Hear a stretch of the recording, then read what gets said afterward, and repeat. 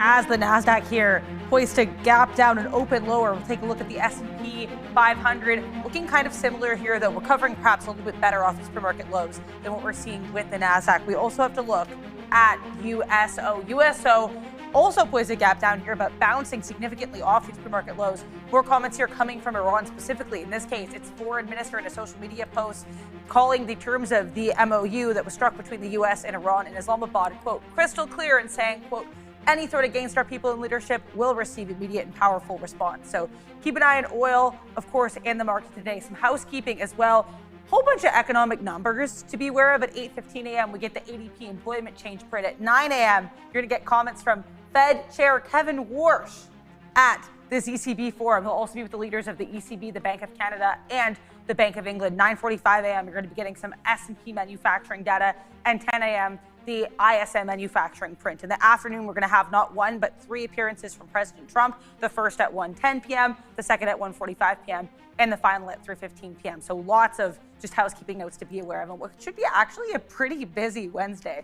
We have to talk about Nike as well here, one of many individual stocks we'll be taking a look at today. They got beat up here. More China struggles. We had earnings as well from SPZ and GIS, and more tech news here. SpaceX getting analyst love. There's a lot to discuss this morning. Happy Canada Day to our Canadian viewers. Happy Canada Day and happy Wednesday, sure. Happy Canada Day, everybody. Adara. All right, guys. Good morning. SpaceX, Wedbush, initiating coverage, $190 price target. We'll talk about that. Apple and the EU hold discussions over the new rollout of Siri, and Microsoft sadly preparing another round of layoffs, AI related, so the company says, and a judge allowing the key social media addiction claims to proceed against Meta, Zuckerberg and company. And Michael Burry, he's back, baby, and he's shorting my Caterpillar, CAT, one amongst four other names that he's shorting, as Adara mentioned. Nike in focus, and Bloom Energy rocketing up yesterday in the aftermarket, touching all-time highs again, but having trouble with that 350 area as it has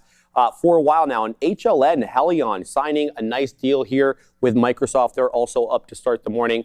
Paramount Skydance also in focus with the Australian regulator, possibly even the European regulator as well, Adara. So we'll keep an eye on a bunch of these. And ServiceNow is up 4.7% as well. Yeah, we'll definitely talk about those ServiceNow and Salesforce notes from Guggenheim, because those are certainly, I think, of note. I'm already seeing some people type ServiceNow in our chat. Again, guys, if you want to get our attention with tickers you're looking at, please put that $ in the chat before the ticker. Thank you there for putting that up. That's how you get our attention, and I often use this to help decide what stories we're going to talk about. So definitely keep that in mind.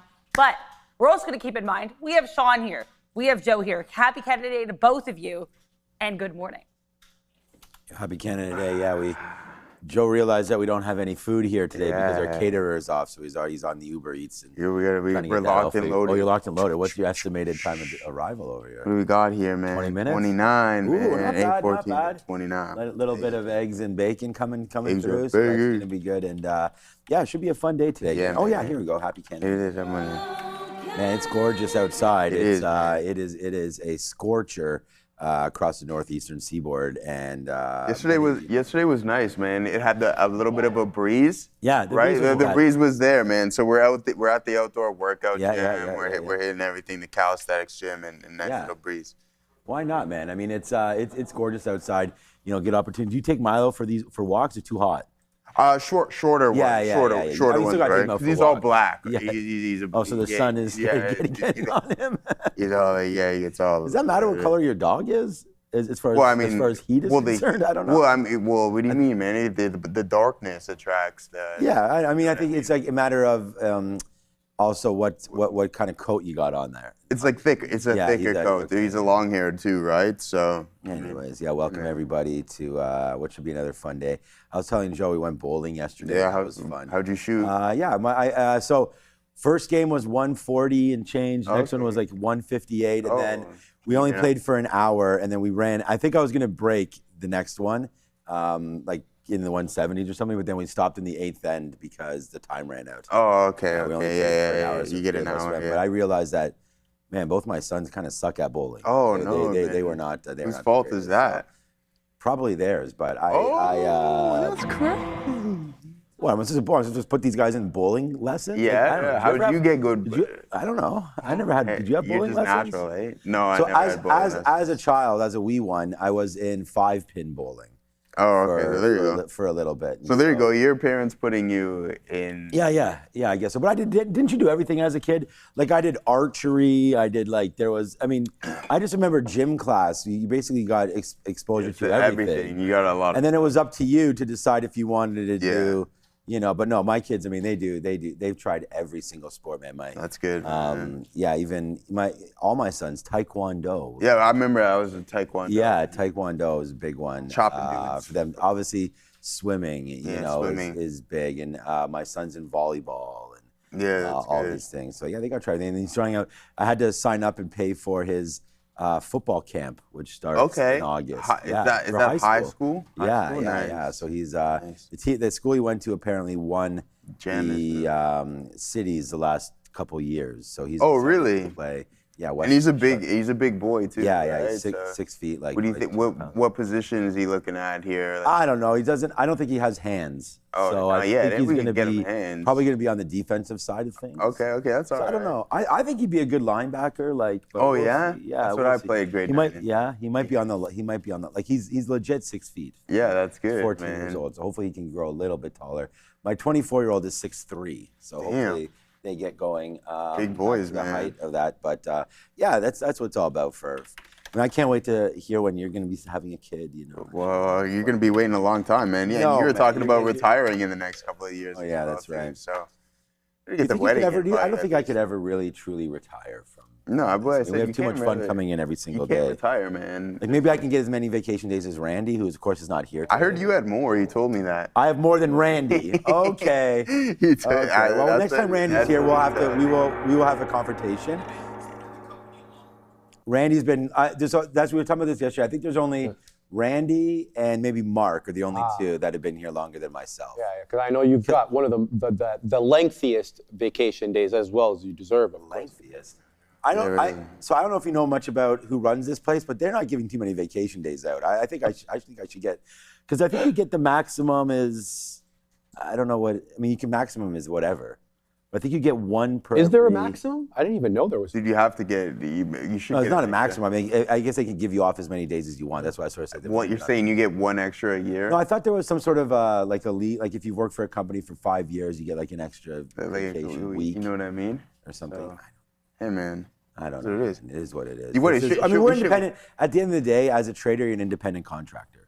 What? We're employed here. We're on the show and we're doing, we got salaries and everything attached to what we're doing here. But, I started here in 2002, so that's 24 years. But in that time, I wore many hats. I started for the first 2 years basically in the same position as just a trader, just like an OB or something, just starting out trading.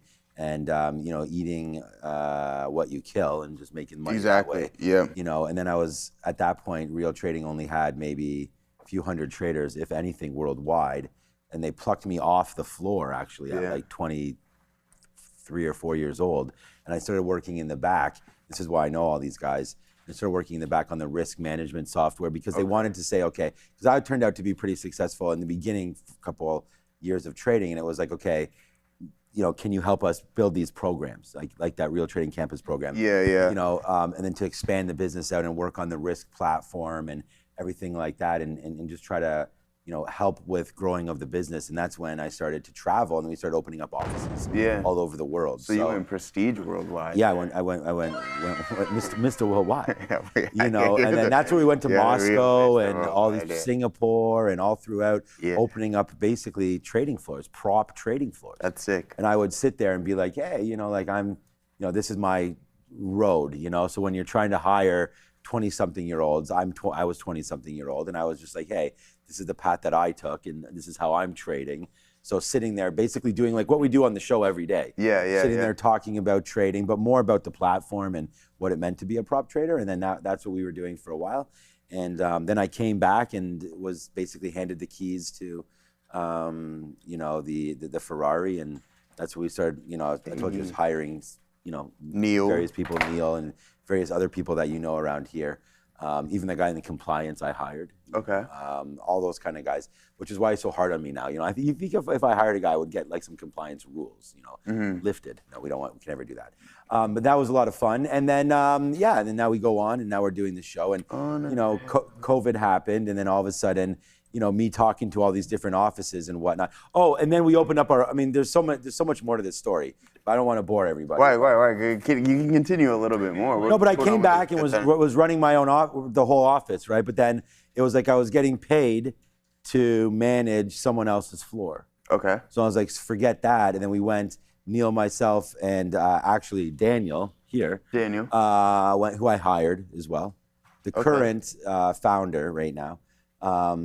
And we went and opened up our own office, and then, you know, that turned out to be. Oh, is that when the one you guys? It was called the original campus office. The original campus office at Bloor and Avenue Road. Okay. Yeah, and so that was quite well. It did quite well, and was actually doing so well that, you know, I was offered to close that office and get my ass back here because the Toronto office, ever since we had left, kind of started to go a little downside there. So we came back here and started to rehire everybody and build up this office again. Good. And as soon as that happened, that turned out to work out.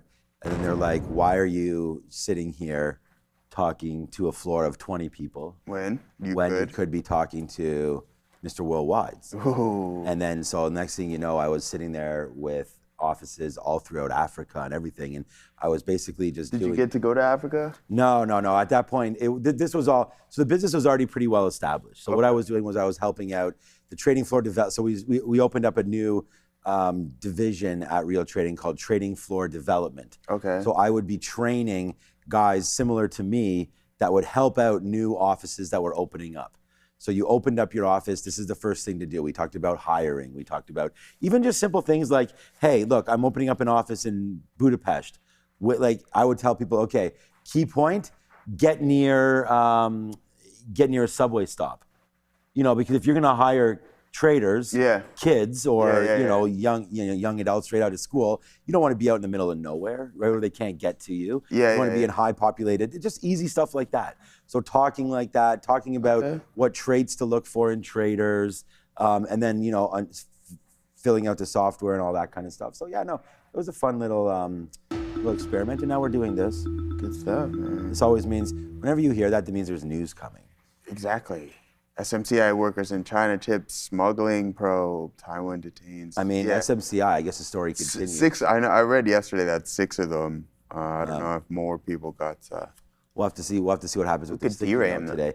Interesting there, man. Michael Burry coming for Caterpillar. I don't feel like that's going to work out that well. I like Caterpillar. Yeah, I mean, but I said this to Sharif this morning though, but if you're gonna short, you're gonna short it, it's probably maybe here.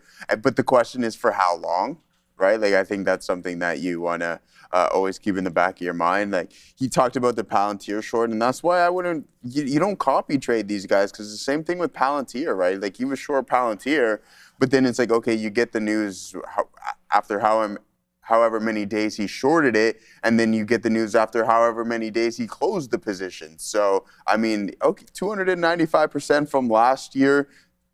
If you're gonna short it, maybe up here's the spot. You know, the funny but thing again, you I mentioned just was don't think was NVIDIA is at the same levels that it was at from October of 25. Yeah. So I went back and I looked. Caterpillar October 25 was $400. Yeah. So you know, and now it's 1,100. So I do understand that. Hey, like, you know, maybe it's potentially a little overbought. But what was it, Adara? It was Caterpillar? Caterpillar, Applied Materials, Tesla, NVIDIA. And what it's worth for Caterpillar, he admitted, like, he's like, I've never shorted this in my life. Like, he's actually has made money long Caterpillar. His price, I believe, was around 1068. So he would have shorted it near these highs, which is really fascinating. Yeah, that's literally got the high. You got the high. The all-time high is 1073. So that doesn't mean anything for now. I mean, I think if you just, read the report, figure it out. Like, if you agree with it, then go for it. We were talking about the NASDAQ finally starting to pull back a little bit, up 22% for the quarter.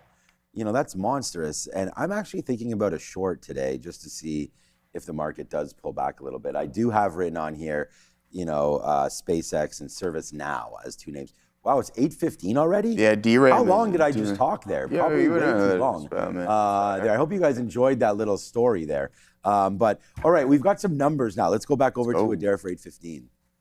We have ADP employment change, guys. It's coming in just 4 seconds now, so we'll wait and see what this number is. And I just moved my thing to the wrong place. Okay, 98,000 here for the employment change number. ADP employment change, 98,000. Again, that's going to be here below estimates of 120,000 and below the prior print of 122,000. Here's a look at the market. This is the QQQs.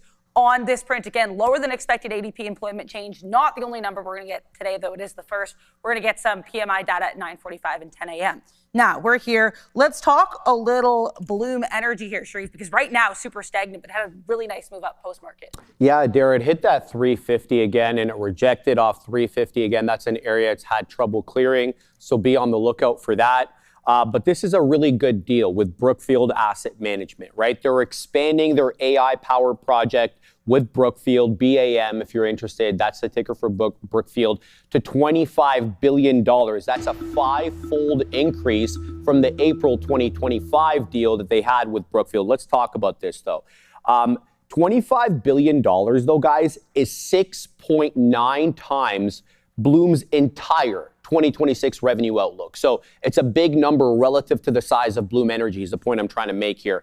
And they're going to have to schlep their own money up to $2.5 billion in cash because under this $100 billion that Brookfield has for the AI deployment, 25, of course, is going to go in this particular case.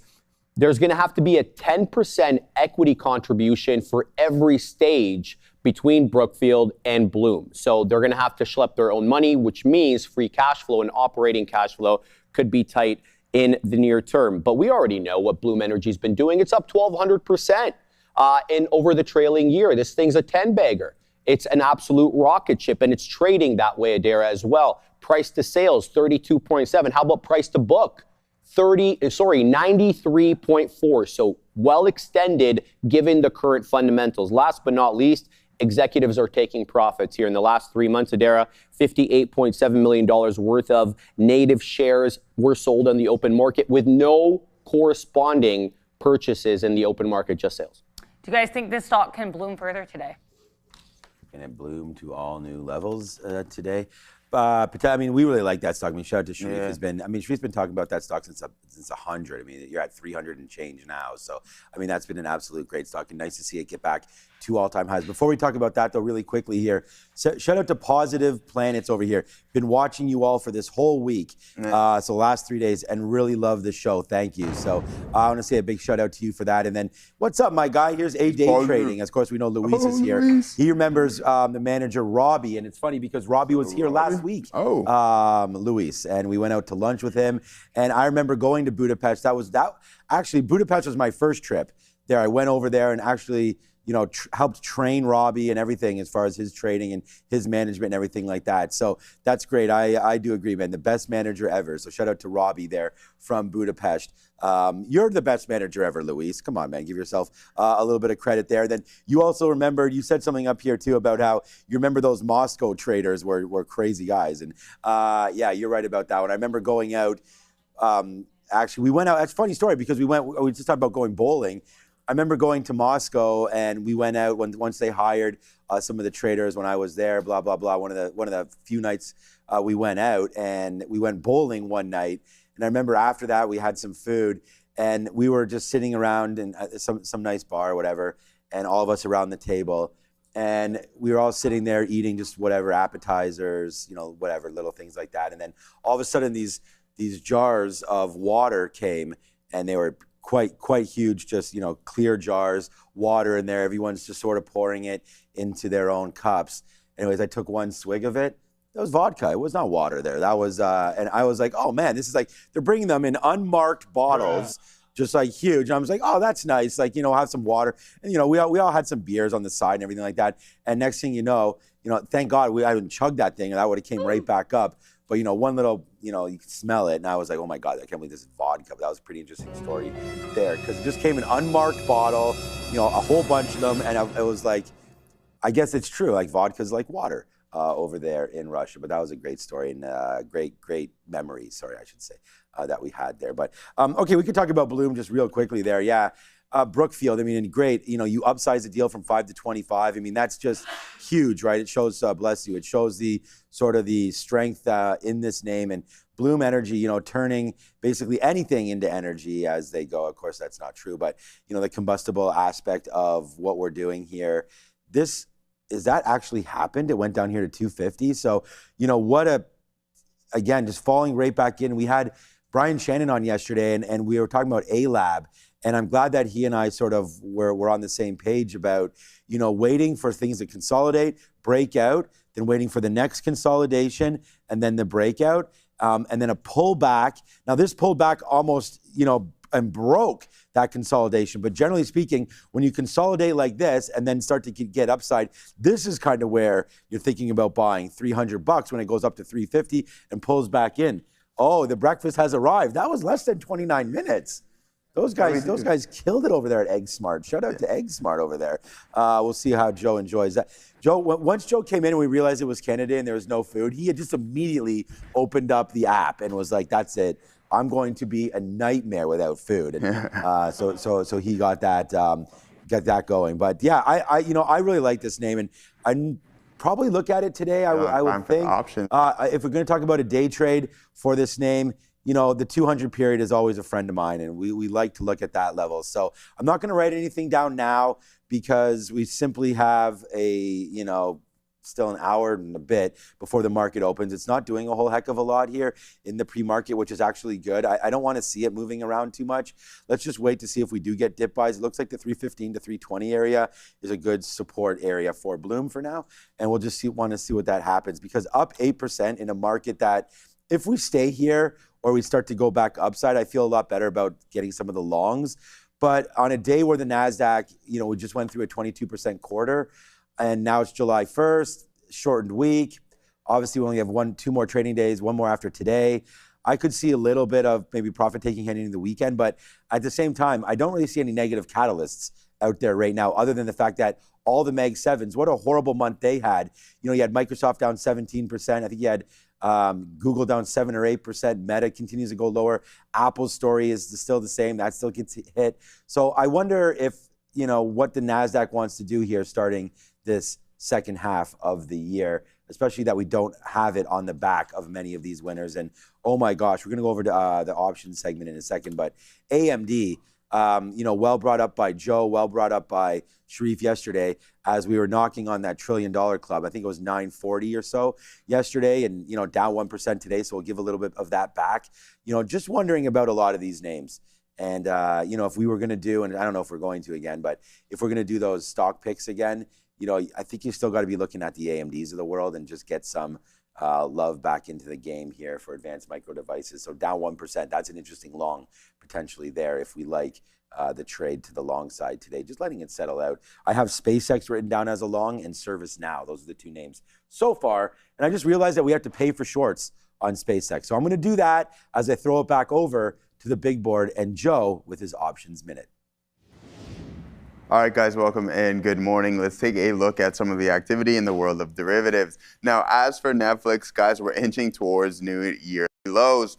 Open interest at this $75 marker, right? There's a lot of activity here, guys, and we're struggling to even break through this level. Open interest sitting around 15,000 current open contracts, and that is going to be expiring on the 2nd. So tomorrow, guys, keep an eye out for that. Volume 25,100 contracts open and closed on yesterday's session. Now, the bid and the ask, if you're an options writer, you have to take fees into consideration and ask yourself, is it really worth it? But what I wanted to point out is just the fact that there's a lot of overhead supply and no one wants to really seem to absorb that. No large enough participant looking to absorb that. Now, as for your delta, that's going to be cool. And your gamma metric, it's close to what your delta is, guys. So, I mean, there is some increase within the Greeks there, but nothing to keep or be alarmed about, okay? So 37% in implied volatility. But what I really want us to focus on here is just the contract itself. You have a pop, but there's a very, very low probability that you'll find any form of recovery in the value of it. It's down 95% off of its all-time high here in this specific $75 strike price contract. Don't forget, each individual contract will have its own charting. So it's been an absolute tough look here for NFLX, and then you can see that supply zone sitting at the level that we have been talking about here this morning. Now, moving forward, Intel going on a nice little rally yesterday, guys. Open interest at this $141 strike price, sitting around 19,000 contracts. Well, the volume was around 9,500. Now, as for the bid and the ask, guys, we're sitting on a $15 spread. We see this a little bit tighter, and I wouldn't be surprised if it does tighten up after the open and some more volume steps in, but the open interest is there and the liquidity is also there. Now, as for your delta metric, guys, you're sitting around $45.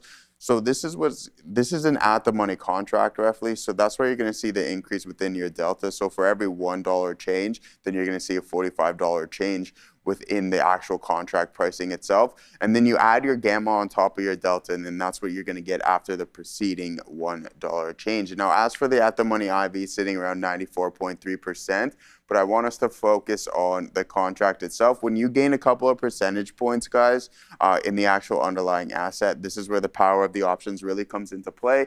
276% from the lows to the high of the day.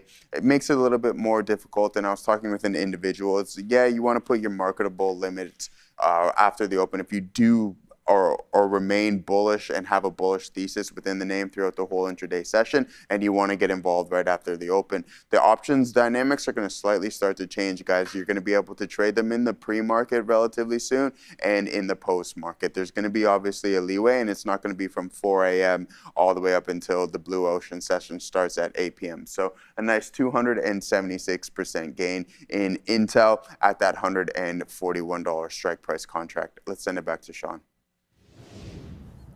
Yeah, I mean, Joe, I really, Intel has to be one of those names that we really like moving forward. I mean, it's loved its 50-period moving average on that last little dip down there back in the 1st of June. You know, $99, you know, all the way to 140. So you have 40% this month. And nothing really has changed in this name. I mean, they continue to build out America first type of stuff. We know the PC game is going to be hot. We know the packaging of all these chips. Intel's in the right spot, man. Lip Butan's coming from this. This is what he's all about. And just finding the value out there. I really think that Intel does have a nice little runway here to continue this just... You want to talk about October. We just talked about where NVIDIA. So NVIDIA's at the same price that it was at last October. All right. This was, in that same time, this was $35. You know, and then forget about even October. Let's go to December. Let's go to January and say it was $35. How about this? Let's go to March and say it was $43. Okay. So you're going from March, April, May, June into July. So you're going up almost more than 3x, 300% in 3.5 months, you know, for Intel, and the story kind of remains the same. What date did you just point out? Do you want to, we'll get an exact. From here? Yeah. Oh, but I mean, it's kind of, okay. This is the wartime. Like, it's basically April for March. Yeah. March 31st. Or April 1st, doesn't matter. 228%. Yeah, so 228% in April, May, June. So 3 months, 228. Right there for Intel. And I like the story, man.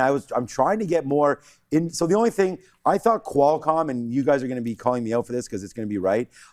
You know, I thought to get into this PC game, we know we like Marvell. Well, obviously, we're quite well into that. We have Intel that I like, and I like AMD. AMD will just switch over into some of those PCs, right? Like even my kid right now is, because I promised him for his graduation, because he's going into high school, that he could get a laptop. But I told him he's got to, the maximum I'm willing to spend is $1,000. Okay. So I'm trying to give him like a, because otherwise he's just going to say, you know, like, let's just go out and get whatever. So I'm going to try, he's trying to research it. We're trying to go to some like Rebellos, like a refurbished Canadian site and all that kind of stuff. And he's looking at, you know, Amazon and all these and Best Buy and all this kind of stuff. And Canada Computers. That's where I built that's where I built my computer. Yeah, good point there. So with my 24-year-old, about 10 or 15 years ago, we started Bitcoin mining in our basement. Yeah, I remember So you telling me. so we went to Canada, and that's funny because it's too bad Randy's not here. He and I devised this plan. We never did it, but he was like, you know what? Because I was talking about Bitcoin mining, like again, it was at least 10 years ago. Yeah. And it was, we were like, power was such an issue, right? Because it was like, everyone's like, wow, the cost of it, you can still buy these parts. And I remember, talk about NVIDIA. Like, I remember, I didn't even know anything about GPUs. But all I remember is searching on Canada Computers and all these places to try to find these cheap GPUs because we were trying to mine. Yeah. But instead of just doing all that crap, all I needed to do was buy NVIDIA stock. Yeah. And then I would have been no longer worried about anything. But anyways, long story short, Canada Computers is a great spot there. And we had built some Bitcoin mining rigs. And then most recently we built with my now 14-year-old, built his own computer. Nice. So we were, buying some of these parts from CC, Canada Computers. So yeah, that's a good idea. But that's what I put in mind, like a Ryzen 5. That's exactly what I was going to get at. A lot of the laptops that we're seeing right now, are, and that's his laptop, but do have those AMD Ryzen. Yeah, exactly. And apparently, they're getting pretty good and a little bit cheaper, obviously, than the Intel. You go to Best Buys, it's all Intel. It's like you get the whatever the people say, whatever it is. He was reading online that buying the new computers right now, the pre-builds and stuff like that's just so expensive. It's true. I built my own. Yeah, like because it's too expensive now with all the components. I mean, we talk about what the potential is with Apple, too, and charging more for their phones because of what the component costs. Does he want that MacBook Mini, or was he looking at something else? So he actually uninstalled Windows and put in his own. He's like totally wants to just hack Linux and everything. Yeah. He has it set up. I'm not even sure. Like I went in, he has some sort of an AI set up. So he just goes to his command prompt and tells it, please change my background to a picture of the Maple Leafs. It just changes the background. Oh yeah? He doesn't, he's like, I'd like to include a widget that this is what he showed me. Yeah. Honestly, this is exactly what he did. I want to include a widget that has the weather. Okay. So 5 seconds later, a widget appears on his screen with the weather. So he's technologically inclined then. It's just, I don't even know what he's doing. Yeah. And then he got an award. He got the Terry Fox Award. Yeah, I remember you saying so that. he was the only one. That's and good, it was man. Resilience Award. And it was the teacher started talking about how much he likes to code and all these things, and he sticks with it and blah blah blah blah blah. And as soon as I heard him, I didn't realize he was getting an award. Mm-hmm. So the guy's talking, this teacher's up there talking on the podium and blah blah blah. And he starts mentioning coding, and he starts mentioning switching of OS. I pull up my phone, and I start quickly recording. So I was like, oh my God, this has a chance to be him, and it was him. But that's a great moment, man. I want people to tell me more, but I got to do some more research on Qualcomm because I thought that Qualcomm was going to be a decent, and look where Qualcomm is. Yeah. I thought this was going to be a decent stock to buy in the computer. If we can go to the screen, Andre's busy, that's okay.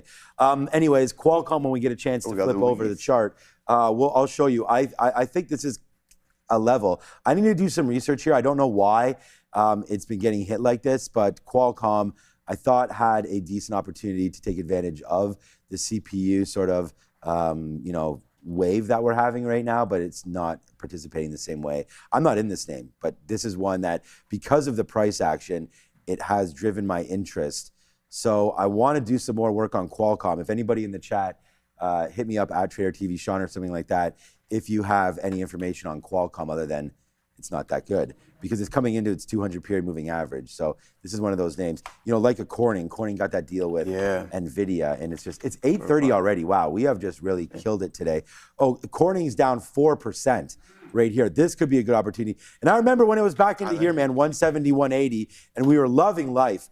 Good deal with NVIDIA. I do have a small piece of Corning. DRAM's down 5.5% here. All right, you're lucky because you've got that food, and now that I smell it, I'm kind of like, damn it, I should have taken you. I'm about to say I should have taken you up on the offer. There's no doubt you offered to everybody right there, because now we're going to throw to Luis, and that's normally when we're like, okay, let's go see what's for breakfast. So now, maybe I probably need to skip a couple meals anyway. So let's go back over to the desk. It's Luis, and Luis, thanks for joining us in the chat, because he remembers those days, and Luis has been. He could probably tell us right now how long he's been here, and this is one of the original managers on the expansion, because I remember Barcelona was one of the first offices that was, and I'm not sure if it was Luis or maybe someone he worked for, he can tell us, but was one of the first offices that was kicking around outside of North America. So, there's Barcelona and there was Rotterdam, and I'm sure he remembers all of this. So, all right, a good friend of Alex Karp's on CNBC. Okay, get ready for some Palantir time. Where's my Palantir hat? Yeah. All right, let's go back over the desk. It's Luis and some small caps. Yeah. Karp's on CNBC. Trump's talking outside the White House, and we have with us here Luis Barbado of A-Day Trading over here in Barcelona, Spain. How are you doing today, Luis? Thank you for being here with us. Thank you very much, Adara. We're doing great. And yeah, Sean, of course, how cannot remember those years? I started in Barcelona office in 2004. It wasn't me opening the office, was Chris Van Meel, who opened also Rotterdam, as you remember, the two first offices out of Canada. And I started as a trader, as you started. You told your story, so it's quite similar to mine. So after a couple of years in that Barcelona office, I started to open my own trading floors here in Barcelona, in Argentina, and so on. So similar paths for us. That Chris was a wild guy, man. He used to come here all the time. Wild man. I wonder what he's up to. Do you still stay in touch at all? Yeah, I mean, we talk like once a year or something like that. He's retired in the south of Spain. Man, great guy. And yeah, thanks for those memories. And it just goes to show you, man, we always talk about it on the show. There's more to everything, right? You learn as a prop trader, and then you understand what the business is, and you're able to grow it. And I think that's a great opportunity that we have to open an office and really be able to hire more traders and hopefully train them and so on and so forth and build a successful business. So congratulations, Luis, because I've seen so many offices, as you have as well, open and close. And the fact that you're saying the number 2004, like, wow, 22 years, a big congratulations to you on that one. But I don't want to take up too much more of the time of your segment here. But there's news that's as amazing. Well. Oh, there's news as well. Okay, let's go back over to the desk. So Meta here, we're getting to the small caps in a second. I do have to talk about one of the largest market cap names in the market quickly, Luis. META, the headline's on your screen, but I'll give it to you guys, of course, here as well. Seeing reports that Meta is developing a cloud service or a cloud business here to market and sell its excess AI compute. Again, guys, META to the upside, building a cloud business to sell its excess AI compute. Good luck here for META. Now it's time to take a look here at these small caps. Thank you, Luis, there for being here with us. Of course, today, LHAI is one that I noticed is popping. It's still near these pre-market highs. There's a headline as well here announcing they've acquired a company, specifically this company's equity interest. Is LHAI something that interests you today? Yeah, absolutely. It's one of the tickers we have already traded. We traded against the first resistance when it broke the $1 level. Back here, as you can see here, we traded in this $1 break and the retracement to the VWAP. And then once it broke the pre-market highs, we were waiting for the next resistance. It was 130s, 140s. As you can see here, this area of volume and this all long time consolidation. So now I'm short in this area, 130, 140s. Let's see, when the market opens, it will probably start the real movement. And I expect a little movement higher, 150, 160, and probably all day fade later. Yeah, it's interesting here. I think certainly the pre-market move continues. So definitely a good look there. I think let's take a look as well here at JEM. So I'm curious if you were trading this either yesterday or today. Yesterday, they had a board-related announcement. Today, just kind of a random generic press release that you sometimes see with these small caps once they have one day of rallying. This is a Hong Kong stock here. I could not find any float information. Do you have any thoughts on GEM? And is this something that you guys traded yesterday or today? Yeah, it's 1.8 million shares float, very low float. And as you say, it's a Hong Kong company. So we didn't trade it yesterday because it was very, very tricky to short it in the pre-market. It was very strong every time it broke the pre-market highs. And also the locates were very, very expensive. Today, locates were kind of expensive, but affordable. So we are shorting this area against this high of 1050s, 1080s. It could break this high and go, parabolic again, but it seems some weakness. Now it's trading slightly below the VWAP, so we are going to short this with very low size and hold. If it breaks the VWAP and the VWAP and the supports on $7.70s, $8, it can go all the way down to $4 or $5 today or day after today. Yeah, I appreciate the thorough look there on kind of both sides of what this thing could do. Do you have any other small caps that you're watching heading into the opener that you've already traded today? I know you already mentioned one of these that you've taken so far today. Yeah, those two, and we traded cost as well, KUST, sorry. We shorted this one and against this couple of days highs, this 145, 150s. Shorted there against this resistance. It went all the way down below VWAP because the volume was very, very light. So it broke VWAP. It retest the resistance. We shorted again there, shorted again there. And now there is no volume at all, so probably it will close around $1 today if there is no volume again. We expected this to lose all the volume and trade around $1 for the rest of the day. Sorry, what ticker was that again? KUST. TUST, okay. Yeah, cost. Thank you. Oh. KUST, okay, or QUST, yeah. Okay, there we go. I just want to make sure I can pull it up here for everybody. Any other names that you've traded either like earlier this week, last week that you want to share, any cool trade opportunities that you guys were able to take advantage of over at AJ Trading?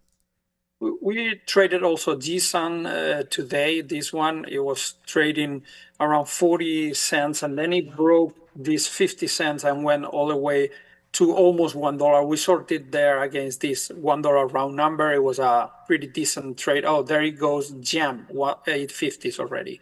So nice short there, holding this short a little bit. I'm gonna show this in the screen if you want. A lot of executions there, but kind of you see sorting there, closing against this VWAP. But now that the VWAP is losing VWAP, we're shorting below that level. So GSUN, we shorted this, as I said, here against this one round level. Was a nice short, re-short here in the VWAP, what we call a VWAP rejection. It's trading below VWAP, test VWAP a couple of times, 3 times, and it's already 46 cents. So even though it's few cents movement, look, it's 50% down from high. So nice trade there. Yeah, great look there, and congrats as well here on that JEM look. Are there any other ways that people can find you online? I know you come on the midday at 1 p.m., but is there anywhere if people want to learn more about what you do, Luis? Yeah, I'll be here again 1 p.m., as you say, with Sharif and Joey. They can find us on A-Day Trading on X. If they use X, of course, we are kind of active there. And they can email us to info@adaytrading.com as well. And you can also see Luis often in our chat as well as A-Day Trading. So he'll be right here in the YouTube chat with all of you. Thanks again to Luis. We'll see you in just a couple hours at 1 p.m. Eastern. Thank you very much, Adara. Stuff as always. Make sure you join Obi and I at 1 o'clock this afternoon, guys. Sharif going off to Dallas. All right, guys, let's take a look at some of the analyst actions here this morning. We're going to kick things off with some downgrades.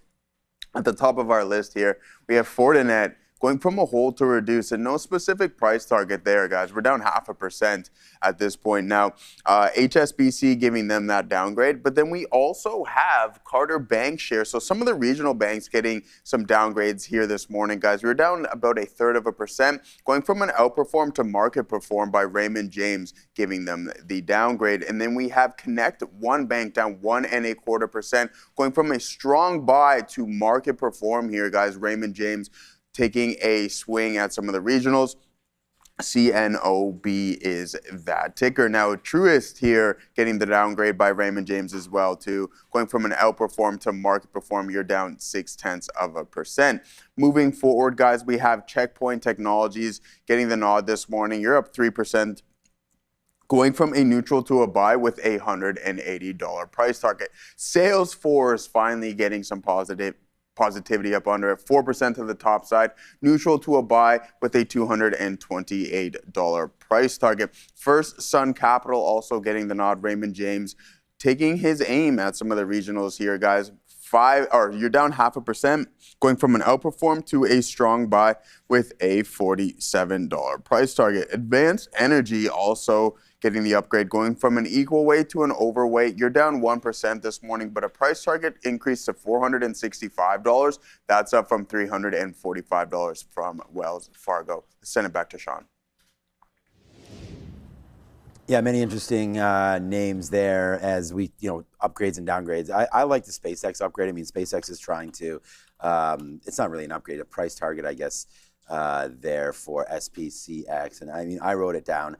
as a potential long, but the market's kind of giving it up right now. So, I'm a little uncertain. I'm trying to think about the short and the Qs. So that's like going to be probably my number one trade for right now. Palantir is starting to go upside as well, as we just saw. We mentioned that Alex Karp was there on some sort of a station I never heard of. And that's up to 120 and change from 116. So that's up 3%. So that might be something to look at today as the market now down almost 1%. And oh boy, are we near the end or not? But right now, Meta, I know NVIDIA is getting to the downside. We'll talk about that. But there goes Meta, was just up 8%, now pulling back a little bit. Let's watch out for this one. I think this move is probably overdone, but they're stepping in to the cloud space. Meta AI, Meta Platforms is building a cloud business to sell its excess AI compute. Does that sound familiar? Yeah, I was talking about with Kramer, what was I saying? No, because that's essentially what Elon's doing. Yeah. So this actually worries me a little bit. Is this signaling the end? I mean, excess compute now. Have they built too much? Has it gone too forward now that they have too much compute that they don't know what to do with it? It's always nice to have that much if you can use it, okay? The fact that you're selling it off, the minute it starts to become a commodity, which it obviously is at this point, that's a problem. For me, I'm not actually excited. I'm excited about this because it's upside. Yeah. But this might just give me a chance to get the hell out of Meta. Because honestly, I don't... Their AI has been a disaster so far. Well, that's the thing. Obviously, they have no idea what to do with it, so they're going to sell it. And that's fine when you find a buyer. Yeah. But let's find buyers first, because now you're competing, as you just said. Yeah. Now you've got all this excess compute that you're going to be competing with SpaceX. Yeah.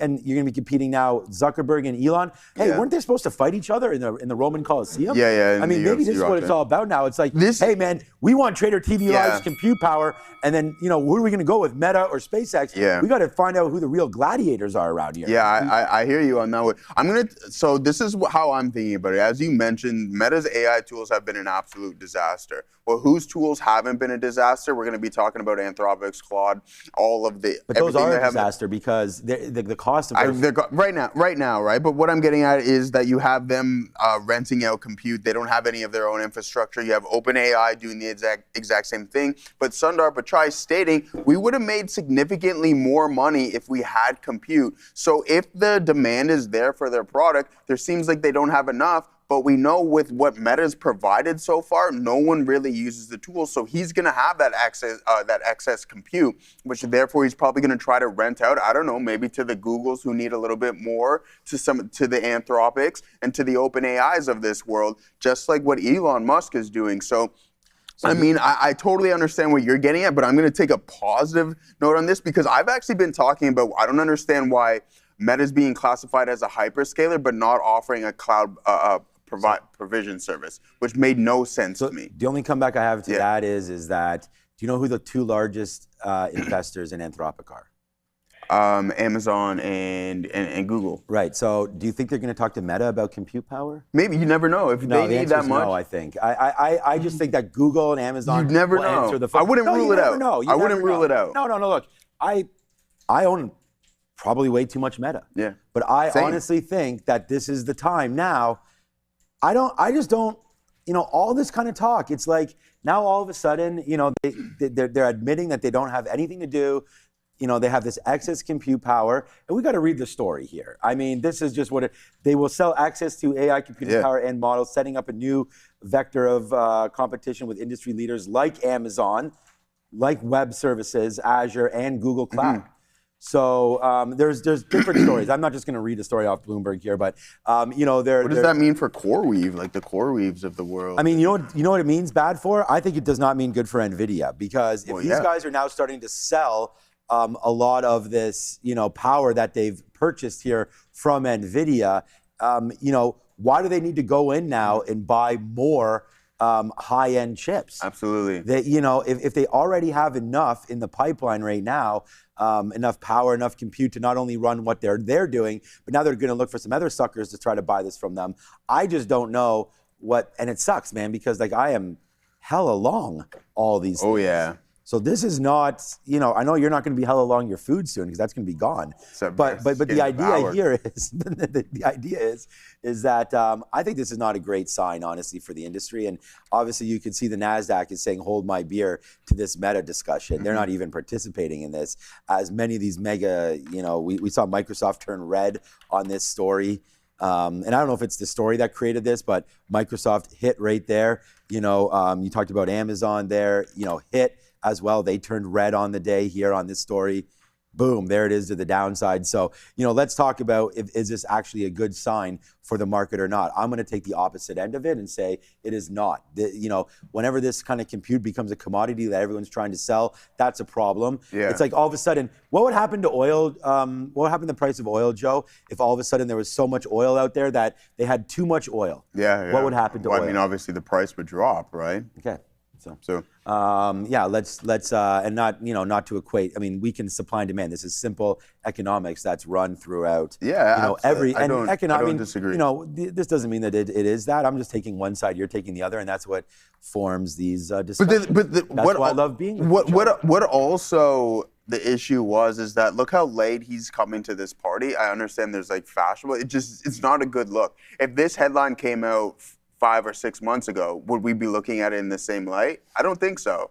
No, because if 5 or 6 months ago we were all in la la land. Exactly. But now, when things are starting to get a little toppy, it's like, oh, whoa, what's this guy doing? Are we buying too much of this stuff? No, I don't think that's necessarily the case, especially if we're talking about being in the middle of this game. Like if we're in the 4th or 5th inning at this point, which I don't even think we are. Over here, Joe. About 5 minutes ago, we were all raw about Meta.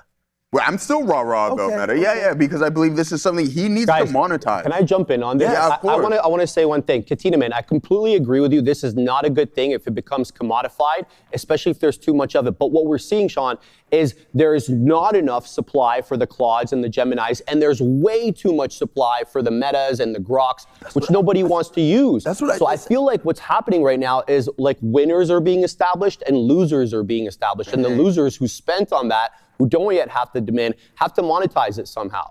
And so they're throwing their hat into the cloud ring, as you're seeing Meta do here. So I completely agree with you, Sean. I think this probably does come down, but what we're seeing right now is not exactly that. We're seeing Claude's computers basically unable to meet demand, and Gemini as well. And then we're seeing Grok, and we're seeing, the other one, Llama, or whatever they're calling it, Muse Spark now, with no usage. So I kind of feel like it's a tale of two stories. That's exactly what I was just saying. Sundar literally stated we would have generated more revenue if we had more compute, but he didn't have any more. The problem is they were at capacity. The revenue is being generated on the back of consumers paying 10% of what it's actually costing. So that's, once we see the Anthropic books and the Open AI books, ain't nobody going to want to invest in these companies. It's literally, there's things out there right now. But we already have an example, though, of Gemini. These guys have 300 million monthly active users in the ecosystem. But it's a circle jerk. They're all participating this with each other, my guy. At some point, when the CapEx stops, there's going to be companies left holding the bag. Absolutely. And I'm invested in all of these companies, and I'm not excited about this. But you know what? Well, ask your boy Dario, who he thinks is who's YOLOing this.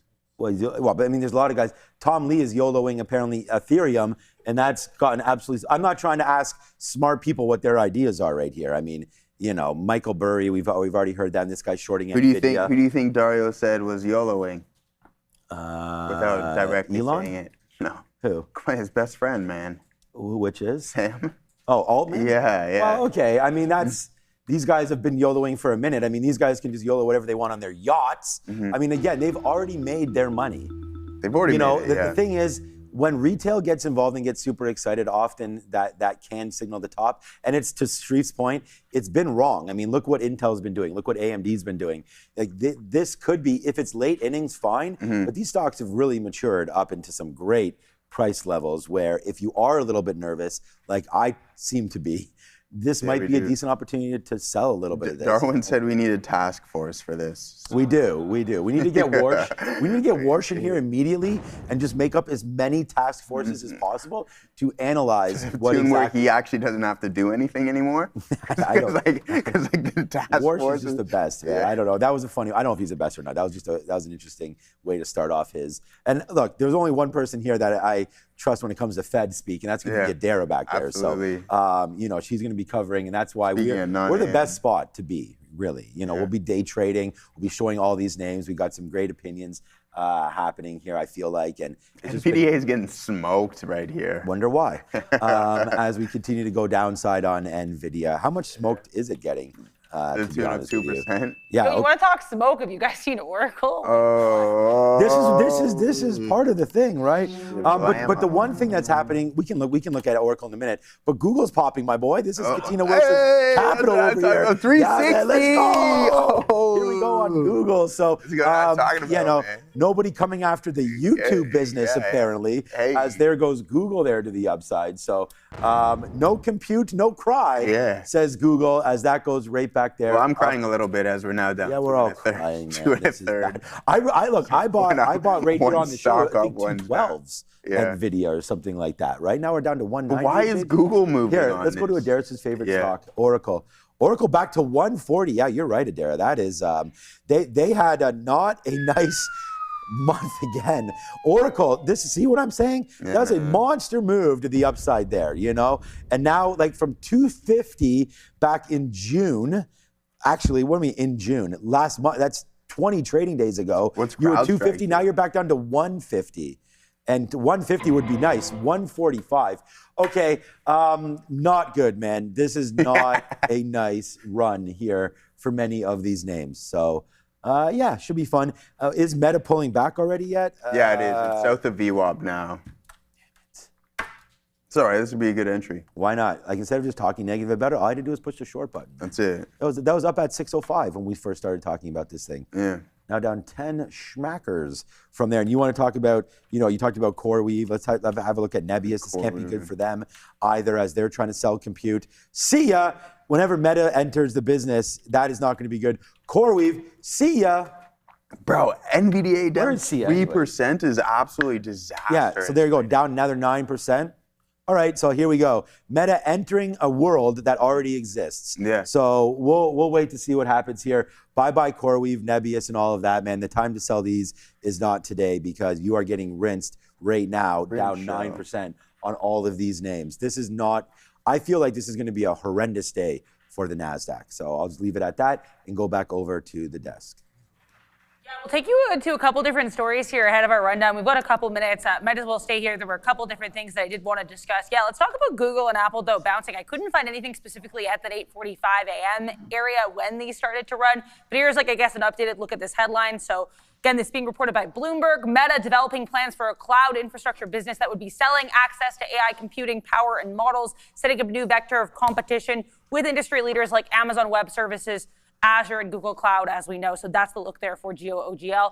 We're going to get into this Meta story during our rundown. I know it's been discussed pretty heavily by everybody here, but I do want to give you guys a couple other housekeeping things to be aware of. Klarna here is still making, or at least as of right now, still hanging out near pre-market highs. This actually won an antitrust ruling, or rather one of its acquisitions from 2022, won an antitrust ruling against Google. It's pretty significant. Yeah, it was a subrogated claim where they basically got about $2 billion from a Swedish court because they had bought this price runner, as Adara mentioned, back in 2022. That's why I meant it was subrogated. They weren't the original claimants, right?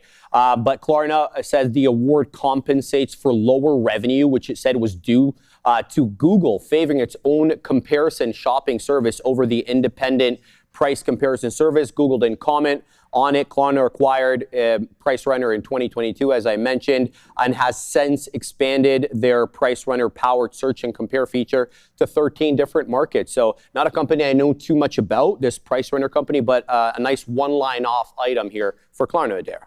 Yeah, and we'll talk here as well quickly about this Neutron Holdings as well. This is Lime. They do that bike, I guess, type thing, your bike ride sharing. People were mentioning this in the chat as well. This IPO is happening today. So I think worth discussing here. This is offering just under 7 million shares, it looks like. Yeah, absolutely. So it's a global micro-mobility company. They provide and they provide shared dockless electric scooters and e-bikes, short distances, typically for urban travel, right?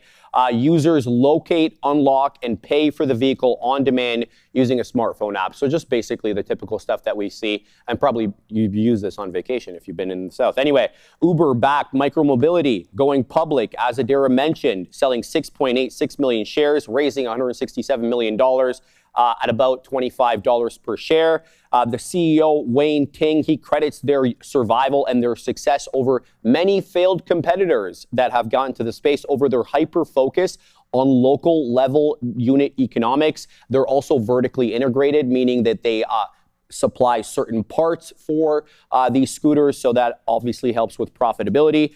They generate gross margins of around 50%. That's not too bad here for a physical product service, right? Typically you see that more in the software space. They make about $7.50 per vehicles. The vehicles end up paying for themselves within 1 year, and they keep them about 4 to 5 years. So there's about 4 to 5 times return on investment here per vehicle. Not a bad business, Adara. $887 million in revenue for 25. That was a 30% increase over what they made in 24. Let's see how the IPO fares, but let's also see how our futures are looking. It's 9 a.m. We may as well get into this here before we talk some Nike. How do the futures look today, Sharif? Well, we closed substantially higher than we did the day prior, but we're still below 750. We got to about 746.5. Is where we closed out yesterday on the SPY. But the good news is, guys, we took out that 740 resistance level. We had been using that level as an area of resistance for a few days. So now we're looking at 750 in the face. We get into 750, that's going to be resistance level 1. If we start selling off for whatever reason, Adara, we're looking at 740 as support. Right now, we're looking at our Trader TV Live watch list.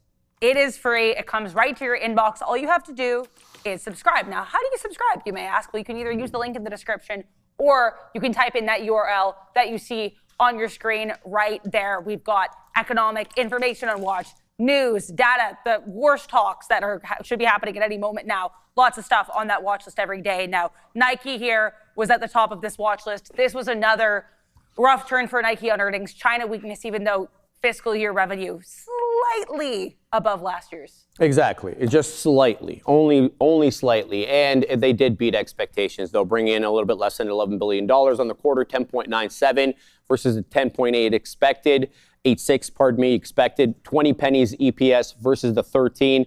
But this is the problem, guys. I mean, the expectations here are tepid because of Nike's weakness. And the area that we look for them to really resurge in, China, continues to be weak. They're not liking what they're selling over there, so we'll have to keep an eye on that. Also, the DTC, direct-to-consumer reversal, is costing the company some money as they try to get back into the brick and mortar, and they're having to pay a bit of a premium there to share some profits with the likes of Dick's Sporting Goods, Foot Locker, and the others there. You guys think Nike can come running up that hill today? Yeah, good one there. I like that. I'm trying to put the sticky note out, but I'm trying to put little asterisks that I wrote these notes down before all of this meta stuff was starting to happen. But let's go over to a name that not trying to sell compute power, but trying to sell, clothing, and we've already talked about this. We got a super chat yesterday about GPS, of course, and the retail side of things, and just things not really going well, in this space. And you mentioned some discounts coming off of Nike there. It's the only thing that I can say basically is if we're going to try to, get going again, obviously we need to break above this 45, 46 area and sort of clear out this consolidated top. But it doesn't seem like it wants to go. I mean, margins of 49% seem to be fine to me. Historically, I guess a little low on that one. I don't, they have that Elliott Hill, and they brought him in, I don't know if it was a year and a half or so ago. Seems like. Yeah, October 2024. October 2024. Okay, so yeah, that's pretty close to a year and a half ago. Time just flies when you're here. Derek could have said 3 years ago, and I still would have, But feel like maybe it's time to just switch that up a little bit because that stock hasn't done much, if anything, at all since Elliott. I mean, you talked about October of 24, so right into here.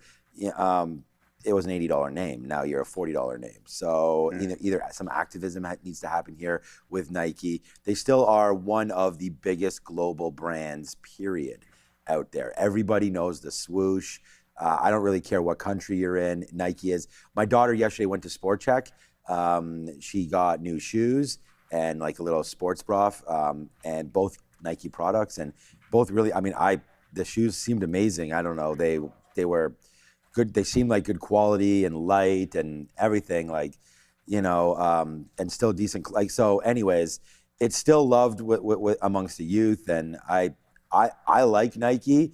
I just don't understand the price action here, and I would say it's a sell, man. I don't really.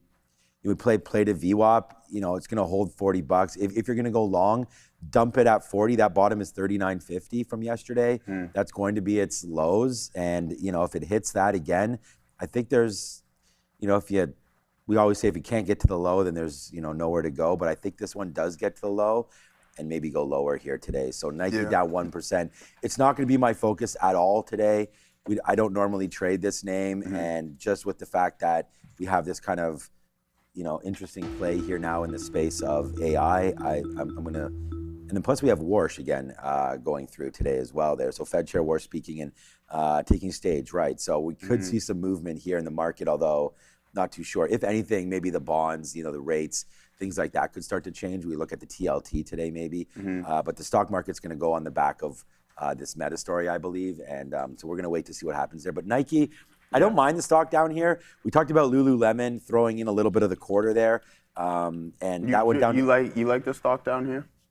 I just think that at some points stocks do have a bounce potential, and I don't know what the PE for Nike is. I'm not even really sure it matters. Well, at this point, it would be on the lower end of things. Like, I mean, we're talking about a 1% drop in revenue, 15% of that revenue coming from China, its third largest market, who has an excess of inventory. So you had a good point about China there, because the tariff story is still not settled. Yeah, exactly, right? So, like, I mean, when your third largest market is still lagging and has a glut of inventory, that what are they going to have to do to offload that stuff is you're going to have to reduce the price. You're going to give those discounts, which is going to obviously eat into your margins. So, I mean, this turnaround here in Nike is probably going to take a little bit longer than what we're expecting. 27 PE, people in the chat looked it up. Okay, so, I mean, so that's still high. That's still pretty huge. So, would you rather be in Nike or the S&P 500? Yeah, exactly, 27 times, right? So, I mean, at the end of the day, for me, I think it's a little bit tougher of a look in Nike. You guys know where I stand when it comes to these retail names. I think what I believe happened here with Nike is just the fact that they lost their identity for a little bit. They were just opening up their own brick and mortar, and then they're trying to be in between this luxury brand and what the average consumer actually wears. And you go there, and I understand the quality of the product, but some people aren't looking to spend a couple $100, $300 on a pair of sweatpants and a hoodie. And I think that's where they really lost their way. But I mean, when you have inventories continuously racking up, you're going to have to get rid of them at some point. And with that being said, you have to give a discount, and that's going to chew up the margin. So the turnaround here in Nike might be a little bit longer than what we're expecting. And I was just going to show quickly here that this was Lulu. You know, they went down, and then I was like, you know what, this could be a kitchen sink, and it did go back up to 120.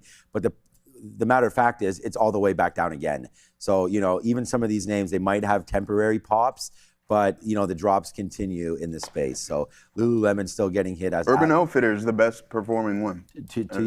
Yeah, but I mean, again, this is just athleisure. Like Lululemon, Urban Outfitters is retail. Exactly. Yeah. So these guys are actually, you know, producing these clothing, and it's nasty, man. And to your point, there are winners and losers in this space, and maybe they just need some Sydney Sweeney action, Sharif, over here, because you know that seemed to work. Who do you need though? Like, you have, look at all the big time athletes that it was just a joke. Yeah, I know, I get that. You know, but like, how much more could you ask for? Like, who else do you need to sign to the Nike brand? I mean, they got Caitlin Clark. They got exactly.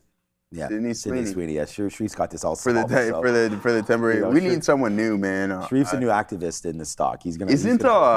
Who did Skim? Who did Kim your girl? Kardashian. Yeah, Kardashian. Well, Skim's got the deal with NBA too. They've got a few good deals. And we were actually in the Mall of America, and the first time I saw a Skims store there.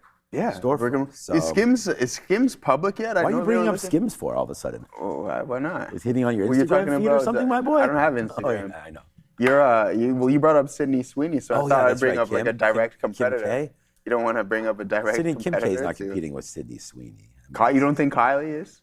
Kylie? Yeah. Do you know how much these people are worth? Yeah, there's ridiculous amounts. Oh my God. Yeah, these guys are worth amazing amounts. Who was the one of the Kardashians did her own, It was Kylie Jenner, right? With Kai makeup? Yeah, the makeup. Yeah. She's a billionaire herself. She's doing that herself. Exactly. Yeah, so whatever, man. Speaking of let's go. hold on. Okay, speaking of Kylie. Yeah. Teaming up with Minogue? Meta. You know who Kylie Minogue is? Yeah, how do you know who Kylie Minogue is? What do you mean, how do I know who it is? Yeah, that's crazy. Yeah. Well, what were you saying? I was going to say Kylie Jenner teaming up with Meta for some new glasses. Interesting. You didn't know that one? I guess you weren't here. No, I'm being dead serious. I feel like you're not. That doesn't mean I feel like you're not taking me seriously. I am taking you seriously. Right. I'm just saying that story. Okay. All right. I mean, Meta glasses. Come on, my guy. That's another reason to sell Meta, in my opinion. What? You're buying Meta glasses? No, but that's what I said though. Meta's fallen on their face, man. Oculus has been a disaster. Hold on. To your point, I said that. I said it's not a needle mover. Exactly. Okay. Exactly. Right. I'm agreeing with you. Yeah. All right. It's Katina Wilson Capital, man. We got to sit down and hammer out our thesis over here. We're on the same page. Anyways, look, we're having a lot of fun here. Let's go back over SpaceX. Here's a stock. Yeah. You know, stocks that we've been actually trading real well on SpaceX. So let's go find the story here. We love us some SpaceX. Maybe glasses in space. Yeah, there you go. Send Kylie up to the moon. What's up, guys? Things are kind of a little awkward here at the ECB forum. Kevin Warsh has already been asked a couple times by Sarah Eisen of CNBC, who's the moderator, about rate hikes. The first time she made a joke about it, which he clearly didn't get. And then the second time he said, Sarah's going to try to get me to break, which she'll fail at. So he's not going to be giving any look here in terms of what he thinks about rates. It's getting uncomfortable. It's actually pretty good to watch, but I'll still cover it for you guys so you don't have to watch it. Let's take a look at SPCX here. This actually had quite the move up here in the aftermarket right now, trailing back lower. A couple different notes here in this one, including a Wedbush analyst feedback here. Yeah, Danny Ives and company with initiating coverage with an outperform rating and $190 price target that implies about 11 to 16% from the trading range post IPO. It also values the company at a possible $2.5 trillion if the price target is reached, of course. And this is the company that brought in $19.3 billion in revenue over the last 12 months, and that gives them a very, very light price to sales multiple of 130. So to say that, it's richly valued, a little understatement here. Now they did raise $75 billion, and the report from Wedbush cites at about $17.2 billion of that is already earmarked for infrastructure build out. And then there was a $20 billion that was going to go directly to the, I believe, the bridge loan for XAI. So a lot of that is already spoken for. Now, we know Starlink, highly robust, Adara, 49% gross margins, $66 average revenue per user, ARPU. That's all the good stuff. But analysts actually don't expect SpaceX to turn a profit, a gap profit in 2026 because they're spending CapEx up the yin yang. So let's see how it does. Let's see how it does here. Are you guys looking at SpaceX today? Yeah, I better not say anything without Joe saying something first because I don't want to go against my guy over here. Well, say it. I have nothing to say. I mean, I have SpaceX written down as a long. Okay. Off 170, and I mean, it's on the note today. I talked about this sort of consolidation, and that's what I wrote down on the sticky note here today, and it was just something pretty simple, man. It was just very, very straightforward. We have the 168 to 170, so we're not necessarily at the 170 just to sit there and buy it. There was a bit overextended. It definitely seemed like that yesterday as we kept on going. I mean, you and I both looked at it at 160. You had like the 162 long. The fact that it popped up to 175, I think, is amazing. But I just want to say a pullback is what I'm trying to say here into the afternoon consolidation would get me to like the long. So, we didn't definitely, if you read the note, again, that's out a minute ago, 20, 30 minutes ago. I didn't like it up here because I did write down that I thought it was a little bit too overextended.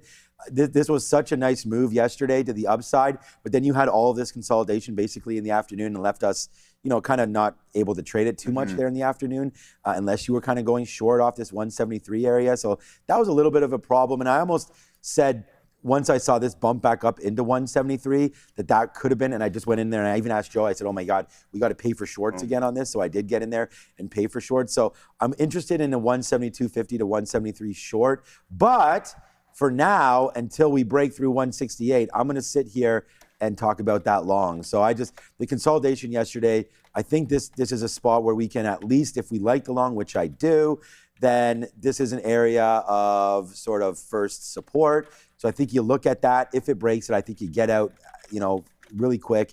If you like, there was some, bunching up here at 167. So if you go long at 168, nothing wrong with holding this thing for $1 against you. I can't, fault anybody for that. I've held this thing a couple dollars against me. Like when it broke 160 the first time, it came back to 158 and we just loaded it up long at that point. The only problem this time is all of our measurements and all of what we use are up here. So, we're now starting to be in that penalty box again. So shout out to Brian Shannon. You're underneath the VWAP, you're underneath the 200 period. You're really starting to break. And even here on a 5-minute chart, it does look like it's a little top heavy. And as I look at that 168, this is why I like the long. If it breaks it, then how far do we actually go? Maybe we go back into 165 and change. So I'm not going to sit on the bid. Normally like yesterday, I sat on the bid at 160, Joe. It didn't get down there. It got to like 161 or so. Then you grabbed that long through 162, and that was a great one. But for me on SpaceX today, let's let this market settle down. Yeah, but that's an area for me to look long, 168 and change. I'm in the same camp. I'm going to wait for this thing to cool down a little bit to see if we're going to find any form of a rally.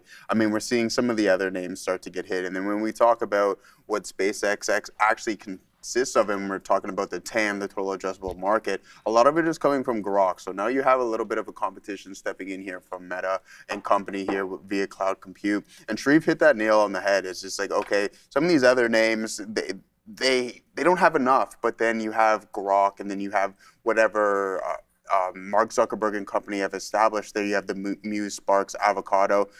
They just have a little bit too much. So I think that's going to become a direct competitor here with SpaceX itself. But other than that, I'm still going to remain long. You have Starlink. There's other components within the company that I think can drive this name here, possibly today. Let's see if NVDA finds somewhat of a rebound. It's down 2 1/3% at this point to $195. But patience is key. Just like Sean said, we're going to allow the momentum to cool off, and then we're going to look for opportunities after that. If it could be an all-day sell, we'll be able to identify that within the price action and the tape, and then maybe it'll be a continuation to the short side. But yeah, NVDA continuing to bleed. We're holding up right now. We're not selling off too aggressive here, Sean, on SpaceX. It is holding up on that 170 level, half decent. But what we do have is Facebook starting to climb a little bit higher. So keep an eye on it. Salesforce getting the upgrade. Let's send it over. Worst just said task force for the first time at this forum. So I was giggling a little bit here. He said, we'll look at it with task force. He's still talking here to Sarah Eisen and co. Let's take a look, though. Guggenheim with some upgrades for two of the most beaten up names in the market for the first half of the year. And actually one of them, the worst performing name in the Dow for the first half of the year. CRM and Salesforce getting some love today. Oh, sorry, CRM is Salesforce. CRM and now ServiceNow getting some love from Guggenheim. Absolutely, Adara. Guggenheim, let's go through both of them. They're not long. Guggenheim upgrading Salesforce to buy from neutral, $228 price target, arguing the fatal bear case for the software space is a hallucination. That's a quote. While the firm does not see a significant AI, or does see AI as a significant risk, and they do believe that the Armageddon scenario they do believe that the Armageddon scenario currently priced into the stock is misaligned with the reality, they tell investors. So we'll have to see how that ends up doing. They also upgraded ServiceNow to a buy from neutral. Here's what they said. We're upgrading now because we believe the current level presents an attractive opportunity for investors to purchase a comfortably profitable stock likely to grow double digits on an organic constant currency basis for the foreseeable futures. In fact, we continue to believe the monetization is unlikely to materialize for now, and that the threat of AI actually does pose significant risks. With that being said, we also don't believe AI will be now's death kill, I guess. Additionally, there are other thematic risks, and they go on to say, so they like both, but here with some caveats, Adara. Yeah, and CRM and ServiceNow, these daily charts, not looking great. How do you guys feel about CRM and NOW this morning? So I have ServiceNow written down as a long, and the reason why is that I like the $100 level. Again, another one of these names that's been beat up that I think is trying to turn around, and Guggenheim also with that look as well, right on the upgrade, as we just heard it from Adara there. There's a nice little bid. There's your your 50 period moving average. They're coming in at $100. So if we do dip down, that's where we closed yesterday, was 99. it's not really dropping here in the pre-market like the way the NASDAQ did. So I'm not as in love. I was hoping that we would open up somewhere around this like 102 area at the 200 period, then just get flushed down into 100, and then we can buy it. The reason why I think that $100 is a buy level, again, psychological. I wrote that down on the note. People like to buy 100. Anybody in the options game, 100 could be some sort of, a little bit of a magnet down there for ServiceNow. So up 4%. Not been well treated. I like the long if we can get a 4% dip, right? So if this comes back into $100, I think it's worth trying. So I wrote that there on the note today for ServiceNow. So I like that bid coming back in around that $100 marker. So not a bad spot there for ServiceNow. I think as for Salesforce, it's been an absolute tough look, especially when you're in an AI boom, agentic features. Like we're down to March or January of 2018 levels. This stock has been absolutely a tough investment, peaking over here in December of 2024, and you're down 55% at that. So you're going to need to see 100% return here in this name. This upgrade isn't going to be enough for me, for me to be personally looking at Salesforce this morning. Now I know Sean went over ServiceNow, potential some of the options activity. This isn't really a hyper liquid name. You will run into liquidity issues and spread issues if you are looking to go the derivatives route on ServiceNow. But hey, a little uptick. And it's funny, I believe it was Jensen who was on with the CEO of ServiceNow. It's gotten a little bit of a disruption to ServiceNow's business. You're down 57%. So, it's definitely a tougher look here. Are these names going to recover? And I often talk about, and what I have been as of late, is just the point of no return. Like, at what point can some of these names just you eventually write off? And I'm not going to say it's going to be the case here with Salesforce and with ServiceNow, but from a technical standpoint, these names aren't looking overly pretty, that's for sure. So, there goes, we almost have a double top here. I'm looking at FPL. This is going to be the leverage play here, guys, ladies and gentlemen. 24.30 is where we double topped. We can actually take a look at the underlying asset to see what level that would be correlating with before we send it back to the desk. I know we only got 10 minutes left here before the open, but 609. So there it is, a nice $40 pop. But this isn't the first time we've seen this in Meta, right? Like we've seen them pop before when we were talking about adding a tiered system, a paid tier system into the Instagram platform. You had a pop that was faded. Then you also had the headline stating that, hey, we're getting into the prediction markets. And now we're talking about getting into cloud compute. The issue with that being is you need customers. And who is going to be Meta's customer at this point? You can announce it, but if you don't have people paying you any cash, you might run into a little bit of trouble. Anthropic, right away, you think? Straight, right away, Sharif saying Anthropic. So there it is, his boy Dario signing up maybe potentially here with Meta. Let's send it back to the desk, guys. Talk about Burry. We're going to talk here about a man that has made, a lot of longs and a lot of shorts, more shorts as of late. 4 new short positions, all of these pretty noteworthy names being added here to Burry's portfolio. Yeah, they're all well known here, Adair. Let's go through them. Tesla short, 416.22. NVIDIA short, 198.09. Caterpillar short, $1,060.98.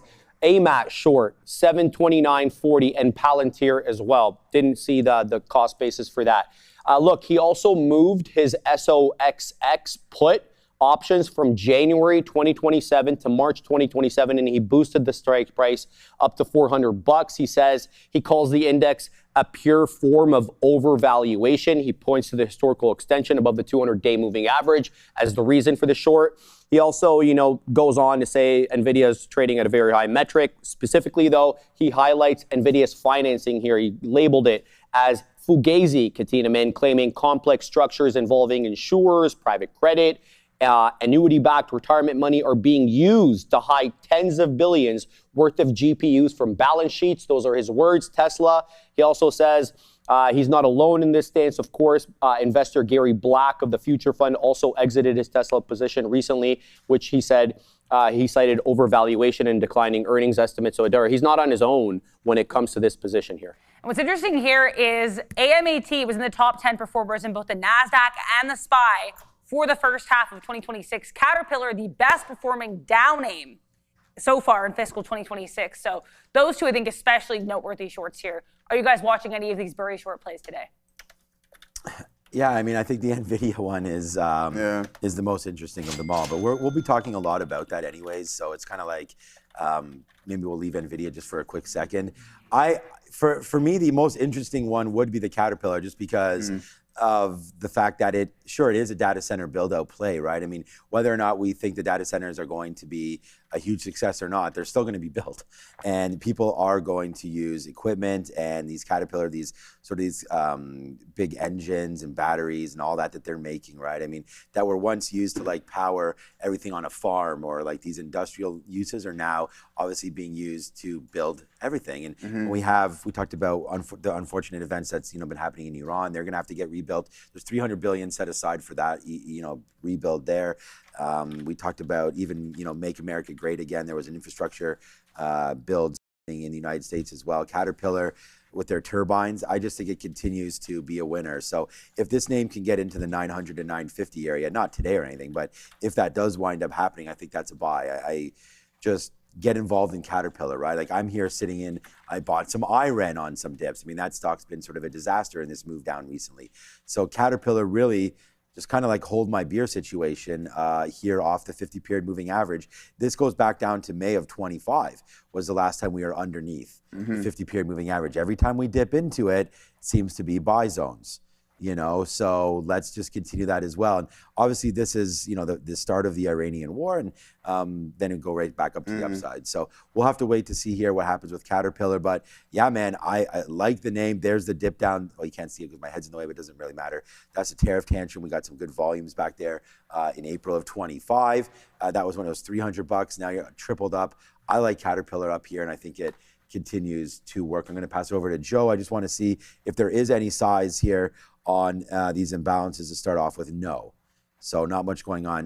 Bitcoin, IBIT's down to $33. Is that right? Yeah. Oh, yeah, 58 and change. That's right. That was there yesterday. So SMCI, actually, Joe, catching a little bit of a bid here in the pre-market. So, yeah, for me, I think half their front office is low. I know. That's what I was going to say. Yesterday, I said, I lost the word. It was raided. Remember, I was like, invaded. They've been invaded by aliens, SMCI. But, no, I do think that NVIDIA, I don't know what you're going to talk about with those downgrades, but I think NVIDIA will be the most interesting play today. But Caterpillar is the one that's on the radar for dip buys. Thank you for the $2 super chat. It's Shafi. Happy Canada Day. Yes, let's go. Thank you very much for that super chat. They have Queen's Park locked down. Katina, I don't know if you've seen that already. For what? For Canada Day. Oh, locked down. Yeah. No, we're not getting invaded. This is our parliament. Yeah, he's like, our parliament's on lockdown, is what Joe just. No. So no, exactly, Sharif. No, not like that, man. It's everything shut down. Okay, he means that for the party. Yeah, for the party. Jeez, all right. I mean, hey, man, Michael Burry's short on Palantir looked pretty good, and he called a couple other names. Los Polios, I like that you mentioned. What about his longs in Lululemon and a couple of the other names? I think the only issue here is if you're going to be shorting the Caterpillars and the NVDAs of the world, Cat, I can see just being overextended. How long is he going to be holding on to it? But the issue for me with NVDA is don't forget, nothing is on the table with China. If they happen to strike a deal with China, then hopefully it blows him out of the water. So I have no idea if that's necessarily going to happen. I mean, it's been a tough stock. It hasn't been performing well whatsoever compared to some of its peers. We were going over the Intel comparison with NVDA, and it hasn't been good whatsoever. So, I mean, Caterpillar extended, NVDA, I think that's justifiable. And some of the other names, hey, man, to each their own at that point. So let's see what happens there. I want to talk about a little Meta Cloud here. Let's do that. Yeah, it's time to get into Meta here. This is the story that everybody was waiting for. By far the most mentioned ticker on our chat so far today. META here, right at 8:30 a.m. actually. Bloomberg reports they're going to be developing a cloud infrastructure business. There are a ton of implications for this, and you can see tons of different reactions in some of the stocks in this space. Let's get into it, Sharif. Yeah, well said, Adara. Meta is forming an internal business initiative. They're calling it Meta Compute, specifically generate revenue by selling excess computing power to external customers. There's going to be dual offerings here, guys, under this Meta Compute section. So let's talk about it. First, They're going to sell developer access to AI models hosted on their own infrastructure, similar like Muse Spark, and similar to what AWS does with Bedrock. Very kind of similar there. And then you get the regular Neo Cloud, like the CoreWeaves and Nebius and the others, where they sell raw computing capacity directly to users. Nothing, too fancy about that. Plans are still actively in development and subject to change. A Meta spokesperson declined, to comment to the Bloomberg reporter who broke the headline, but this is a very interesting team here, Adara, that's apparently running this. The head of infrastructure is going to be Daniel Gross, it's going to be Santosh Janardhan, and then Meta Super Intelligence Lab is also going to have a part to play. That's where Daniel Gross comes in, and then Dina Powell McCormick, of course, Meta president, implicated in this report as well. Yeah, interesting look there for META. We've talked about this a lot in terms of its implications, guys. How do you feel about this from a trading perspective today? I mean, I think the stock has spoken. I mean, you're going to go out right here at the highs. So we'll wait to see, man. With only 1 minute to go, there goes Meta. I mean, people love the story. Joe and I, and Sharif, we all sort of piped in on this story earlier, and let's just wait to see where it settles out. Meta's just quite a decent holding, and this little pop up there is giving me feels of potentially lightening up a little bit. It doesn't mean I don't like the name. I mean, I talked about lightening up on Marvell and ARM and all those names. I just think that raising a little bit of cash isn't a horrible idea there. I think it is a good idea for Meta to go ahead and sell that compute. And I don't think there's a problem with that plan at all, as long as, like we talked about, they can find the buyers. And you had mentioned that Google's looking for more and all these companies are looking for more. So if Meta's there with that available, let's go Meta. Any quick thoughts? Yeah, no, same thing, man. I'm in the exact same boat. You need to have customers. I think that's going to be the biggest issue. I know we got a couple of seconds left to the open, but I'm going to remain bullish on it. We're up almost 10% here bright and early this morning. Yeah, here we go. We want to thank everybody for watching. It's now 9:30. A big happy Canada Day to all that celebrate. If you don't, start doing it, man. It's Canada Day. Man. What's up to VinFast? We want to thank them for our opening bell sponsorship again. There's VinFast, and there goes Meta down $10 right there. Immediately down $10 right there. It was even higher at $10. Immediately down $15 now. Meta getting absolutely smacked to start the day right now. And schmacky, nice move down for Meta right now. Let's see if it finds a bid, Joe. This is where it stopped last time, right around here, about 592-ish. So there goes Meta to the downside. There goes the NASDAQ. The one thing that we didn't talk about, I only have 3 names written on here so far today. It's SpaceX, it's ServiceNow, and it's the NASDAQ short. So we got to try to find out a short position for the NASDAQ, where and when. 79.50 is where VWAP is. That's where I'd like to start it, but we'll see if we do get an opportunity to get that short around 79.50s. We'll put in about a half a unit or so and wait to see if we can get it back here to 80. I mean, I like the 200 period moving average for an initial short, and maybe that Meta's a flush, man. I mean, you're flushing right back into these areas. Maybe Meta catches a bid at some point here. What's up, Adara? We still have comments here coming from Fed's Warsh, and they are leaning a little bit dovish. Warsh coming out here and saying, quote, expectations of inflation over the first 4 weeks have come down. And then furthermore saying, quote, if anyone thought we'd be happy with inflation above 2%, they will be disappointed. So some inflation comments here coming from Fed's Warsh. We know he does not give any direct commentary here in terms of how he'll move with rates. He's already out and out told the moderator that he's not going to comment, but interesting look here for the SPY dropping lower. Fed Warsh still talking now, just saying that there are, quote, no changes in independence of the Fed. All right, thanks, Adara, for all that. Meanwhile, I'm long right now, Meta. I wanted to go long through through 600 there, but just took a quarter of a unit because, again, we've seen this fake and this break. I'm going to get out if it breaks 596. 597, to the downside. Okay. So let's just give it a little bit of a breathing room here as we're long Meta right now. Can we make our first Dollar Club member? Can we? There we go, Katina, man. How about $4 right now? There it is, man. We are now $3. I mean, we're doing it every day. Thank you so much for coming through with us. Unfortunately, I didn't want to interrupt Sarah to let you know about that trade, but there it goes. We just got a piece out. Will it last? I don't know. We're going to start to scalp out a little bit there, but we're now long at 599.80. I didn't even realize we got under 600 there on the break, but there it goes. Huge move upside to start the day off with Meta. So boom, shaka laga laga laga. As we're going upside right now, let's see if we get back up to 6 10 or so. Okay. You know, we're already $3 in right now, trying to make it a little more. That top is 607. So let me just put an offer there, 606.50, and we'll see if we can get out of one more piece up there. And then, man, maybe we just let it ride and we see what winds up happening. Again, could turn red on us. That is for sure. I'm going to get out. You know, let's just use that as our out. A break of 595. So it's not going to be great, but if that does happen, let's get out of that. So there's this 594.99 will get me out of everything. Okay, so we're going to try that. All right, man. We had a little scalp. I mean, we were looking for the NASDAQ long here, Katina, man. So we punched at 78.60s. We take half off at 80s, and then it just comes right back to our break even.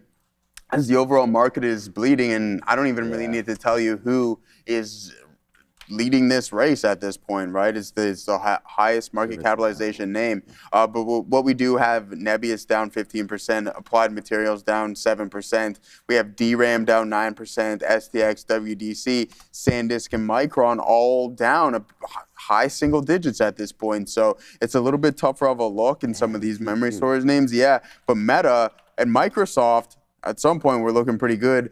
Things starting to cool off a little bit in both of these names. So let's see if we're going to get, look, I believe this was the earnings report or something along those lines, Katina, man. But what we did have in Meta was when they were releasing the fact that they were starting to add the paid tiers, you get that pop. Right. Then they were going to do the betting markets, the prediction markets, get involved with all of that stuff. You've seen a little bit of a pop. And then now you have this cloud compute story, except for there's obviously a flip side to that coin. Who are your customers going to be, Sharif, stating that it can be Anthropic, but how much of that capacity are they going to actually absorb? So I think that's a massive question still overhanging in this company, but I do believe that at some point it's going to find a recovery. NASDAQ really selling here. Yeah, no, I mean, we like the NASDAQ short. I mean, that is for sure. But it's just funny how things change, right? Like now we're $3 and change here on Meta. Nice. And this was a name that we never even really, okay, I'm at 60, I'm going to whatever, man. It's got another piece right there. We've got our daily goal there on Meta as of right now. But this is the part of trading. It's like sometimes greed is good. You know, you're trying to make a little bit more here on Happy Canada Day to everybody. We're doing a good one right here today. Yeah, no, on this Meta, back of this, not Nebius and Blue Ocean. Let's look at it over here in the NASDAQ as we're open. Down 17% for Nebius as Meta enters the fray. It's kind of like whenever Amazon comes in and says, you know what, we're doing pharmaceutical sales, or we're doing, that creates problems for those companies. And now you're going to see CoreWeave and Nebius right now who are building up compute power to rent out and to sell and all that. There's more to the business than that, but that's the primary look. And you can see now CoreWeave downside on that play. And you had also mentioned we're now $4 in the money, by the way. I mean, we're not doing we'll just hit it once for that one, that play there on Meta. Okay, here we go. Now we're starting to moon a little bit on Meta as we're back into the $5 club right now as we start to get going there. I do have an offer. I'm going to cancel it. I'm going to actually go less shares now, 606.50. I want to get out of a little bit less because I want to see if this does have an ability to go higher. The one name, semis are getting wrecked. We can look at the SOXL right now. That's for sure. But right now, Intel down 4% is actually interesting to me. This is a name that I really like, man. We talked about why I liked Intel there, what's inside. It's Intel inside. So I like them. And then also AMD as a good possibility here as well. There it goes, man. We are almost going to get that Meta 606, by the way. Right now, AMD down 5% as well. And here we go, man. It's Meta time. Fed's Warsh talking. I heard a snicker in the back. That means Adair is all over this. So let's go find out exactly what current Fed Chair Warsh is now up to at the FOMC discussion board here. If you were looking here from Warsh's speech today to get any sense of monetary policy, you'd be mistaken.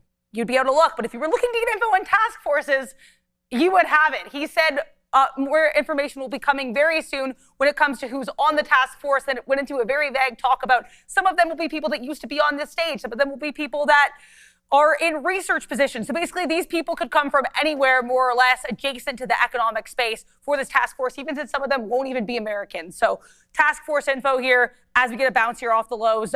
On the NASDAQ, we do have economic data coming in just 8 minutes here. That'll be the S&P manufacturing PMI, so stay tuned. Man, he's great. I like him. I can't really say that just yet, but I think that's what he was during his first meeting. That's what he was really more or less aiming towards. Is like, hey, man, we're going to be less transparent with the media, and we're just going to do everything behind the scenes. So, that might be good. may not be bad, but at least you'll have maybe a little bit less reaction to what the actual Fed is doing in the stock market, which I believe is a good thing.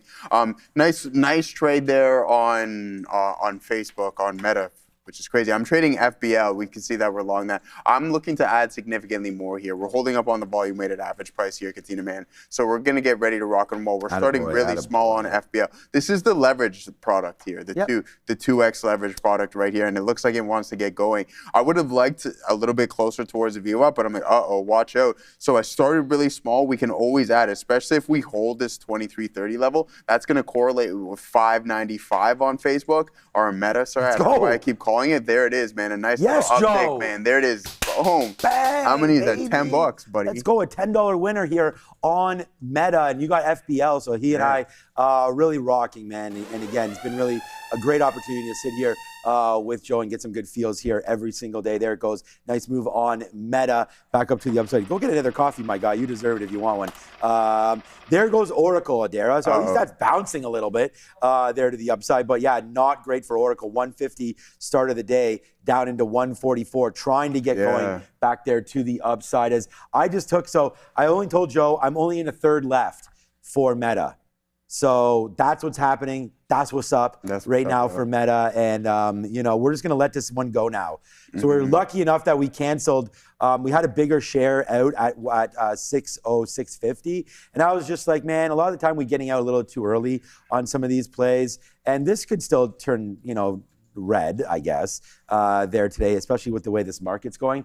Why am I talking myself into getting more out here? All right, one more piece out there. One more piece out at 09. I think if it's displaying this strength, man. I know. That's why I want to hold it. Yeah, I know. But it's all right. Hey, man, take it while you can. Because you said, you never know what's going to happen in the next couple of seconds. Like, I wouldn't be surprised if we hit 3.5% to the downside on NVDA. Like, we were talking about knocking on the door of $200 now. You just wiped out all of yesterday's gains. And then some DRAM looks like it wants to break down, but it's finding somewhat of a pop. I'm going to remain bullish throughout the intraday session here on Meta. I believe this is a stock. It's still relatively cheap. I believe we're talking around like 20 times forward earnings here, Sean, within Meta.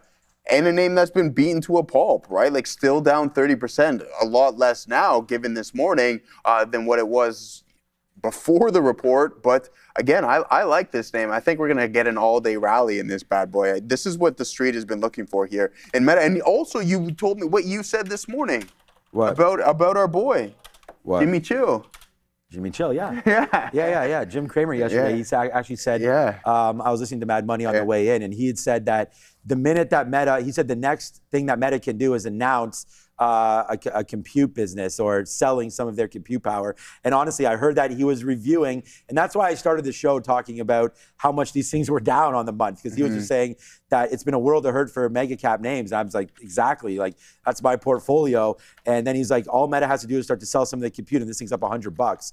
So, I mean, that's just $100 as a random. I can't believe it. I'm now at 613. We've now had 2 times our daily goal right now with the 600 long on Meta on a compute deal. Our boy Sharif's gone, man. He's out, man. He's getting ready for Dallas. Other than that, Godo, what's going on? I mean, it's been a pretty good one. I've been talking about it. Like, listen, I'm not here to say, but when I noticed that Meta was spending as much as some of the other cloud providers, I'm like, what is going on here? You don't even offer the service, so you're going to have this glut. And it just didn't make any sense. So I'm glad that they took that step in the right direction. Now they just need to acquire a couple of customers, and I believe this name can start to recover, man. Again. You got some more out? Yeah, don't worry. I'm seeing it bouncing off 610. We're going to pull back here, Katina, because the market's starting to find somewhat of a rebound here. You can see the T-QQs are down 3.4%, but we're heading back in towards the volume-weighted average price. Memory names helping this little uptick of a move here, but I'm going to wait for this pullback in FBL, and I'm going to add some more. I think we're going to...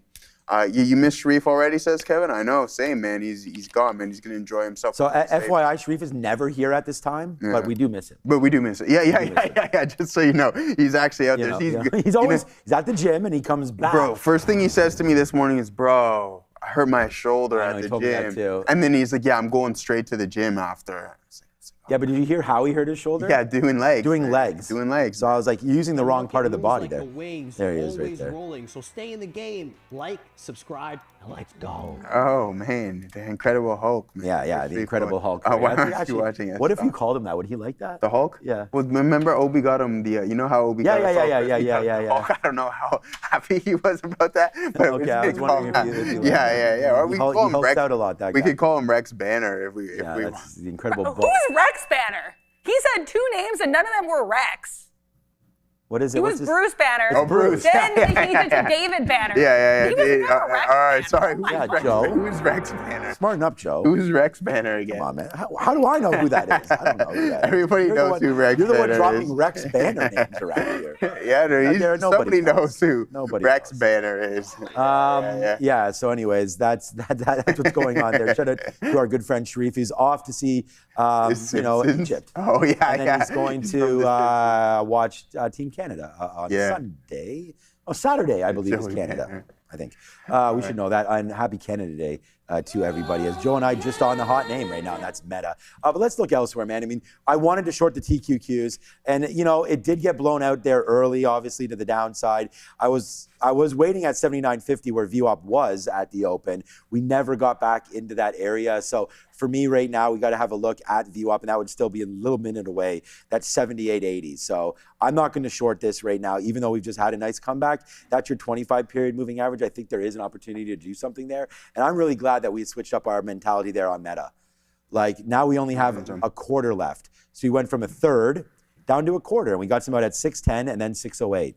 So now you're coming way back in now on Meta. You mentioned possibly reloading it somewhere. Oh, yeah, I'm going to. I was debating getting out on this break now, but there goes Meta back down in. I'm still going to wait for that 595. If I wind up throwing some back on a quarter of this, then that's what I wind up doing. I mean, you're right back into where I'm long. So if you guys like this trade, fine. But I wanted to play the momentum early. That's exactly what we did. We let this thing flush down. Once it took a key level of 600, we bought that back. Talk about a key level of 600. I like service now at 100. We did not get there. We are now holding service now at 102 and change. So we'll have to wait to see. Or actually, I guess 103 has been a good hold there for service now. We got numbers in 10 seconds. Let's go find out what they are with Adara. Now, let's see if this market hulks out and goes greener when we get this S&P manufacturing PMI number. We're expecting here for S&P manufacturing PMI 55.7, prior print 55.7. So not expecting any change. 53.9. So below here, what we were expecting, again, final PMI print, S&P manufacturing PMI for June, 53.9 versus 55.7 expected. That market dropping a little bit further here. Keep an eye out. ISM PMI manufacturing, the more closely watched of these PMI prints. That'll be coming out at 10. Meta just broke below 6 bills again, and not great there. I just said, I hope you guys didn't hear me, but I was like, wow, Amazon's getting pumped right now. What is going on here, man? Down that 1%. There goes Amazon. See you later. Where this name stops, I do not know. We do have a 200 period moving average that's already broke on it. Oh no, it's coming back in. That's right. It broke to the downside. Then we broke higher just 2 days ago on Amazon. So again, I like this space. Now I'm a little bit worried about all this compute nonsense going back and forth. But right now, Amazon in trouble near these lows of the day, Amazon, and at the lows of the day, I should say, as that continues to bleed out just a little bit. We had Brian Shannon on yesterday, just to switch gears a little bit. He had mentioned that the SoFi at $18 may be worth a little bit of a look because he had an anchored VWAP on this name, and looking at it breaking this top area. So we actually come in, we do wind up breaking it today, but it is a nice fade back into VWAP, potentially a buy spot here for SoFi back down to $18. I cannot hate with that. I mentioned the fact that maybe I like some Qualcomm. I do got to do a little bit more research in Qualcomm. I did mention that as well. So Qualcomm right now down to 185. Good opportunity there as the 200 period trying to hold out at 184 for QCOM. And then unfortunately, you and I have been looking at this name, and I know both of us are quite long in NVIDIA. I'll speak for myself. I don't know if you are quite long. It's my largest holding. Okay, so you're quite long as well. And NVIDIA down 2.5%. Not like the sky is falling here or anything like that, but we don't like to see that. And it's just not been good, man. And you'd mentioned how it's been stagnant now for about a year and a half. And although we've gotten bumps up on earnings,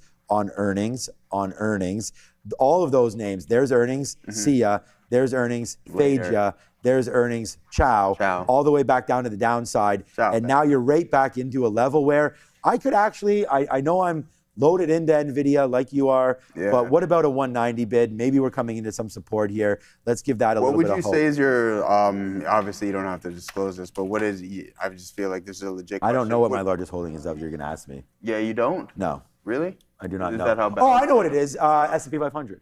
Oh, okay. Yeah, my largest holding is a SPY. My second largest holding is the NASDAQ. But as far as equities are concerned, so no, okay, yeah, okay, all right. Largest I didn't holdings even, I didn't know you. I thought you said you weren't even in. Yeah, I know, man. Years ago, once I saw some of these, and so I think Marvell might be up there as one of the top ones. Really? Now, just because of because we started buying at $60. And then the thing is, NVIDIA and all that would be, but we had trimmed over the years on all those names. But so within the splits I would say within and everything. the space, I would say probably my largest holding now is probably might be Apple. Okay. I think that's a smart thing. So. Well, I don't know how smart it is if I don't even know what the largest holding is. Well, so I got to do a little bit of work. Yeah, I mean, you named 4 there. That might be. No, but what I'm saying is I think they're all around the same. Yeah, okay. Like my NVIDIA, my Microsoft, my Meta, my Google, and my Apple. They're all. And what would you say from a based on price movement? That's why. What would you say from a percentage standpoint that they are? My portfolio, 70. Combined. Yeah. Okay. Yeah. Okay. So I would say if I have, let's just say 15% in NASDAQ, 15% in Qs, and then a little bit of money floating around in other names. Fair enough. Fair enough. So I would say that's something like that. But all right. Okay. What a fade let's just city keep on going. Yeah. Good question city there. Here on. There goes Meta, man. We did not reload it. We're only holding a quarter of it, which is not even that great. We should have probably dumped a little bit more of that.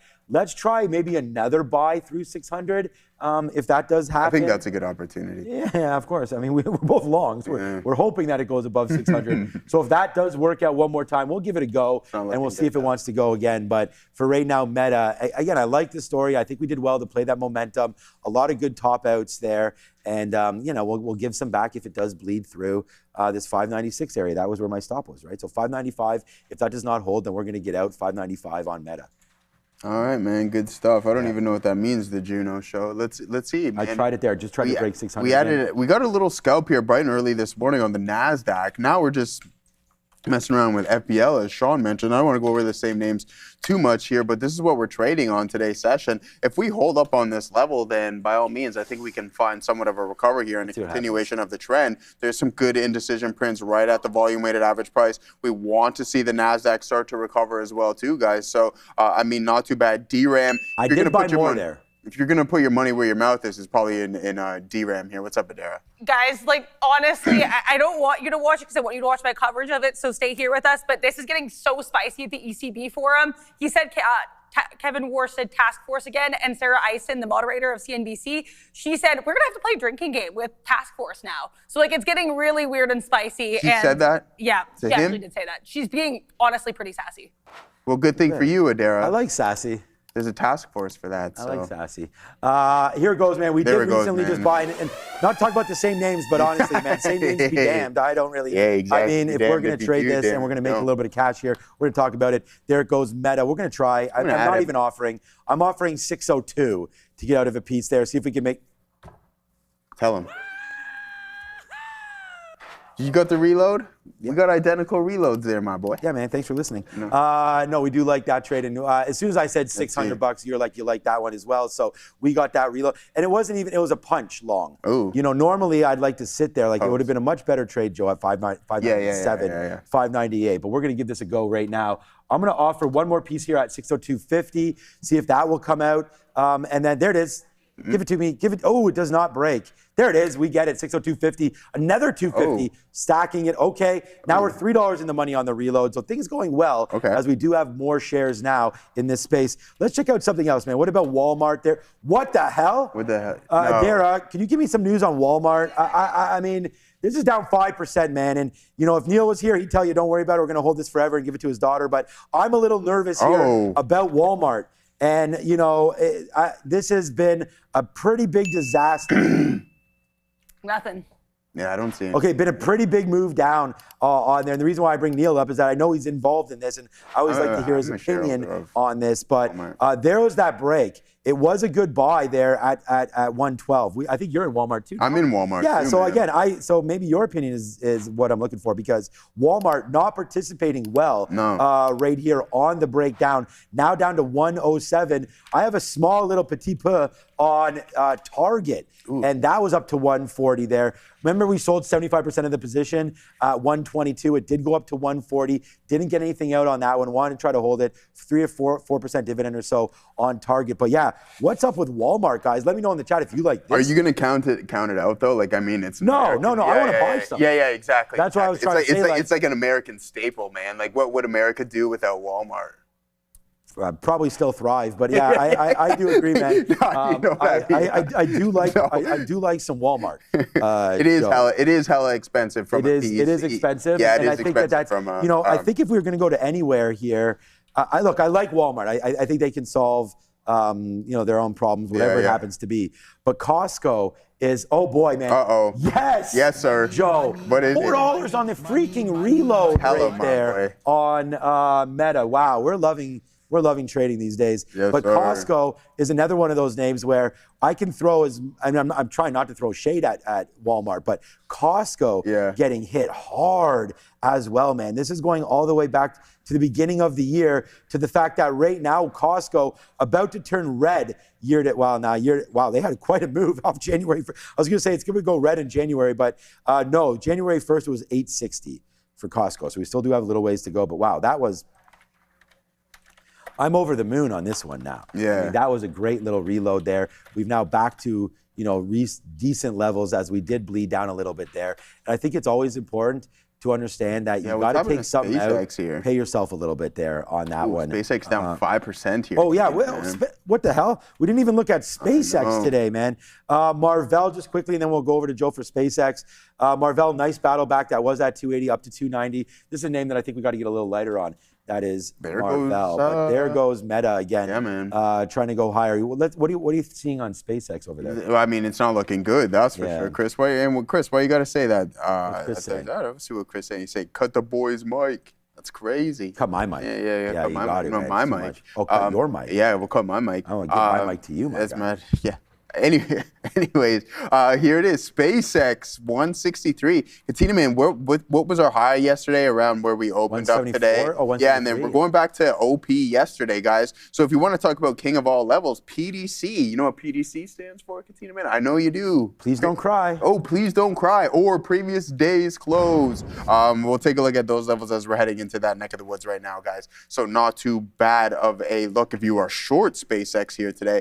I still believe that we're going to see some more downside here. That's just my opinion. I could be totally wrong, but there was some strength stepping in, and we had a volume by time profile that was starting to really cool off here, and then now we're starting to come back in. So as long as we hold 150, maybe this is a steady grind higher, but I still have my order at 125 here on SpaceX. That might be a little bit of a push, but hey, I'll take it if I can. I got my orders filled at 170. I got my order filled at 160. And now we're trading at 163, so I'm in the middle of an average of 165. Let's see if this name can rally.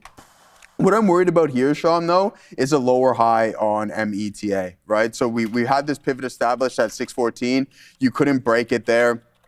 611, you sell off a little bit, and then now we have an additional lower high here on this specific name. We'll keep an eye out on it, but all that selling pressure right here, not looking too good. Even though I do want to reload and want to remain bullish on this from an intraday standpoint, like, look, this is every bit of a bull flag on the higher time frame for me, and as long as 595 holds up, I'm going to look to add a little bit more, even though we did go in a full risk unit there, Sean. You did? Yeah, absolutely. Nice, my guy. Yeah, Joe, we like that one. I'm going to get, just because, I listened to what Joe's saying there, and I do think we did just have a little bit of a pullback. I'm going to get one more piece out. I just offered 604.40s. So hopefully that'll just bump through 604 and we get another piece right there, but it's trying to come back down just a little bit now. Yeah, thank you to everybody, man. Put up that stock visualizer if you have it there, Andre. And you guys can get into the chat right now. Put in see, this is why we're talking about this.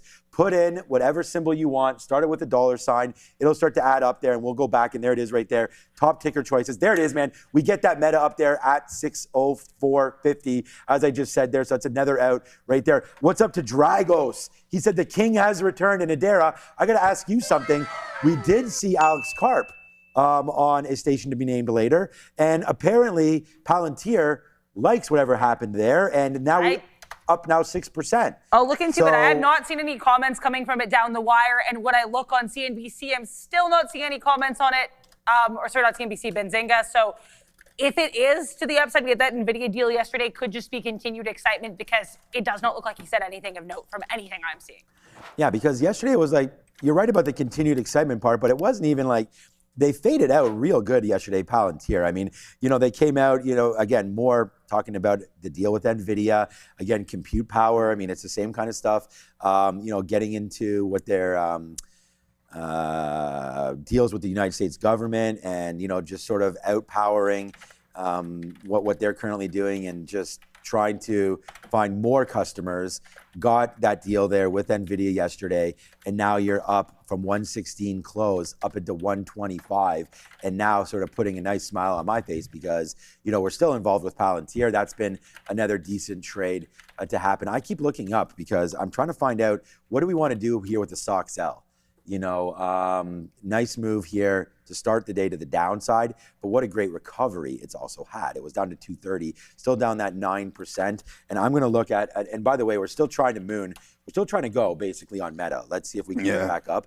But Intel is, to me, one of the interesting names. And this is going to be one where if I were to buy another name, I think I would buy some Intel down in these areas. So let's see if we get to 127 or so. But Intel right now trying to fade out just a bit as no one's looking over there. And we did a swap out from a few of these names into some J&J, and we did buy some. There it goes, Katina, man. Meta? Yeah, happy with Meta for sure, Joe. I mean, now we're $6 in on the reload. Congratulations to yourself as well. I think, you and I trading some of the same names, but trading them well. That is for sure. 292 for Apple is a nice level, right? With the NASDAQ being down that 1%, I think Apple has one of the biggest moats around them because they don't have all that spending and the CapEx, and that we know that they do have, and the moat just being the user base. And I just don't know, like for myself, I don't know what could change for me to ever get off Apple. Honestly, like even if they charge a little bit more for the phone, like, I'm fine with that. I do understand the whole, like, some people are stubborn. They don't want to move over to Apple. I get it. And why move over if you're happy with where you currently are? So I don't have any hatred for Android people or anything like that. I think there could be winners in everything. But Apple has that install base. And most people, don't at me, once they're over in Apple, Brendan, they stay there. But some move back. So I just feel like with Apple, that's something that they have is their user and their install base. So let's go find out what's going on right now. It's 10 o'clock. And by the way, we just took $7. Oops. How many dollars? That's wrong one there. We do got to go to Adara, but that's now 7 on Meta on the reload. All right, Adara's got an update. It's 10 o'clock. We've been talking a lot. Cut my mic and put hers on. It's Adara at the back desk.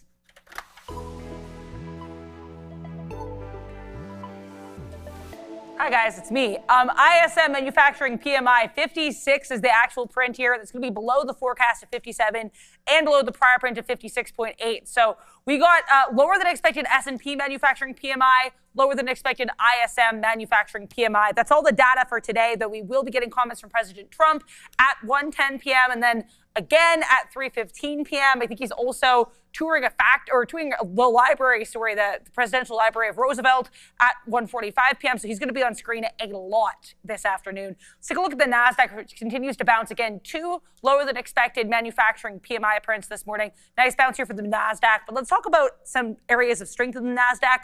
Obviously, one of them here, Meta. META on watch, Bloomberg reporting that the company is developing plans for a cloud infrastructure business in order to sell computing access here outwards. So some of these neo-cloud names like your CoreWeaves, like your Nebiuses, to the downside today in a pretty big way. Let's talk here about some of these SaaS-related plays as well. CRM to the upside, getting an upgrade to buy from Guggenheim. But Guggenheim also upgraded ServiceNow, so keep an eye on NOW here as well with that upgrade too and $125 price target. I also have to let you guys know, not one but 2 IPOs today. One of these IPOs, we mentioned this one earlier, it's Neutron. They do business as Lime. It's a company that does the bike sharing and e-scooter sharing. This IPO here, I believe they're going for a valuation of $1.6 billion. Offering amount here, $208 million. Then you've got Bending Spoons. This is a tech conglomerate. They've acquired a whole bunch of people over the past couple of years, including Evernote, Vimeo, Issue. They're going public today as well. IPO price range here between $26 and $28. Their offering amount is $1.86 billion. So a couple IPOs in focus today as we send you back over to Sean and to Joe. Oh, boy. Ah, boy. Look, man, shout out to everybody that's in the chat right now. It's been quite a nice day. Let's go a little bit of a roll call right here. Meta now just up $11. Like, we just punched in to this thing 10 minutes ago. I just want to see who's here in the chat and enjoying their day. Oh, yeah, we got the chat right there. All right, let's say what's up. That's a great idea there, Andre, for putting that up. Yo, what's up to Hangry Wife? What's up to Dijon Michael? Dijon Mustard, Mike Peter Ryder's here, Nothing But Junk is here, Juan Padilla's here, man, John, Nick, everybody's in the chat right now. We're really happy to see everybody. Kevin Mendoza's here. What's up to Green Saber is here as well as we continue to go. What's up to everybody? What's up to Wannabe Trader? What's up to Sir Trades a Lot? What's up to Rodney? What's up to my good friend Adam DeLuz? What up, my guy? Hope you're doing well. Sushi Man is here as well. There goes Meta now, $13 in the money. And Honorilo, we got this thing twice. This is like $26. Crazy. Right there, Robert is here. TJK is here. Everybody from TikTok. All right, that's enough roll call. Oh, is it though? It's not. We want to do more, but there it goes. 613, 614, 615. Where will it stop? I don't know. Do you, Joe? Look at my average. Look at my average, Robbie. It's dollar in a leverage play, my boy. That's 20%. That's what we're talking about. We started small on this one. Diamond Hands, Deontay Wilder. This one, let's go knock him out. As we take it, now our average is at 23.70. Katina Man and I having identical reload opportunities right there and entries. So there it is, man. I'd say, what did you say? I love Neil on the show, but the way I'm trading with you next to me, my guy, I'm feeling it. I've even got the beard because of you, my guy. Oh my It's morphing over here. What's next? Everything is morphing right now. Are you gonna take it? Now we're $15 in the money. Are you gonna cut it? The hair? Yeah. Hell no. Oh, but what if it was compete with what you, if it was my guy? what if it was an extra guaranteed? No, I don't need. No. I'm trying to grow more hair. If anything, then I may be going to Turkey soon, my guy. All right, here we go. One more offer at $16.50. We might as well, but here's an offer that you must take. Markets have been extremely active lately. For traders, this kind of environment creates huge opportunity. But to really take advantage of these conditions, you need two things: discipline and access to capital. And that's where Trade the Pool comes in. Instead of being limited by the size of your own account, traders can access firm capital and focus on executing their strategies and managing your own risk. No more fear of blowing up your personal account. No more, well, if you have these trades, you ain't blowing up. No more fear of blowing up your own personal account. No more moving your stop loss too early because you're worried about your own savings. This is what we call limited risk trading. So if you want to take advantage of this volatility in today's markets without risking your own capital, go over there and visit tradethepool.com and keep watching us. Hit that scan, that QR code right in front of you. Mike, hold on. Okay, we'll breathe here. We'll get back into. We're completely calm. I mean, this is like I said, we're just getting excited. about the stock market. But Katina, man, we're about to. If Meta makes another leg, we're gonna. We have Portugal tomorrow in the house in Toronto. That's got iShow Speed. It's Canada Day. We have Facebook finally starting to recover. What more could we ask for? I'm having my. Go ahead.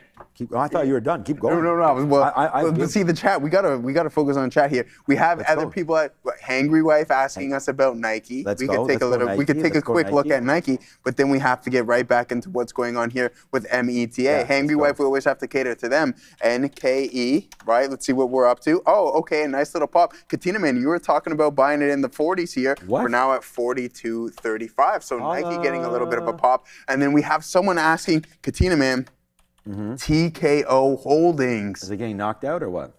Joe, what do I think about TKO? TKO is actually one of the names that I purchased as of late.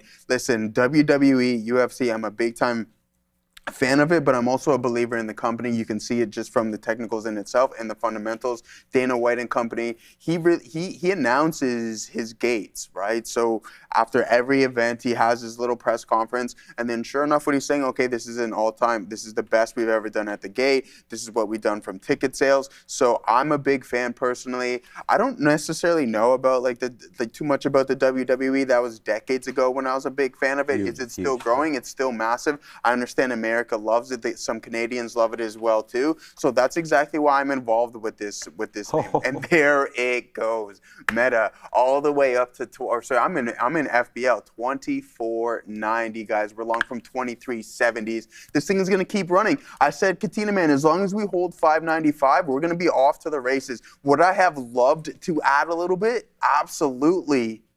But we didn't get the opportunity. We did have one reload, but I mean, hey, man, it's been an absolute... On Canada Day, what other better day to do this than to do it on Canada Day? I have no other idea of a better day. Yeah, shout out to everybody that's celebrating here with us and enjoying yourself at home, and hopefully you are a home day trader, because today's been a good day, obviously, for some of these moves, and I just, trying to get a little out, right? And we haven't even talked about Kawhi Leonard coming back to the Toronto Raptors. We talked about that yesterday, about how huge that was. I think... that is an absolute steal for the Raptors to get Kawhi Leonard back in the building. And, I'm really excited for our chances now at the Eastern Conference. You think so?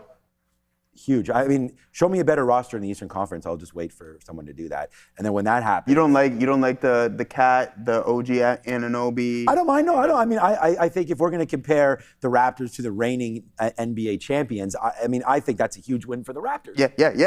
Absolutely. So 100%, man. Do I think the 100%. Knicks can repeat? Probably not. The Knicks had a very, and I know there's going to be a lot of people in New York watching this, so I like the Knicks. We love OG Anunoby. Shout out to the Raptors who drafted him, and we got RJ Barrett in that deal for Emmanuel Quickly. So we're doing okay on that front as well. Although Emmanuel Quickly is a little bit it'd be disappointing. Great. I was just go ahead. No, go finish your point. No. I was just going to say that I think that the Raptors are primed to do something now. Yeah. Scotty Barnes, I think, is a world class. They're competitors now. Sure. Yeah, and then Kawhi Leonard, I think, is still one of the top players in the league, proven last year. Yeah. Obviously, health is going to be a talk there. Yep. But the New York Knicks, they did, they played the Cavaliers in the conference finals. The Raptors took the Cavaliers to 7 games. Yeah. Okay, in round 1.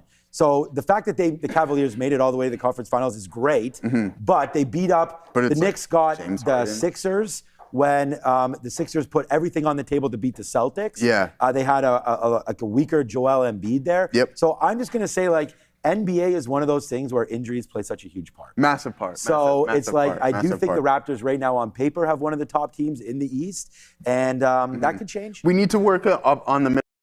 Yaka Porto. Oh yeah, I mean, he needs to be that. The 7'1" monster in the middle, I think, is okay, but I would like to improve on that. Yeah. And the thing about the NBA is you can always improve relatively quickly there via trade. I mean, there's always people willing to dump salary and stuff like that in the NBA. But you shout out to bringing that up. Thanks for bringing that up. As Canada. Yeah. And then we had Gavin coming up. Toronto. We had Gavin McKenna rolling up. We've got the World Cup. A MasterCard center. Yeah, Ford. Right? That's where, It's MasterCard Center now, right? Or is no, it's still Ford Performance. Is it still Ford Performance? Sure.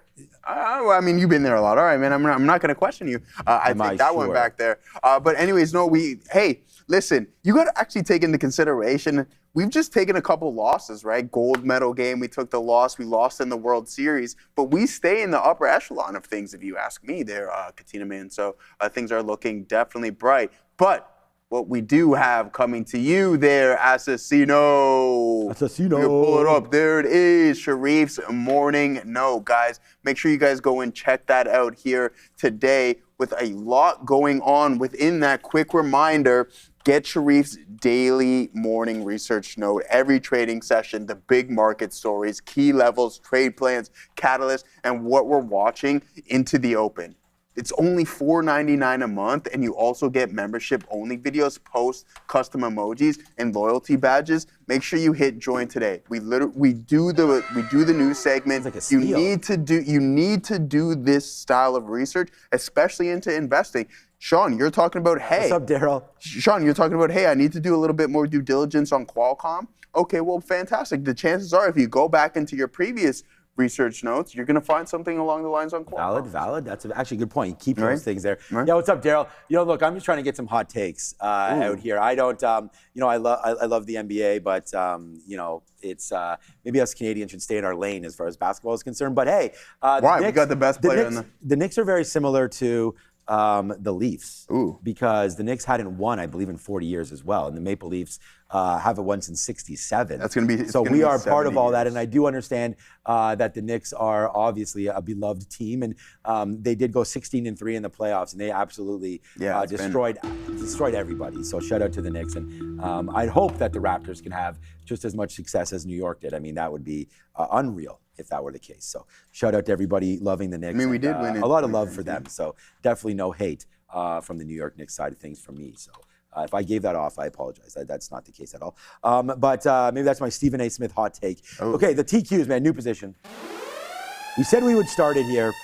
So we did, right? I mean, it just came in into VWAP, through VWAP into the 200 period moving average. So we didn't take that VWAP trade there. We were just, too busy watching meta and focusing over there. So we look over, and I like the 200 period here for the TQs. I still am relatively negative on, where the market could go today.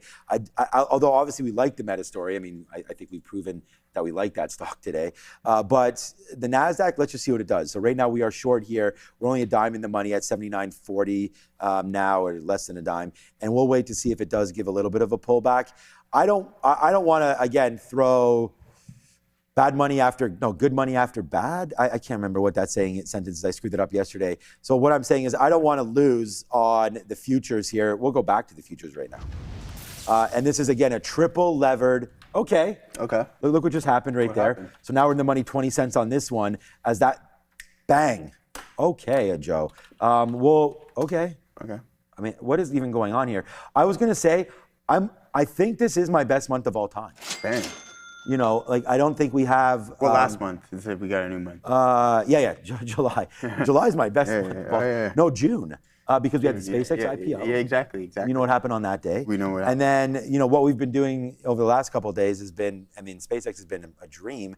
And then now we're doing some stuff like this, but we'll wait. I don't know. Imagine being 45 minutes into the month and it's already your best. Well, that could easily happen in day trading. Because, absolutely. Okay, I'm going to stop out. Especially if you YOLO'd on meta, right? Like if you. Well, that's what I'm saying. I mean, that's what and that's actually a very valid point. I actually want to put that out because there could be a lot of traders right now that are on this meta front, and just be as careful as you can be because you don't want to always look at things with rose-colored glasses, and that's the whole point of it is you're in this huge winner on meta, you got to just make sure that I just took some more out there at 614. Okay. So I'm getting lighter and lighter to the point where now about a quarter left of the reload. So we've already gotten out of that one now, and so this is what we're trying to do, getting long there at the 600 break twice, and just trying to make sure that we get out. And now that's back-to-back times we went into 615, and our best fill is 616.11s. So the high of the day is 617 basically. So, have done okay to get out there. And there goes the TQs right back in again as well. Wow, we are really starting to fall out there. I just put a stop at 50s on this, so we're only trying to wait. Make 10 cents of a loss on this one. So when we're in the money 30, we should take it. So let's do that one more time down there at 79.10s. And now we'll see what's going on here with our TQQ. So a nice little move lower here on the NASDAQ for the rest of the day potentially, as we have an NVIDIA bleed. And we obviously have this happening. I'm getting interested in Walmart. In Costco again, because although I talked about infatuation a little bit with Qualcomm and trying to figure that out, I'm a little bit worried about what's happening there on Walmart today, down to 107. And I was still waiting to see if there was a story about this. Adara's looked and said no. And apparently they have a dehumidifier or something that's sold really well. There's no reason for it to be down. I did Google it. Walmart has a I found a whole bunch of weird little catalysts, and none of them could even be in the same world as market. Wait a minute, Walmart's getting the dehumidifier game? What does that even mean? They're a retailer. Yeah, I didn't think they were actually making anything, except for dreams come true. Shout out to Walmart. We'll see what happens there on Walmart. Okay, here we go. I'm sorry if we missed some super chats. Let's run through them all, Andre. If there's anything that we missed, I kind of want to do them in order. So let's do this one first. All right, Joe, what do you know about? Thank you for the 2 British pounds. Yeah, quick. ATLN March. Okay, so I guess are you talking about these options here, or Atlantic. Oh, is that the name of it? Let me see. What is ATLN?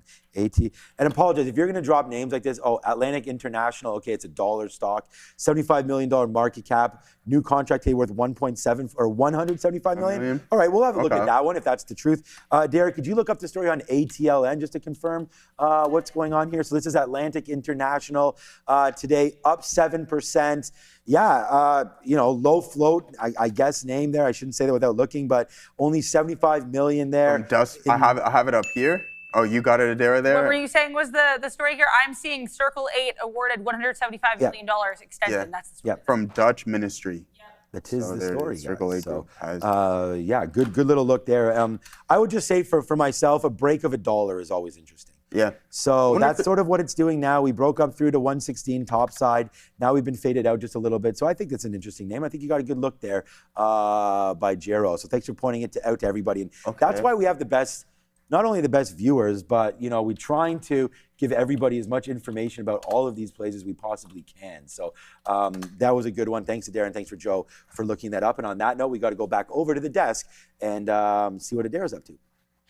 I have to shout out someone in our chat here. I saw somebody mentioning Kroger's acquisition of Giant Eagle as potentially why Walmart's down. I can't say that definitively, but what I can tell you is this Kroger story. So it's 7 a.m., which would be around here on Walmart. So we already kind of had a push down before then.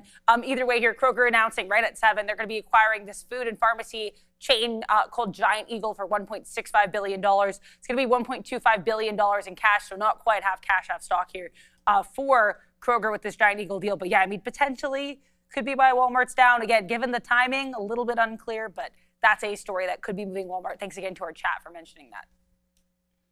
I mean, half cash, half stock. We like those deals. BM&R up 7%. Guys, yeah, let's do a quick rundown through our list. Oh, crypto. Crypto, yeah. MSTR was up 11% at one point, guys. I missed that one. Why is the Grindr app trending up, boys? What's Grindr. GRND. I believe there was a catalyst. I seen it was on the upgrade list this morning, to be honest with you, Katina, man. It was? Yeah. Okay. So I believe it did. Yeah, they got upgraded here bright and early this morning. Morgan Stanley raises price target to $18 from $15 as well. So, I mean, they did get a couple. So, yeah, it's just Morgan Stanley giving them the upgrade. So, $18 right there. You want to look at some other names. What is it? BLMB? Is that Bumble? What is Bumble again? Yep, BMBL. Yeah, BMBL. There's Bumble to... Shout out to my girl Whitney who got out like a bandit on that one. Oh, yeah? Okay, so Bumble up a bit too. But what I wanted to do here, guys, was just head over to our watch list and see what we got going on. Well, it's Pride Month. Just happened in June for Grindr. Okay. Good point. Good point by hand. Yeah, okay. Is it just in Toronto or is it just is it across North America? No, Pride Month. So did you ask if Pride Month is only in Toronto? I clearly just asked that. I don't know. No, I'm just shocked by this as a statement. June is just Pride Month everywhere. Okay, I didn't know it was. It's just everywhere in. It's June. Yeah. Oh yeah. Well, that's why I asked the question. I didn't know if it was across North America or anything along those lines. So NVDA 2% to the downside. Google up 0.4%. Apple up 1 1/5. SpaceX down 5% here, Cantita, man. 2% to the top side for Microsoft, and then Amazon turning green actually once again, up 0.33%, and then we have Tesla up 1.5%. Broadcom actually down, and some of these memory storage names getting hit pretty heavy here, Katina, man. Marvell down 3%. Too, right? Yeah, we got MU. Thoughts on no momentum? I mean, things cooled down. Micron down 6%, SanDisk down 7%, Western Digital down 5.5%. So some of these memory storage names getting hit pretty heavy here this morning. Yeah, no, and okay, MU, did you want to look at Micron and give some thoughts? Yeah, absolutely. Okay, so we'll let Joe lock that in, and I'm just going to look at this quickly because this was again on our watch list today. So we can go over to our watch list and see exactly what it says here on GEM, and I'm just going to call it up to show you. Adara basically curates this list, and it's like it has all of the names that anybody may want on here, including our economic events, and then the Nike is on there as a top story today, Bloom Energy. SpaceX is now down 5% off of a 2.5 move higher there. And here it is. Look at all these names today. Wow. So there it is, man. 707 Cayman Holdings today. Gem up 127%, gapping up. We had the gap up yesterday on this name as well.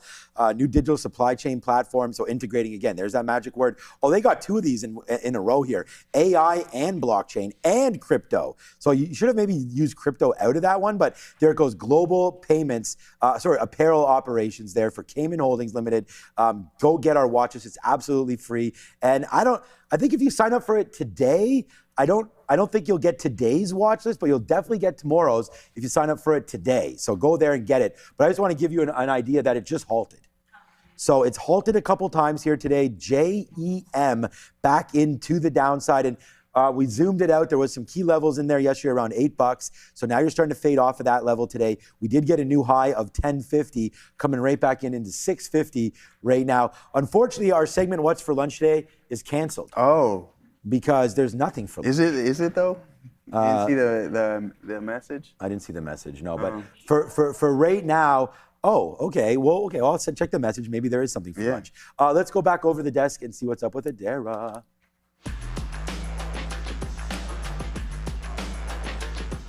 Beware, guys, getting comments coming through from China being reported by Xinhua. So state media, apparently you've got an individual from China, part of their leadership, speaking to Marco Rubio, so specifically the foreign minister, holding a call with Secretary of State Marco Rubio of the U.S. Just be aware. Keep an eye here on LHAI. This name was discussed with Luis this morning. He'll be back on at 1 p.m., by the way. Link Home Holdings, they announced that they've completed their 100% acquisition here of equity interest of Mortgage One Group. KUST, another name mentioned here by Luis today. This is Custom Entertainment. Apparently, they had record-breaking attendance results from its 30th annual Country Stampede Kansas Festival. Last but not least, JEM, the name that Sean just mentioned, another name that we went over here with Luis this morning. I've noticed this a lot with these small caps. You get one day of rallying, and then they get a second day where they announce kind of a random press release. Is exactly what you get with JEM today. The random press release in this case, as Sean mentioned, name-dropping digital platforms, AI, blockchain, and crypto. Yesterday's announcement is they made a board appointment. This is a Hong Kong stock. Beware, be careful. Back to you. Oh, Hong Kong, eh? She's in Hong Kong over there. So, okay, let's go. There it is. GEM now opened. So here it comes back in for JEM, 607 Cayman Holdings, 707 Cayman Holdings, 808 and Heartbreaks. You know where that's from, Joe? It's a song, definitely a song for sure. Oh my God, Derek. Joe! What is happening today? Stop, man. I'm exposing Joe live on the show. I don't mean to do that, Joe. I do not mean. Right. It's all right. What album? Dara, what album? I know. Okay, no, hold on. Whose album? Do you know what artist? Go home. What did you just say? Whose album is? This is not even my favorite album. I'm out of here. Whose album is it? I am out of here. It's getting out of hand, apparently. That's crazy, man. I just listened to Graduation. After that, I don't listen. I haven't listened to. I can tell. Adara's gone. Everyone's leaving. Everyone's out of here. Listen, the role that I'm on today, you don't want to leave me with the show because clearly I didn't know about certain things, right? Like. It's getting tough. Hey, but we have Meta on. Maybe it's Kanye month. We have Meta on, and that's all that matters. Yeah, this is hilarious. We are having that's all that matters. That's a good one there. Yeah, we're having a great time, of course, and this is what makes the show. Yeah, exactly. So, thank freaking Rizzo. He's got my back here. It's like no worry, Joe. He has no idea what you guys are on. 808, exactly. Like in the lineup. What? Okay, so what did we have? We had Graduation. That was okay, I'm going to stop while I'm ahead right now. We're not Are you ahead? Okay. Yeah. All right, so we're just going to do that, and we're going to continue to watch it. You mentioned TKO. That was a good stock, too. Amazon, that name, it's funny because, like, when it was getting crushed down here earlier, this is the name that, honestly, I was saying it yesterday, Google and Amazon. I think there's going to be two there that I'd like to buy, on some sort of a, tragic move down. Amazon would be the one. And we didn't get quite into the 230, but nice bounce back and recovery there for Amazon. More importantly, though, what's up with IBIT? I mean, we just crossed over there on BTC, over through 60,000, and you're starting hovering there again. Basically, the high of 60,400. Nice, but still $34 trying to drop out there. We'll see if we can get a short somewhere here on IBIT at some point because this market, I'm still down on it. I mean, I'm still not down. I'm cruising today, but we're still down as we hold the short, as we're hoping for a negative move in the NASDAQ for this trade to happen. But we've been bouncing off 79 a bunch of times, so we have started to cover there on the TQQs right now. So we're looking at that one as a potential move lower. Remember, our stop bet on this is 79.50 for the TQQs. But yeah, what a good rebound on some of those names, including Amazon. We're going to go to Adair in just 1 second. I just want to look at Intel before we go back because I feel like this could be my next trade. No, has not recovered their Intel. So good move back there on Amazon. And what's up with Adair? What's up here is Apple actually up nicely from lows. AAPL in focus. You do get a report coming from Mac Rumors, or they're citing supply chain chatter, quote unquote, that Apple has cut its iPhone 17 lineup production plans by roughly 15%. So some production cuts potentially here for AAPL. I think that's interesting. A lot of people saying yes, and obviously, chat. We have a great time here, man. Thank you guys all for participating. That's what we do, man. We like to laugh, we like to mess around and poke fun. Trust me, it's all fun. It's all fun. We were sitting beside each other talking for hours and hours. Yeah, exactly. It's all fun and games. You know what I like? It's like you're chilling with your boys. That's what it is, man. Like, and that's how many times your boys give you a hard time? All the time. Like whenever. Have you seen it? I don't even want to show you my group chat. I don't even want to show you my group chat. Like one of my boys is actually going through a rough time, and he's like, "Yeah, thanks guys for the support," and we all just laugh at the comment. Yeah. That's just how it is, man, and that's how we are in this workplace, guys. NVDA to the top side, up to 196. So I mean, we were down 3% at one point this morning, guys. Meta still on the upward trajectory, 8.5% to the north side. Tesla up 1.5%. SpaceX down. I mean, we went over our watch list already, but what we have here is DRAM still hovering around the volume weighted average price, but the primary focus here today, guys, it's going to be this name. Let's see if we can hold this 608, not 808 there, Katina, man. 608 here. Heartbreak. Yeah, exactly. 608 here on META. And if it does, it might be another add opportunity. I mean, we took an L yesterday at the height of this trade right here at 617. We eliminated all of that, and that's the objective. But I want to try to make this trade as big as possible, especially on Canada Day. Why? Because this is our team's day, and it's everyone's day, actually. But we like having fun, and we like rocking and rolling on this one. But I see some options activity here, Katina, man. Then let's do that. And a 50, I don't have any animations or anything, so hit whatever you like. Money. $50 super chat here, guys. Thank you. Today was a good day. IBIT calls at 33. 1,000 contracts exited at $34. Boom, up 54K today. Way to swing that. Yeah. Way to swing that bat, trader. That is some big time cash. Hold on a second. Let me reread that. Hold on. Yeah. $54,000. Listen, it's Canada Day today, and then we're going to have the 4th of July long weekend rolling soon. Do not spend it all in one place. I highly suggest hiding a bunch of it. Today was a good day. IBIT calls at 33 for 1,000 contracts? Yeah. So what do you think those? Let us know, High Trader. Like, what did those contracts cost you? Yeah, well, we can figure that. We can figure that out right now. Absolutely. Okay. We can head right over. Like, talk about conviction. So we can do that math. At what point did he buy them is a great question. So what we're going to do is we're going to actually pull up the chart for this specific contract in itself. So he bought the 34 calls. We don't know when he bought them, but if he bought 1,000 bright and early at 9:30, well, guess what, Katina, man? He got a 200% return in the span of a. He said he got them at 2 cents. Oh, okay. So you bought those a long time ago, far out of them. Yeah. Okay. All right. I see what you are. There you are, bang. So that didn't play out here today because it didn't. Those $33 contracts. That could have been today. We're not today unless you bought something that was crazy out of the money. But he calls that 33.40. No. He's talking about the underlying asset. So give us the actual strike price value as well, too, guys. When you maybe you can super chat $1 and give us that because we can see it. It's the chat's going too off there. If you can give another, $50 is very kind. Thank you so much. It is very, very kind. We want to thank you for that, but it's hard to sometimes see. They're 8:40. He said something at 8:46 a.m. Anyway, it doesn't matter. Thank you so much for that, man. That's awesome. We had a few other super chats, I believe, as well, right there. If we can have that going up there, he wants to look at hymns. Okay. If you can throw that up, Andre, when you get a second. I feel bad always asking Andre. I can go do it here as well. Hold on a second, super chat. There it is right here. We'll send it. I got it, Andre. We'll send that through. There it is right now. So can you take a look at Hims that broke above recent higher high? I love the higher high look, so that's for sure. Clean breakout, more of a squeeze. Yeah, so Hims does have a short float to it. This name is very, very, what is happening right now? Oh, the futures are going lower. Okay, I was just like, the net is kind of ramping up a little bit, Joe. As Meta is still 613 and holding highs. Can we get to 620 today? Pretty nice. I do. I just think the stock has been overdone. I know. Did we go over the super chat? So I was just about to do it now. So I do have Hims on there. I'd like to get your opinion as well, Joe. But this is the break that I really like this kind of talk. And we talked about that. Again, this is a daily chart. We talked about this with Brian yesterday. This doesn't really have the consolidations that you're really trying to look for. I mean, when you're talking about consolidation, normally I like to see at least 2 weeks or so. But yeah, the hold to me, great took there, working mom trader. Shout out to all the working moms out there, all the stay-at-home moms. Shout out to all the moms out there, man. And for what my wife's done for my kids. With the kids. I love her for that. That is for many reasons, but that's one of them. But there you go, man. $32.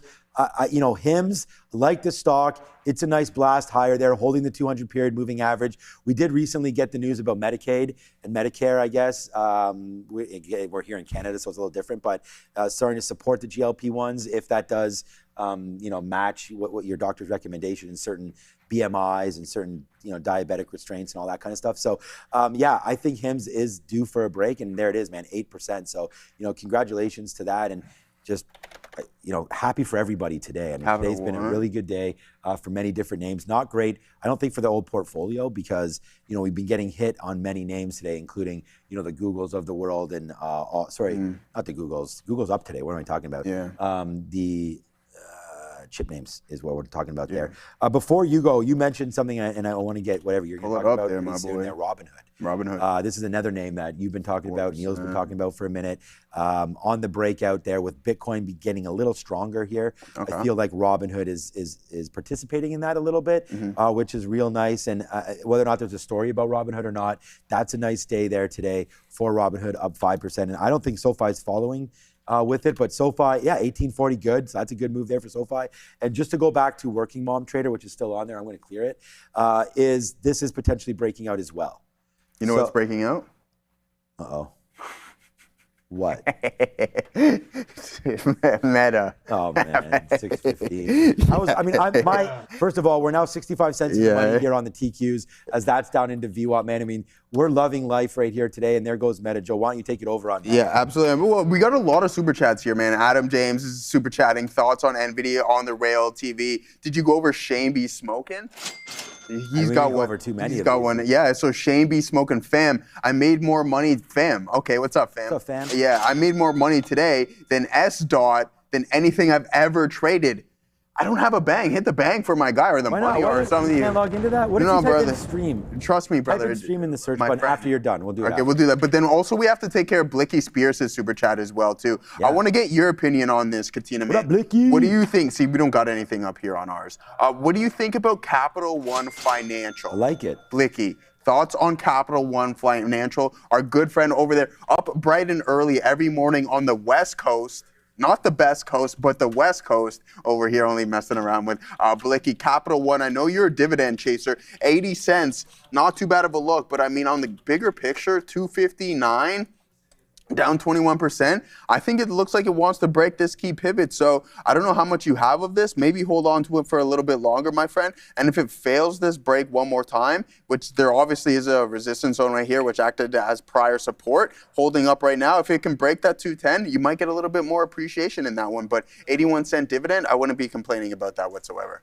No complaining about anything around here these days. No new friends. No new friends. So I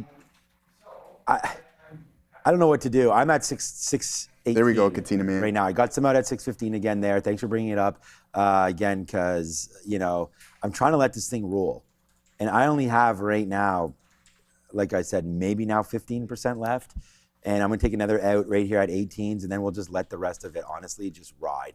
This is a $17 winner. You got FBL over there, and we're just kind of cruising now. Yeah, man. And a shout out to my good friend as well. on the chat. That's what's up, Salvador, man. He's talking about having this TQQ short with me, and this is now 80 cents in the money and starting to do something as well. So it's really moving. This is really starting to go. Yeah. Oh gosh. That's what I'm talking about. Let's just go diamond hands. Yeah. I mean, I think this is. Dude, look where I took my first out at the break of the high of the day.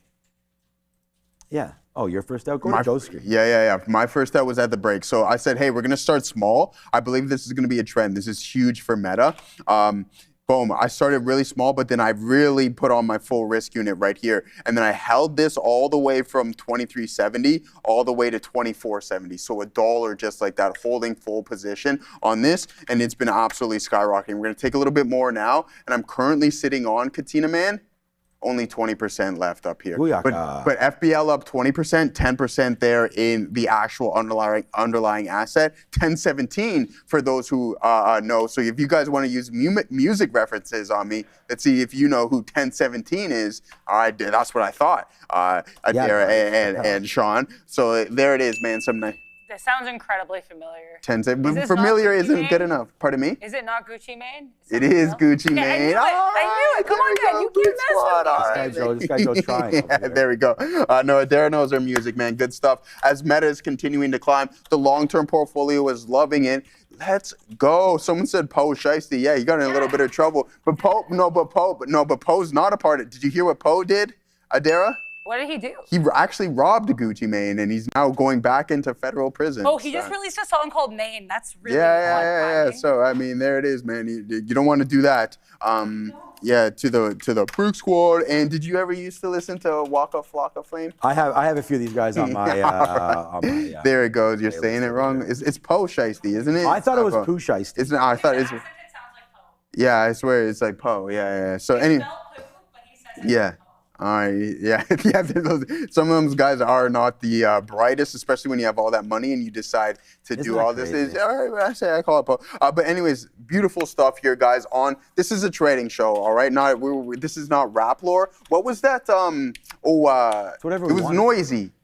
With, I believe it was Vice News had that Noisy segment within it there. This is not Noisy, this is Trader TV Live. And on Trader TV Live, we are up 20% in FBL. And we pretty much have the bottom at this point, guys. So not too bad of a look.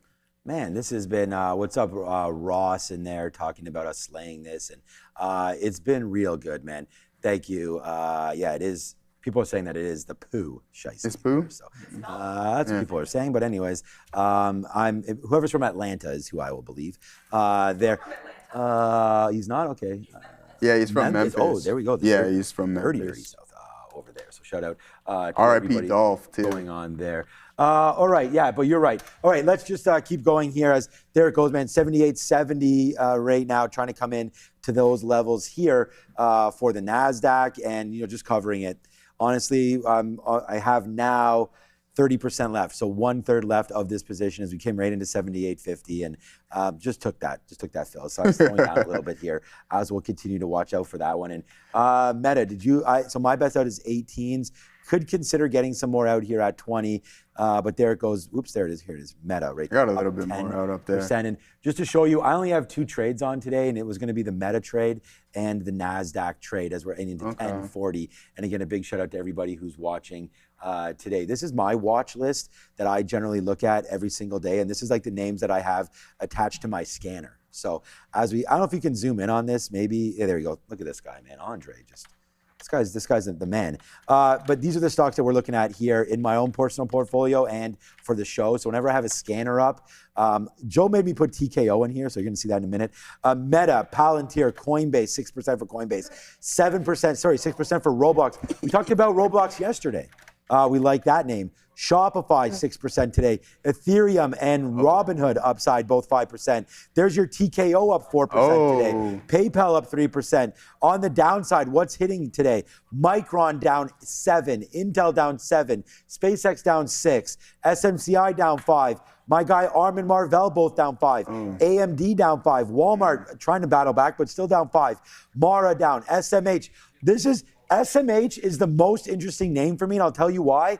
What about a flip over of all your AI stocks into SMH? Now, I'm not talking about the Googles of the world, but what about your Marvells, some of these chip names that have been sort of going hard? If you get SMH, you get a little bit of them all into that one. Not a bad idea there. As we talked about, maybe ETFs, a little bit of a safer spot than some other names. Because like today, if you're in SMH, if you had done that move today for SMH, well, where was that? It was only down 3% or something. Yeah, 4%, as opposed to some of these other names down 4 and 5%. So a little bit of an interesting look there for the watch list and some of those names that are moving around today. So yeah. Oh, the IPO, when does that hit? Just a quick look. I just want to check that out because someone just mentioned it here. Let's sort it by market time and just see the update. So there's Lime has not hit yet. What was the name of the other one, Adara? BSP. Yeah, so they're both BSP right here. 30.45 is the tap that's above the price. Right, okay, so there's Lime right now. We'll have a quick look. The price on Lime right now tapping 27. Do you happen to remember what that might have been, Adara? Lime? Wait, what are you asking about? The tap is now 27. Okay, so we were looking, I think, between 24 and 26. Okay, so a little higher for Lime, but the demand here is very light, man. 200,000 shares, so a little light on the demand side for the Lime ETF and BSP as well. Much more interest there on the BSP, now to 30.45. So a couple different names there to look out for on the IPO front. All right, it was a call for Adara. If it's still on, we'll go back there.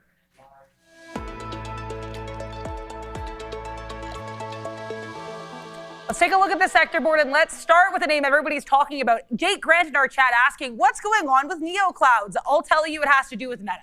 META, basically what they did here is they came out, reportedly, according to Bloomberg, not confirmed, and they're going to be getting into the cloud business to sell some compute. That's going to be a bad look for the NeoCloud. So that, Jake Grant, is why these names are down. Other names in the sector that are strong include Palantir up 8%, Apple up about 9%, ServiceNow and CRM up 5% each. MSFT up about 3%. You've got strength here in ADP. Oracle, though, for Oracle to the downside, very likely for the same reason the NeoClouds are in relation to this META story. Other strength in finance, consumer non-durables, transportation, process industries, health services, commercial services. Now, what's weak? I'll tell you. Industrial services is struggling. Non-energy minerals is struggling. Health tech for the second day in a row, Eli Lilly and J&J pulling lower. We know you've got some of that availability here for seniors on Medicare for these GLP-1s like from Lilly and from Novo. We also know Eli Lilly going to be under that investigation from the House China Select Committee led by John Moulinar. That was announced yesterday, so maybe some other negative sentiment. AbbVie and Merck also connected to that Moulinar investigation. Retail trade generally strong, but Walmart, the stone on this one's ankle, and producer manufacturing weak. Electronic tech, with the exception of Apple, pretty weak. And you've got, I think, especially these memory names, which led the NASDAQ and the SPY in the first half of 2026. Really rough start to the second half of the year for them. Back to you. I have an important announcement to make. Obi is in the building. Oh, yeah. So we're excited to have Obi come through here as Sharif taking a couple days off. Obi will be sitting in there for the next 2 days, I believe. And I don't know, is Sharif back on Monday?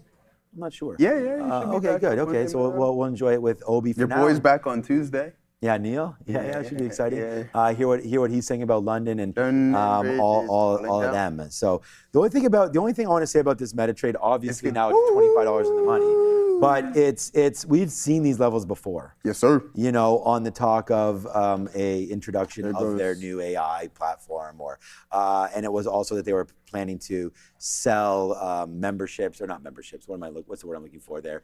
Monthly subscriptions. That's the word. They're into their platform, and helping you out with WhatsApp and giving some people some different abilities there for stories and all that. You know how many stuff. That didn't go over. You know how many people are actually on WhatsApp? No.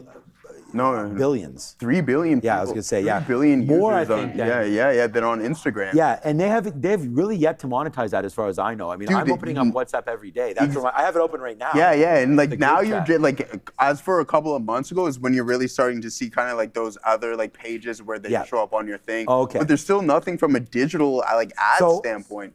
Right, but you know how they're. You know what? Sorry, I'm going to get a piece out right now. Yeah, get a piece. I took some off the highs I'm right gonna get here out as well too. Continue, man. right here if we can. There it is. Yes, sir. Yes, sir. 21%. $24 winner. 21. They're monetizing it on the commercial side. So what they're doing is some companies are using WhatsApp obviously for intra, because it does have the encryption. Yeah. So what they're offering, I think, is instead of using GChat or something like that, like we have here. Yeah. You're using WhatsApp. Yeah, people are over there and using WhatsApp a little bit more.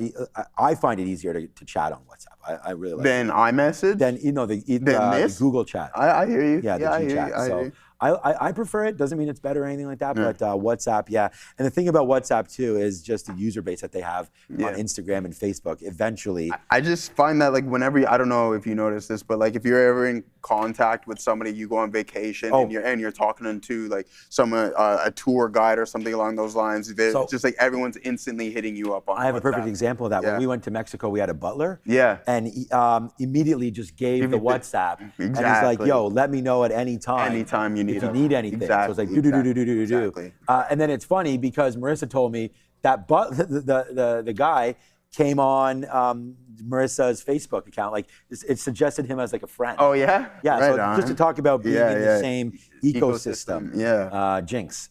There on the You owe me a drink. Oh, we don't know each. But I don't know if you. We're trying to make another bet. You and Neil are the only ones that have the bet. You have everybody else. No, you have the Dodgers. And I gave him everybody. And he has everybody else. else. It was kind of it's stingy on it. I'm like the Raptors 2-1 on it. How about I take the Raptors to win the Eastern Conference? And no, but I'm a Raptors fan. I know that's the thing, right? Like, I don't think they're going to win. I don't think they're actually going to win the Eastern Conference, but I want to bet it against another team. Yeah, we'll find a way. Maybe we'll make a deal. I think New York's still going to be having. What do you think's going on with Jaylen Brown there? You think he's going to get out of Boston or what? I mean, he wouldn't be a horrible pickup for the. The thing about Boston is they had Tatum, like he's coming off that injury and everything. Boston still is more to go there. I know they lost on Giannis. Giannis. Giannis there, they lost on him. He went over Milwaukee. They lost him to the Heat. Got Giannis. So he got Giannis. That's an interesting look. Tyler Herro. I mean, Bam. Yeah, they traded him. He's away. over to But Bam, didn't Bam grab like 85 points or something? Yeah, he hit the took record. Down Kobe there. Yeah, man. Yeah, he had the record. Shout out to that guy. He shot like 40 free throws or something in that game. But that's part of the game there. All right, 10:47. And yeah, good talk here today for sure. Here we go. Working. Oh, another one. Oh, why is this going back? We actually already got this super chat there. So I'll clear that off. Here we go. But first, that one just left. I don't know what happened to that one. That was first of the month. I'll get that back up there. We do have a lot of, let's just roll through these. Bone Thugs and Harmony. I mean, it's the first of the month. Wake up. You're asking the wrong dude, man. It's the first of the month. Happy Canada Day for everybody today as well. Next.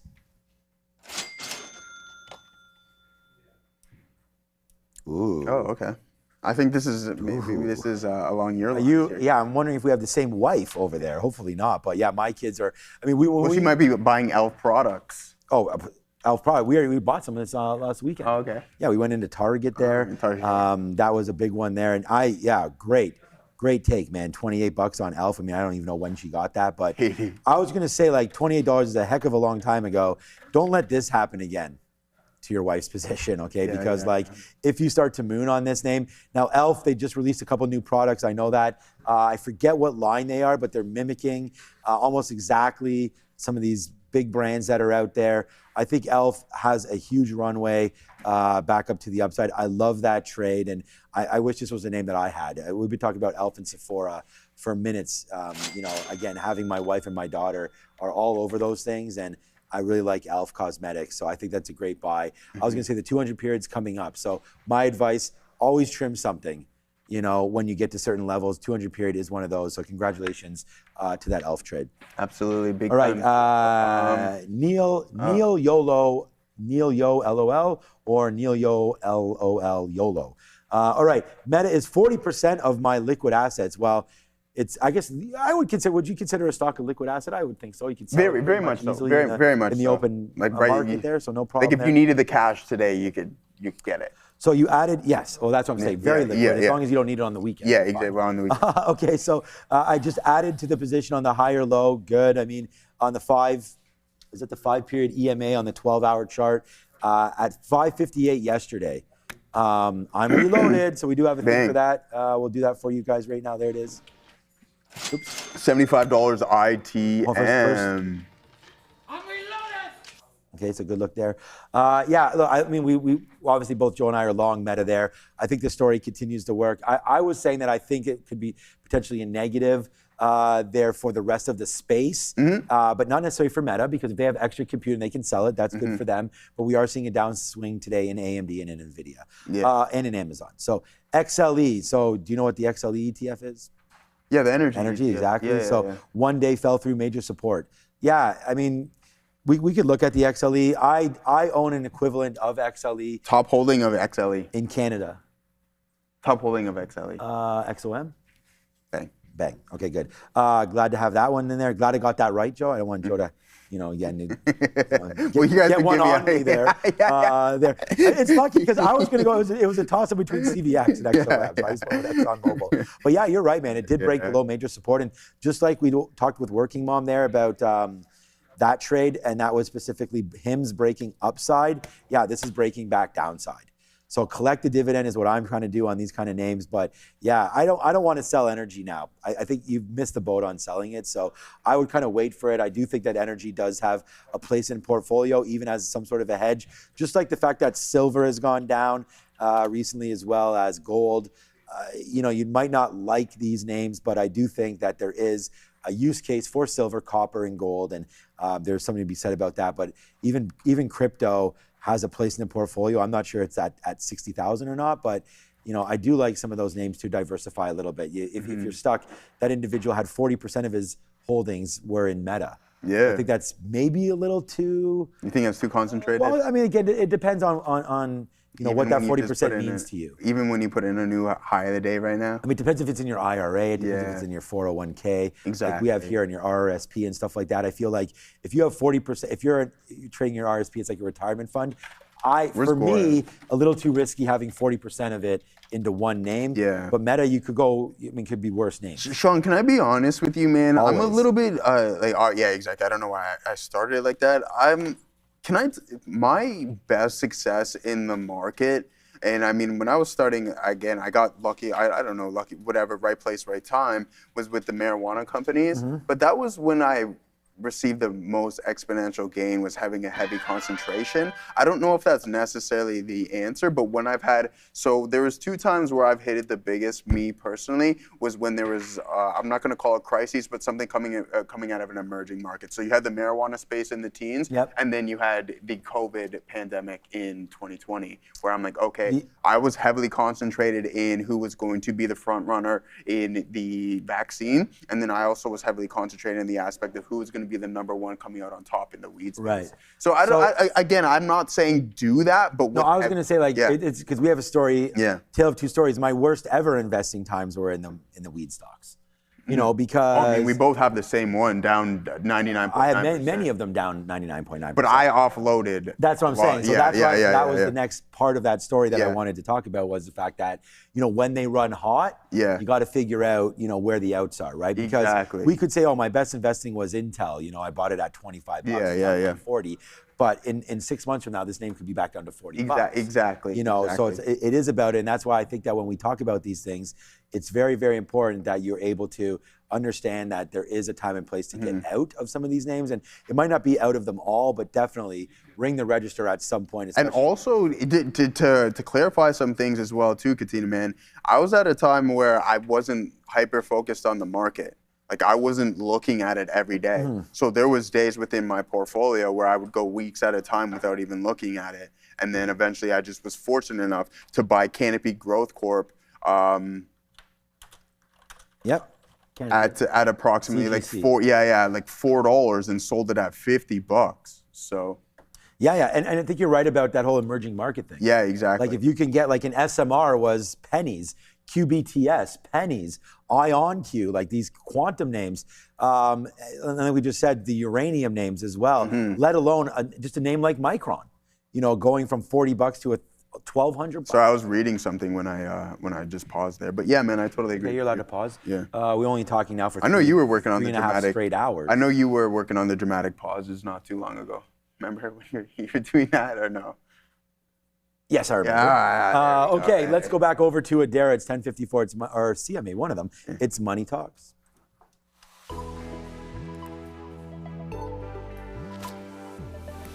We are going to talk about some money, guys. Here is the DXY. Actually, nice look here. This is very much in an uptrend from early May 2026, you make this double bottom here on the chart from a technical standpoint, then you just push to the upside, making higher low after higher low. We did have a little bit of consolidation with that 3-day decline that ended yesterday. So we put in a green candle yesterday. Today, trying to push higher. Let's see if we can take out and make new, more, I was going to say multi-year, but it's really just over 1 year highs here and break above this 101.7 level that we made last Wednesday, a week ago from today.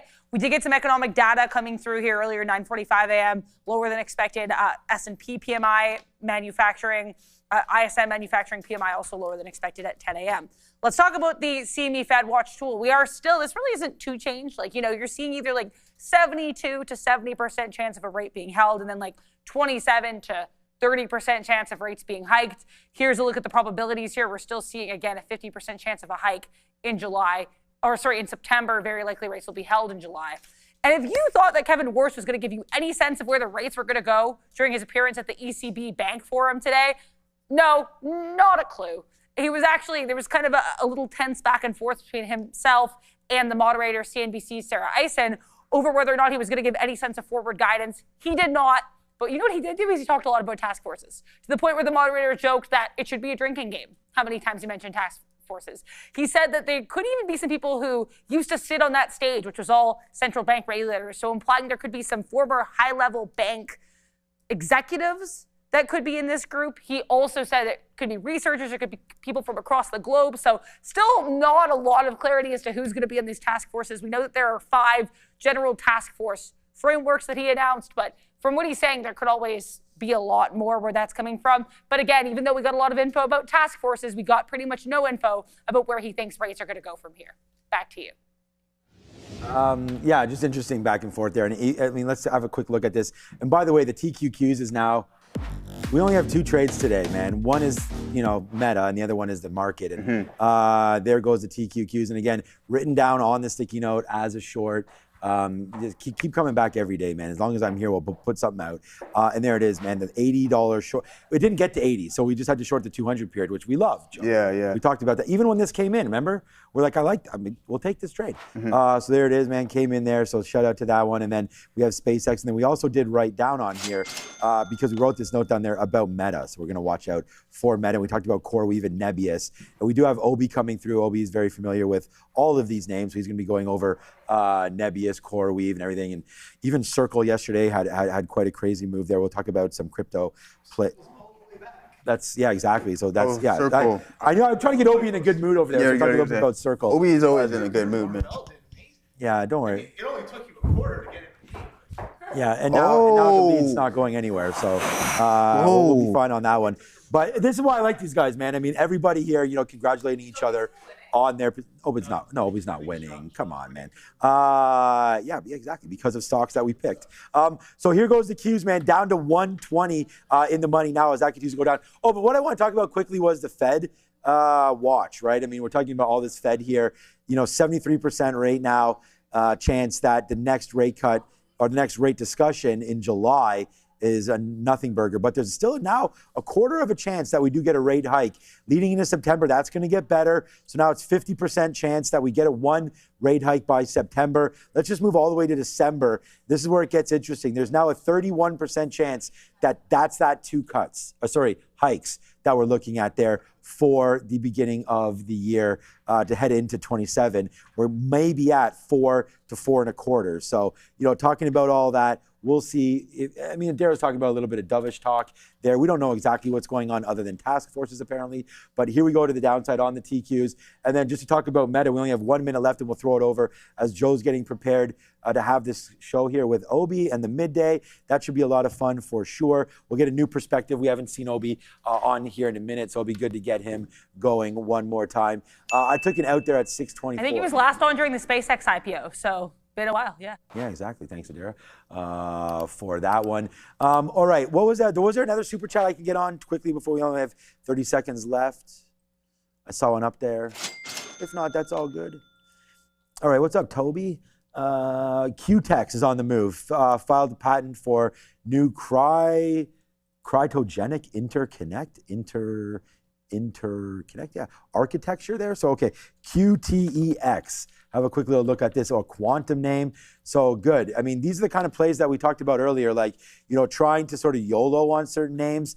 Look into the deals there. Thank you for bringing that up. But there's QTEX holding out really nicely. And maybe this is the next way to go, man. Find names that have sort of done moves like this, come back in, found a base, and are ready to rip off of that. Because if you're long here at $1.40 or so, and it actually gave you $1.40 today, it looked like, right? Well, that's to start with. Pulls back into 155. That might have been fine too. But find a name that, and a name that I'm looking at maybe even is SMR.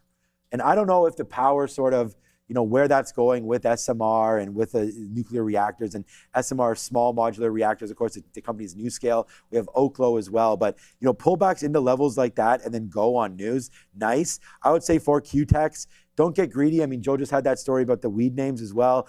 Up to 230, 240 looks like it's been topped out there. And then just because we had mentioned SMR and because I'm looking at it, it seems to want to hold this $8 to $10 mark. Now, whether or not this goes down, like Neil said, he's in this name at don't know what price, but if this does wind up holding, it could have a nice move higher, off of some of these bases. A name that's really got going earlier, and even if we zoom out there, it's been down here before, so that's 10 to 50. Could it do it again? Potentially there for NuScale. So, good little level here, goes all the way back. This was $10 in March of 24. So there's lots of opportunity, I think, for NuScale to sort of mature back into some of those levels. And yeah, this could be one of those names that does have a run in it. Look, thank you so much to everybody today. I mean, it was such a fantastic day. We want to say to everybody here in Canada, happy Canada Day. It's been a blessed day here with this trade, as we are still $25 in the money on that meta trade. Thank you everybody for watching that. It's been a good one. Thanks to Joe. Thanks to Adair for everything today. Thank you for everybody switching over there. Tiffany, Andre, thank you for all your hard work again. Thank you to Sharif for the morning note. I'm out of here. I'll see you back at 2 p.m. It's the midday. Ciao for now. But then how do you shut down now? Oh, okay, it's different there. Oh. Yeah. It's Canada Day. Yo. You ready, Assassino? What's going on? Pow, pow, pow, pow, pow, pow. Pow, pow, pow. Listen, the individual next to me, Linda, listen. Needs no further introduction. I'm gonna let the man, the myth, the legend, the Jedi Master himself do the roll call. Just the dude, he likes to say. But this individual right here, Obi, he is the one Kenobi, is going to be doing today's roll call. Fired off. All right, okay, yeah. Let's go. Let's see who is in the house with us here. Michael P. DeRuyter. What's going on, man? It's been a while. Bob the Builder, without any ease there. Greetings and salutations. What's going on? We got Bobak in the house. Darwin the Trader. Yo, what's going on? Some familiar names for sure. Dropping in here. Big O Nephew in the house. Wow, these names are moving real fast here. Shane B. Smokin'. Oh man, I definitely got smoked today. We got Adam Deleuze Adam James Abroad. Oh boy, in the house. Yeah, what's going on, everybody? Yeah, there's a lot of people coming in. DDT. Ooh. 214 saying Obi and Joe. Yeah, today is the Obi and Joe, the Joby. Yeah, so and tomorrow as well, too. Tomorrow as well, yeah. Sharif's off. Sharif, he said he have another soccer game today? Going to the south, my boy. Oh, okay, all right. Headed over, you know where everything is bigger, right? Texas, baby. Yeah. Everything is bigger in Texas. Apparently all my exes. Oh, are they? They also live in Texas. I don't think it would be apparently. You would know if they were all there. So apparently. Maybe. All right, guys, good stuff. Hold on, give me uno momento there, mi amigo.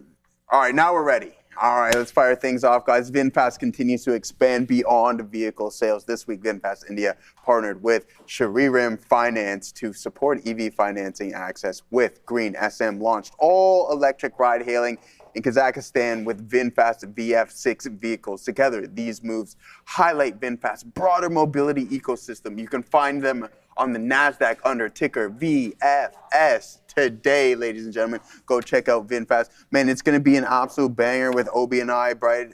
Today, Joe the Chad says, my friend Nick Martin, Obi's back in the house. Glad to have him, man. How's Jose doing today as well? Katina Man and I were both trading Facebook. Even Obi, you're not long FPL. I'm apparently I'm long from. What is FP? Oh, that's the levered ETF. Yeah, that's what what I'm long. Yeah, I know you like your levered ETFs. I forget that it used to go under the ticker FB. Yeah. And I guess they never changed. They never changed that. We don't have. It should be like an METL or something. We don't get. Right? Well, we have METU, but we don't have access to that one. Oh, we actually don't. Yeah. So I've tried to put in a couple of tickets, but what we will do is we'll correct that right now. I'm only sitting on about less than 10% right now. My boy Frex Gateway filled 25.72. Man, that's 2 shablamos right there. Bang, bang, bang. To the long side. Yeah, I mean, hey, man. As soon as I heard that news, we've been waiting for this for quite some time.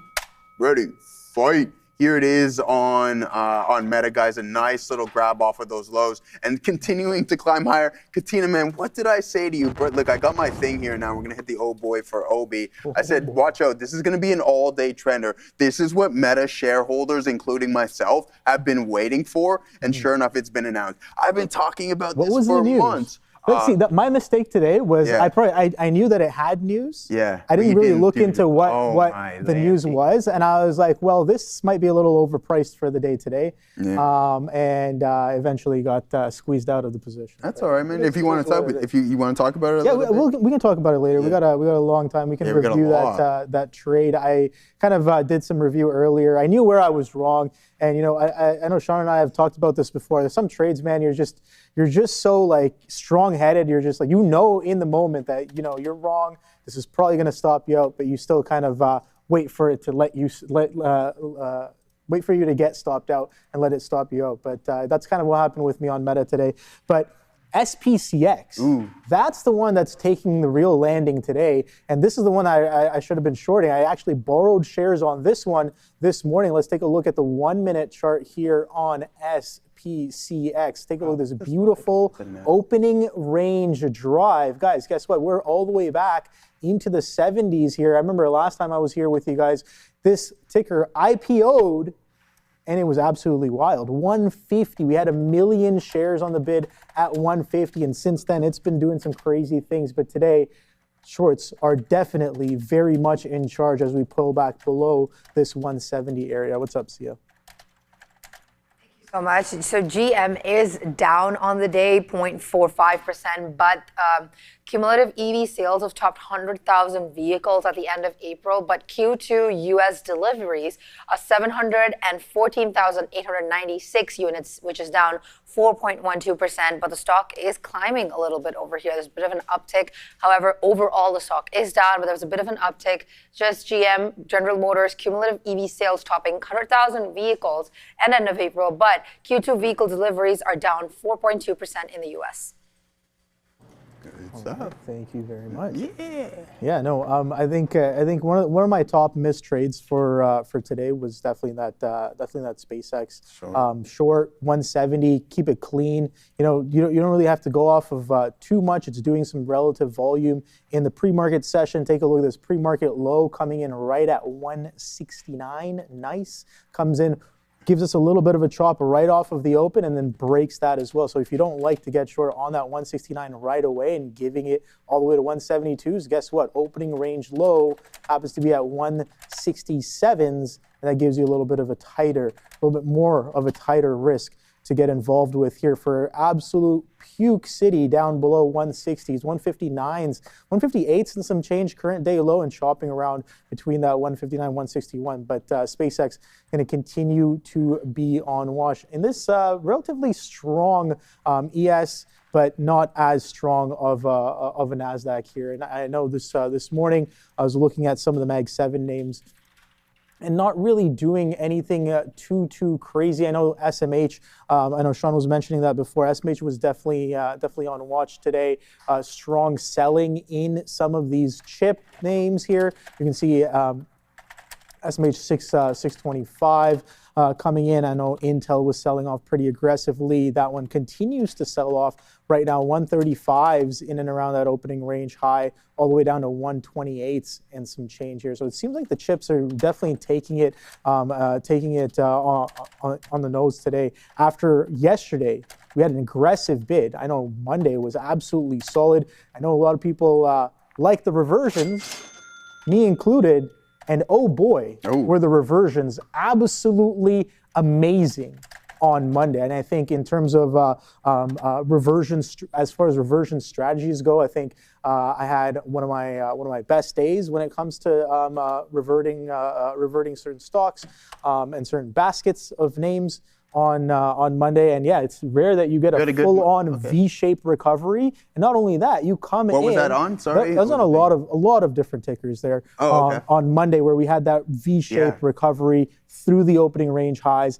and then day two continuation on coming in on Tuesday on a lot of these names here. And if you saw prior day highs or pre-market highs, and you looked at that as a bit of a target to get involved for a day two play on some of these chip names, you really got that move yesterday. So strong start off to the week. It seems like we're taking a bit of a pullback on hump day, though. Yeah. I mean, hey, man, well, the SPY, I was just talking to Time for Alibaba. Yeah, we'll take a look at the Alibaba in Uno Momento. I was just talking to Gaurav in the chat. I'm like, the SPY is a lot stronger than what the NASDAQ is here today. And then obviously with that being said, I have to go and take a look at the financials. We have JPM up 1 point something percent, and then you have Robinhood, who was pretty strong today. Memory selling off a little bit here as well. So, I mean, hey, I think there's going to be a good opportunity to get involved with the Nasdaq here. Tesla putting in a new high of the day. SpaceX going oppo taco right now, but consistent higher lows on this bad boy.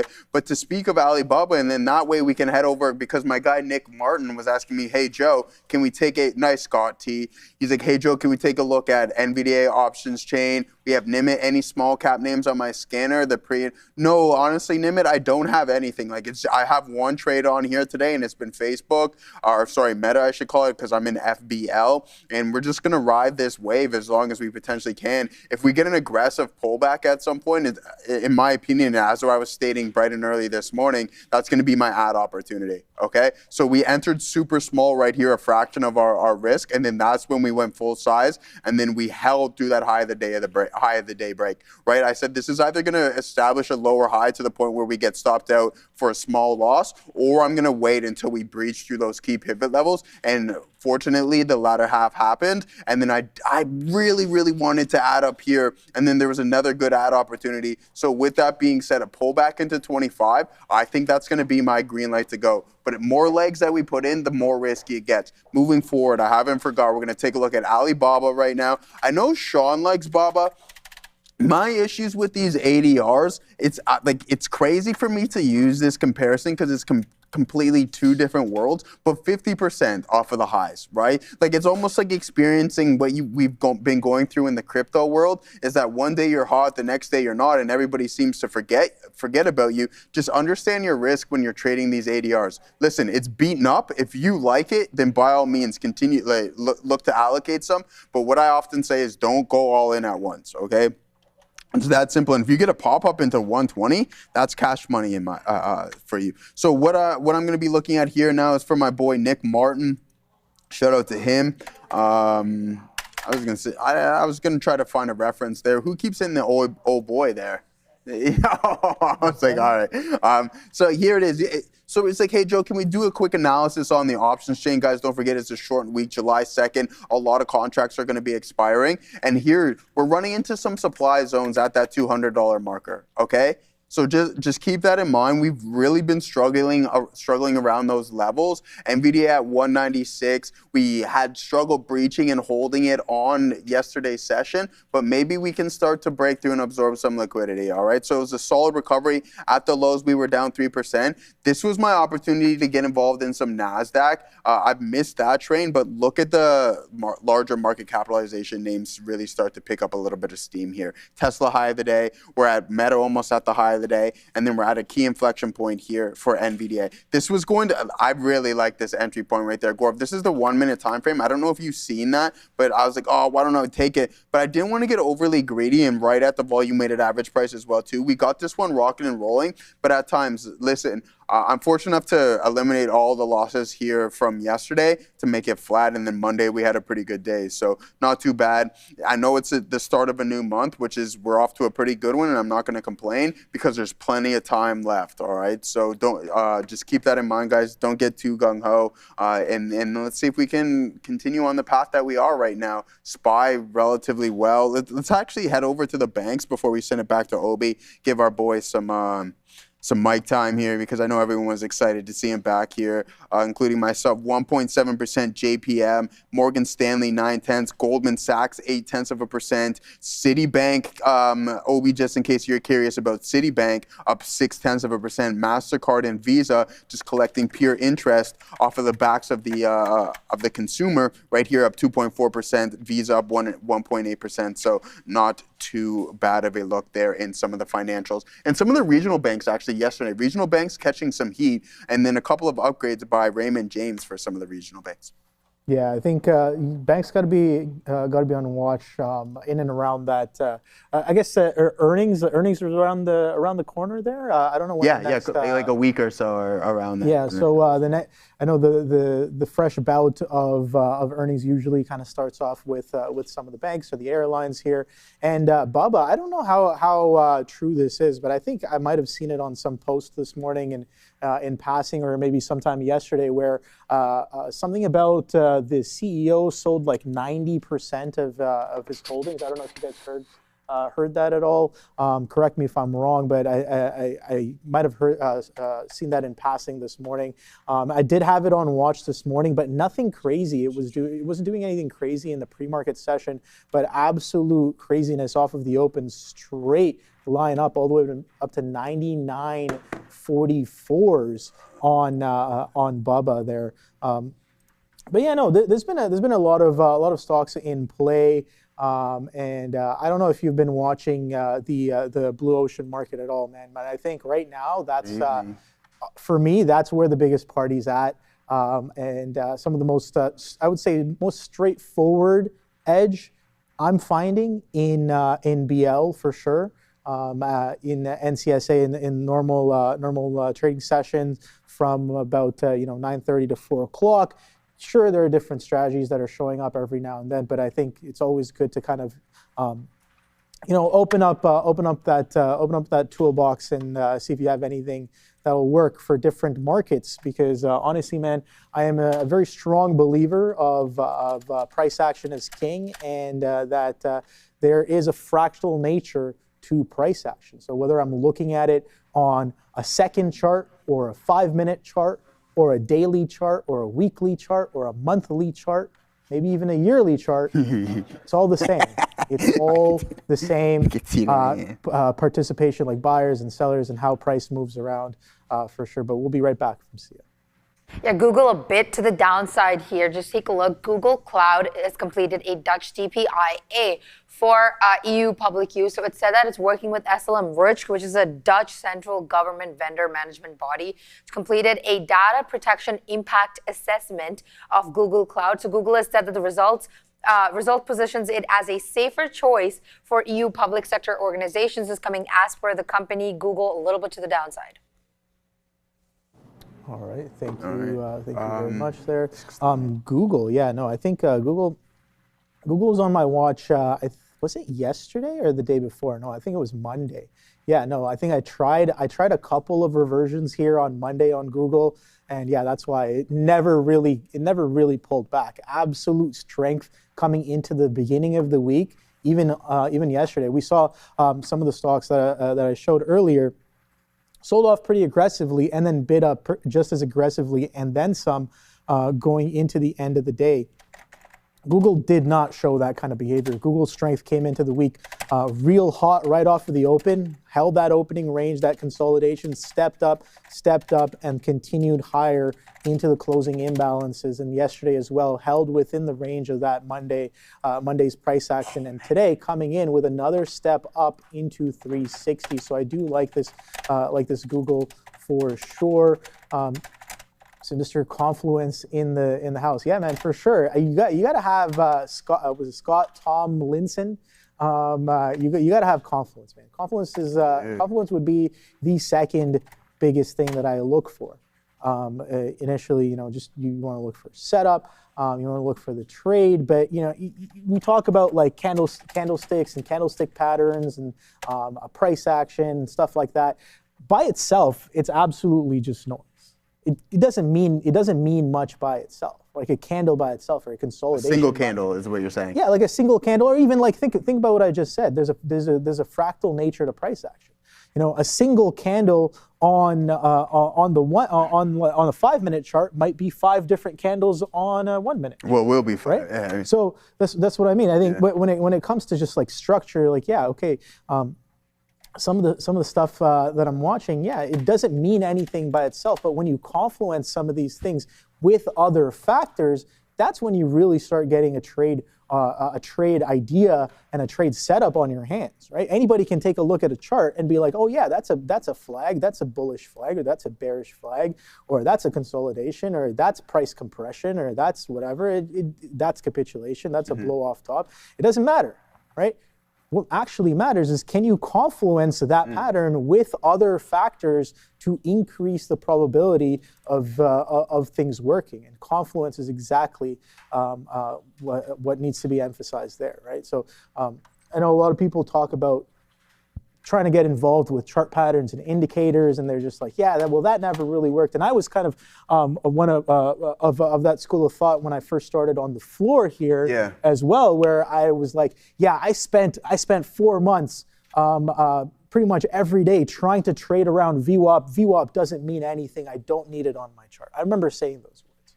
Guess what? Now, in certain places, I definitely have VWAP on my chart. I definitely use moving averages. I remember there was a time as well where I was like, well, moving averages are absolutely trash. They don't really mean anything. They don't work. But guess what? When placed in the right position and at the right time, in the right setup, with the right nuances, it can mean everything. Absolutely. So I think that's the biggest difference here. Ozan saying VWAP does not mean anything. Yeah, by itself, it could mean absolutely nothing. Well, let's be real here, man. I agree with you. You got to find what works for you. And you know how the old saying goes, there's more than one way to skin a cat, right? As long as you're becoming profitable at the end of the day, whatever you do, continue to do, especially if it's working. If it's not working, then by all means, work around those things. As you just mentioned, it's like you focused and you did something for X amount of time. It didn't work for you, but then you've managed to find a way where you implemented it into your system and made it work. So that's well, sorry, Jacques. I know that's a little bit of a dramatic saying, but it's true, man. The cat. We'll leave the cat. I mean, did you ever watch the documentary Don't Mess with Cats? I think maybe. Yeah, really good. It was about on Netflix, right? Fire, absolutely. Yeah. So exactly. I love cats. I love all animals, to be honest with you. But no, in all seriousness, as long as you find something that works for you, continue to do so. All right. It's great that you say that, because even like using certain indicators. It's just like sometimes you just got to keep it simple. Is it holding the moving average? Is it holding VWAP? Then use the indicator. Right. And if it's not doing it, then you don't have to let it prove to you that that indicator means something. Right. There are times where like it can be annoying if you're on the wrong side of the trade, but it can be great for you if you're on the right side of the trade, and you see sometimes price will dip back into moving averages and buyers just step up every time, and you're just like, these damn moving average algos or these damn MA buyers, like when are they gonna let up? But guess what? You're seeing and you're observing a phenomenon happen and occur. The question becomes, what's the decision making that you're gonna have around it, and how are you gonna manage your positions in and around some of the information that's being presented? Because most of the time it's all noise, right? Sure. We try to look for, exactly, John Cutler. Do or do not, you must. Yeah, I think isn't that how? No, that's. Where is that from? It's try or try not, do or do not. There is no try. Someone asked me, well, we get to peel in the orange, guys. You know, we get our daily vitamins in here. via the orange. Other than that, guys, like, look at this move. I was talking to Gorv in the chat. I'm like, what a missed opportunity on my behalf on the TQQs at the volume weighted average price. All the stars were aligning, as I often say, and I didn't pull the trigger on that one. SPY is at a new high of the day. We must be close to, I guess we had a little bit of a gap down bright and early this morning, guys, after the blue ocean. I know Obi was keeping an eye on it, so some selling stepping in there, and then at 4 a.m., right when we open up, you can see that we get a little bit of a gap down, but that's filled. It was filled in the pre-market. You're now up to 750. Where's the all-time high in the SPY? All right, we're still a little bit off of it, but another strong session, 4 in a row at this point, guys, closing green. And Tesla has really started to pick up some steam over the past couple of days, guys. What we will do is we'll head over to the options chain and take a look at some of those. I was going to say thank you for something. All right, good stuff there. What I do want to do is head over to the options chain. We're going to take a look at Tesla because I know a lot of people. Katina Man's headed to the gym, even though it's Canada Day. He's still getting that work in. Nice job there, brother. It is a warm one outside, so guys, make sure you stay on hydration, nation. But also, the most important thing, people think it's water that you need to have when it's really hot out. No, you actually need to eat some food. Anyways, aside from that, let's head over to the chain. We're going to thank you, Assassino. Now what we are going to do is take a look at it. Tesla, we have some options expiring today. Okay, and there's nothing crazy from an open interest standpoint. So what are we going to do? We can head over to next week's, the start of next week's expiration cycle, July 8th, 7 days away, and see if we see anything, but I'm not. So what does that mean, potentially? So $430, this is where we're going to have the most amount of open interest, 13,400, 29,000 contracts at that level, okay? That's huge. 11, you're up 2%, $11 on the underlying. If we can hold above which we currently are, and we're closer to this 432 strike price, there isn't much from a supply amount in the options chain, because don't forget, you're not going to be constructing, you're not going to be diluting the float or the shares. These are actual shares that are already out on the outstanding market, okay? So here it is, 432. I think there's some room to run here in Tesla. And if we take a look at the daily, I think that might be a little bit more of a correlation, and we can see what the price action's up to. And we talked about a key level. At this pace, we're headed for this zone, in my opinion, okay? So we can remove this because that's no longer important, right? Like there was a level there that we were talking about. This base has been holding up. We've broken this trend line, so we can remove some of them. We've broken this trend line. Now, where is that next pivotal moment here for Tesla? I think that's going to be at that 450 marker. If it breaks, watch out for that next leg higher. I'm not saying it's going to happen rapidly or very quick, but at some point it will happen. And especially when you're on your 4th straight green day, I like the way the look of Tesla right now. Yeah, I think a couple people in my Discord pod here talking about Walmart. Yeah, Walmart got smoked. Yeah, what was the news on that one? There was some intraday. Nothing on Walmart. Okay, all right. So thank you, Adara. Adara said there was no news on Walmart. She said she looked, but yeah. Absolute craziness this morning. Sorry to interrupt you there, Obi. There was something that came in at 11:11. Adara, so facing slowly comparable store sales, says Cleveland Research. So maybe that maybe. Yeah, it was it was way after. It came in at 11:11 as I just the relative volume here and the price, the action and the volume actually started coming in at 6:30. So maybe someone knew something at 6:30. Yeah, exactly. Someone always knows something, but with like how do I interpret this without going a little too crazy with my tinfoil hat or suit and keeping it simple? I'm just going to be like, all right, well, volume came in around 6:30. Sellers were dominant. Guess what? Coming in off of the open, sellers are also dominant. Pre-market low breakdown. And what may have alerted you towards Walmart this morning? Well, if there wasn't any news, you got to have that relative volume scanner on and throw that up to see this one come up on your radar here, doing almost about it started off around like 3 to 4. But average around more like 7 to 9 times relative volume coming in off of the open on Walmart. What's up, Sia? Thank you so much. I'll also keep an eye out, but I'm not seeing anything on Walmart as of now. But I'm just going to pause for a second. Kazim Garibabad, who's the Deputy Foreign Minister for Legal and International Affairs of Iran, saying that no meeting has been held between Iran and U.S. delegations in Doha. And he's also saying that Iran's delegations meetings were held with Qatari and Pakistani delegations to follow up on the implementation of the Islamabad MOU. Just keep an eye out. USO was a little bit to the downside. Iran's Deputy Foreign Minister making comments. All right, thank you very much. Yeah, no, some stuff happening here on USO potentially. I remember, man, this stock was an absolute solid vehicle to trade around, especially when we started getting some real volume here. I remember I still have, if you guys were around, I still have some of the charting up from those initial days when USO got its volume and spike, and we saw that multi-year breakout happening off of I think it was the 80s, but we'll just go in and check what's happening there as of right now on USO. Talk about a beautiful, beautiful backside move, right? The volume has dissipated. Take a look at this, guys. This is some beautiful stuff. Let me get rid of these indicators and lines for a second here. Take a look at this beauty. When the volume comes in, see, this is the breakout that I'm talking about. A multi-year breakout, 2021s all the way to 2026s, sideways chop, range base around 65s, and then a hold on the ask or a range resistance in and around 83s to 85, somewhere around there. Guess what? We come in, we gap up, we pull back in, we bounce off of the range highs. This happened on the week of March 2026 here, and since then this thing has been having some absolutely wild moves. Crazy chop 154.08's the high.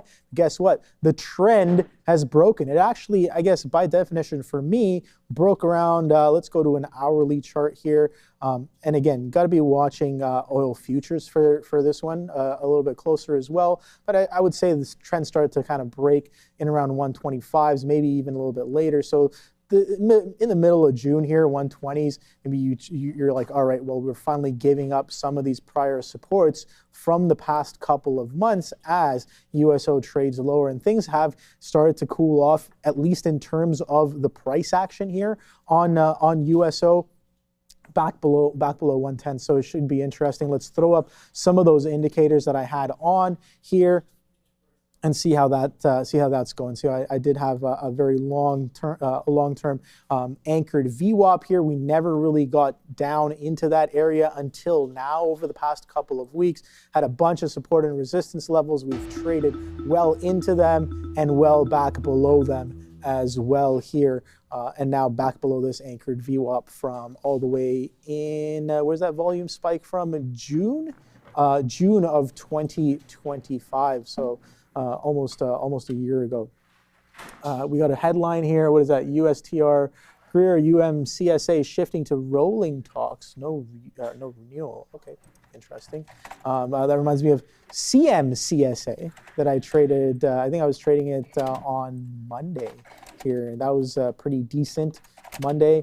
I came in. This was I think probably one of the top trades for me this week was Comcast opening drive short coming in on Monday.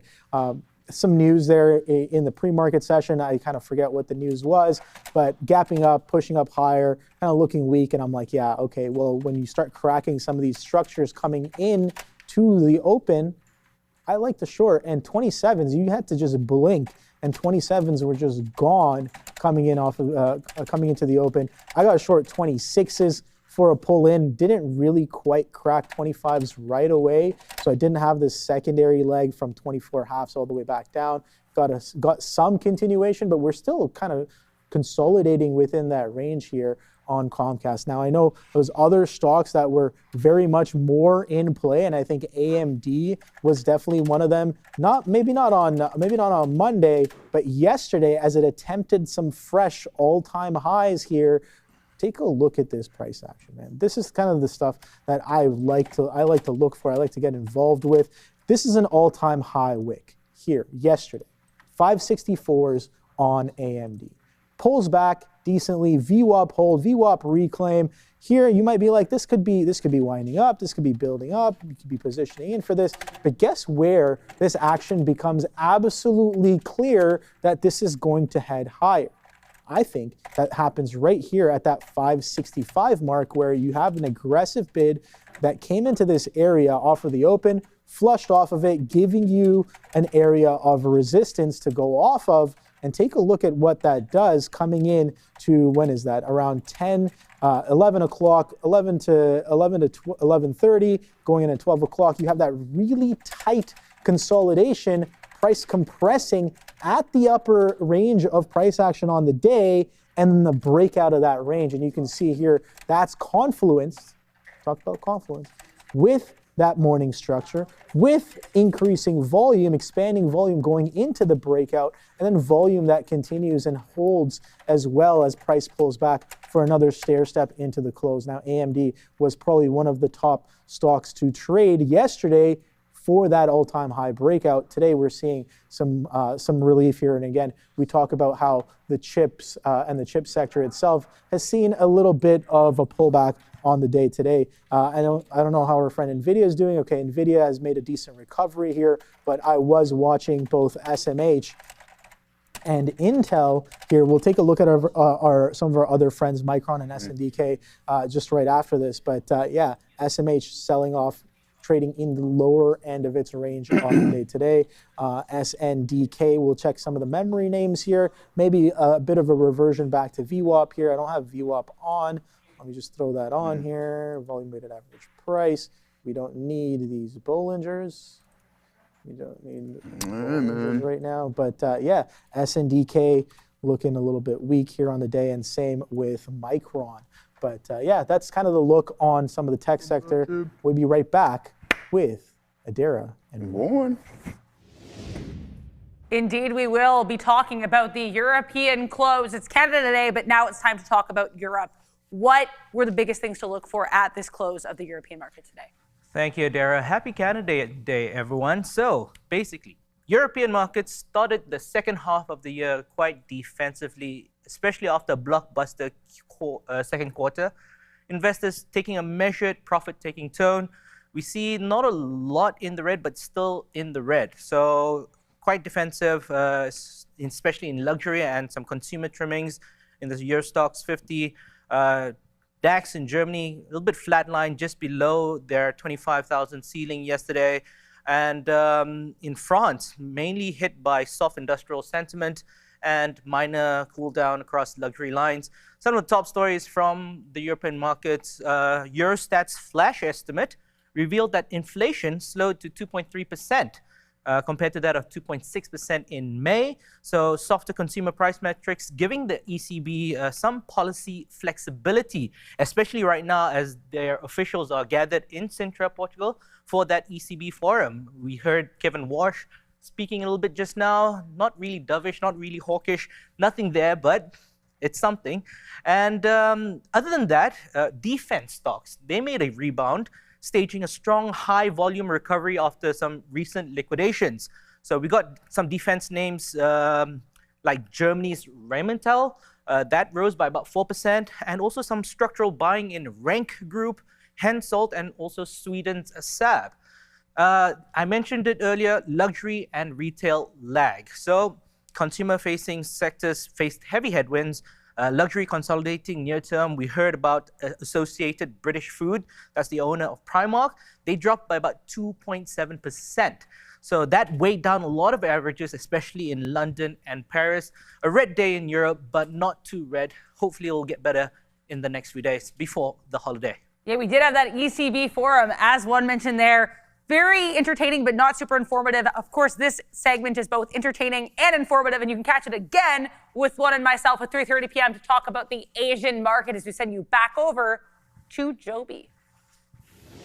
And thank you very much, Juan. Hey guys, listen, if It's not for me, trust me. You guys see enough of my face, but do it for Obi back in the chat here today, back on the show. And then sure enough, we have Juan doing his segment as well. So hit that, make sure you guys hit that like 5,800. It's 0. That can't be correct. I'm gonna do it. No, it's not a 0. I gotta refresh. You gotta refresh that. Even so, it's at 220 likes. What kind of BS is that? To be honest, you gotta pump those numbers up. 5,700. We need at least half of you guys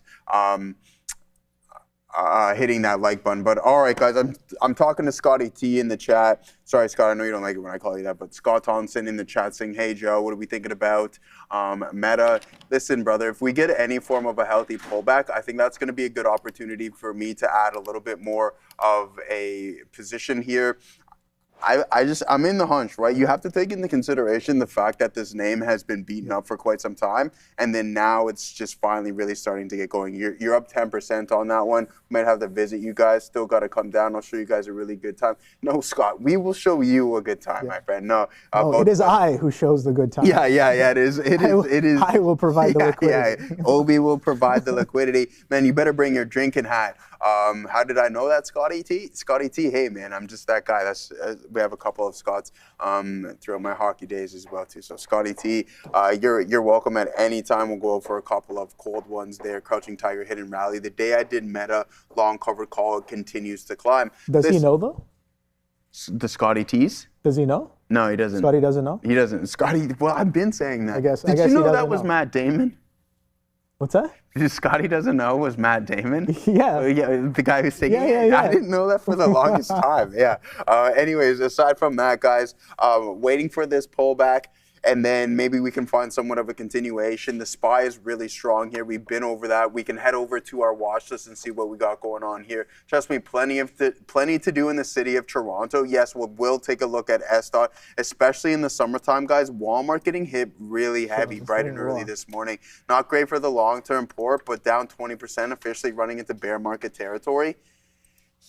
Yes, JPM up 2% here today. But what we will do is we'll head over to Small Cap Landia and see what some of our folks here are going on about. Because SDOT apparently on the run again. 4 million shares traded. This thing's up to $78. Man, what a squeeze on this bad boy. Hopefully some of you have been holding this. I remember trading it on this breakout day when it was in $7 or $8. Now up to $80 on SDOT. I have no idea what this company does, and we can figure out right now what the actual market cap is and everything along those lines. So the flow we can look into as well. So an $80 million market cap, are you killing me? SADOT Group through its subsidiary and in RIA Consulting, whatever. Anyways, a lot going on here. Is a commodity trading and consulting company operating under the trade name Tradewell, specializing in integrated commodity trading, risk management, and related services, utilizing Trade OS. Okay, very interesting stuff. So, I mean, hey, this thing is up and gone absolutely parabolic, minting a couple of millionaires, I believe, at this point. Obi, if you've been holding on to that size, let's head over and take a look at it from a daily and get a percentage metric from this specific breakout day. From those lows to the highs, you get 628%. So that's a pretty big return if you ask me, right? So things are looking really, really good here on SDOT. What are some of the other small cap names? Adam James, I've seen you mention it this morning. What did you say? TC. TC was one of the ones I was looking at. TC, okay, yeah. Token Cat. Yeah, Token Cat here, okay. Token Cat below the volume weighted average price, Obi.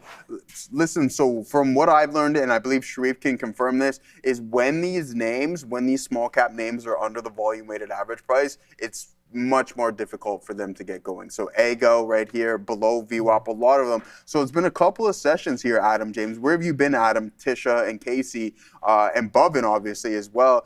I don't know how you guys feel about the small cap names, but after the PDT rule, we had a couple super red hot fire sessions. Yep. I think it's cooled down after that point. Yep. So here, look, FBL hitting the volume scanner as well for us here. So let's see if we can find some ad opportunities. Guys, we're going to send it back to see you. Thank you so much. Just keep an eye out. Amazon, not a big move here, but they just announced that Claude Fable 5 from Anthropic will be available now on AWS. Amazon, not a big move, but just keep an eye out. Claude Fable 5 from Anthropic will now be available on AWS. Yeah, I was listening to the point that they were thinking about, or they did shut it down, I think, for a bit now, going back up to full operation, which is good. Hey, listen, I don't know if you've watched any stuff on Dario, the CEO of Anthropic. Not really. Yeah, I mean, I was kind of sad they cut off Fable 5. I was like, Yeah, I but started it's going back using up. it. Yeah, I started using it, and then I was like, this is going to be awesome. I have a few projects lined up, and I'm like, this is a game changer. I'm already subscribed. And they were like, oh, you know, Fable 5, bunch of tokens until at this X date or whatever. And then literally within 24 hours, they were just like, no, the government stepped in. They were just like, this can't be public. This cannot be a public tool. It's way too powerful. Yeah. Or maybe that's not what was said, but I don't know. Something along the lines of that, and I was just like, all right, well. And you had already seen some of the projects coming out with what people had created using Fable 5, and I was just, I'm still very excited for it, but I guess they need to maybe potentially some more tweak regulation some things some more before making it regulation public again. But I was just like, hey man, it's a tool is a tool, and I want all the ability to use it to my benefits here. But yeah, it should be interesting. I guess they have a backup. I'll have to check on that. I have been really liking GPT lately as well, because I've been switching around. Because initially I was with GPT, and then I canceled my subscription, and then I went to Claude, and then I added on Gemini, and then Gemini is absolutely trash now. So I kind of just don't even I unsubscribe to it, just because of how much both Claude and GPT are just blowing everything else out of the water. Those are the only two things that I am currently subscribed to, and that could change, right? That could change. That could change tomorrow when something comes out, and they're just like, oh, you know, this LLM or this agent is much better at doing specific tasks now. Open Router and Hermes saying Darwin the Trader. Yeah, I mean, let me know in the chat. What are you guys up to with some of these? I guess you can't really call them. They're not really as much of a chatbot than they were last year anymore, right?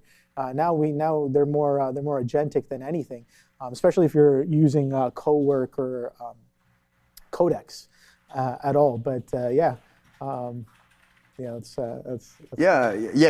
Codex, right? Like GPT's Codex.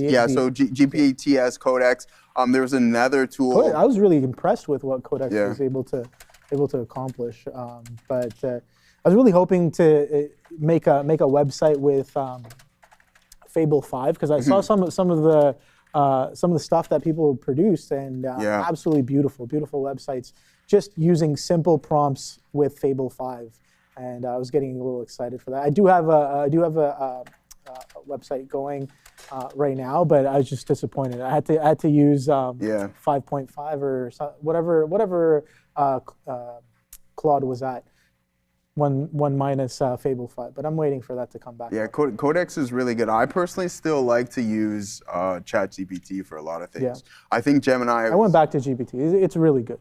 Yeah. I think Gemini is just not there. It's good for like image generation for me personally. Yeah, it's the best one right now. Yeah, for image generation, you can make those those videos and stuff, those short duration videos within it, and so. I mean, Gemini was good. That's why I had moved. I don't to Gemini. like it as an LLM. I don't like using it like to have a conversation. No. For image generation, what was it called? Nano Banana. Yeah, Nano Banana. It was absolutely solid, but now GPT Image 2 just blows everything out of the water. Right? Yeah, Codex is made. It's just so much. We can do a poll here actually. Yeah, let's do that. Yeah, let's fire up a poll or here. Claude. GPT, Claude. Higgsfield saying Jay Moretta. Yeah, Higgsfield's pretty solid. I've seen some of that stuff as well. Seedance. I don't know if anybody's used Seedance, but some of the stuff Seedance can produce is absolutely beautiful as well.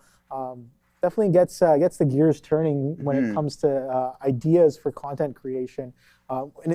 When it's become so easy and it's right at your fingertips, and you pretty much just have to know how to prompt.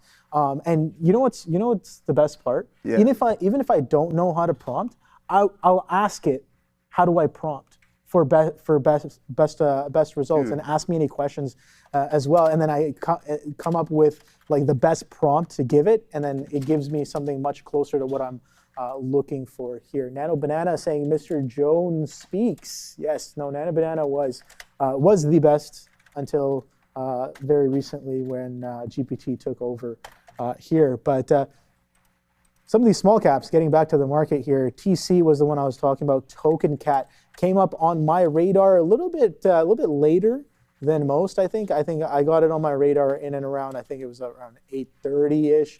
But it seems like this was on people's radars right off of the open, 4 a.m.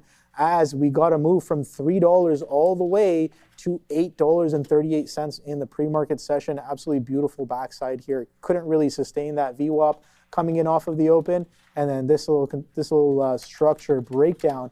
Again, we talk about confluence. I'm going to bring back some confluence here. Take a look at this relative volume on the bottom of the chart. These strong bars here, these bright red and green ones, that's a relative volume.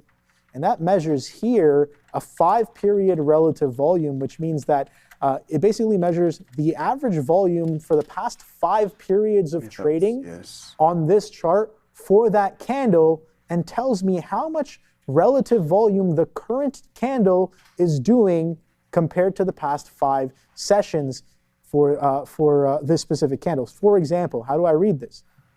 745, this candle right here, 745 says that it's doing 306,000 times the volume that it has been doing over the past 5 days. Now you can see in the pre-market session, this thing does absolutely 0 volume, so it makes sense why it's going to be doing a ridiculous number in the morning, 300,000 times, because it does pretty much close to 0 in the pre-market usually, and Token Cat giving us some decent moves here. Yes, I do understand the perspective that you were talking about earlier, where below VWAP can have some trouble kind of catching a bid. But guess what? We have been catching a bid here. We had a serious drop off in volume, and it couldn't really break down below 3/2 here. Now we're getting a pop back up into 427 here on Token Cat. We'll see if this one brings anybody any good luck on the day today. Let us know in the chat if that one has, We got the poll set up here now. Or not. All right, we got the poll set up. Got the GPT, poll. What Claude, AI? Gemini. What is Muse Spark? You never heard of Muse Spark? What? What? There you go. All right. What tool are you using? We're going to start the voting right now. You got 1 for ChatGPT, 2 for Claude, 3 for Gemini, and 4 for Muse Spark. Chat up there, ChatGPT. There we go. It's going to be tight. Did you vote yet? Adara, Sia, and Juan, did you vote? I haven't seen you in the chat there. Make sure you guys get your vote. I'm going to be real with you guys. I use 1 and 3, even though I can only vote once. I'm going to put my 2 votes in, 1 and 3. So let's see how everybody's doing there. It's a neck and neck race here between Claude and ChatGPT. No one uses Muse Spark. Yeah, what is that? What is a Muse Spark? What do you mean? You didn't know about Mark Zuckerberg's super intelligent team with the tool that it's a little bit different. Is that what Meta's it's news more this of an morning agentic was? feature, I believe. It's Meta's tool, yeah. That's what the news this morning was? Well, I should have probably put avocado up there, but I'm pouring a little salt in the wound. No, the news this morning was that they are now going to be a cloud provider. So with any extra compute, they're going to be looking to rent it out pretty much. Nice. So basically doing some of what their friends are doing. Yeah, exactly. That's exactly what's happening. Gemini, Claude, and ChatGPT. There it is, man. Those 3, neck and neck race. A lot of people still using ChatGPT. And listen, I'm not going to count Sam Altman out. People forget that this guy almost has 1 billion monthly active users, right? At this point, he probably does. It's still that.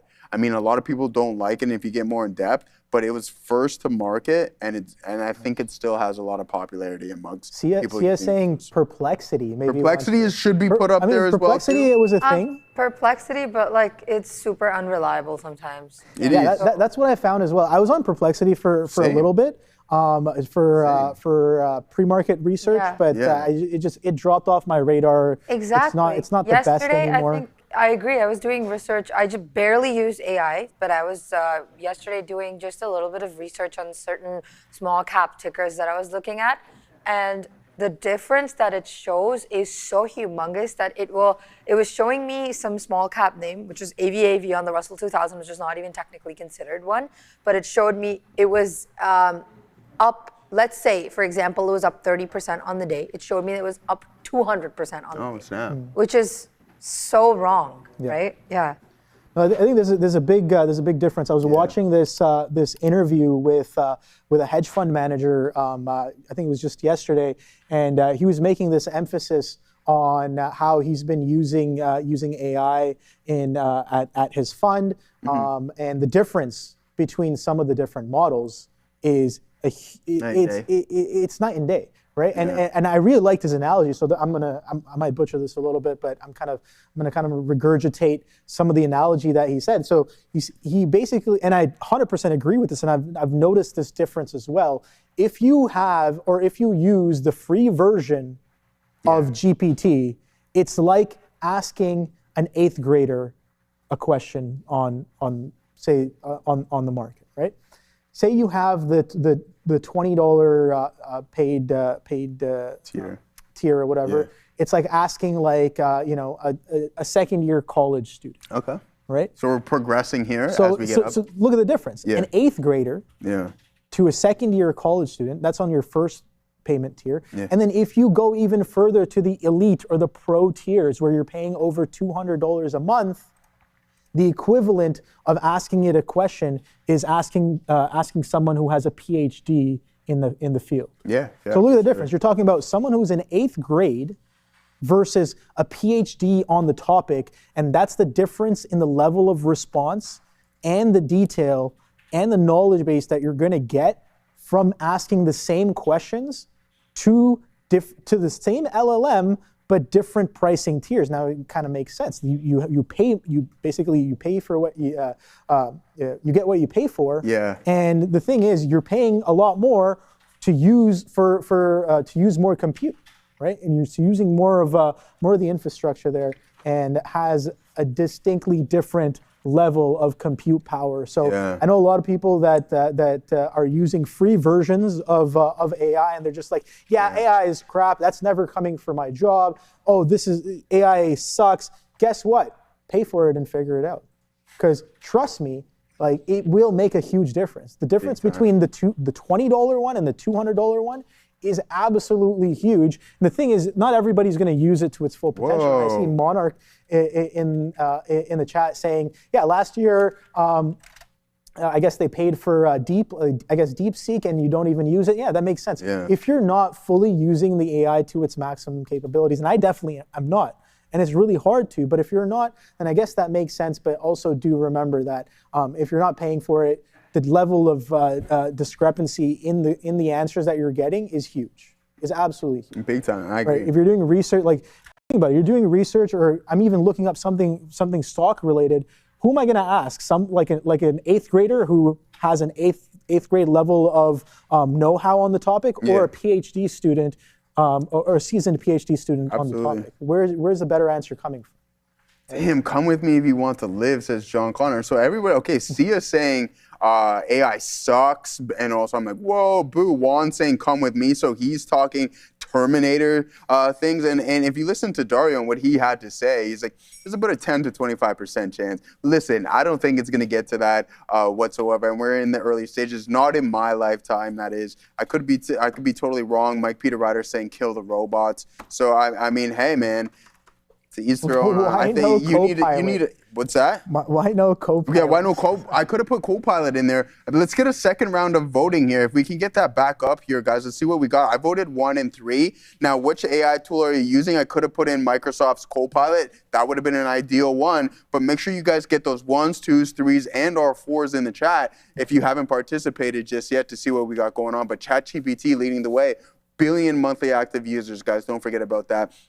I'm waiting for my reload, guys. Let's get right back into the stock market here. Listen, we've been riding this one all day. I could do another transaction just so the position board kind of fixes up and we kind of get the feel more because I have every intentions of reloading. Let's see if it pops up there, and bang, there it is. It's 2370 on FBL. We grabbed the lows. I'm posted up at 26s, but if we continuously hold, just due to my positioning, guys, I'm positioned relatively well. That even if we dip a little bit below the volume weighted average price, that's going to be my green light to go. And that, what I'm referring to is a reload, okay? Look at the difference compared, sorry I keep swallowing, guys. When I talk a lot, I just get the hiccups because I'm always eating like an orange or something along those lines. So SPY, anyways, aside from that, this is really, really strong price action when you have almost polar opposite PA here in the NASDAQ, okay? So DRAM heading towards the lows, but then you have NVIDIA starting another uptick here, Tesla coming in off of those highs, and then we have Meta with a strong catalyst here, continuing on that path to the northeast, which is great for the name considering it was down 30%, now only down 20% off of the highs. So things are looking pretty good within this name. I like it. And I'm looking to add a lot more. There goes Z. Where goes Mike? Joey. There goes Z. Did you put on Z? Like, what stock are you referring to?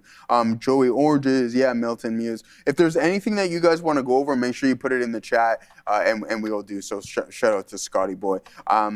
Joey, I do a lot of editing, the content creation for our pages and use AI tool. It's so frustrating because it forgets your conversation sometimes after hours. It gets confused a lot. You gotta turn memory on. Memory on ChatGPT. It'll remember something. Yeah, it'll remember your ChatGPT. I know because that's what I use when I have conversations. Because I remember one time, this was actually my scariest encounter, and I told you guys this story before. So it was about winter time, and I'm out at the park with Milo, my dog. And I didn't say anything to my phone. I didn't do anything.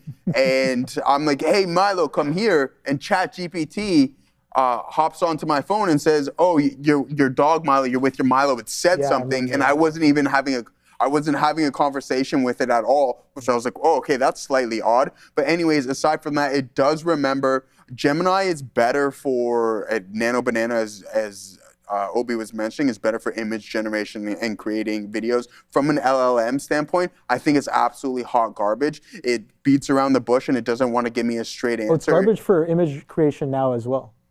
You don't like it? But it doesn't repeat itself. That's the issue. No, consistency is tough.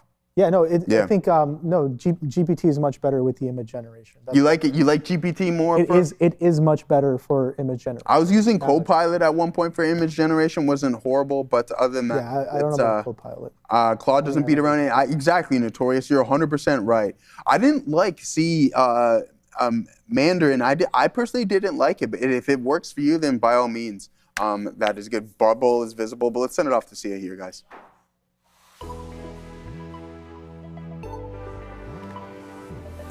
Thank you so much. Before we begin, as always, let's take a look at what the three major averages are doing at the moment. The SPY is currently up 0.27%. The triple Qs are falling on the day, down very close to 1%. And for the Dow, it's up 0.56% at the moment. We're going to take a look at certain things I want to talk to you about today. So we're going to talk about Meta first, obviously. Popped more than 10% on the day after Bloomberg has reported that the company is building out a new cloud business that could help recoup some of the billions of dollars that it's poured into its AI and generally AI infrastructure. The company is debating whether it will offer these access to AI models that are hosted on its infrastructure or whether it will sell the access of raw computing power to raw computing power. Also, let's take a look after Nike reported yesterday have been falling lower, but they seem to have made a U-turn, currently up 5% almost on the day after it's reported a sales decline of almost 12% in the Greater China market in its quarterly financial report after the bell yesterday, even while it has beat earnings and revenue estimates. So analysts on Wall Street are being a bit broadly skeptical of CEO Elliott Hill's turnaround plan here. And finally, we're going to take a look at BIRK, that's Birkenstock Holding. Raymond James has initiated coverage of the footwear brand. The analysts have given it a $52 price target, which implies an upside of 20.1%. So they've said that they view BIRK as more of a durable growth story rather than just the market appreciates. And the analysts are also bullish on the brand. They're saying that it has, quote, significantly outpaced its competitors. And they're expecting that the revenue will be up 11% in this year, that's 2026 fiscal year, and 12.8% in the next 2027 fiscal year. With that, BIRK is up 2.23% on the day, and that's it for happening now. 7%, Meta up 9%, obviously. Thank you very much. Yeah, listen, guys, you know where I stand when it comes to the athleisure brand Nike. Again, China being its third largest revenue generation, and if you're really struggling in your third largest, then you're going to have issues across the board. Too much inventory. If you're going to offload the inventory, you have to give discounts. If you give discounts, it eats into your margins, and then therefore you're less profitable. But let's send things off to Obi here. All right, guys, VinFast continues to expand beyond vehicle sales. This week, VinFast India has partnered with Shriram Finance to support EV financing access, while Green SM launched all-electric ride-hailing in Kazakhstan with VinFast VF6 vehicles. Together, these moves highlight VinFast's broader mobility ecosystem strategy. You can find them on the NASDAQ under the ticker VFS. Yeah. All right, thank you very much, guys. Yeah, market's kind of a little distinctly different here when I'm comparing both the NASDAQ and the SPY. ES here, you can see ES relatively strong. We've recovered off of the lows there, off of the open. We've broken past the opening range highs, and we've traded well above them, pushing up into 75.80s here. But the Nasdaq kind of a sideways chop. We did bounce off of the opening range lows, but guess what? Opening range highs still holding, pulls back in for about a 50% retracement, and then pops up once again. So just kind of chop sideways, more sideways action on the Nasdaq we're seeing versus the ES here.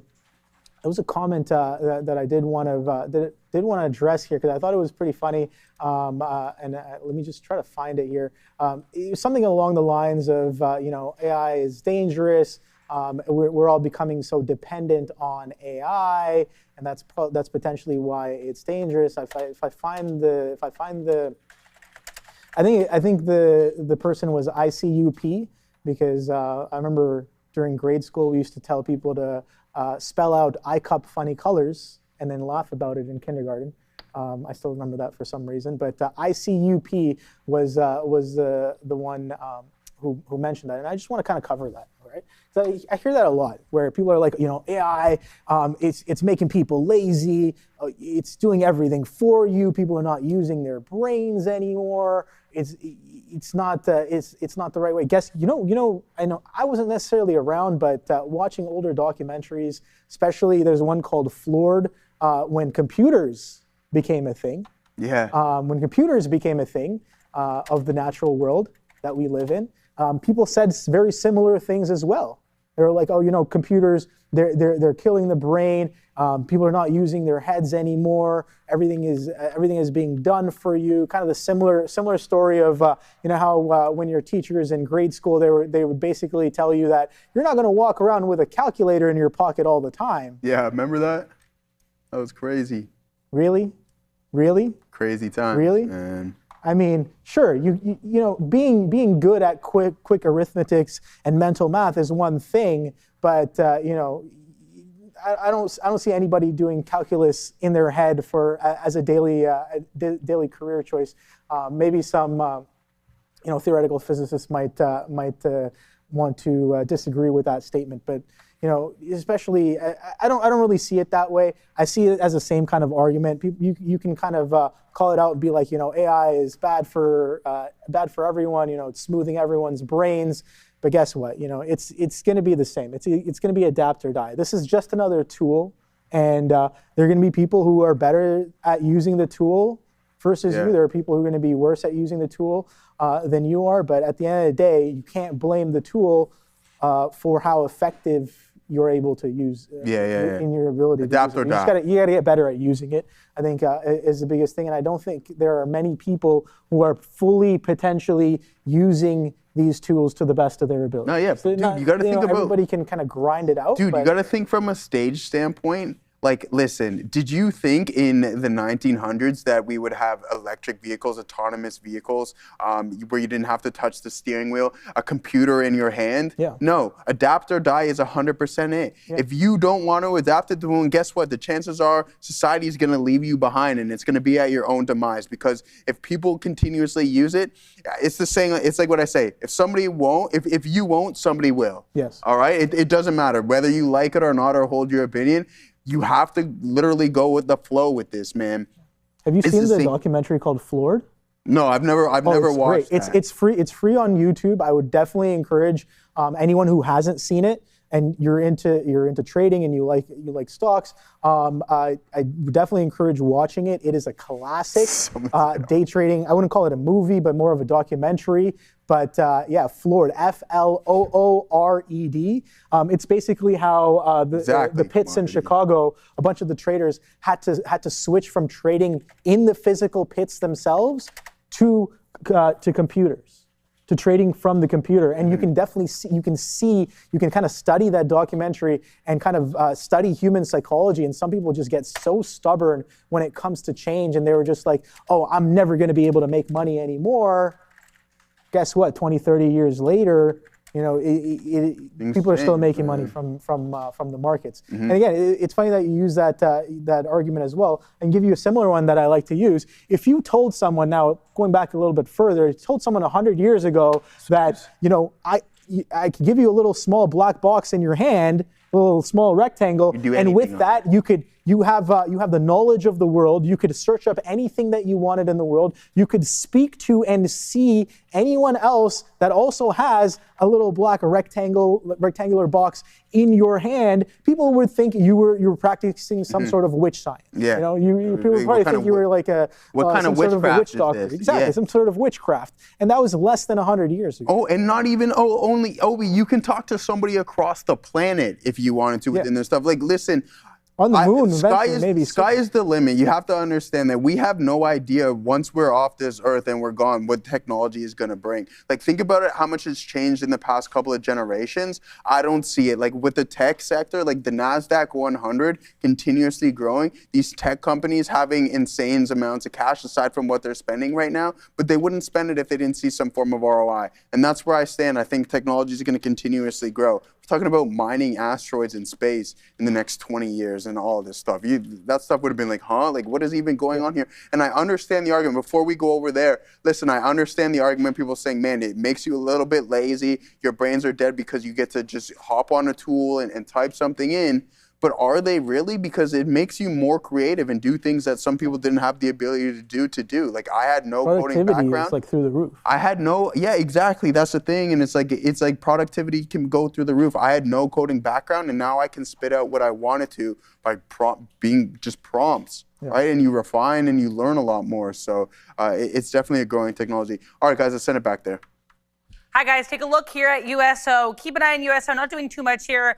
At day's lows, and actually now, of course, below pre-market lows as well. But comments coming from JD Vance. He apparently said that technical negotiations are in discussions with regards to Iran. So technical negotiators in discussions with regards to this Iran deal. We'll have to wait and see. Yesterday on a podcast, JD Vance, who again, vice president of the U.S., he said that President Trump would not be sending any army to the ground in Iran unless there was, I guess, a direct objective, was I think the word he used. So just be aware here, guys. More updates. Looks like they are trying to get some negotiations going here still with Iran. Back to you.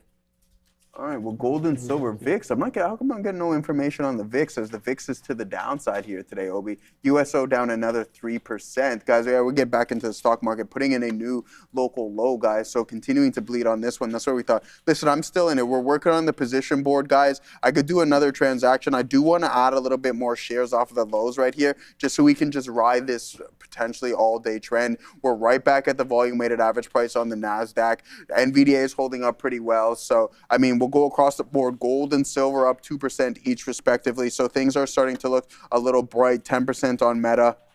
Where the weakness is really falling into, Nebius Group is down 13%. DRAM down 9 1/3. STX down 4.3%. Western Digital down 5.4%. SanDisk down 9%, and Micron down 9% as well too. Then you have Dell. Some of the quantum names doing half decent. QuantumScape. This is battery. I understand that. Up 3.5% there, Obi. But look at the crypto. Something that was blood red yesterday. Coinbase up 11%. Look at the buy program on Coinbase today. Almost 12% to the top side. MSTR up 12%. So buy program across the board. And even Bitcoin putting in 2.25 here, guys. So again, we talk about the leverage aspect of MSTR. And there's no specific ratio. It's weird. Like, again, this is up 6 times, literally, on today's session than what compared to IBIT. So this is actually almost like a 6x leverage product. And other days, I've seen IBIT was up like 1% and MSCR was down 0.5%, right? So there's no real fixed ratio in that. Robinhood up 8. What? Robinhood up 8 1/3 here. OB continuing to move a little bit higher. So financials definitely performing strong. We talked about JPM, but what is going on with PanW and CrowdStrike? Insane. 4 new all-time highs in a row, 4 days in a row for PanW, starting on Friday of last week. And then we have Monday, Tuesday, and Wednesday putting in all-time highs. And we're not too far off of CrowdStrike here. So CrowdStrike 1.8%, tapping into a new all-time high or relatively close to that. And Zscaler is starting to find some footing. And here's the cyber ETF, guys, not looking too bad whatsoever as it's heading back towards the ATH. Guys, it's time for some small caps with Sia.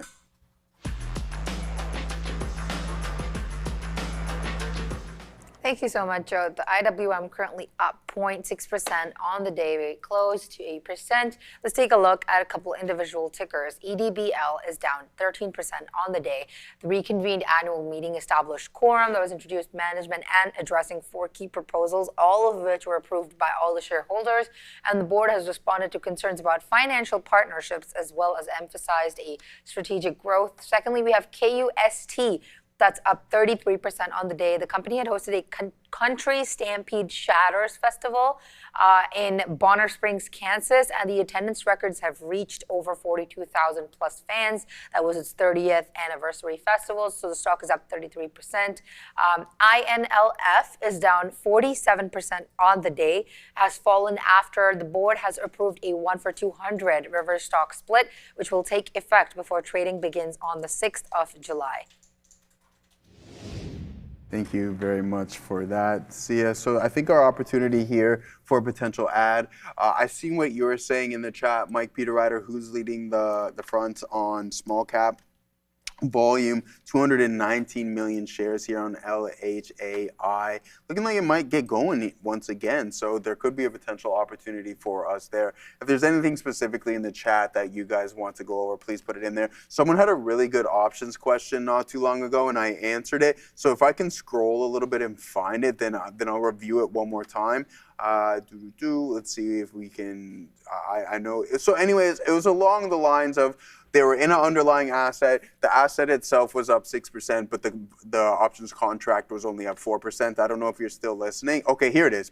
I have an options question. On ticker AMPG, strike price 750 for July 17th. The stock is up 6%, but the option is only up 4% with a 50 delta. I don't understand why. Any insights? Okay, well, here's one thing. We got to go over your Greek metrics. What is your delta telling you? What is your delta exactly, your rate of change? Don't forget, until you're starting to get really in the money, so your moneyness starts to increase, or so your in the money starts to increase, is when you get to that 1-to-1 ratio. Now, if it's an at the money contract, you're going to be sitting around that half delta metric. So that means your delta for every $1, your options contract for every $1 change in itself is only going to change $50. Okay. Just keep that in mind. But then you also have theta coming into play, okay? So you're going to lose value of that contract to time decay alone. And it's expiring in a couple of weeks, I understand that. But as you get closer to the expiration cycle, things start to uptick, okay? So I don't know if CBC number 4 is still listening. Hopefully that answered your question, but there's multiple things that you need to take into factor. Joe, can you do options analysis for the dead one? Absolutely, Dila, for asking semi-politely. There's no please and thank you, but we'll take a look at it. It wasn't rude or anything along those lines. So let's pull up AAPL. I'm only pulling your tail. Now, let's find what we got as the market is slowly starting to slide in here. Great answer, cool, 403. Yeah, thanks, man. I appreciate that one. Hangry Wife saying, hey, big dog, OB. Put those questions in the chat. It doesn't matter what it is. OB and I will go over it. But what we will take a look at right now is AAPL. How has it been performing on today? Session. DRAM not doing what I want, so maybe we abandon that one. And to the individual who was asking about Alibaba, things are looking pretty good in that here today on today's session. So this 0 DTE, guys, I mean, 35%. What we want to do is we want to find a high concentration of gamma, and at this $300 marker, we're starting to roll into a little bit of size, and that's going to be on tomorrow's expiration cycle. And remember the past couple of times that we went over the options chain, we were more or less just talking about, hey, we have this supply zone and it's not being absorbed.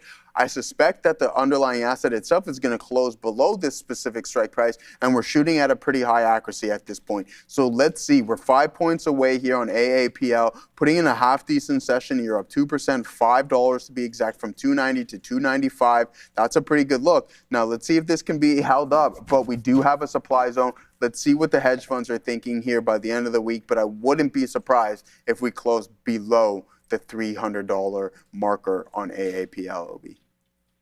And anytime, John Pickett, that's the whole point of this stuff. Like, I don't know what, that's what I'm here for. We put on our trades, but to interact with you guys and to have conversations, because that's where it's all derived from. Like, we wouldn't be talking about the AI tools, and we want to hear everybody's opinion, because for the majority of it, it's all constructive, right? You have the odd individual, the bad apples in there, which unfortunately is how life is, OB. They always have someone raining on the parade, unfortunately. But for the 99% of you, you guys are all positive, constructive individuals, and we're much appreciated for that. Yeah, no, for sure. I mean, a lot of people are talking about, like, why are we talking about AI? Oh, you're not tapped in there, my boy. Tiffany, you're muted. Yeah, you're muted. But yeah, no, I know a lot of people talking about, why are you talking about AI? This is a trading show. Is it related? Guys, it's 2026. And it's not January 2026. Oh. January 2026 is distinctly different than July 2026. Okay. It's July 2026. Thanks, Trino. So, the thing about AI, guys, is that if you are trading, and yes, this is a trading show, and you're not using AI in one way, shape, or form, you don't have to use it to trade, you don't have to use it to put in positions, you don't have to use it to, manage the trade for you. You could. But if you're not using it in any aspect of your trading process, then you have to really ask yourself some serious questions. Are you actually doing everything that you can and is possible with your abilities in this here market? That's the real question, right? And using AI to facilitate your trading process in today's world is the hybridization of the trader that we've been talking about, we've been looking for all of these years. Before it was just like, hybridization of a trader meant, you had to learn Python, you had to learn about how APIs work, how to automate different things. But guess what? Now you can just do all of that on your own here. But right now we got some breaking news with Adara. President Trump's back on Truth. I'm just going to load up the Truth Social post, but it does have to do with Micron. I was watching this. It spiked like $10 higher. Here's the post. Big news. Micron, a truly all caps great American company and one of the, in quotes, all cap hottest anywhere in the capital W world, has announced an all caps historic $250 million investment in Trump accounts. Now, this announcement, guys, to get off the post for a second, this was made yesterday. This is not new. But I'll continue because Trump does. This incredible gesture made by Micron's fantastic CEO, Sanjay Mehrotra, will make many children extremely happy someday in the not too distant future. This is the all caps biggest corporate capital I investment of its kind and will help jumpstart the American dream for these fabulous children as we celebrate America's 250th anniversary. That's really the only part about Micron. He just goes on here about the Trump accounts. But either way here, guys, MU, their announced or investment yesterday in these Trump accounts, sending the stock to the upside today as President Trump praises it. Back to you. Great, thank you. Man. Yeah, a little bit of a plot there. I pulled that up right away because when the president speaks, we've learned over time that you gotta listen. I think that's the smartest. Honestly, listen, I'll give credit where credit is due. Hey, Ramin. Good morning. Hey, morning. Good morning. Good afternoon. Morning. All right. Anyways, no, you know what? You got to give credit where credit is due. 1-0, yes, Congo is up 1-0 versus England. Adam Deleuze isn't even in the chat. Sorry to interrupt you. I think that's the best thing that he could have done is getting individuals, young individuals, invested in the financial markets bright and early, straight out of the womb there. Obi, that might have been a little bit dramatic, but as soon as you gain any form of consciousness, you get to invest in the financial markets. And think about the power of compounding. We talk about this all the time. Imagine just like by the time you're 20 years old, you're heading to college or whatever it may be, you're just already invested in. You're just ahead of the pack, man. I think that's what. Hood is just winning today. That's for sure. I love that one. So I mean, that's what I like the most. MSTR as well. Yeah, MSTR is up 13%. My boy. What is Bitcoin up to? I think that might have something to do with this here. Okay, yeah, Bitcoin kind of trending on the day since about 9:30. You get a move from 58 sevens all the way to 60s, 68 halves almost. 60 halves almost. 60,473.99 is what I'm seeing here on the Coinbase exchange, the current day high for BTC USD here. But that call on Micron. I'm going to continue keeping a watch on that Micron here. Tesla taking a little bit of pullback here. Is it time for the reversion? Guess what? Is it time though? I mean, the time was probably up here. The time is now. The time was probably around 4:31s.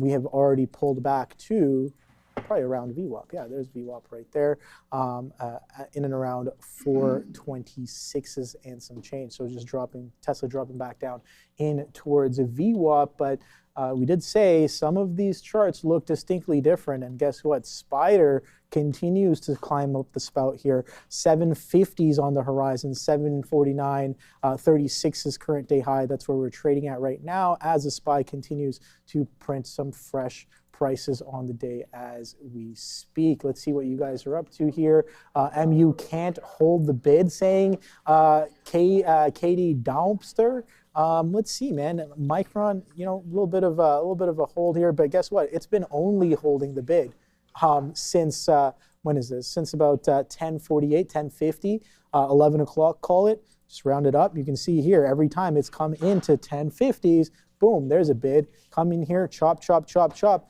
Yeah, it cannot break the bid for its life right now. That's how I would interpret this kind of action right now, because we talk about confluence, we talk about building the story. So let's go through Micron today. Let's go through Micron and see what information we can extract from the chart, just based off of what's already happened today. And sometimes that can add some confluence to some trade ideas or some perspective as well. So first things first, look at it from the week. Beginning of the week, you had Monday right here, strong selling coming in, and then buyers stepping it up. We saw that on a few of the tech names right there. Micron was one of them that had a beautiful V-shaped recovery. Coming in the next day, sideways consolidation in a range, relatively tight range, comparing to what it did the prior day and some of the days leading into the end of the week as well. So kind of a tight range on Tuesday.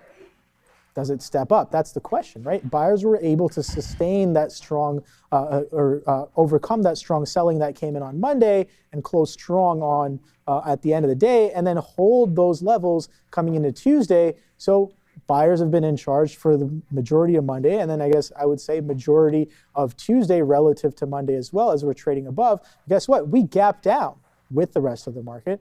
Not only that, we start to sell off below prior day's low right here. You can see that strong selling, that wick up into prior day's low, and strong selling comes in beautifully at around 8:30 here on Micron. Micron sells off on that selling pressure coming in off of the open. The opening range low is made, the opening range high is made. The opening range high right here is attempted for a push. But guess what? VWAP comes in, sellers step in at some of these pre-market consolidation range highs. The opening range high false breaks. We break back below, and then now we're trading below that opening range low. Sideways consolidation, chop, chop, chop, chop, holding that opening range low as resistance. But now we've found a bit of support at this 1050 level. Multiple attempts, sideways action. It seems like some of those buyers, I don't know if they're done, but they've definitely become a lot more passive or hands-off, if anything, is what I'm seeing here in terms of some of the action that's being shown as of right now. So sideways chop, maybe a little bit of no man's land happening here on Micron since about 10:30, 11 o'clock, sideways range, 1064 highs with 1046 lows here on Micron. So now where do we go from here? Sellers have been in charge. We're kind of gapping down, selling off of the open. We've rejected VWAP twice. We've rejected opening range low. Sellers are definitely in charge. Now the question becomes, what's going to happen if we break this low a day? What's going to happen if we continue to hold this 1060s area as a form of resistance? If we can't get properly above this opening range low here on Micron, what is it more poised to do? That's the kind of question that I'm asking here when I look at the Micron chart. Now, sure, this was a great short. If you had observed multiples of these factors, you can be like, all right, volume coming in, rejecting prior day's low after a strong bid, and then sellers coming in. Guess what? Maybe I am trying the opening range low breakdown, and that gives you a bit of a move here towards those 1050s. But again, that's a bit gone now. But you can see how the story built up from the beginning of the week, from the pre-market session, from the opening range action coming into the middle of the day. And that could sometimes add confluence to some ideas or biases that you may have on the stock on the day today. What's going on, Sia?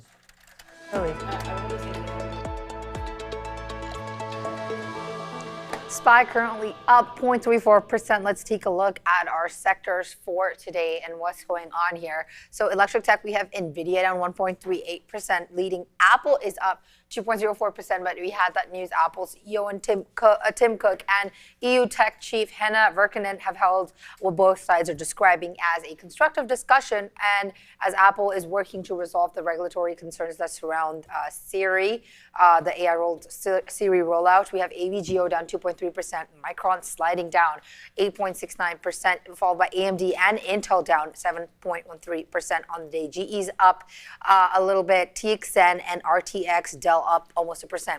Tech services, we have Google trading flat at the moment, Meta holding that momentum up 9.92%, well, almost 10% on the day. Shares are popping as we heard today after news that the company is building a new cloud business that could help recoup some of this billions of dollars that it's poured into its AI infrastructure. Microsoft up 3.4% on the day. Finance, we're seeing a lot of bullish sentiment over here. A lot of green. BRK, BV, JPM, MasterCard, BAC all up on the day. Very close to 3%. BRKB up 0.56% on the day. We have retail trade. Amazon is up 1.6% right now. We have Walmart, however, down 4.49%. We heard that news earlier. Joe told us about in the day. Producer manufacturing lagging behind today. CAT, AMAT, LRCX all in the red. CAT down 4.44%. Consumer non-durables is a lot of, there is a little bit of a bullish sentiment here, but also a lot of mixed in KO, PG, and moving over to health tech, we have Lilly still continuing to slide down 0.63% at the moment. It is technically flat, but it's still in the red. ABBV trading flat, as well as J&J. Consumer durables, we have Tesla up almost 2% on the day, followed by utilities. A lot of red here. It's a lot of pull down. I would say transportation is doing pretty well, up in the green. Energy minerals trading pretty flat at the moment, with XOM and CVX trading super flat. Process industries and communications with health services, also a bit of a mixed sentiment over there, but health services kind of leading the pack with a lot of green over there. But we're going to pause and send it to Adara. More updates here on oil, guys. Keep an eye on USO. Al Arabiya reporting that Iran has requested the implementation of 5 items from the Memorandum of Understanding before they move on to any other issues. That we know they'd already kind of said this, unless we start seeing the MOU implemented, they don't want to discuss things further. Now we're getting a little bit more specifics here. Again, according to this Al Arabiya report, 5 items need to be dealt with before things can move on further here on the Iranian side of this MOU with the USA. Back to you. All right, thank you very much. Did you see the latest super chat? No, I haven't. What? All right. I think. Oh, didn't they have a? They had a deal with Marriott this morning. Did they? Was that what's going on there with Coca-Cola? Yeah. Okay, so this is reasonable, Daniel. We know what you're getting at here. We can pull it up here. I mean, all right, I'll read it. But let's see what we got going on. For the first time in my life, I'm actually going to do something. We'll rate it here. You can pull it up, Assassino. Watch this. For the first time in my life, I finally can say that I love Coca-Cola. And I'm glad I spent money on Coca-Cola itself. Say yes to the beverage Coca-Cola, kids. I don't think it says Coca-Cola there. Well, it does not, but I'm going to, again, we're going to make it more of a friendly show. So deal with Marriott, you pointing that out, but the stock hasn't done anything here, Daniel. This is, pardon me?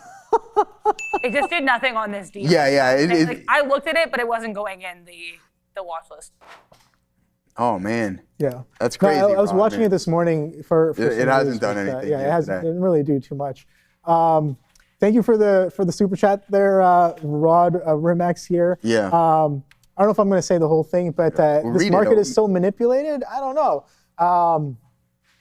The thing is, man, like a lot of people call the market manipulated, and sure, to a certain extent, it's manipulated. But the funny thing is, I've heard more people call it manipulated when they're losing than I have people call it manipulated when they're winning. Hey, listen, the market is being pushed around by all sorts of participants all the time, right? Just because you think it's manipulated, which it might be, doesn't mean that I don't know. You just got to get better at with the market. Didn't one of the African get good? Didn't some government individual in Africa say it's only corruption if you're not involved? Oh, yeah, he said it's not corruption if I'm not involved. No, I swear he said it's only corruption if you're. You only feel it's corruption if you're not involved. Yeah, if you're involved, then you know what I mean. It's just like you're not going to complain about it at the end of the day. So something along those lines. Crazy talks.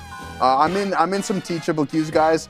It's not manipulated, says Monarch. You got to play the I mean, here, guys, just play the damn price. Just play the. Don't complicate it. You said that more than it already is. Yeah. Just don't it's just like kind of like where people are like, oh, I'm a very strong believer of simulation theory, but like, guess what? You say you're living in a simulation. What are you gonna do? Can you change anything? The market's manipulated. Okay, great. What are you gonna do? Right? How do you effectively extract from it? Even if you have crazy ideas about how the market moves and does what it does, you can still effectively extract from it, right? And the question becomes, what are you doing? Anyways, I'm gonna get back to some of the main focuses on the day here. I am watching a stock for its open. Today's IPOs. There's a couple names on IPO today. Lime, the bicycle service. Yeah. How's that been? That's coming out today. Still not there. $173 million offer amount coming out today, but that's not the one that I'm looking at. I'm watching for this BSP. Let me zoom into this right here. Bending spoons. Bending spoons. Okay. We'll see if this one will take us to the matrix here today. $1.6 billion to offer. $29 price here. Bending spoons. There we go. We got a nice graphic from Adara there. Do you want to speak on that? Oh yeah, sure, I can. I was just going to show you guys. But so this is available at Exit TV Research. I also have the Lime one available at Exit TV Research. I made these very feverishly in like 2 minutes this morning. But so Bending Spoons, interesting here. They've acquired the likes of Evernote, Issue, Vimeo. They basically, what they do is they're kind of a conglomerate that acquire other companies. The CEO's name is Luca Ferrari. To my knowledge, no relation to the much more famous family of the same name. But yeah, I mean, as of right now, I've been watching the tap here just so I can post it out for you guys. Currently between 31 and 32. IPO price range is 26 and 28, so it is poised to open a bit higher here. Nice. Thank you very much. So yeah, big IPO opening today. Don't know if I'm gonna trade it right off the bat. I think borrows were something crazy. Like I think last I checked, like $13 a lot. Kind of crazy, but it is what it is. Lime is open, OB. What's that? Lime here's Lime's already open. Yeah. I'm talking about BSP. So Lime is at the scooter service or the bicycle service. There, it hasn't really done much today, has it? No. I mean, it's up 8%. Kind of a sideways chop. 27 opens, I guess, on that one. Yeah, and I think we were looking to open around 25 on Lime, and that one's just liming around as of right now, just chilling. But I'll be waiting for Bending Spoons BSP.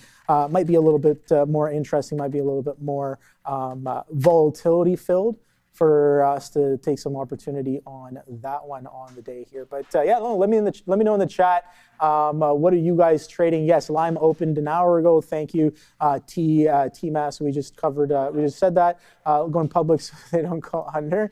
Yeah, maybe, I don't know. Maybe sometimes it doesn't really matter. You just need to raise some money to take it to the next level, right?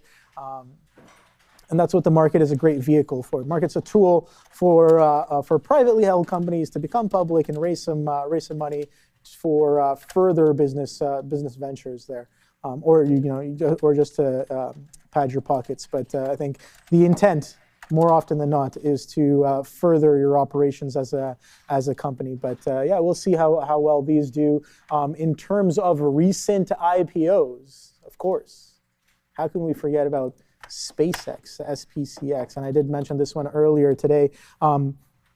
This one was the one to short. I'm here sitting trying to fight the Meta short, and Meta's doing anything but sell off, and it was SpaceX that was the one that really sold off pretty aggressively off of the open today. Not really crazy amount of relative volume, but the move definitely there here on SPCX. But we'll see what's going on with SIA.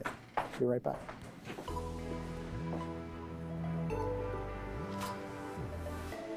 Thank you so much. So we'll start with the ECB, the Top Industry Association of German Banks, as of today, has firmly rejected a potential increase in the ECB in the amount of cash that lenders must keep on reserve in unremunerated accounts. So yesterday, I was reporting on this as well, that in context, that the ECB is considering doubling the portion of funds lenders must maintain on reserve in the accounts, which is a move that would definitely cut the central bank's own interest bill and mitigate the side effects in the inflation fight. I'm sorry about that. So Reuters has also said that the US dollar's recent rebound might and could potentially fade in the coming months due to the cooling oil prices and the tempering inflation fears with the Fed Reserve cutting rate hikes. And also, this is coming from Reuters again, that Mexico's peso will likely hold steady near the middle of its well-established trading range as well, at least in the first half of 2027. Currently, the dollar's around the 101.3 mark. It's up 0.18% on the day. All right, thank you very much, Sia. But getting back to this prior IPOs, just to take a look at how they're doing.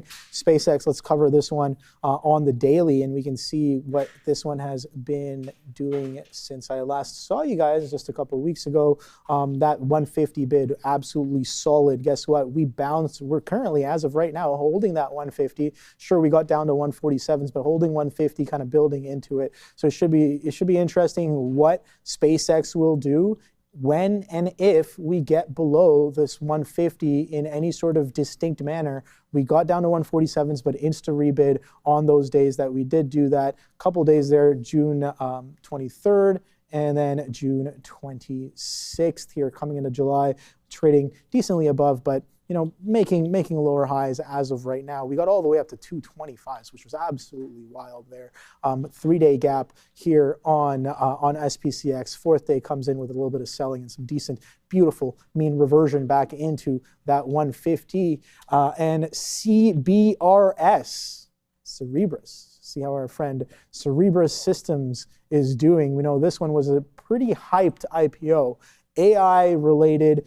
People talking about how they were the one only contender for NVIDIA chips. There was a lot of hype around this one. And guess what? We do open up at around that 350 mark, but we've been selling off ever since. $160.81, current lows on CBRS. So decent fade there, a lot of hype. And I guess the hype got sold to on Cerebras Systems, as it looks to find some price discovery in and around that 200 mark as of right now on CBRS. What was the one before this one? So SpaceX, most recent one. CBRS, most recent one before that. And I'm thinking of what the more recent one right before that what might have been. Oh, man.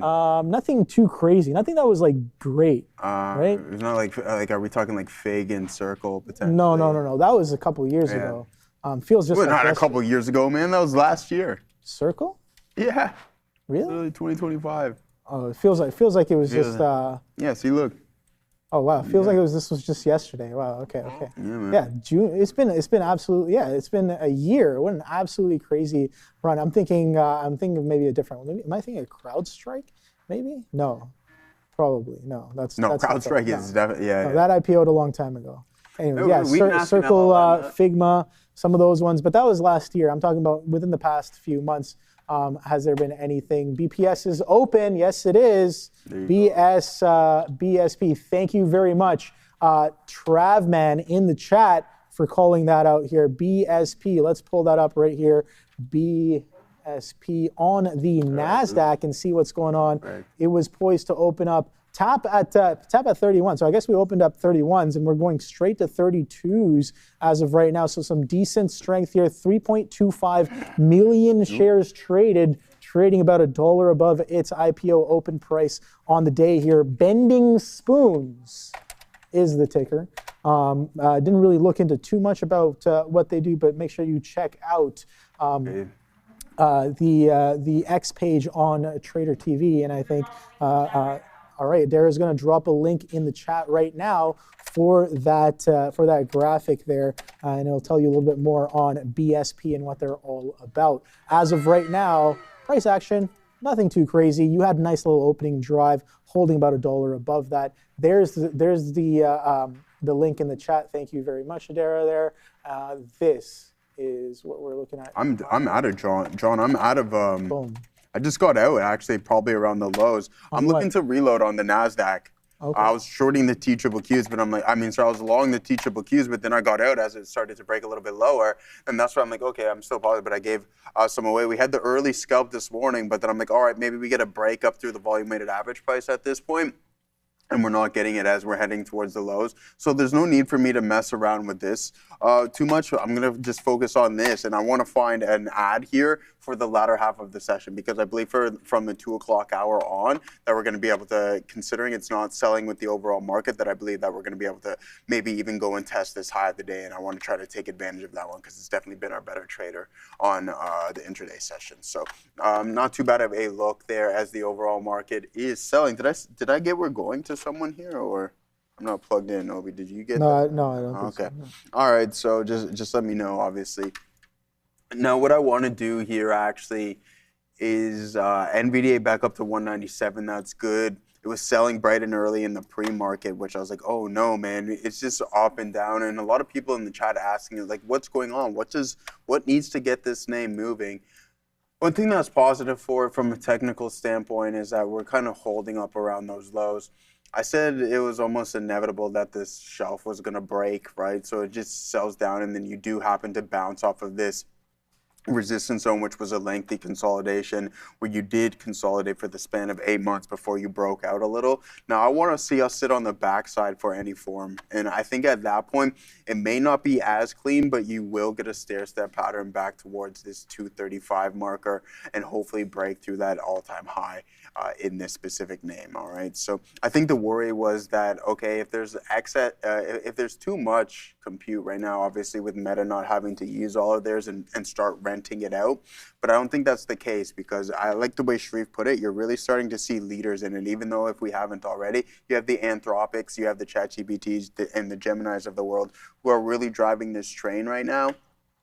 And are at the front of the bus pretty much, and you have the Groks and whatever Mark Zuckerberg and company have going on isn't doing the best, and I think that's been established for sure. So let's see, $197, $200 is acting as pretty tough resistance. Let's just hope we don't break down and start to cover some of this, because it could totally happen. And if you head back into the middle of the range, I think at that point, it's almost safe to say that we're going to head down into maybe even the 160s, which would be disastrous.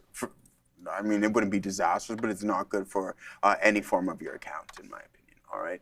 There was nothing crazy. I went over the past 20 IPOs. Maybe I'll have to do a little bit more than that, but you're talking about Bending Spoons there. ITG Lime was involved with it. You got that document that Jose made? Quantinium, maybe. Were you thinking about Quantinium?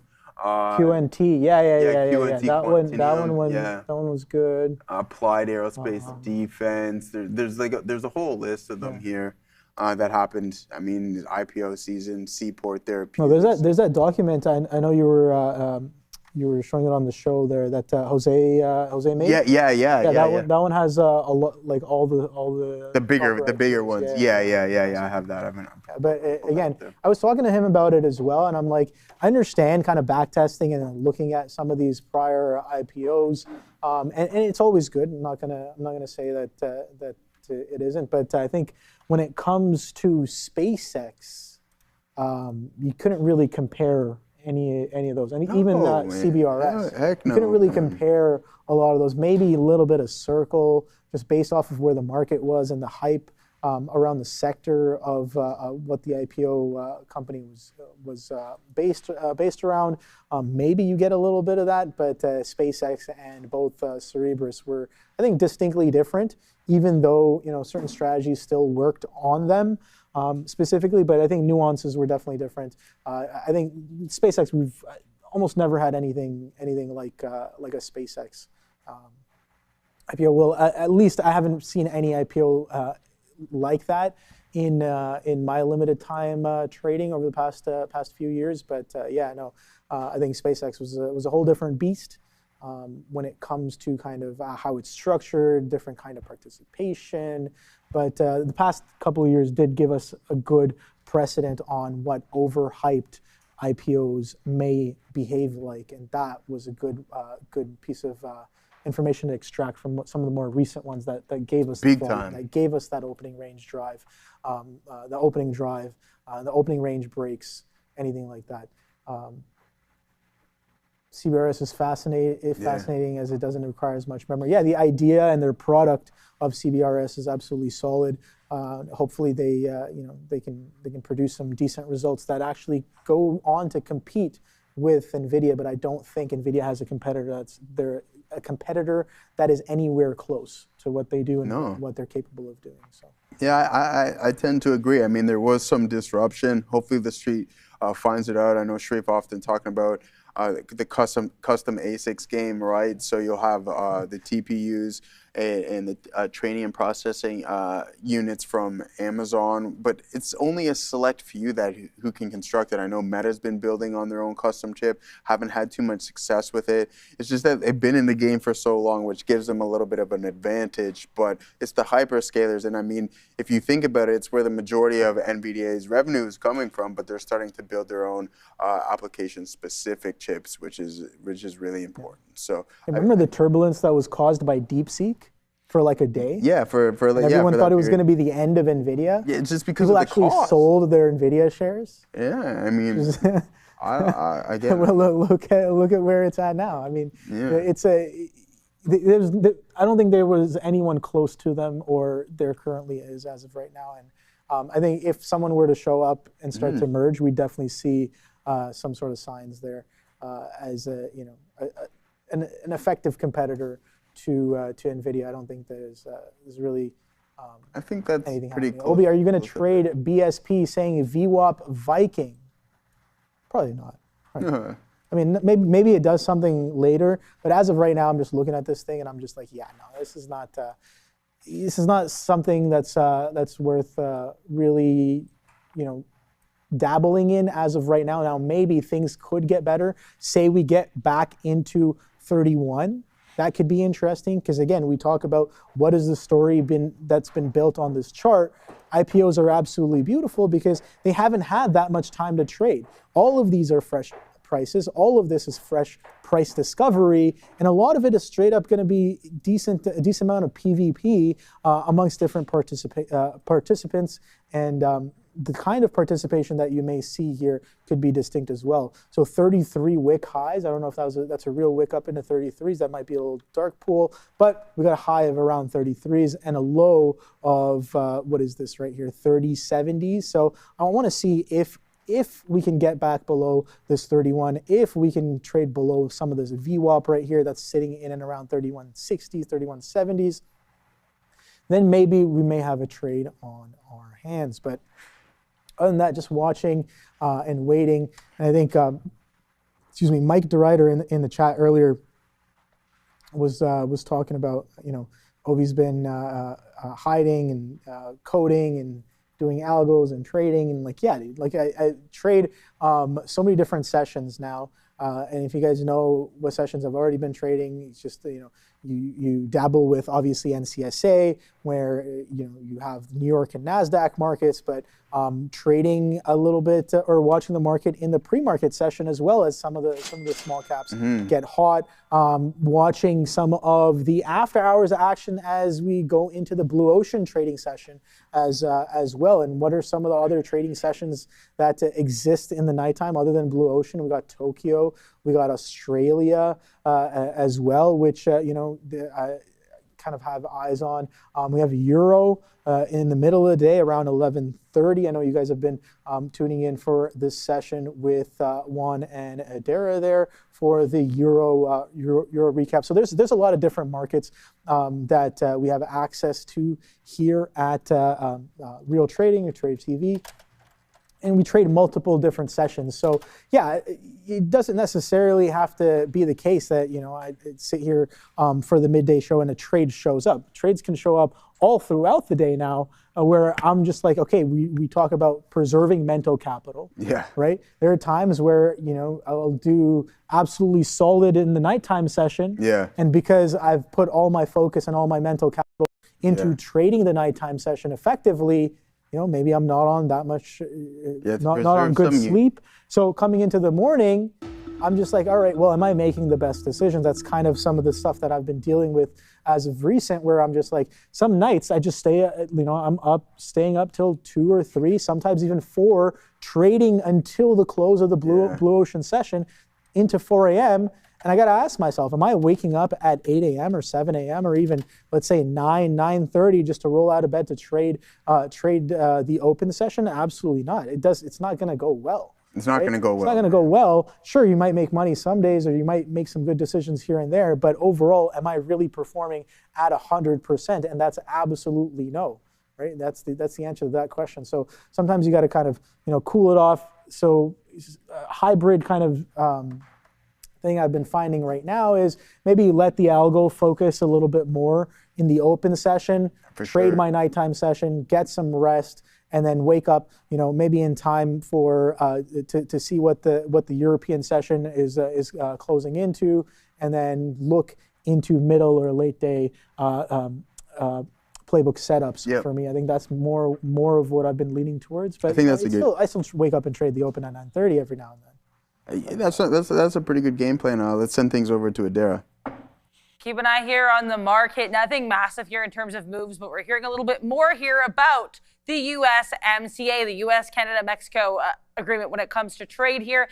USTR, U.S. Trade Representative Greer, said earlier today that the USMCA was shifting to a rolling talk with no renewals. They are confirming now the U.S. did not agree to renew the USMCA in its current form. Furthermore, some other comments coming here from the admin saying that Trump trade policies have already superseded many elements of the agreement. So again, no renewal here of the USMCA, pretty much as expected. Back to you. Yeah, I mean, that's never good. Oh, well. Yeah, do you live to trade or do you trade to live? Yeah, I mentioned that in the chat. I mean, we all have our different passions. I think sometimes I do a little bit of both. I think sometimes I'm more leaning towards living to trade than trading to live, but it is what it is. Yeah, man, to each their own, man. Yeah, you gotta find what you. Yeah, breathe. I am breathing there, my friend. Yeah, maybe there's a balance in between everything. I think that's really important. Course, live to live, says Mike Peter Ryder. All right, see how everyone feels about that. I like that. But guys, what we do have, I'm glad that we hopped out of that NASDAQ long just to step back into these markets. Apple's starting to come back in.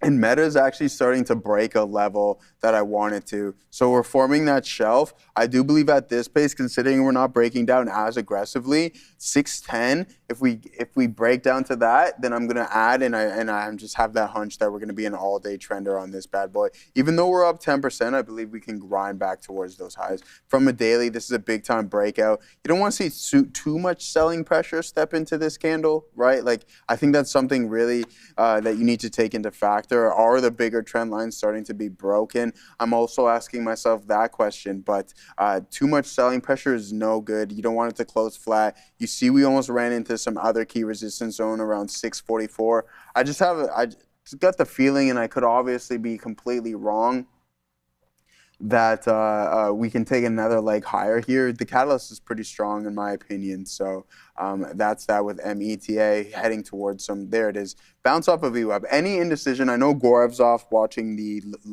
England game here. Now, Los Pollos, I don't know if you're in the chat. Are you guys looking at potential longs here off of the volume weighted average price here on Meta? Because that's going to be my ad. I don't have any size. Like, I'm talking about 7% maybe of the initial position off of these lows, where I started really slow. It was going to pull back a little bit and then off to the races, and we were fortunate enough to participate in this nice rally before we took any off. Was the break of the high of the day. And to be honest with you, Obi, I'm not even going to be honest, what I had in the back of my mind is you always constantly saying, is there a reason to sell? And with my thesis being, it's either we're going to be strong or we're going to break down and give back the majority of the move. I just happened to be on the right side of things, going with the long side. And once we did start to trek towards this previous pivot high, like, we were halfway through, and I'm like, okay, we're starting to pick up in a little bit of volume. The momentum and the strength within the price action is getting a little bit stronger. The tape is confirming what I'm thinking. So there was no reason for me to take any off until we breached through this previous pivot high. And I was fortunate enough to get a strong engulfing candle before I took any size. And at that point, we took 20% off right there. And then we let the rest ride, and we're now holding on to about 7% of this total position with an opportunity that is starting to display itself, a good opportunity. I want to keep my eyes on this one here, ladies and gentlemen, for us to add right at VWAP. I need to pay attention to the details on the lower time frame. We're not quite getting there, and I don't want to jump the gun too early, but there's also a couple other scenarios that can happen. All right, so what I'm thinking is that you have a break of the support level that's being established a little bit lower, you absorb a little bit more liquidity, and then hopefully you can go for that second leg. But the SPY coming back in, obviously on that US-Mexico agreement, things not looking too optimistic there, and the NASDAQ heading towards a new, I shouldn't say low of the day, but we do have those higher lows breached, and you're on the backside of this trend. And if the memory names remain weak, Obi, I wouldn't be surprised if we see some more downside in the NASDAQ, and that's why I'm going to stick to names that are strong. Up 10% here today, META. Yeah, no, I think something to watch out for. We have been taking some decent pullbacks here over the past couple of days. And when I'm watching some of the stuff on higher time frames, you know what? We can go to the NQ. We'll go to, let's say, a weekly, as we are talking about where we might be in the coming weeks here. I'm seeing a lot of sideways chop here, 30K chop, right? So in and around this 30K right here. See, we got a headline coming in. Iran's Deputy Foreign Minister Communication Channel to be established to report and discuss breaches of Iran-U.S. MOU IRNA. Okay, cool. Market not really reacting too crazily off of that. NASDAQ still kind of sideways chop here with ES, bit of a pullback at the same time. But back to the weekly on the NASDAQ. Right here, I remember this right here, March of this year, bit of a pullback and strong bid back through into and through all-time highs just a couple of months ago, and now we're kind of consolidating, chop, chop, chop, chop. Now I know I've shown you guys this stock or these charts before on my higher time frame when I'm like, okay, well guys, zoom out. We got to zoom out here. We'll take a look at SoFi break high a day in just a second, Mopar, but zooming out to say like a 3-month chart or say like a 12-month chart can really give you a perspective of where we might be headed, bigger picture. Now this grab right here, this little lick grab on the SPY was absolutely crazy, and when this candle was closing, I was thinking about this, and you got to remember, this is a 3-month chart. This was all the way back in 2025, right? And we start to break out of this high, and I was like, oh boy, we're poised for a little bit more here. If we're going to squeeze out that 600 high on the SPY, guess what? Just a few quarters later, we're all the way back up at 750s. So we'll wait and see what this market has in store for us. We'll be right back from Adara. Keep an eye here in USO. More oil stories in focus here. IRNA, so Iranian state media, reporting that Iran's deputy foreign minister says their talks in Qatar have ended. Furthermore, this minister saying that there's going to be a communications channel established to report and discuss the breaches of the U.S. and Iran MOU. We've heard about this communications channel in the past. Let's see if it gets implemented here. Back to you. All right. Thank you. What's USO up to? So I know you love trading USO, but I know you liked it when it was on that little bit of a run. How are you feeling about USO? I mean, the difference between trading USO a couple weeks ago to a few months ago versus now is that it was in play. Yeah. Now, exactly. I don't think it's as in play anymore. Glad about that. If you're looking at it for the backside move, it definitely very much is in play for that. But in terms of the long and the breakout off of this 85 level that we saw come into fruition, coming into February, March of this year, yeah, that's not really there anymore. Back through 125s. But yeah, if you're talking about in play for the long, I think that time has come and gone. But the backside is looking quite beautiful. Excuse me here. Was that S dot? S dot, yeah. S dot. Somebody was, excuse me, getting some hiccups. Somebody was asking in the chat if I can take a look at this. Is it time for reversion? Hey, guess what? Something like this, I don't know if I really want to revert it unless and until it gives me a blow off top. Like this thing has already done crazy percentages, a crazy percent of a move right off of the open. What are we looking at? About 134, 100% on S dot on the day right now, all the way from $40 to a high of 89. Yeah, no, I don't know if I really want to get involved just yet. In terms of a reversion or a short, you can see it's just stair-stepping up, maybe trapping intraday shorts. What's the float on this thing? I have no idea. Wow, under $1 million float, 740,000 share float on this one. Yeah, no, not going to touch this with a 10-foot pole, especially on day one of the move on S dot. Maybe day one, brother. Go to the daily.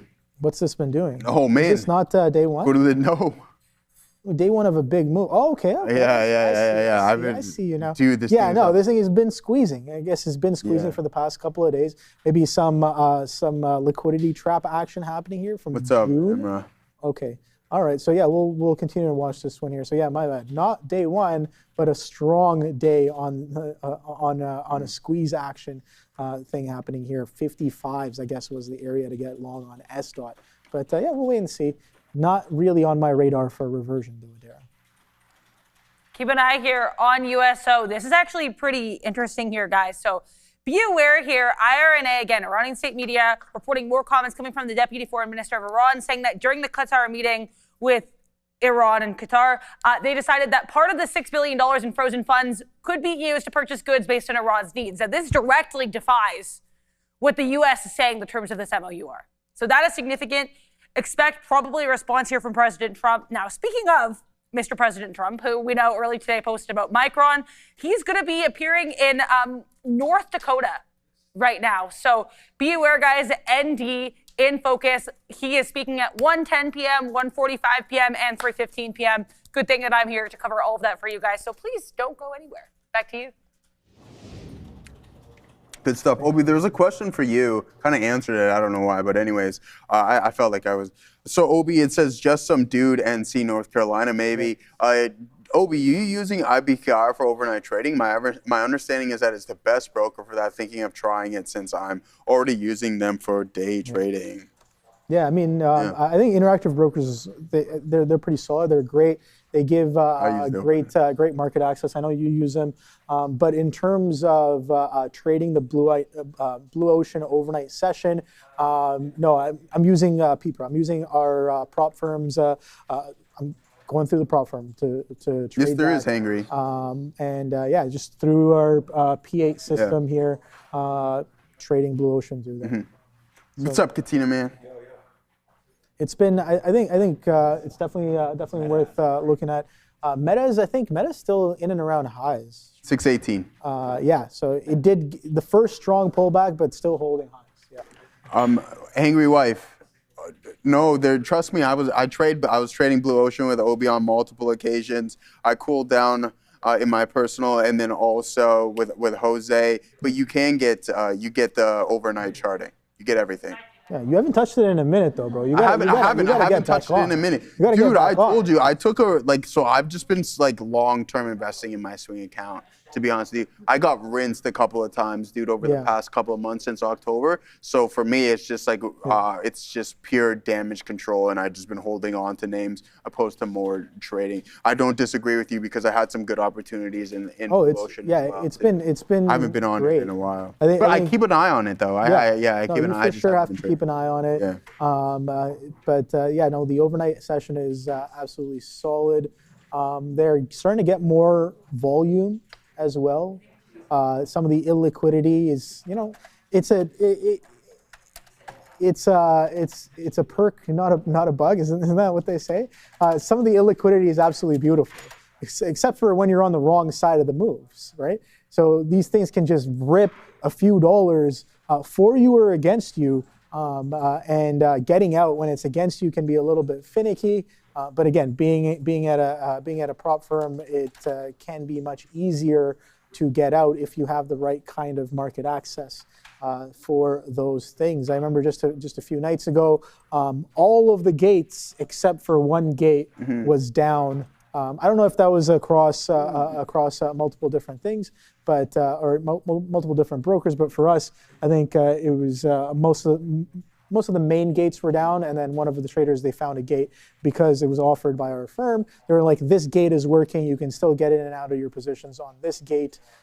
So again, shout out to Real Trading for giving us market access.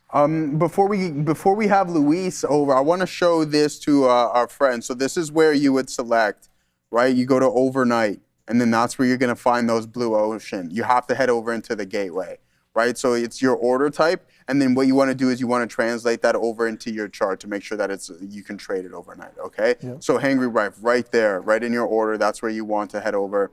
And then if you're looking for transactions, the older charts are more compatible, not so much this one. All right, so I've been trading after just getting absolutely wrench job over a couple of contracts and everything. Yeah, that's just order submission. I know how to trade that, but the charts do not show an IBCAR WS only. No, I'm telling you. So when you do that and you have them linked, Hangry Wife, I literally do it. When you have them linked, it shows the overnight price action. I've made very little money this year compared to the past. Grateful for my long-term account and definitely feel the pain this year. It works for me. Yeah. I mean, but Hangry, I totally agree, man. Like, listen, long-term, it's definitely been my thing. Full disclosure, guys, in 2025, I doubled my account, but I was paying myself along the way and then proceeded to YOLO some IBIT calls and Netflix, and it just wiped out because I kept mine at a threshold, and it wiped out. I took 70% loss in my long-term account. I mean, in my personal just play account, 70%. So now I'm just working on building that up. So people lose, man. Go from doubling, paying yourself, life's good, to losing 70% of it because you have risk management issues. But Hangry Wife, I'm telling you, the chart will roll over so that you can actually see the overnight price action. That I promise. All right, you know what time it is. Oh, there he is. No Sharif, Luis. Yeah. One of our favorite. How's it going? Let's go Spain. Lot going on here. We're going to get into the weather. You can tell us about that later. Sharif is off to Dallas, though. I don't know if you knew this. He's going to go watch Egypt play, and then he's going to go fly or drive to Houston, Texas, that is, and watch the great country of Canada, which it is Canada Day today in the FIFA World Cup round of 16. A lot going on. We're going to start things off. I'm sure you have something. My question to you right now, S dot. What is going on with S dot? Yeah, I don't know. We won't trade that one because, first of all, because it's very, very expensive to locate. And even if it gives a nice entrance with a tight stop, it's very expensive to locate. So we won't short this front side for sure, and no longs because it can go halted and you can be destroyed. So it's a ticker to avoid, absolutely. Yeah, I mean, like, listen, Luis, I love trading these small caps. I'd like to use them for a momentum style. I know you're looking for the backside of things, but hey, we've had this conversation before. How come there was no real follow through with the PDT? I feel like it was just a wave where we just had stocks going 1,000% here, 1,000% there, and you actually made the point stating, man, the SEC is going to actually have to look into this because multiple 1,000-point gainers seemed like they were happening for a week straight, but now that's completely fell off a cliff. Do you think something along those lines, like you mentioned, the SEC starting to maybe do an investigation into these parabolic moves within the small cappers? Well, what we knew is that once the PDT rule was removed, we would have some crazy days. It could have been a week or two. It was just a few days, but the first reaction, it was pretty clear. And it was clear that it was not gonna last forever because of the hype, it will disappear, or because the ECC could take measures to avoid this kind of movement. So I don't know what happened, if it was the ECC or just the hype. You know, it was not that important, the PDT rule, you know, because they changed. For example, now the brokers, some rules to short, to get overnight the short. So even if there is no PDT rule, they are asking for a lot of deposit to short some tickers overnight. So, you know, it was not that important, it seems. So, you know, it seems it's over, this kind of craziness. Yeah, things definitely cooled down. So tell us, what do you have on your watch list? We don't have those crazy gainers. So I feel like this is an environment where you would really thrive in. I mean, you'll thrive in anyone, but I just feel like considering we're not getting those parabolic moves and things are starting to cool down, I think those could be a good opportunity to short some small cap names. What has been on your radar for the past couple of days? Yeah, actually, the last couple of weeks has been very, very easy or quiet for the short sellers because everything is pump and dump during the day or sometimes even pre-market. Today we had a couple of movements. First of all, we trade GEM. I'm sharing the screen here. Yeah, there you go. And we have talked about this pre-market, shorting this against this resistance. And once the uptrend was broken and the VWAP was losing the VWAP, we had this very, very nice tank movement from $9 to $5 almost. That was a very nice short, shorting here in this first pop, shorting again here, and holding a little bit on the way down. And then I have to say, I took a loss here. I was waiting this to bounce against the VWAP and short it again. It made just a quick stop before it went to the highs again. So I took a short here. I took a loss, not very nice loss on this one. And then I'm shorting it again here all the way down. I'm shorting again here, 940s, 950s with a very tight stop below the $10. So if you lose again VWAP, $9 and VWAP on 850s, it can go again to $6 or $5. So it was a nice short here, suffered a loss on this movement, and we are shorting against this $950, $10. That was the first one. The second one, and it was much easier, was LHAI. Look at that, it was very nice. Wow. We were talking pre-market of these levels, 135, 140 as a first resistance. We tried the shorts there, had to stop out. We talk about 150, 160 for the nice shorts. We tried again, stop out. And after this double top here and the opening bell, look, this usually happens a lot. Opening bell is trading below the pre-market highs. We have this candle to push all the shorts out of the trade, and then it goes down, lose VWAP. So there was a very nice trade, very easy. We are still adding on the pops here. Look, I'm gonna show you my execution charts here. So you see, we took a short here, stop out, took another short, stop out, and now we are holding this short, adding on the pops. As you can see, slowly going out below the VWAP, shorting again in the pops, and still holding like, right now it's like 50% of the position on this one. So that was a nice trade. Yeah, very nice trending shares there. And I was looking at this name actually this morning, Luis. Now we've just been trending along the volume-weighted average price, as you mentioned, and consistent lower highs. So if the floor does break out, then you can see that move and the majority of it given back. Now, I'm going to look on the opposite side of things and say, hey, what happens if we have another wave of individuals step in? Do you think we can take that additional leg higher and then potentially break through the high of the day? I don't see it very likely right now because of the volume. Look, when you trade or Sharif trade these longs around the VWAP, it's because they are holding price and they are holding a little bit of the volume. Right now, we have no volume at all. So it's very unlikely that it happens. On the other side, if you go long here, your stop should be like in 140, 135. So it's 15, 20 cents out of the price, your stop loss. And if you are right, you have to hold, let's say, at least 20 cents. It has to break these highs to at least make 1-to-1 risk reward. So not that good risk reward, not that good winning ratio probability. So it's not that long for me right now. If it goes like 170, volume spike up again, and it holds there, then it's nicer because with the volume and breaking these highs, you can go long. But right now, it's just hold the short, and if it breaks 140, 135, hold until the end of the day. All right, thank you very much, Luis. There, one more stock here that was on my radar for small caps was TC, Token Cat Limited. Did you get involved with this one at all in the pre-market? Because I'm just looking at it in the pre-market and seeing that once it couldn't really get past that 850, the backside came in pretty distinctly. Were you involved with this one? Do you have any opinions on this one?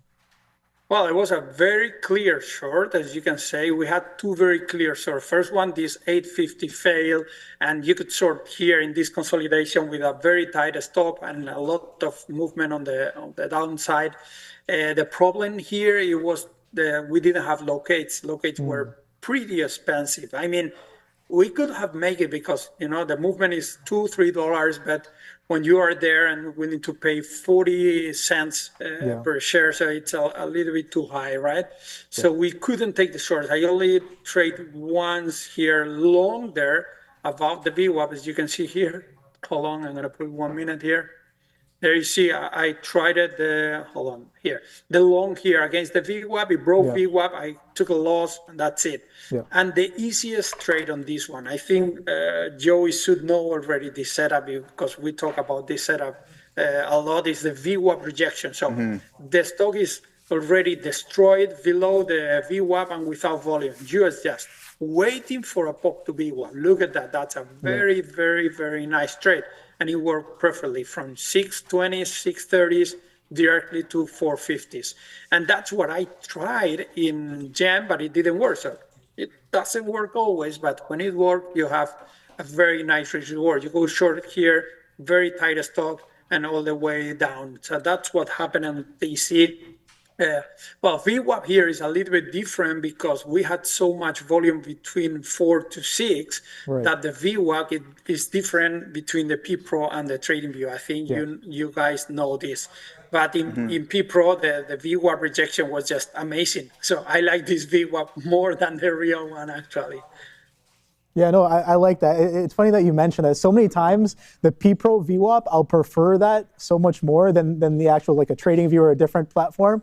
And sometimes it's so beautiful how cleanly the price will just come and then it just rejects or just pivots off of some of those VWAPs. No, thank you. Yeah, because listen, there are many traders and big traders with a lot of followers looking for this specific setup. It's a very well-known setup. So once it starts to get to the VWAP, a lot of people start to search. So sometimes we advance this VWAP in order to get in because we know if it goes to the VWAP, there will be a lot of shorts going in. And that's also risky because look at what happened in GEM. It goes to VWAP, a lot of people is short, they are wrong, they have to cut the loss, and it goes like $2 right away up. So, because it is a very well-known setup, a lot of people tried, so it might work.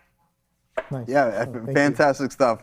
All right, Luis, I know Sharif's not here. We can't get into too heavy football talk. but I want to make sure you know who's coming to the city of Toronto tomorrow, right? No, not really. It is Sir Cristiano Ronaldo himself with a massive match here. Hey, listen, we're finally getting some Barcelona-type weather as well, 30-plus degrees here, so things are looking great. You guys are facing Austria and are favorites, heavy favorites at that. So let's go Spain, Portugal, Croatia tomorrow, and then I believe on the weekend we're going to get Canada and Morocco. So a lot of great football talk. What do you think about your chances? France looks pretty good right now, Luis. Yeah, France is pretty good. I mean, they have forward, they are very, very strong, and they have a couple of very good defenders. So probably it's one of the favorites together with Argentina if Messi keeps being the GOAT of the world in soccer. So Argentina, France, and Spain, we're not playing very good, but it's all about after the quarterfinals when you see the real level of the teams. Right now, look, Germany is out, England is quite near to be out because they are losing against the Congo right now. So we'll see. It might be full of surprises, this World Cup for a while. That's the beauty of the tournament. So fantastic stuff as always. Luis, thank you very much for joining us. Looking forward to more conversations. Next Wednesday, Sharif will be back from his trip in Dallas. A lot of fun going on there. What a trip, by the way. What a trip. I'm jealous, man. What a guy, eh? Lucky guy, eh? How come he didn't take you and I? It could have been a boys' trip. You answered the question they asked you on the chat. You leave to trade or you trade to leave? Well, Sharif, trade to leave for sure. Yeah, absolutely. Fantastic stuff, brother. Looking forward to having some more conversations with you. Thank you very much, Luis. Thank you very much, guys. See you, brother. See you. Ciao. All right, guys. Fantastic stuff as always. Make sure you join us every Wednesday morning. He's with Adara and Sharif in the morning. They talk some small caps, what was on their radar from the night before. And then during the midday, 1 o'clock sharp, you see Luis join Sharif and I. This week, it's Obi and I. Before we get into the new segment there, Obi, what we are going to do, segment? Yeah, you don't... there's a new segment? News. Oh, news. Yeah. Okay, the news segment. I would have informed you. No, there's a new segment. I was like... Yeah. Other than that, guys, I posted up at the lower end of the range here for Facebook or via FBL in Meta. But what we did is re-engage. You can see I'll send you the link for that there, Obi, via on Discord there. I don't know if you're logged into your Discord or anything along those lines. How is BPS at $37? Oh my God. Oh, bro. Yeah. Oh, bro. Wow. This is the one. Katina, man, we didn't Come take on. this one. There was a $1.6 billion IPO. How much better this is. Yeah. $31. TQs, we're going to go over to Adara momentarily. First things first, we're going to talk a little bit about these TQQs trade. Much better entry. Let's see if we can get this this movement in Facebook going for us, or Meta, I should say. I don't know why I keep calling it that. Let's send it over to Adara. We're going to hop into the news segment momentarily. Just keep an eye on Reddit here, guys. I put this headline up while Luis is talking. It's purely speculation as far as I can tell, but I guess there is some speculation circulating that Reddit has secured a new data licensing deal with Anthropic. If so, obviously good luck for the company. RDDT, again, purely speculation for now, but still on intraday highs amid this potential new data licensing deal with Anthropic. All right, good stuff. Wow. Sorry, I got to send a message. All right, let's send it off to Sia. Let's fire this up. Let's definitely start the news segment. Thank you so much for Luis over there. That was a great talk. Let's dive into our first story. We're talking about Nike. So it's, as we do know, it posted its quarterly earnings and revenue that has definitely topped Wall Street expectations yesterday after the bell. But even though the sales have declined in its China market. So here's what Nike has reported for its fiscal fourth quarter compared to analyst expectations. Earnings per share, 20 cents adjusted versus 13 cents expected. Revenue at $10.97 billion versus $10.86 billion that was expected. So during the quarter, the company has been, the company said that its gross margin has increased 8.9% during the quarter. This has largely been due to an expected tariff refund of nearly $986 million after the Supreme Court had struck down many of U.S. President Donald Trump's global duties. So the tariff refunds have contributed 52 cents to Nike's earnings per share for the quarter. Analysts have also excluded that gain, however, from their adjusted earnings expectations. And Nike has posted net income of $1.07 billion or 72 cents per share. That is compared with the $211 million or 14 cents per share a year earlier. So revenue has climbed to 10.97, which is down 7% from 11.10 billion in the prior year period. And Nike's revenue in North America, which is its largest market, has climbed 3% to $4.83 billion. So it has fallen short of analysts' expectations of $4.88 billion. Just a quick fact over there. And sales in Nike's Greater China market have dropped 12% to $1.30 billion. Even so, the company has beat Wall Street's expectations of $1.24 billion in revenue. Adara, give us your take on Nike. Yeah, I think it is worth noting here, and this kind of surprised me as well, is that we actually did have year-over-year growth in the fiscal year revenue, which is like, okay, I mean, go you, I guess, Nike. And again, this is for fiscal 2026. This was Q4. I'm going to have more visuals coming on Nike over the last couple of days. I've just been very busy with some other infographic series, which I'll tease out a little bit later. But with NKE here, yeah, I mean, as you can see here, 2026, barely just a little bit of revenue growth. It grew by $100 million only this year versus last year. So yeah, I mean, I think if you look over the last 30 years, we go from having this steady uptrend, and then starting in 2023, you start to see this peter out. Now, I think a lot of people were thinking, and I know people have said this in the chat before as well, Elliott Hill was seen as probably the better successor for Mark Parker, who was by far the best CEO for Nike stock, all the way back when this was announced in 2019, took effect into 2020. But yeah, John Donahoe takes over instead. And if you look like John Donahoe, as much as hate as he's gotten for his tenure, not bad sales growth, to be frank. Okay, like I will admit it dropped off a bit in 2024, whatever, but then you bring in Elliott Hill and what, we stagnate? Is that somehow better? I don't know. I'm not saying John Donahoe was better. I'm saying I think Elliott Hill was a little bit overhyped. They plucked this man out of retirement, a man that pretty much worked with Nike his entire career, which is not a bad thing per se. I'm not trying to say that, but I'm saying that he didn't really have any C-suite experience. He was a Nike executive who retired and then came back. And Elliott Hill, if you're watching, I apologize. I'm not trying to go after you here. I'm just saying I think the context here is really important. And again, I don't want to compare apples and oranges, but I think if you look back at the other CEO announcements have made around the same time. So we're talking what happened here with Brian Nickel getting plucked from CMG, just to shrug over, if you know, you know, on his way over to Starbucks. And then you also had Kelly Ortberg coming over from Boeing. Now, neither of these men were inside hires. Maybe Elliott Hill being an inside hire, maybe that makes you a little bit more complacent. I don't know, but I want results from this man. I have not gotten any. And again, I don't love Brian Nickel, and I've said this, but at least he's trying to make changes at Starbucks. Kelly Ortberg, I think, has done an excellent job of, using Dawn to scrub away all of the blemishes on Boeing's past. If you know, you know.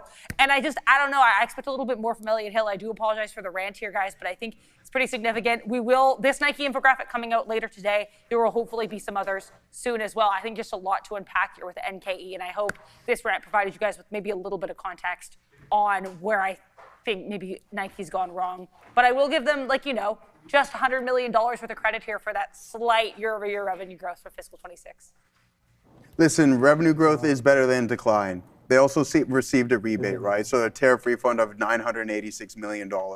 Now, if your third largest revenue stream isn't performing that well, and who am I referring to? China. China's weakness. Now, you're going to have obviously an increase in inventories, which will cause you a lot of issues. Why? Because that can really hinder your margins just due to the fact to offload inventory, you need to give discounts. And when you give discounts on your product, it chews into your profit margins, okay? So that's something that I like. And guys, you know where I stand within this retail space. All right, I have this athleisure wear, the total addressable market. There's so much competition within it, which really makes it difficult regardless if you have that consistent revenue stream. If you're the best or the most popular brand on the planet, in which I've stated on multiple occasions, and the performance of your stock looks like this, I don't care who you put at the helm. It's really not good. Can things turn around?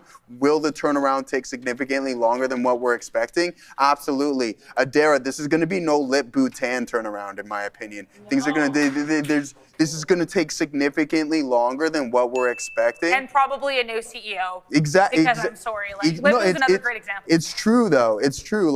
especially when you're kind of caught in the middle of what your identity is, like you go towards the brick to direct to consumer instead of going from business to business, which really hindered this company. All right, brick and mortar is expensive. All right, so I mean, what happened there is, I think, in my opinion, where this stock really started to curl over, and I just believe, even though it's a high quality product, it's just stuck in the middle between, are we that luxury athleisure brand, or are we the individual, the average individual luxury brand? And for me personally, $300 for a pair of sweatpants and hoodies is just a little bit too expensive. Yep. Yeah, I think Nike's been on a pretty decent run here going into 2021, and I always like to look at a higher time frame chart because when it comes to Nike, it's one of my textbook examples for what a reversion looks like on a higher time frame, and what something really kind of looks like when it starts to fall apart off of a multi-year crazy, absolutely wild run here. Again, that little blip down was that was a little COVID blip right there from March 2020. But you can see here, yeah, they've kind of lost footing, for a lack of a better word here, on their stock price. And as it trades lower and lower, we can see that we're starting to contest some levels. We've already gapped below COVID levels, right? And that happened not too long ago. That was just a few months ago right here. But coming in with increasing volume back into prices we have not seen since 2018. So I am watching this one closely. Is it something I'm looking to pick up on? Absolutely not. I think honestly, like the short trade on this one, the swing, the selling the calls, the buying the puts, the shorting the shares, that's the trade that's been happening on this one, and it's been happening really, really well on Nike. So that's my opinion on Nike. Yeah, man, I think that's a complete fair assessment. It's just something that I'm not. The hype is not there anymore. It's not there, man. It's not there. The build quality is there in terms of the thing, and you still have brand recognition, and you still have that base of people who still only buy Nike. Yeah, exactly, right? exactly. Which is good, but it's just like you as opposed to, I find that athletes themselves have a lot more Nike wear than just regular people who are not athletes full time. But that wasn't really the case during COVID. Because again, COVID, people were working from home, going to gyms a lot more, maybe working out more as well. I have no idea, but regardless, it's lost its footing in more than one way. It's just there's too much competition in the space. There's like so many different brands, right, that just gain popularity. And what happens when you hold the majority of the market share in one specific sector is that we talk about it with other names as well too. There's only really one way you can go. And unfortunately, that's down, right? Like you have the Aloes, you have the Lululemons start to step in, even though that hasn't been performing well. You have the Ons, you have the Gymshark step in, and there's some other ones that Sia mentions that I don't even remember, but that just speaks to the volume of how much competition. Alo, what else? Gymshark. There's a lot of competition out there and cheaper alternatives as well. Jackie's in the chat saying, calling both of us out, saying, I know a lot of people in Europe that boycott any U.S. products. That's fair. Maybe that. I don't think that's a call out. That's partially the reason why. But Europe is their second largest market. Yeah, I mean, since 2022, we've seen the decline. What's up, Sia? Yeah, I just feel like Nike itself, to me, it's still a good brand. Yes, it has great shoes, it has great apparel. They've also started their streetwear lines that they introduced, like really cool stuff. But it also depends on the price per article. Like honestly, you're paying so much more than you used to when there's, like you said, there's better competition out there. There's better quality. Nike is just like it'll always be a household name because Nike, Adidas, Puma, always going to be household names. But can't deny that there's definitely better options out there now, much cheaper, much more durable, and much more better. Absolutely. All right, let's talk some SpaceX, yeah? Yeah, definitely. Let's move on to SpaceX. So Wedbush has initiated coverage on SpaceX with a buy rating and $190 price target, so valuing the company roughly at around $2.5 trillion.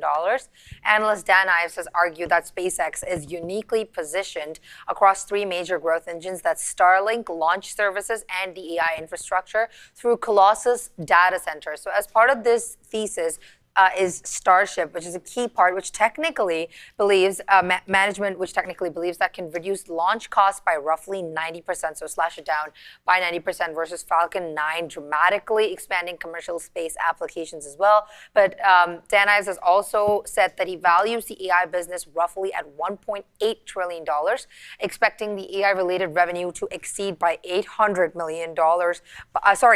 My apologies there, big number, $80 billion by 2028, so making it the largest contributor to SpaceX's valuation. So Starlink is now serving more than 10 million subscribers alone, and this remains an earnings driver. There's also launch operations that are valued, but it's all separate. SPCE currently down on the day, 5.3%. Yeah, I mean, listen, we talked about it. When SpaceX was first coming to market, we talked about this absurd number, Obi. I don't know if you were reading up on this, but like it was something along the lines of a $23 trillion addressable market. But when you broke down each individual segment, you've seen where the majority of this is coming from, and that's Colossus. Starlink, yes, 10 million subscribers looking to grow and compete. All right. We also had, I forget who it was, they purchased another company, or I believe it was Rocket Lab. Yeah, Rocket Lab, but not necessarily a direct competitor. But where the real valuation and the revenues can grow from is the AI product. Now, we've seen SpaceX get hit today. Why? Because there's not enough demand for Grok's compute. So what is Elon doing? Something very smart. He's going to rent it out to some of the other names, the larger participants, the individuals who need it, the Anthropics, the GPTs, and potentially the Geminis. But look what happened. You got hit pretty aggressive here today, Obi. Why? Because now Meta is in the exact same boat as what SpaceX is in. They have a glut of compute with Mark Zuckerberg spending absurd amounts of money and hasn't been providing any form of cloud service. When I said that when we've seen throughout the previous quarters that Meta consistently increasing its capital expenditure, I'm like, but these guys don't even provide any cloud services. What's going on there? And I've been saying this for quite some time. If you go back into the history of when we've been talking about the news, it just didn't make sense to me. How are you the only one out of the hyperscalers that aren't having any cloud services? It didn't make sense. Now you're starting to see Meta step into the space. And with that being said, you've seen a little bit of a hit here within SpaceX. But the question is, what customers is Meta going to get? But that's where the majority of this valuation is coming from, is Grok and cloud provision. It's not through, even though Starlink is one of the stronger revenue or sources of income for SpaceX, it's not Starship, right? Because that's really expensive and low margin product. It's really Colossus and the AI infrastructure that is going to be the future driver, I shouldn't say future, but the current driver of SpaceX's valuation, in my opinion. No, I think that's correct. I think when I was looking into some of the filings and their revenue, it was 18 billion out of like 24 or 25 billion dollars worth of revenue came from their satellite internet system there. But I think again with tickers and companies that are run by the man himself, Elon Musk, you do have to kind of understand the kind of participation that you'll be getting, right? And we talk about how the market is forward-looking, and it's understandable that right now, SpaceX, they make their money in other ways, and their main focus or foci are in different locations. But at the end of the day, like you look at something like a Tesla, right? People still say that Tesla is extremely overvalued. And what has that been done? People have said Tesla's been overvalued since day one. People used to say that PayPal was overvalued, right? I know it still trades, but at the end of the day, a lot of times people are not buying the SpaceX stock. People are not buying the Tesla stock. They're buying their ticket to access into Elon's company. That's what they're buying. That's the idea that they're buying. That's the sentiment that a lot of traders and investors have when they pick up on some of these kind of stocks. But that's just my opinion. Let's see what the stock itself has been doing since its recent IPO. I have a few anchored VWAPs here. Shout out to Mr. Shannon. IPO anchored VWAP. That's the light blue here. We've kind of rejected that this pre-market. All-time high anchored VWAP. We also rejected in and around that area this pre-market. And then this all-time low off of the opening print that we had, when is this? This is on the 23rd of June, anchored VWAP from there. So it kind of gives me a perspective of where different participants are sitting since these events, right? We're trading well below the average of both the highs and the opening print. Now we're coming into areas where the low print has been made in terms of relative to the anchored VWAP, and we're actually catching a bit of a bounce there on SpaceX today. So it should be interesting how this one kind of pans out. We talked about different price ranges. That 150 mark is that 153 mark is in and around that $2 trillion valuation mark. That 170, I think it was 174.50 if I remember correctly, was that price where if they can trade 5 out of 10 days, anywhere before Q1 report or their first earnings report, that 7% investors will have a 7% unlock of shares there at that price level. And we've kind of been interacting with some of those prices, but we've held above that 150 like a champ. And so far, as of right now, SpaceX is being defended at its IPO opening price. The past couple of times that we have been there, earlier on last week, and a little bit of when was this? On June 23rd as well. So that's what I have watching on SpaceX. You also have to remember the opening range relative to where we are right now. We still have to keep an eye on that. We're within that opening range of day one over the past couple of days of trading here on SpaceX. What's up, Adara? Keep an eye here on USO and the market. We have more reports coming out here about these indirect talks held between the U.S. and Iran in Doha, Qatar. According to Axios, U.S. and Iran holding indirect talks in Doha, agreeing to maintain a one-week de-escalation while continuing negotiations on the Strait of Hormuz, nuclear issues, and regional security. So here's the thing. Apparently the main sticking point remains who controls the Strait of Hormuz. The U.S. has basically told Iran that, hey, you know what's way better for you? A nuclear deal and getting assets or get sanction relief here. They're saying that's better than any relief that Iran could get if they start imposing funds. We're going to have to wait and see here. But either way here, U.S. and Iran indirectly talking. Big sticking point does remain that Strait of Hormuz. New story here with Sia. Thank you so much. Let's take a look at Meta next. Shares Meta, as we do know it, have popped 10%. It's holding that momentum that it carried from earlier in the day. It's up 9.75% at the moment, very close to 10% after the news that the company is building a new cloud business that can help recoup some of the billions of dollars that it has poured into the artificial intelligence infrastructure. Bloomberg has also said that Meta will be selling its excess compute power to outside customers. So the company is debating whether it will offer this AI access to AI models that are hosted on its infrastructure, or if it will sell access to raw computing power. So Meta previously, back in April, had told its investors that it plans to spend as much as $145 billion in CapEx this year. It's continuing to develop data centers and securing the graphics processing units needed to train AI models and also run large workloads. So by standing up a cloud business, Meta can potentially generate revenue on the capacity that it's not currently using. So the new business can also throw, I would say, Meta into a new and fiercely competitive market, which is dominated, as we do know it, by companies like Microsoft, Amazon, CoreWeave, etc. Like I said, Meta up on the day, very close to 10%. Well said, Sia.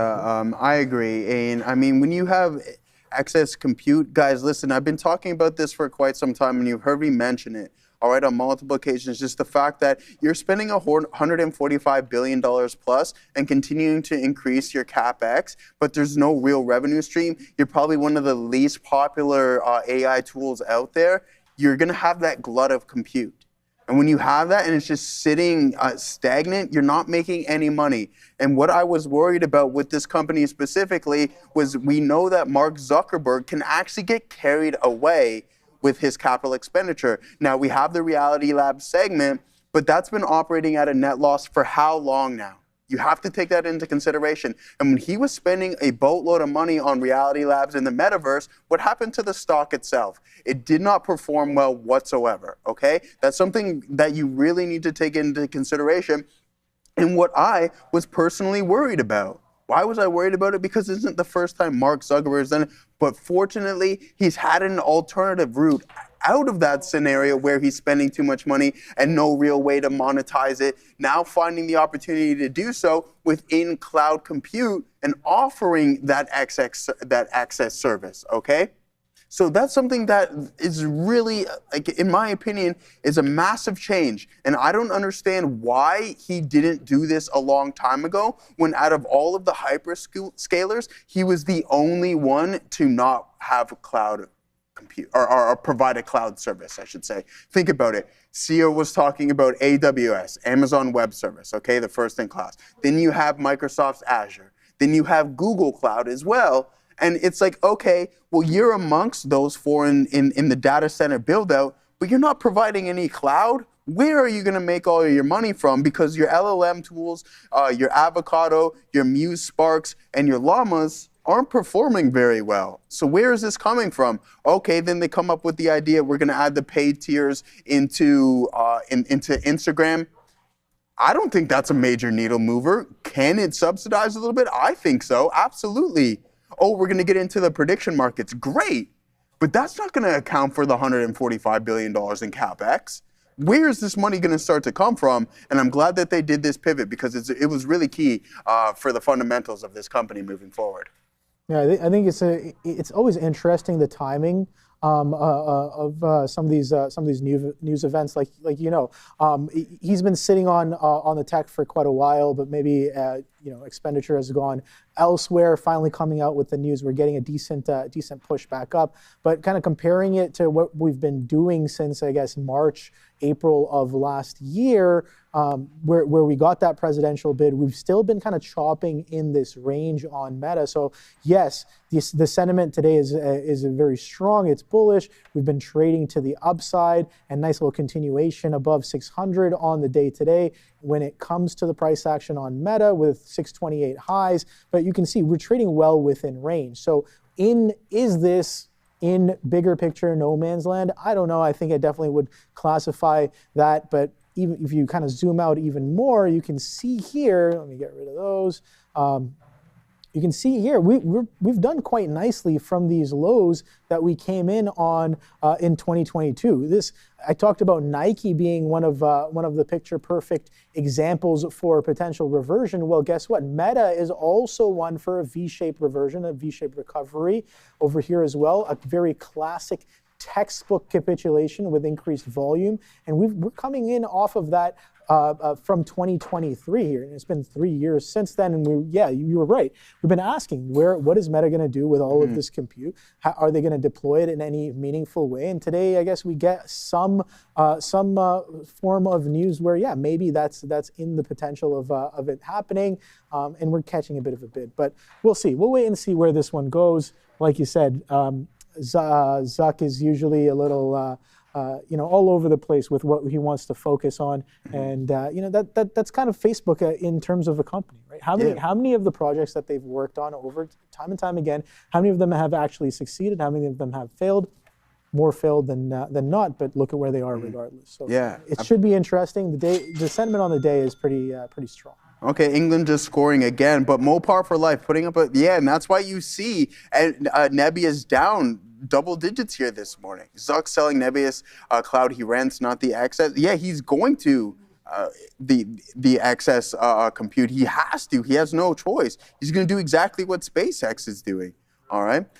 So there it is. Let's go there, Obi. A nice reload. We're still sitting in this T-Triple-Qs. Before we send it back over to CL, let's get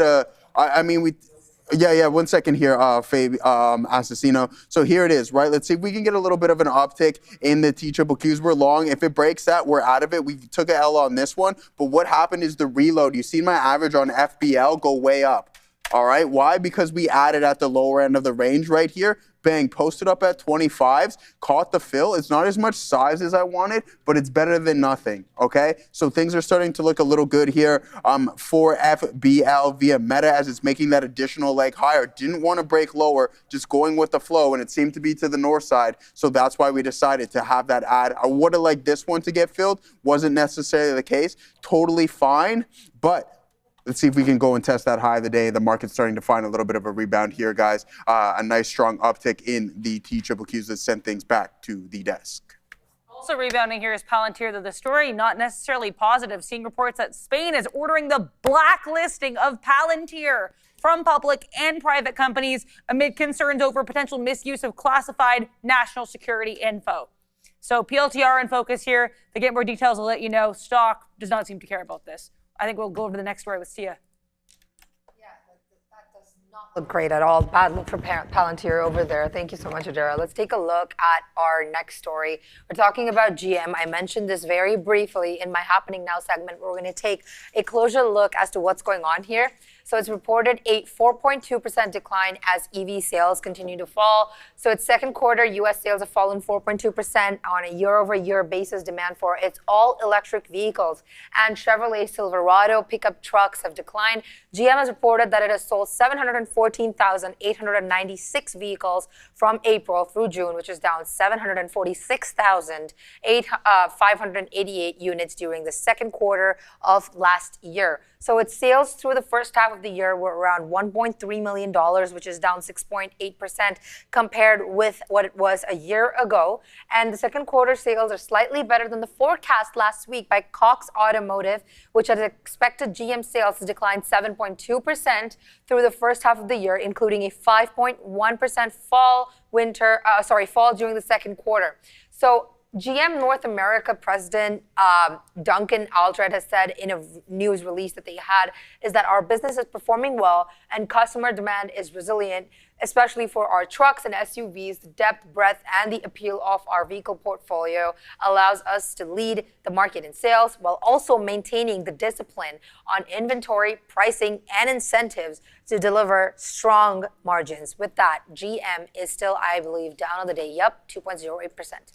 Yeah, I mean, across the board, it's not looking too great here. Light vehicle sales in Q2 of 2026. General Motors report sales down 4.2% to 714,000 vehicles, guys. The one positive thing where you can find some light at the end of the tunnel is South Korea unit sales up 6.6%. That SEA brought to us to 48,000 vehicles. Okay, I didn't know GM had, I mean, if we're going to call this any form of a presence in South Korea, when we had South Korea the other day, sell off the whole memory storage play there, Obi, which I know you caught the reversion, I believe, on it was when everything just was down double digits before the open. Now, as for some of the technicals, listen, I talk about these legacy manufacturers and how I don't strategically love them as a play. We had Ford, I believe it was Ford, stepped in saying, hey, we're going to start this energy storage segment.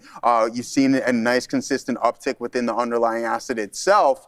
But other than that, I just think there's too much competition. The union, unfortunately, ladies and gentlemen, if you work for it, congratulations to you. There's just too much of a hindrance on these American-made vehicles just due to the union. It really hurts their margins. Honestly, lacking innovation. And I know I'm going to start to grind some people's gears here and touch some heartstrings, Obi. But listen, these Chinese EVs across the globe, we've seen it within Tesla in Europe, really start to lose market share. I believe that we're lagging a little bit here in North America when it comes to some of the auto manufacturing. Yeah, I do think Tesla's kind of, they're the first ones. They're the trailblazers. They're changing the game. When it comes to competition from overseas for GM, yeah, I don't think they're in too much trouble. I would say they've withstood worse over time. They got bail. Yeah, if they're going to get a bailout every time. Yeah, exactly. No, that's what I'm saying. It's in the nature of, I guess, how the company has been run before. Now, I'm sure there are opinions on whether or not that should happen or is allowed to happen. Whatever. Listen, that's not my job. My job is to be like, all right, what do they behave like, and are they going to do more of the same? And more likely than not, things and people and stocks tend to do more of the same, if not similar, especially if things have been trending. And when you look at something like a GM, you can see that, yeah, it's held up steadily quite well. A lot of sideways action, I guess, coming into the 2000s, but I guess 2020 was that shock that it really needed because it clipped down to its range lows, and now we've been in a bit of a steady trend up here on GM. But yeah, we'll wait and see. I don't really have any strong opinions or perspectives on this one. But I understand in terms of investment, it is a vehicle for a lot of participants. But yeah, no, in terms of the news and some relative volume today, getting sold off on the day back into some prior range. 75 might be interesting as well. Another thing with NASDAQ and NYSE stocks is people like prices. Yeah, people man. like price, especially if it's a stock where it's heavily looked at by investors. Mm-hmm. People are more price dependent than anything, I would say. Was there sorry to interrupt you there, Obi Adara. I don't know if there was any Apple news stepping in here. Qualcomm had some news, I think. Yeah, there's definitely something happening with Apple here. Qualcomm had news. Qualcomm had news. Let's see if we can figure that out here. QCOM. Let's see what it is. Spike up. Qualcomm's happening right now. ETF battle. Okay, yeah, so Qualcomm, you've seen the volatility spike in some of these names. You can see Apple breaking through here, guys. We'll get that to you momentarily. I don't see anything on my news blotter right now. Adara's going to find something. It may take a little bit longer. She can get it quicker than I can. But Qualcomm spike up here, Obi, so that's looking pretty good. I know Katina Man's going to like this, man. Qualcomm, Katina Man. Adara. Love it, Qualcomm. So this, actually, I already saw this story, but I only saw it with regards to SpaceX. Qualcomm's implicated, though, it looks like. So we'll take a look at SpaceX here. Not really moving too much. Wall Street Journal reporting that SpaceX has a prototype of a handset-like device that's going to be shaping how people interact with AI. Now, how does Qualcomm fit into this, you may ask? According to this Wall Street Journal report, this device would use a Qualcomm Snapdragon chipset. So again, we've got SpaceX coming out here reportedly announcing this, or showing a prototype to investors of this new AI device that would reportedly use a Qualcomm Snapdragon chipset. SpaceX does not care. QCOM certainly does. Oh, thank you so much for that, Dara. Yeah, Qualcomm snapping and getting dragged to the upside right here. 190.65 as of right now. Get it, Obi. Not really. Thank you. Not really any sort of a big reaction here on SpaceX at the same time. So maybe that'll come in a little bit later. But yeah, initial reaction pretty strong into 190s, and then now holding a bit of a chop here. Let's go to a 1 minute chart. So we did kind of pull back off of that. Feels like strong push there. SPCX right here. Yeah, nothing too crazy on SPCX as it doesn't really react too much to that news. That makes sense. Sometimes some of these catalysts, I always name them as a large cap association trade. Now, if we're talking about market cap, SpaceX is definitely up there in something like a Qualcomm, which is pretty decent in its market cap as well. Let's take a quick look what that is right here. That is not the information that I am looking for. Let's see right here, market cap. Yeah, 194, just shy of $194 billion here on Qualcomm, versus getting a deal or getting a deal with SpaceX, who is an over $2 trillion company. Right? So that's it could definitely be. We could definitely see something. We're already seeing a strong reaction here with this large cap association for Qualcomm. Yeah, absolutely. I mean, all right, man. It's starting to get towards the end of the day here, Obi. We took a couple attempts on the long side here for the NASI. It didn't work for us. So let's pull this bat up here on the T. So again, number one did work. We tried again. Again, I was looking for more. Maybe we had to piece them off as we're now breaking through the low of the day, and that's just my signal to get out. We hit the reload on this one here, Katina Man. So both you and I are rocking and rolling with this. We had a bigger size posted up at 2490s. We didn't get that, but this has definitely been the winner of the day. We'll shout out to some chicken dinners. Even though we didn't have that for lunch, we'll hit the Stone Cold. Didn't hit that today. Oh.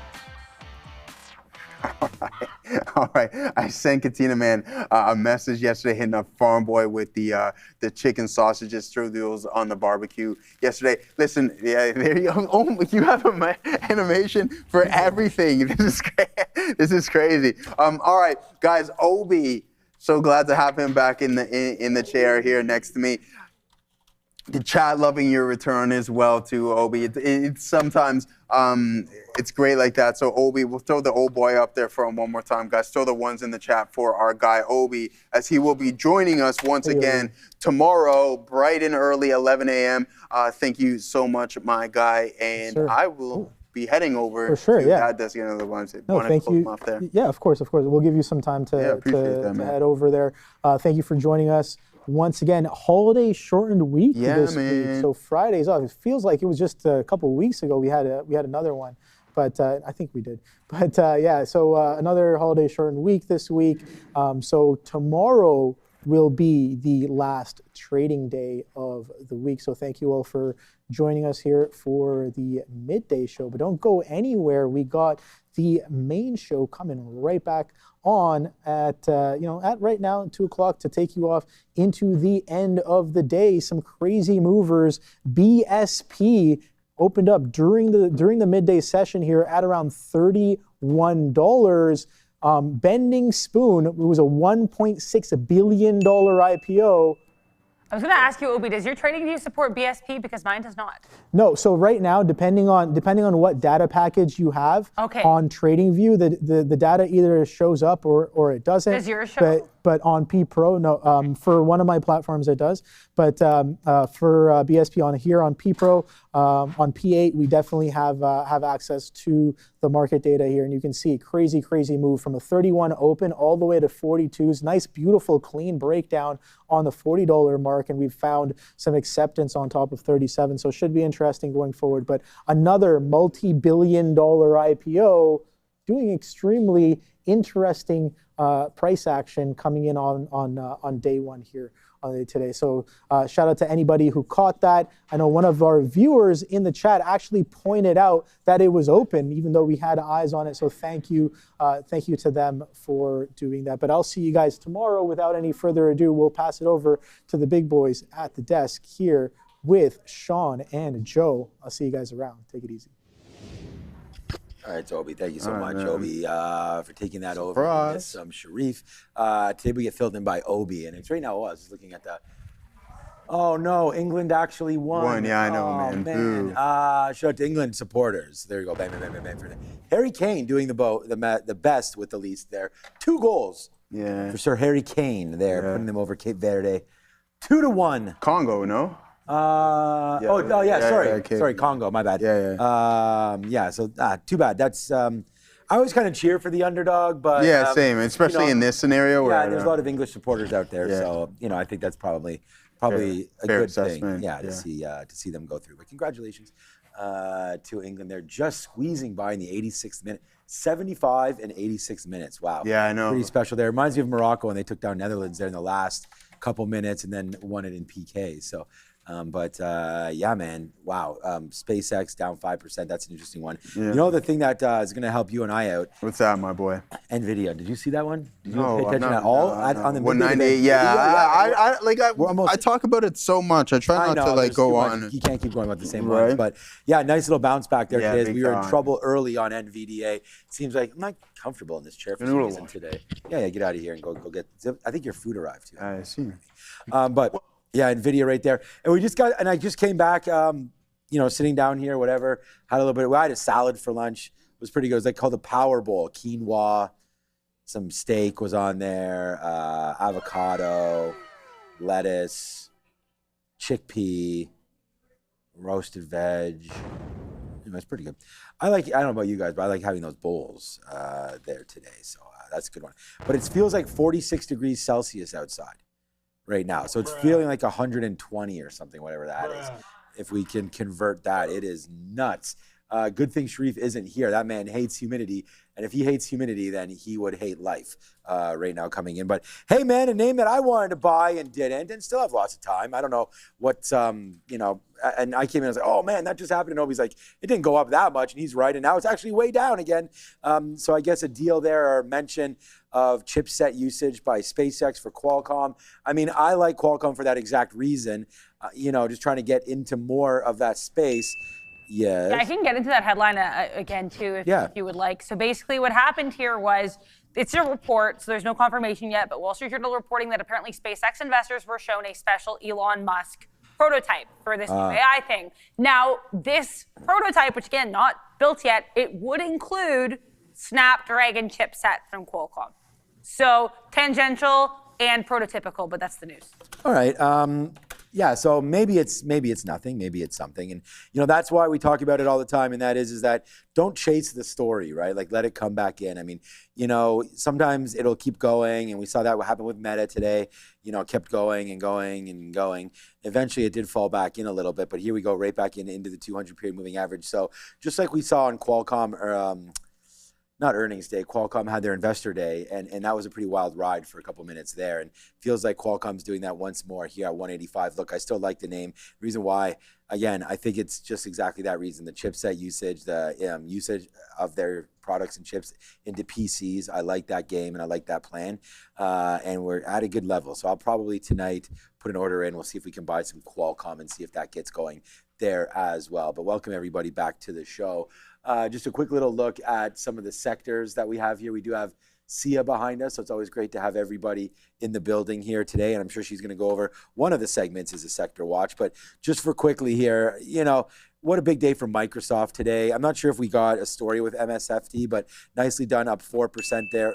Laying off roughly 2.5% of their workforce. That came out, though, before the open. Wasn't that a story yesterday about Microsoft? Or no, that was a story. I think it was reported late yesterday. Okay. But I've seen it circulate today. So. Yeah, I know. Taylor, I know. How am I not long Palantir? I just put the hat on. So I feel like I should just put the hat on and punch long immediately on Palantir. We'll go over some PLTR at some point there, because there's Palantir right there. You are up now, Joe, 9%. Today? Yeah, man, on Palantir. It's been an absolute monster there for PLTR. And that was one where I've already asked. I mean, Adair's the hardest worker around here, but I've already asked about Palantir. We actually had some bad news on Palantir, but it didn't move the stock at all. So Spain apparently saying no public companies, no private companies should be getting in bed, for lack of a better term, with Palantir. They have issues here with national security. So that's their concern with Palantir. So middle finger to Spain then today. That's what I said, Luis. What's up with that, my boy? Yeah, what's up, Luis? Yeah. Luis is no longer allowed on the show. Until you get this Palantir thing sorted out. Yeah, wouldn't that be amazing? No Palantir. Wouldn't that be amazing if he phones up, he's like, I got word that Palantir. Yeah, no, I mean, that would be amazing if we could control our government, of course. AppLovin up 11%. Oh, we did get an upgrade today from Guggenheim on, and now that I see AppLovin and we talk about the IGV, that's part of what's happening with Palantir as well today, right? Because IGV, a big part of the IGV, actually, you know what about Microsoft? Microsoft is the number one holding in the IGV today. So, that's a nice move there for software names. And we talked about ServiceNow was actually on the note this morning. Wow. For $100. That goes down to 102 early. Not enough to get me long, but there goes now. 7% to the high side on Guggenheim. Positive talk about some of these software names. Quite frankly, just saying they're a little bit too far down. Putting a higher price target on those. I think they deserve one too. So there's Guggenheim getting going on the IGV and Salesforce as well. Joe came with an upgrade there, so we can have a quick look, obviously, at Salesforce as we continue to worry. Bless me. Yeah, bless you. Thank you. Right. And we get to worry about what's going on here in the space now. So that's IGV. And then, just because we're wearing the hat does mean we'll talk about it. There's Palantir 127.50. So a nice little recovery. Yeah, nice little recovery. Nice little move higher there for Palantir and Alex Karp and company. So, just getting ready to put on a couple of trades. Maybe it's that 128 break. I can't hate on that. Bless you. For Palantir, 128 break, used back to 127 as some kind of support and resistance. I don't mind that. We're definitely not overextended here on the RSI. We're right in the middle, 57.58. We did blast a little higher this morning around noon around 10 o'clock on the RSIs. We did get overextended, but now it's kind of slowing down. So I think like Palantir can do that next little run up. I don't really want to buy anything when it's on the RSI on the high side. Yeah. You want to try to stay away a little bit from that. But that 28 right there, this could be tomorrow's or this afternoon's trade right now on PLTR, breaking through 128 and then using 120. I'm doing that. And then using 127.50 as our stop. So let's put that in right now. A 128.01 breakout on Palantir gets us long, and we'll see if we can do that. Let's try 1 unit right here in the afternoon. We'll see if we can get that break 128 and then use some of these support lines as our help, right? 127, 127.50. I actually don't mind buying it off the 200 period moving average. The problem is I don't want to sit, Joe, here just in case the market's down. We're underneath VWAP. We could see a little bit of a sell-off. And man, oh man, talk about. Oh, you said you were trading the TQs. Good job on that one. No, not really, because went against you? Yeah, it went against me a couple of times here. I mean, we had a couple of opportunities to get some outs, Katina man, but I was just like, more. We want some more. And then, unfortunately, the more did not work as there's no continuation throughout this. And the downtrend is just fully intact right here, guys. So we'll hop out of that here at any given moment. I will feel no ways about it. But it's been the Meta Show today, and we were having the conversation with Brian Shannon yesterday. Yeah, Brian. Okay, so what I was getting at is there's market breadth. Like you're 1% off of the all-time highs, but with the exception of Apple, the majority of them were down double digits, just touching into 10%, some 13, some 16. Not, I don't think any of them hit 20%, maybe with the exception of Broadcom. But what I was getting at here is what happens when you see a rotation, and I know you were talking about this this morning as well too, is that the Mag 7, some people calling it the Lag 7 because it hasn't been performing for the past couple of months. But what happens when they start performing again, right? Like, it's like, oh, we forget about these things for a couple of days or a week or so, and the next thing you know, it's like, oh yeah, how dare we forget about the highest capitalization, the most valuable companies on the planet? We're gonna get all out of our Meta here. Sean, it's coming back to our break even. I had an additional ad at the lower end of this range right here. Oh. Well, no. Well, that was what a great amen. Yeah, I added at the lows right here. No, that is the trade I'm talking about. Yeah. Watch it barcode a little bit, get some confidence, take that long for the breakout, because I guarantee you your stop was not as high, like not as low as those highs you took. Exactly. Right? I mean, that's the risk reward we're talking about. Yeah, man, that's exactly what we were looking for right there. So we add a little top up there on Meta. But what I'm starting to see here is you have a positive catalyst step within the name, and then hopefully we can get NVDA to find some footing. But we got Google up to 260 at its highs. It was up a couple of percentage points. Apple up 2% here today, with the exception of SpaceX to the downside. Microsoft up 4 1/5, and then Amazon also positive. So, I mean, if these guys even start to approach their all-time highs once again, what does that mean for the NASDAQ? Never mind the memory storage names. I think you established new all-time highs, to be honest with you. Yeah, no, in which? Facebook? In Meta? No, in the overall market, once the Mag 7 starts to that's the next thing to go. I mean, exactly. the minute Apple can recover, and we get a nice recovery today for Microsoft, up 4%. I do have something to read to you, though, and if you want to become a real trader, the next trading cohort right here with Real Trading begins now. You can get ready for that. It's next trading cohort is just around the corner, and this time we're expanding our reach. If you live outside of the United States, anywhere outside the United States, now is your chance to apply and join our program. You'll be trading U.S. equities during regular market hours, so be sure to be available for that continuous trade session. This program is carefully designed to help you master market microstructure, different marketplaces and venues, different order types, professional execution versus retail/amateur approaches.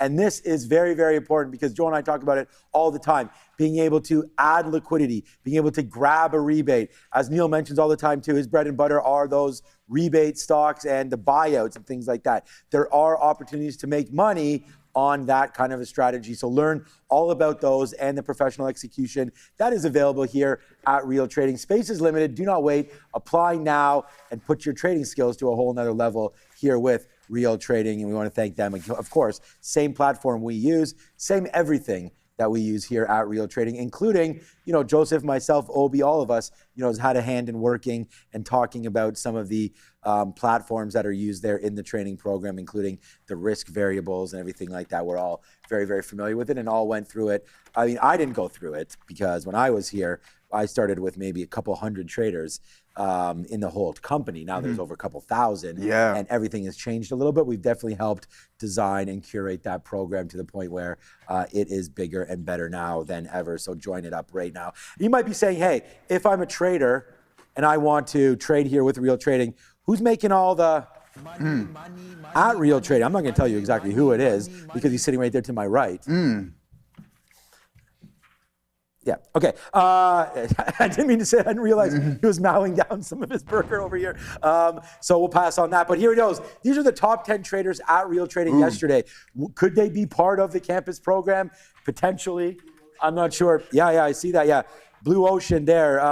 Blue Ocean's okay. Top number 3 Blue Ocean right there. Amex, NASDAQ, Blue Ocean there. Probably the guys in China are crushing Blue Ocean.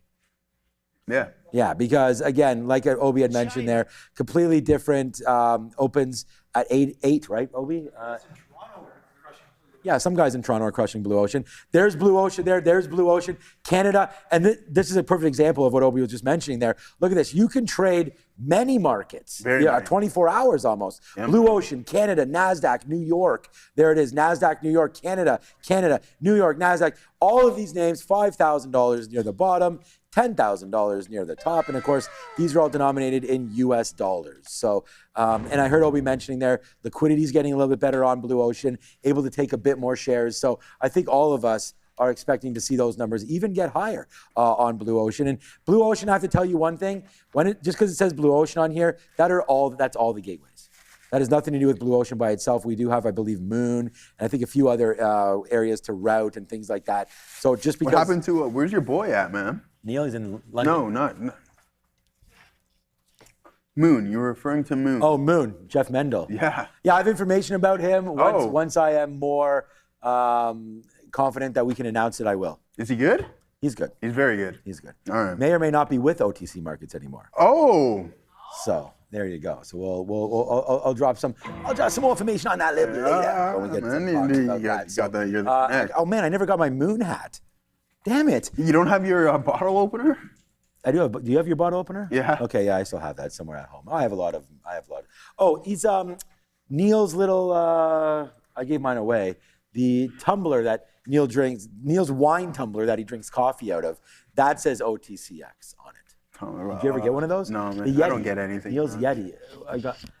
Didn't I? I left it here. I don't know who took it, but definitely not me, man. My tumbler is gone. But anyways, yeah. So we'll say shout out to Jeff Mendel, and we'll get more about it. So, yeah, man. I'll tell you more about that one later. But yeah, shout out to Jeff. He hasn't been on the show in a while, and that's part of the why. But he is. Thanks for asking. He is completely healthy. And he's most definitely golfing somewhere. Oh, come on, man! All these guys right now. What are we? They're doing good. Well, think about it. You got to think all of the Wall Street boys are probably over in the. Well, it's still that Friday is the day off. What is that place in the Hamptons, right? The Hamptons. Yeah. You got a couple properties over there. I thought you did. I was gonna see if I could. I just Airbnb my properties. Well, I mean, I can let one go for you. You really? Can I get a discount on it? No. All right. Well, I don't. No, he says. All right. Oh man, I wish. I'd be happy. Forget about the Hamptons, man. I'd be happy with something in Muskoka. Yeah, a little bit of Collingwood. Yeah, the Hamptons don't got anything on. I'll take a spot in Barrie. That's how desperate I am right now. Barrie. Man, if we don't want to lower the standards that much, my boy, relax. All right. I'll talk a little markets here. We're having a little bit of fun. It is Canada. Yeah, exactly. It is Canada Day. Katina Man says it's an absolute heater out there. What is on the heater today? 46. Yeah, feels like it. 46 Celsius. I can't wait to get out there. In Fahrenheit. Yeah. All right, go ahead. It feels like that. 11.25%. Are you going tarps off somewhere today? Of course, man. I'm going to ride the bike down to the workout gym. What about just putting on a tank top? Yeah, there it is. 115 Fahrenheit. What about just putting on why? I don't know. Because then you get the tan. The Ricky tan. The wife likes the tan? No, she doesn't like the Ricky tan. Man, come on, get out. She doesn't like it? Who wants to have the you mean, no, I was saying she likes the full tan. The full tan. The tan Joe. Yeah. The tarps off Joe. Yeah, exactly. Okay. I mean, we were talking about the crypto space, guys, yesterday where everything was blood red. Yeah, 115 right now walking around the streets of Toronto. Bang, that's what we're talking about over here. Yeah. Good luck to Portugal and Croatia tomorrow. Yeah, good luck. I mean, they're going to be playing in this heat. You know, I think we might have to have some more hydration breaks Hydration there. Nation. And some more laying around on the field and all that Well, stuff. if they're Portuguese, that probably will happen. But they get a lot of that. Only 90 degrees in South Florida. Right. What are we even doing? Yeah. Is it in Toronto? All right. Sorry, go on. I'll let you It's finish. okay. It's okay if we talk. I know we got our own thing here, man. It's 46 degrees Celsius. That is 100% right. Yeah. Okay, keep going. Hold on, I'm going to keep going, man. It Feels like 46. It's not. I already looked at the Weather Network. And if you go on Apple Weather, it's already discredited. You got to use the Weather Network, my guy. I'm using Apple Weather right now. No, man. All right. So there it is. Okay, fine. CRM, I'll use the Weather Network. CRM 5% today, getting the upgrade today, guys. IBIT, MSTR, Ethereum, BMNR, Coin, Circle, Bull, SoFi, and Robinhood, all in the green here today. High or mid single digits, so not too bad. And also, just in case you were curious, Katina, man, your boy CrowdStrike running into all-time highs once again here today. But Pan W 4 days in a row. I was talking about this earlier this morning. This is a kablamo, no shablamo on this one, as it's just continuously making these new all-time highs. So some really nice price action there. And how has our boy Applied Digital been doing? Ooh, failed high and coming off of those highs. I remember they signed I think it was around $350 million deal, a lease agreement there with one of the hyperscalers, which really drove this stock to an additional higher. Now, as for Reddit, it's like, okay, Reddit up 15%. No one really talking about this name, but it's going absolutely parabolic. We can find out if there's any form of a catalyst on it right now. Reddit is powering the world's. I have a very important update to make. Okay, go ahead. The Maple Leafs have a number one I goaltender. told you, my boy. Sergei Bobrovsky I'm going home. This is it. We are ready to go. Brent, we are ready to go. This is it. It's over. Now we sign Zach, and we're legit. Let's go. Zach We're legit contenders. Man, okay, are you ready for this? Okay, I need to breathe. Let's go. Okay, are you ready for this? Man, I got to look at my group chat here momentarily. Yeah, man. Thank you for that. That is legit, isn't it? This is from my wife. So what's bro's name again, our new GM? John Chaika. Chaika. Okay, so my friend is a... I know, yeah. You told me, we met him in the... He knows Chaika or something? Yeah, so he worked for the... guy. Yeah. No, this is a completely different story. Yeah, so my friend actually works for the AHL version of the Coyotes, right? Right. So Chaika was the manager at that time before it blew up and it went to Utah. So he hates Chaika. A lot of people did not like Chaika from Arizona, including him himself. Some people are like, hey, players didn't even want to play for him because of what he did to Shane Doan. Chaika comes in the 10th year of us having Austin Matthews. I wouldn't say it blows everything up, but it has made every right move. And then we also have the fact that we got the number one pick in Gavin McKenna. That was the this is crazy. I think that was the domino that dropped. Was the number one pick. Because the minute you got that, you went from a rebuild over to okay, now we have a winger. It's like a couple of years. He's a rookie. Oh, he's 18 years old. Yeah, exactly. So, I mean, he's going to have his ups and downs, but they have what Austin Matthews and William Nylander didn't have. So they'll have, McKenna will have the guidance of Austin and JT there and they just signed Radish as well. Exactly. On the back end, taken from Tampa. Exactly. 8-year deal there. So Zach what's the deal? What's the deal on US, this here? 7 a year for 3 years. But Bob is 38 years old. He's older. So he's got 21 million. Yeah. But the Leafs have an amazing cap situation as well. Okay, I got him. So anyway, shout out. That was expected to happen. I mean, the minute that Florida got all these different goalies, we knew Bob was on the block there. This guy cost the Maple Leafs many rounds. Very many. He was back-to-back Stanley Cup winners. He's been to 3 Stanley Cups, I think, and won 2 of them. I think he has 2 or 3 Vezinas. So shout out to the Maple Leafs there, as nobody in the chat most likely gives absolutely craps about anything. Zero. But it's our show, and we'll cry if we want to. Zero bleeps given. But that's it. Anyways, as you can see, we're pretty excited there. And I woke up today to my daughter, and I told my daughter, "Happy NHL Free Agent Day." And you said that to me, Brendan, early this morning as well. I did. Oh, listen here. Take this. Listen to this. Demidov re-signed in Montreal. Yeah, I seen that. Oh, so think about it. Kawhi's back to Toronto. Right? So imagine LeBron goes to Toronto as well. No, Golden State with free agent. Right? And then it's just so happens to be a Toronto Golden State rematch in the finals. I like Toronto's chances more than Golden State's, to be honest with you, in that situation. Wow, man. Yeah. Well, look what Adam said. What? Yeah, he's not wrong. He's not wrong. He's not wrong. Actually, he's completely wrong. They've been amazing for the last the last decade. They made the playoffs in 9 straight years. Yeah, but they how many rounds did they win? So are we classifying? No. I'm saying garbage. Right? Great? They've been no. To our expectations, they've been completely garbage. But there's been many teams that haven't even. Buffalo Sabres haven't made the playoffs in 14 years. Yeah, but they already won more rounds. They did. Yeah. But they won more rounds than the Leafs did in 7. I'm saying the Leafs haven't been garbage. They've been one of the top teams in the NHL. We just can't win in the playoffs. Yeah. So thank you for the $2, but you are right. I mean, obviously, that's why we're so excited. I mean, if we had won the Stanley Cup last year, we'd just be like, okay, we got a goalie, let's go. Yeah, exactly. With that one. The biggest disappointment in Toronto this year by far, it's not even close, is the Toronto Blue Jays. They're an absolute dumpster fire of a disaster. But here we go. It's Vladdy's fault. Yeah, probably. Don't say it in front of Neil. I tried, but it doesn't work.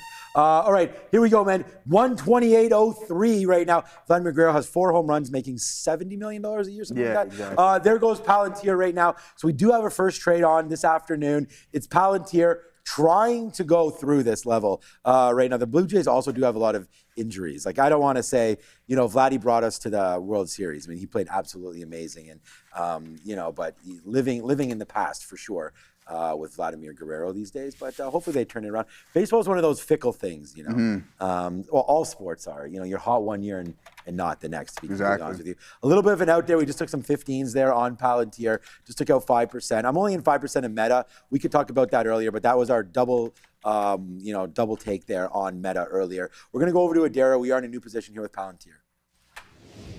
It's a special Canadian edition of To the Window, to the Wall, where I pull up a infographic window and we look at it on the wall. Now, it is Canada Day, so happy Canada Day to all Canadians. I thought, why not do a fun little Canada Day infographic? Now, what do I have for you guys here? I have Canadian companies that have U.S. listings, and I looked at how the U.S. listings have performed so far this year. I was going to do like an all-time performance and then also year-to-date, but the all-time performance has varied so much that you really couldn't visualize it in an appealing way. So I scrapped that, and here we are. 3 of these companies are up so far in the year. Sorry, 4, 3 are up in the year, 3 are down. So let's start here with Barrick Mining, trading as B on the NYSE. They're down about 15%.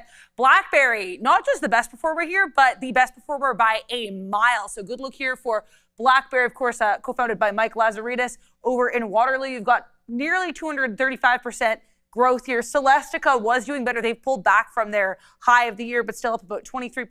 Synovus, CVE, they're up about 46%. Lululemon, just getting all of the energy squeezed out of this one. They are down about 45% so far this year as of yesterday's close. Shopify down 29%. Now, what's kind of interesting to me is you'll see a whole bunch of infographics coming out over the next couple days about the best and worst of the NASDAQ and the SPY so far this year. Lululemon and Shopify are both amongst the worst performers in the NASDAQ. So a little bit of a bad look for Canadian companies, unless you are BlackBerry, in which case you are certainly smiling. So here is our Canada Day infographic. In case you're out here like Adara, we're mostly viewers in the US. What about Independence Day? Not to fear, I have more infographics coming. Also, I want to know your guys' thoughts in the chat. Is the District of Columbia considered a state? You'll find out why I'm asking in a couple days, but let me know here in the chat. And that was today's segment of To the Window, to the Wall, as we send you back over to the guys. I'm retweeting that. That's a great graphic there. Well, I think we should have put this company on there. Like everything else is not. You see? You're very intimidating because you're always you're right with but the you're hands. you're Italian. I like it. I like it. Not used to it. I like it. Yeah, you're Italian. I talk with my hands all the time. Exactly, and that's what. So when we go like this, we know is. Yeah. What about? Listen up here. What about Enbridge? Why isn't Enbridge? Why wasn't Enbridge? Why wasn't Enbridge on there? Or Aecon? Huh? Yeah. Aecon performing with Usher, I think, here at the RBC. Not that Aecon. Oh, not that Aecon. No, the company, the construction. Yeah. Music. Oh, okay. Yeah, Enbridge is a nice one. Here's ENB. Yeah. Enbridge also listed, of course, dual listed in the lovely United States. Yeah, I feel like that's. But today we say Happy Canada Day. That's all right, Adara. Now you pissed off Adara. Great job, Joe. But you weren't happy. Damn it, Joe, man. Okay. What's happening that? Yeah, I don't know. She's covering for this. Just That's see how fine. it is. She's very upset. Okay, so she's not upset at all. The one thing that nobody knows about Adara, or maybe you do know, sarcasm, and she can admit this. Yeah. It takes a minute. Takes a minute. Even though I did make her. I say some jokes to her, and she looks at me like, "Oh man." And I did make her chuckle though, because remember when she was going on how she got lost in the malls and stuff? Yeah, she went on the QEW. And you're like, yeah, I'm like, and then you're like, yeah, you better not go to the Mall of America. And I'm like, yeah, because Adara's gonna end up like a scene from the back rooms. And I've seen her chuckle on that one. It's hard sometimes. Yeah, because you know what I mean? It's sometimes hard to get a chuckle out of Adara, but I'm glad that we got that going on. Right, but I'm not in anything. No bullying. No. This is Enbridge though, man. Enbridge had a great year, like you had just mentioned there. Beginning of January, down there, $46, $47, up to $53 now, but a nice little pullback. And there's a pipeline company, right? So Enbridge, and we've seen sort of the huge moves up. And I really like Enbridge, very consistent dividend and continual dividend payer. So, all right, Palantir, let's go over this quickly. Ripped up there. I only got out at 10%, 5% each time there. I'm trying to do that a little bit more to see if I can hold a little bit longer. Oh yeah, which is we do still have, and it's only at 620. We did drop. I held 10% throughout all of this, and that was out right there once it broke 620. That executed as we were gone during lunch. And then I don't have another stop other than VWAP, which is all the way down here at 613. And even then, I think I'm going to reload it if it gets into there. So we'll be putting on many more shares if it does come in to those levels. And then I do have an offer up near the high of the day in and around this 625, 620 to 630 area. So if it gets back up there, we'll see if we can get some excitement back into the space there with Meta. And right now just kind of hovering around. So this was the take of VWAP once we failed it on the first take there early on. And Palantir's coming back in, so I do have to discuss that a little bit. We only had 3/4 of a unit there, so we didn't trade it too hard, and now we only have about half a unit left as we got out of 10%, so we have a little bit more than half. But right there, we let it fall back in. We saw the story early there, of course, about the compute and trying to sell some of that, and that's obviously a great little idea, buying Meta and Mark Zuckerberg, giving them 10% on the day. Once it came in, we opened up the day right around there, 611. Fell back in. We were talking about, as this was all happening, that we like this kind of area for support. That actually matches what we talked about. So that was the support. But then I took it on the way back up. So once we bounced off that support, I said, if we break 6 bills again, let's take Meta. So we do that. Bunch of outs right there. The highest we got, unfortunately, was 610, something like that, which matched, again, sort of those pre-market highs. So we're really happy with a lot of executions there. Then it fell back in. And that's where we said, okay. So we put that back on there and then let that rip to the high side and then got a bunch more out, including, again, at the 50 period. We weren't sure if it was going to continue there. And then that's when it started to blow up. And then we got 615s, 618s. We got 24 there. There's 20 when it dumped out. So now we'll just wait on Meta. It might not do anything here into the rest of the afternoon. As I said, very warm weather out there. A lot of people maybe not at their desk. All right, so, Elon Musk denying that they showed a prototype. So Adara, get ready for that. Grab that story. I just heard it in my ear. Elon Musk denying any kind of prototype that they had showed to anybody. So you're probably going to get, this is the first story right now. So remember, the reason why I'm not smashing this Qualcomm short right now is because it's at the same level it was at before said prototype. So this is prototype talk. This is it coming back down. So if it was still up here, and we get that report out of, and again, I just heard it on Benzinga, so we'll give it a minute to Adara to get it. But there it is, the move back down in for Qualcomm, and Adara's going to verify this story. Not only will I verify this story, guys, I'll take you one further. I'll actually show you the post. So here's a look here. I'm going to see if I can zoom up. Basically, as you know, this headline, Wall Street Journal reporting that SpaceX showed investors a prototype of a new AI device from Elon Musk, of course, CEO of SpaceX. Now, Qualcomm actually moved on this story because the initial report from the Wall Street Journal suggested that their handsight-like device actually did include the Snapdragon chipset. Then Elon Musk posted as of 2 minutes ago, quote, utterly false, in response to a tweet about this Wall Street Journal article. One thing here about Elon responding to articles, sometimes the things he says are false or lies are actually not false or lies, so keep that in mind as well. That has happened at least one occasion off the top of my head in case you're wondering what occasion I'm thinking of. In April of 2024, Reuters reported about the scrapping of one of the Tesla vehicles. He said, quote, Reuters is lying. Then he changed the tweet saying Reuters is dying, and then it turns out Reuters was correct. So just be aware here. Elon Musk's track record with this a little bit shady, but either way, he's saying that this Wall Street Journal report is false. Back to you. He's having a burger over there, kind of smelling pretty good over here. Yeah. You didn't have one? No, I had like a power bowl. Okay. A little bit of quinoa, a little bit of salad there, a little bit of steak on top. And the reason we're doing burgers tonight at the house. Oh. So we got the ground beef going. I like to make them myself. Put a Get the truck couple or spices. No? Yeah. We always get, or medium. It depends. The wife grabbed it. I'm not sure if she grabbed it today or probably yesterday. So hopefully from the butcher. I love going to farm. I'm not even sure where. Okay. Because I got home yesterday and immediately took the boys out to bowling. Then we went out to dinner. And then I picked up my wife and daughter who went down to a play yesterday. They went down. Yeah. I remember you saying that. And that was a lot of fun. So I went down there and picked them up after 10:30 or so. I didn't even get to see what was in the fridge. But yeah. So anyways, we'll do that tonight. And yeah, I have never used like the lean or anything like that. You got to have a little bit of fat, you got to have content the truck. there. In the burger, but so I set my stop orders. Let's talk about Palantir. It's a new position, so we'll just go alert on that one. And I know the midday guys will trade midday names, maybe some small cap names. Look at that JEM that just halted again right now. So I'm going to call that up for you guys in a second. But my plan of action, we'll try a little bit more somewhere around this 127.60, which will be the 50-period moving average on the 1-minute chart. What I've noticed here in the afternoon, I don't even really want to use a 5-minute chart that much. I'm trying to focus on the 1 minute. If we can get some scalps going and sort of top out the kind of day that we've had, then that's my goal on the afternoon, is to try to stack up a little bit and add to what we have and not try to make any of those like hero plays. That's what I consider we do in the morning with those kind of plays like Meta. We're trying to make our day, and if we get good opportunities right away, there's some good volume in the first half hour, first hour. So we like to try to play momentum and try to get those names going. But long story short, for the afternoon, you never kind of know what's going to happen. And plus we run into those imbalances. But anyways, regardless, we're going to go long Palantir there. My stop is going to be 127.50s. In and around 127.40, this little line right there. If that stops us out, then that's fine. That's sort of where we bounced off of last time. We're going to see if we can extend out. The problem right now is we're in the money. I mean, okay, let's take another 5% if we get to 20.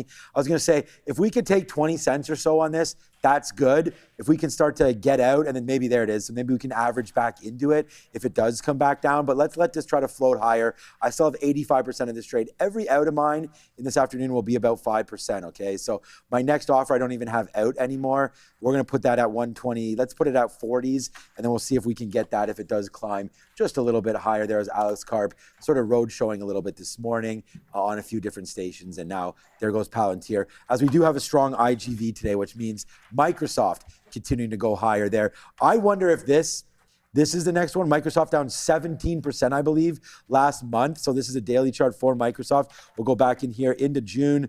Let's go right here. Yeah, I'm not even going to take that top. Let's go the close right there on June the 1st, all the way to the lows there. Yeah, 18% at the lows for Microsoft, and a nice little battle back over the last couple of days, last 3 days. Nice move back higher there. Now giving us a peak to trough there, 16%. So nice move. Whoopsies, get off of that. Nice move from Microsoft back to the upside there. If you're trying to find some value, there may be something in Microsoft at some of these levels. And just like we saw Meta pull the trigger on a new story today, what's Microsoft's next sort of idea here, right? So we'll wait to see if they can get that all solved. Remember, Xbox still there, LinkedIn, they still have Azure. They have Copilot. They have the big investment in OpenAI. So, something could happen at any time with Microsoft. And what I heard from Jim Cramer yesterday, the same guy that told me that Meta was going to do this cloud thing, Cramer talked about, for everybody that hates Cramer, I get it, but yesterday he mentioned that Meta needed to do something with their compute. And today they did it, it's up 10%.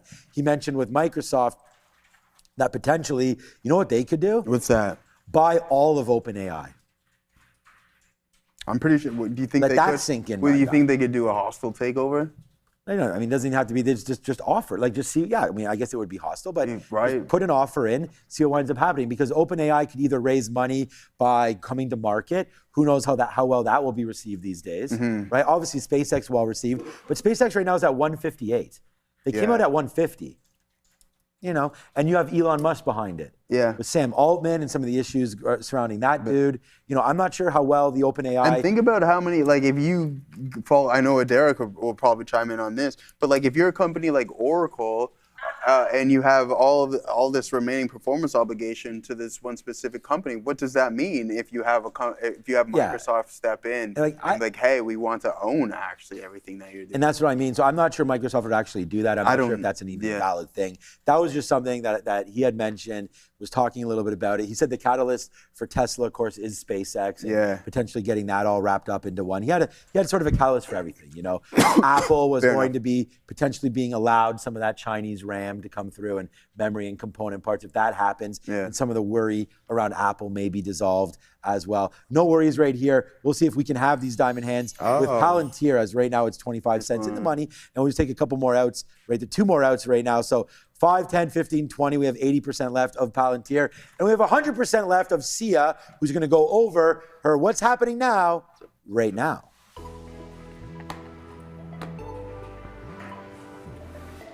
Thank you so much for that, Sean. Let's take a look at what the 3 major averages are doing at the moment.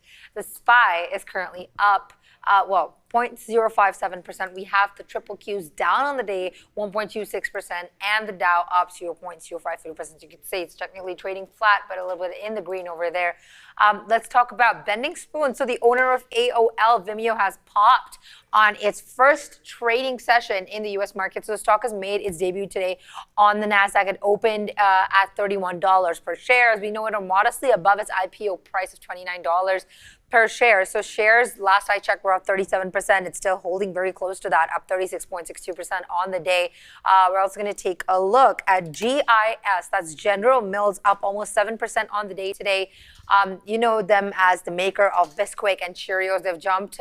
GIS has reported fourth quarter adjusted earnings of 95 cents a share on revenue of $4.61 billion, topping the FactSet consensus for 80 cents per share and $4.59 billion in revenue. And they've also announced plans to generate $3 billion of cumulative costs savings through the fiscal year of 2030. So the stock currently holding up, again, like I mentioned, 8%, very close to 8% on the day. We're also going to take a look at DDOG, that's Datadog over here, that's up very close to 2% on the day. Stock has gained after Datadog has disclosed that it'll be acquiring Adaptive ML, which is an AI startup that basically works on the deployment of specialized agents. And the terms of the acquisitions have not yet been disclosed, but stay tuned for that. And finally, ILLR. That's Triller. That's right. Triller currently down on the day, very close to the 30% mark, 28.5% over there.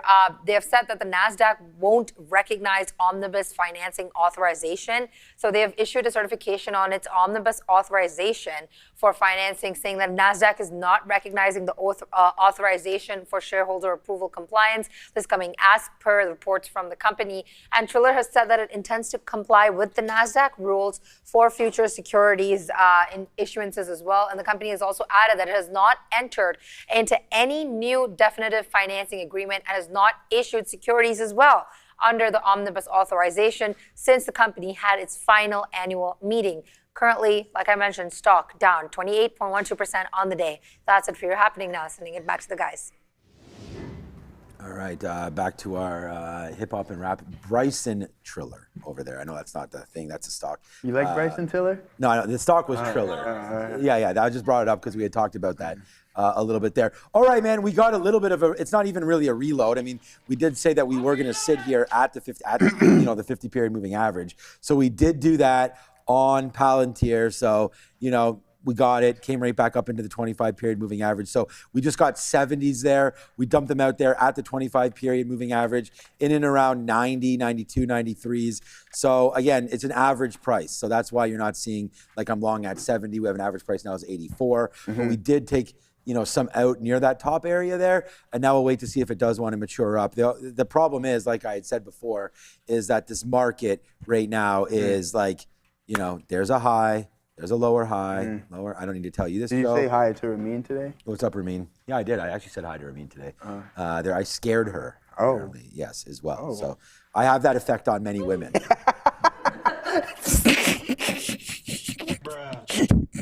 It's crazy. Remember those dramatic pauses? Yeah. That was a good one. That was good, right? That's what I'm talking about, man. I mean, come on.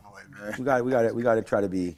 We gotta try to have some fun over here. You want to talk some quantum? Once in a while. Do you want to talk some quantum names? Maybe? Do you want to? Yeah. Well, I feel like man. I was in the middle of talking about the futures, but yeah, you can go over it. No, don't take it over, my guy. No, you just take it over. If you want to, no, you can. No, it's all good. Well, I figured I'd chime in a little bit. I would give you a little bit of a break at least. No? Give me a break? Yeah.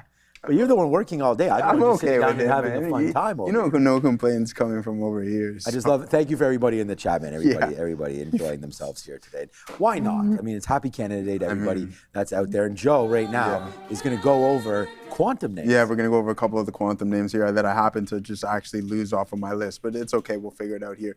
Here's QUBT, guys. I mean, it's been quiet, and I'm going over them for I don't know what reason because there's so many other hot sectors, but I think it's important for us to know because this was a space that was really in play for quite some time. There's a wedge starting to form, but it is descending, so I would keep an eye out on QUBT for a potential fall. I hear Sia laughing in the back of my head, so she's probably reading the chat on what people are saying with your previous comment there, Katina, man. We'll get to there momentarily. But again, it's all identical patterns right here, guys. RGTI, we have quantum, that's batteries, but QUBT, IonQ doing the exact same thing. So just in a perpetual downtrend at this point, and it doesn't look good in a space that we're like, hey, IBM, we'll pull up IBM getting $1 billion in government investment here. Today? No, but remember the story when there was $2 billion, and then it was $1 billion to IBM. They were receiving half of it, and then a couple $100 million dispersed among some of the other smaller names, and one of them being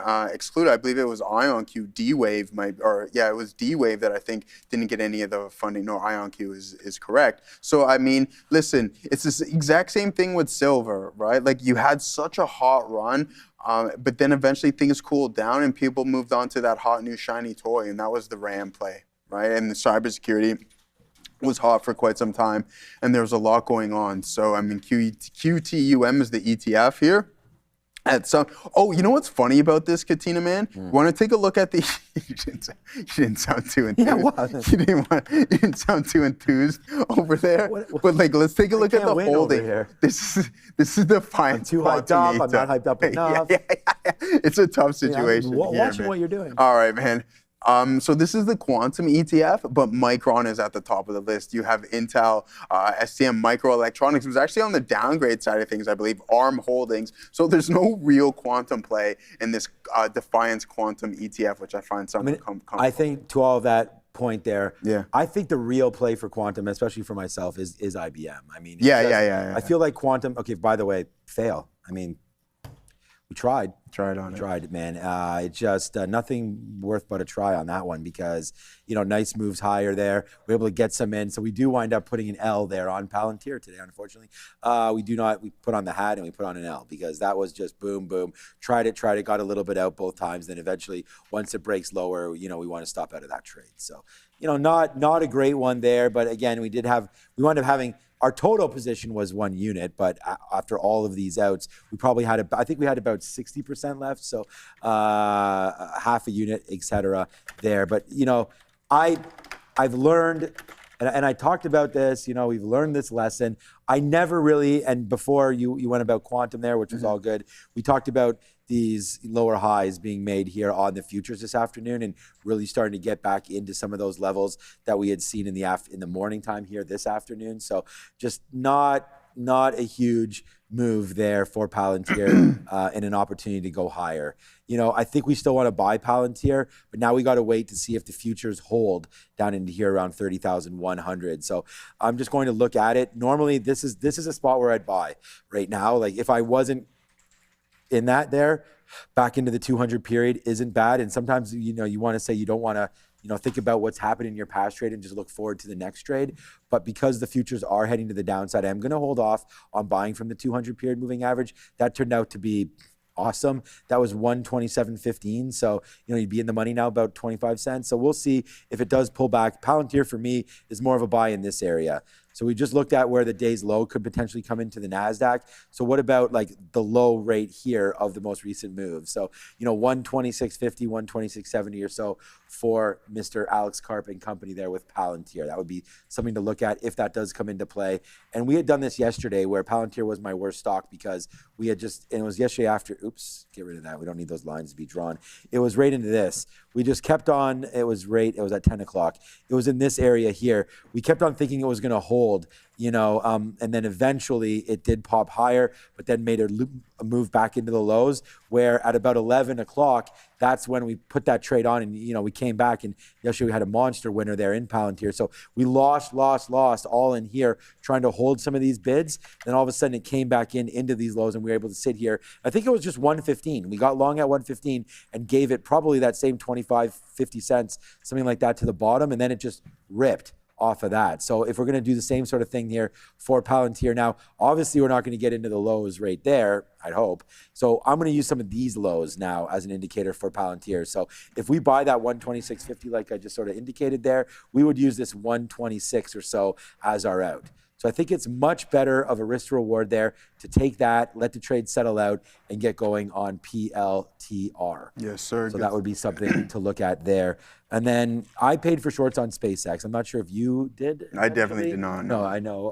I asked you earlier, and I knew you passed on that one. But there it is, man. VWAP trade today on SpaceX. How good has that been? I heard Obi talk about VWAP a little bit and how he ignored it sort of in the beginning of, I know he's not here right now, I would ask him. In the beginning of his trading, he didn't really look at VWAP too much, and now it's one of the staples. I think that's what he was saying. No, he definitely started saying, hey, how am I supposed to use this thing? Yeah, So now he's using it a little more often. We'll double check that when he comes back here. But, there it was there. VWAP, for example, in the morning. This is in the pre-market. I don't really look at VWAP too much in the pre-market. When the market does open up, right there at 9:30, of course, it opens at VWAP. And we don't see that at all, man, all the way down. That's this sort of purple, bluish line right there, which finally comes into play around 1:30-ish. We do break higher, so nothing wrong there. I would think that that's an area to definitely get chopped up, because I think that VWAP break, if I was sitting here, and which I was, but wasn't looking at SpaceX, that would have probably ignited a long for me, there. So that would have been wrong. Pulls back in, tries to break again, and then it's like whoosh. Once these double, triple tops start to happen there, it actually goes back to this 163.50 area, almost exactly there. Joe, that's hilarious how that winds up happening. But right into there, that high matches with that high, and then it lost VWAP there, and then there's the push back lower. So I don't think we want to sit around and try to catch any bottom right now in SpaceX. So for me, it's looking, this is a 25 period moving average. I would say SpaceX in this area for me would be a short. That's another 159, 158.50, something like that, for an opportunity to get some SpaceX into the short. So I'm going to look SpaceX short now. Hey, if we get to 150, completely different story. We could flip that on its head and try to go long. So people talking, we do have to go to SIA, which we'll do in a second. People talking about Big Bear AI, I saw in the chat there. So whenever someone writes that, what's up to LLXELOLL in the chat? Big Bear AI, not doing a whole heck of a lot. And I think Big Bear AI might have found a home in and around this 320 to 350 area. So, we'll see if that winds up holding. Looking pretty good. We did catch that move back. You guys know we were long at 420, back up to 550. Let's go back over to Hold on. Before we do that, you guy 33, you're asking about these. You got to think when the China talks when the states were in discussion with China, you've seen a little bit of a pop here within this. I think it's a little bit tougher of a play, USAR, right? Here's the rare earth as well as that you're asking for.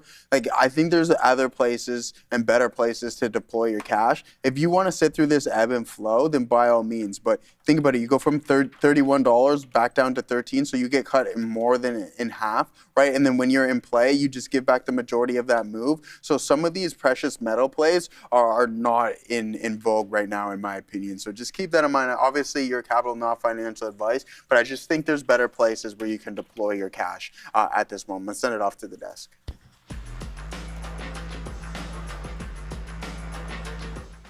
Thank you so much. The IWM currently trading flat, but it is sliding towards in the red right now. We have 2 individual tickers I have picked for you for right now.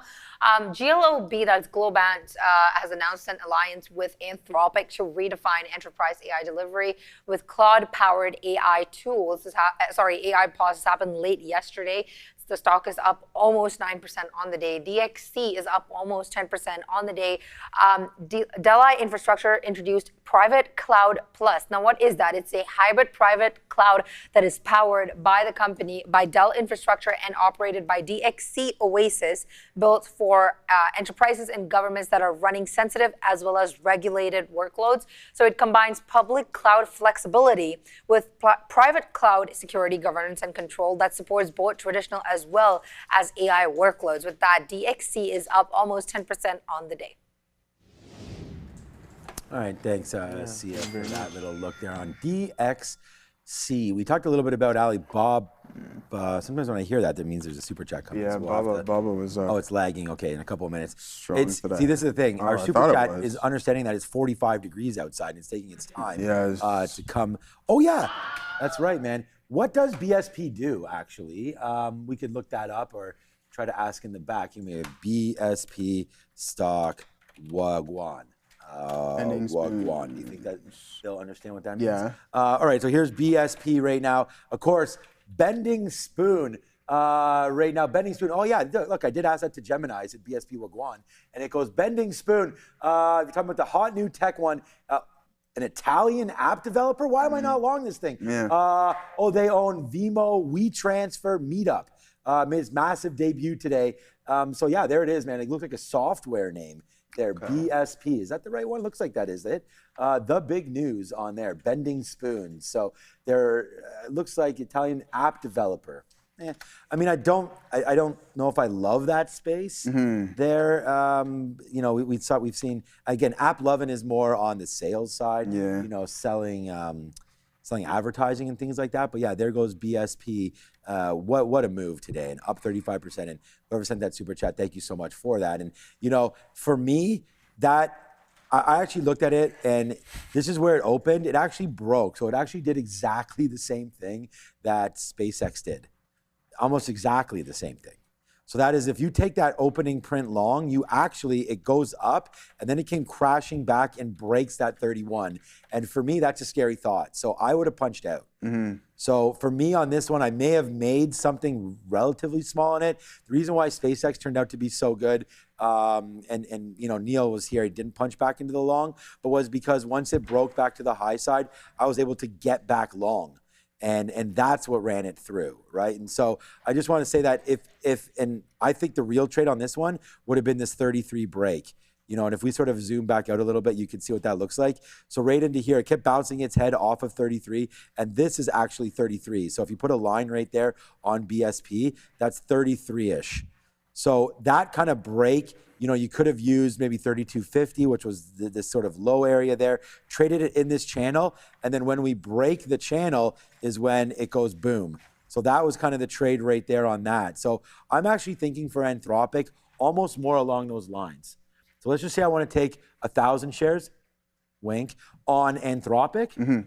What I would probably do is maybe take 500. Right out the gate? Right out the gates, right? And then wait for something like this to happen, and then boom it for the other 500. Because it did that to you on the initial. That's what happened on SpaceX. But you got back right. You got right. So I got out of 100% of the trade. So what basically happened, let's just say I had 1,000 shares again, right? And then it went up $3 or $4. I got out of 20%. Yeah. So I got out of 200 shares.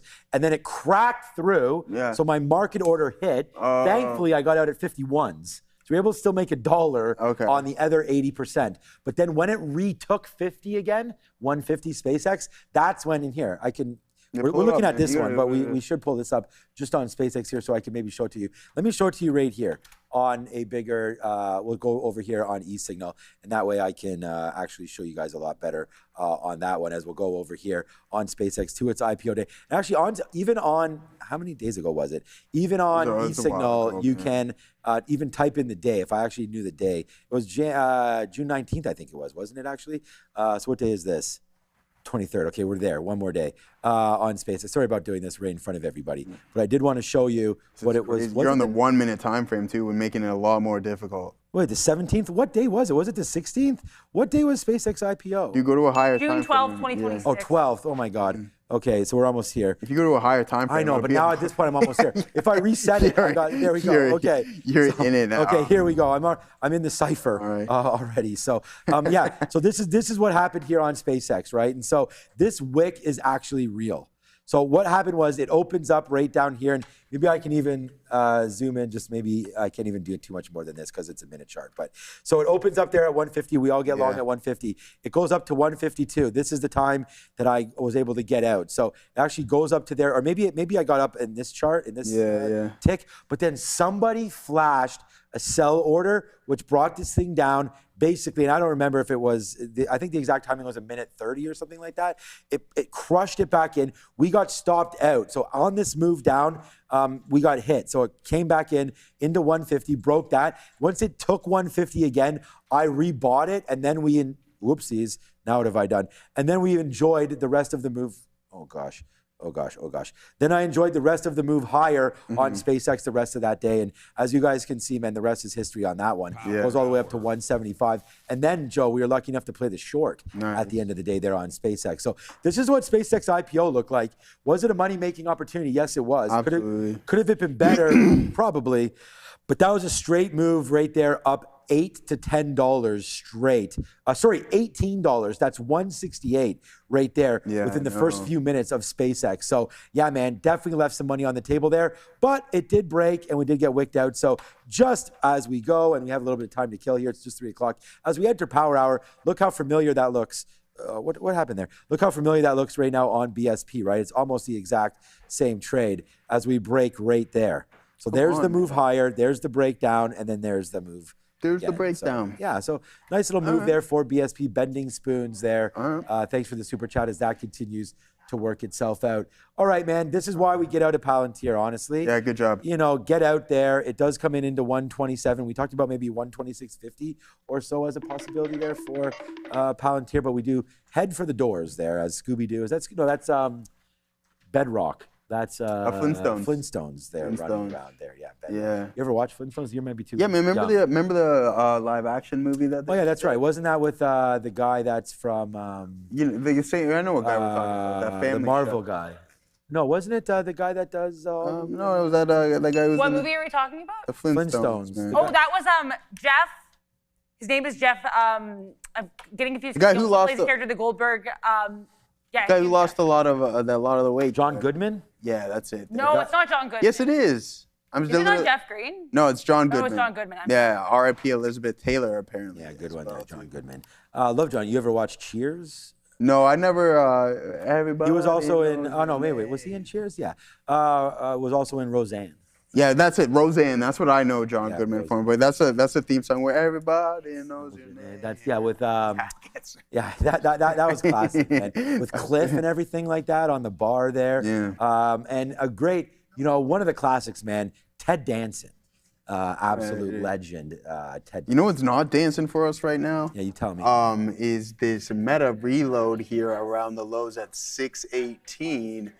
That's not good working out. If it breaks 25, guys. Whoa! Trump is speaking right now. Yeah, thanks, Donald. So there it is, an absolute flush city right there on this name as it cracks through the support level. NASDAQ not even around. NASDAQ acting in the opposite direction. So I'm not going to hit panic mode just yet, just in case this is a liquidity grab south of this support level, right? Like this was holding up. We couldn't break through. What I'm thinking is going to happen is that we just try to get all these soft hands. Shout out to Soft Hands Hockey League too, if you know what that is. 615. If it does head towards view up, then I'll just get out. Once again, I'm working with about a quarter of what I had on the initial long here today. This is most definitely our better trade on the intraday session. Start really small. To be honest, so what I have on this position is exactly what I had here and what I had on that reload. But don't forget, we still had some inventory for this one. This is where we really loaded it up here a bit, and then boom, boom, boom, and we held that forward, that nice continuation. But this wedge pattern not working out for us right now. Looks like the shorts are going to be coming into play. Donald Trump speaking sent Meta to the downside, but what did it send to almost a new? What's going on? Well, we can figure that out momentarily, my brother. Yeah. But guess what's back right up towards the high of the day? NVDA, yes, man, yeah. So not too bad of a look, back up to 298. That was around 293 off of the lows. And how have some of the Mag 7 names been performing here today? JPM was up almost 2% at one point, Katina, man, sorry to interrupt, which is holding up right now at 333.92. So not a horrible look there, guys. We talked about Robinhood also being up 8%, but what we really want to focus on right now, and I know we talk about them a lot, but a lot of people own these names in their portfolios. AMD actually down 5%. Okay, yeah. AMD down 5 3/4, but yet NVDA is only down 0.5%, 0.6, right? Palantir up 9 1/5. IBM positive here today. Meta up almost 10%, and the rest are all green with the exception of SpaceX, NVDA. So 3 of them out of the trillion-dollar names are red, and the rest are still positive on the intraday session. I got to really rethink what we got going on. I know you still have Meta at 5.99. I'm trying a couple of reloads on it. It's just not going anymore. Are you? Yeah. So I was just going to say that. Let me know, because let me know what that result of that is, Andre. There, Brendan's now back. He could probably help with that as well. Okay, well, yeah, okay. If he's responding to you, fine. 615, 616, right there coming in. I was gonna say for Meta, for me, it's very simple. I'm reloading at 614.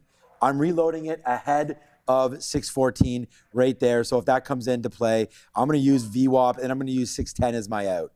So definitely gonna reload Meta at 614. Perfect. Thank you, Andre. I'm going to use it right there at 615, and I'm going to get out at 610 if it breaks lower. Okay, so that's what we're doing right now with Meta. That's my plan of action. Let's go back over to the big desk with Adara. So we have President Trump. He did a little baby speech there, like a little mini speech. He was hanging out with the Secretary of the Interior, Doug Burgum, who I believe was also former governor of North Dakota, which is probably why they were together in North Dakota. They cut a ribbon at an event. Now they're going downstairs to the amphitheater for the proper speech. So he has not had a proper speech yet. There is this bounce here off of the lows. I'm seeing this recirculation here of that Micron story. Again, this was announced literally not even today. It was announced earlier this week. Micron will be investing $250 million in Trump accounts. President Trump praised that decision. Either way here, guys, just keep an eye out. He should be speaking at any moment now for like the proper speech that we're expecting. Back to you. Thanks, Darren. And you see the market nicely cooking right now. I mean, and that's even the president maybe getting that going a little bit, but there it goes. Nice upside play there. And I just want to say, sometimes no matter what you think about the stock or the market, you do have to stick with kind of what you've been talking about, right? And the 200 period's been pretty good there. So there's just a look at Palantir. I'm going to stay away from it, but it does wind up holding that. Oh, the name I wanted to get into that we sort of lost track on there was Alibaba. I heard you mention that. I'd sort of said that, I don't mind Alibaba, and I don't. So I'm glad you mentioned that. But for me, Alibaba right into this level is a little bit of an interesting level, because now we have a few days upside off of that $90. So, I'm very aware of what Alibaba's trying to do. So for me, the AI story, I still think it's pretty early. But if things are going to be expensive in AI land, which we know they're going to be, right? I mean, we talked about how expensive it is right now to build out everything involving AI. And it's not, I was actually talking to my 24-year-old yesterday, and he was saying that, part of the thing is it's actually not that expensive to train these AI models. Yeah. The expensive thing is in the production of whatever the outputs are, So that, to me, if the training isn't that expensive, then I can expect Alibaba's models to be whatever they are, and probably still pretty good. We had the Quen model. They've released a couple different models. And he mentioned another one as well. It's not Kitty or something like that, but it's, you guys might know in the chat, it's a private company in China that apparently is doing awesome right there. But anyways, right here, we actually go back and touch down to $95, which was actually a breaking spot back in 25, where we started to go from there, and then it, just went back up. We actually retested and held and broke. Then we fell from 150 back to 95 again, and basically stops at that price. And that was the, the ignition to go back to the high side there. And here's another drop right into 95 again. So I'm debating right now to maybe take a spot here. If you get it back through $100 or take it today, whatever, and you buy some Alibaba with a stop just under that 95 somewhere. So I don't mind that for a trade there on Alibaba. And the reason why it comes on the scanner today is, and you can see, I'll show you. I showed you sort of the list of stocks that I scanned for, and Alibaba right there came into VWAP. So there's VWAP there. It says BABA VWAP. So came right in, and that's what it's trying to do right now. So we'll see if Alibaba can hold this VWAP and get back down to the downside. But I do like it right now, potentially as a long against that 95. And I know that's maybe an anti-American thing to say, but looking for other ways to invest into the AI trade, that's maybe a stock or an opportunity that's been so beat up. Maybe there is some love there for Alibaba. And please, I do understand the downside of investing in a Chinese name. So that's part of the reason why I'm not, full port into that name, but I do like it. Alibaba. I believe it's a call for Sia. All right, then I'm ready.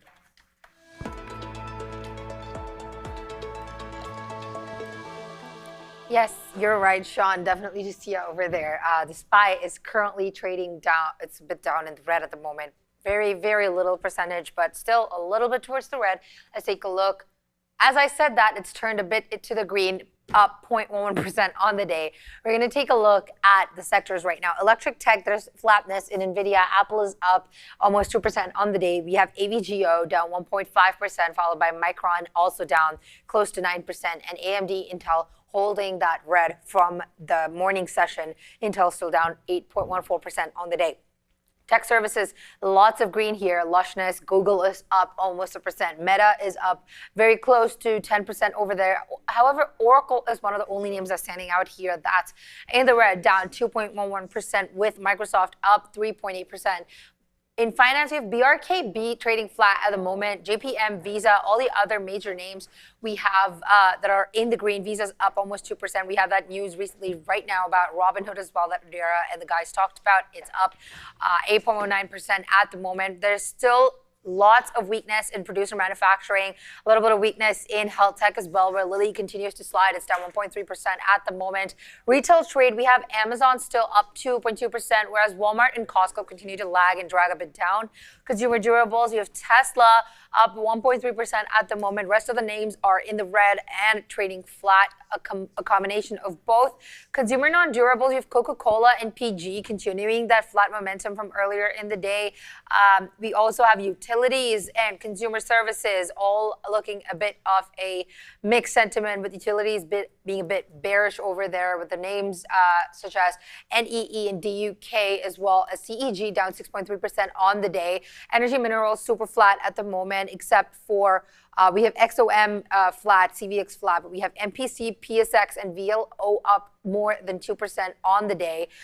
Process industries is looking a bit okay as well. There's health services, communications.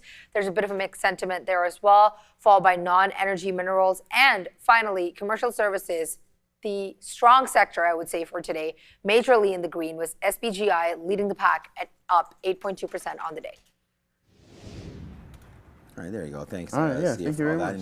Another name that we had talked about on the sector watch, and is a good job there. We talked about a little bit about the retail side of things, and Walmart actually had a decent. I mean, we were talking about it down here, but look at the support lining up down there. It does make. I thought it was up a little bit more than this.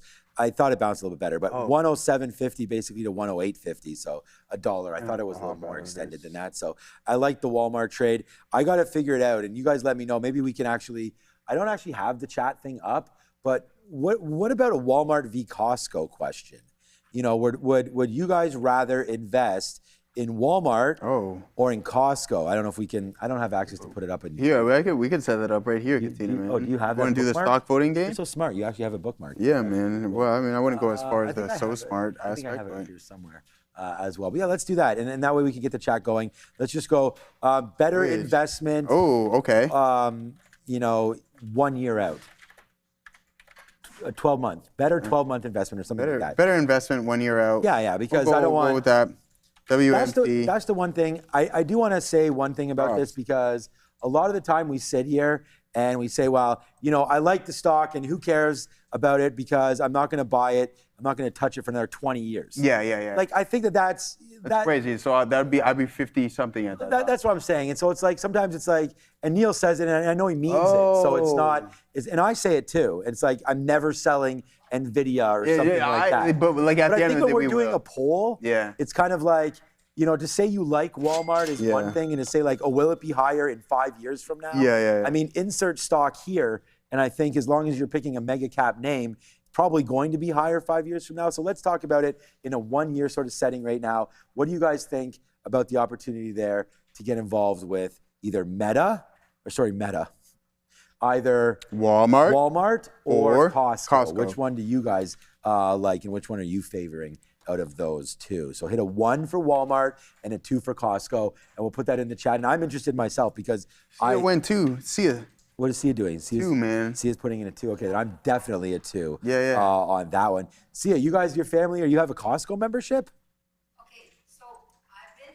Okay, I'm just gonna chime in. I've been wanting to get a Costco membership for the longest time, but I have reasons why I think it's not financially good for me to do that, because I'm a sole person living by myself. Right.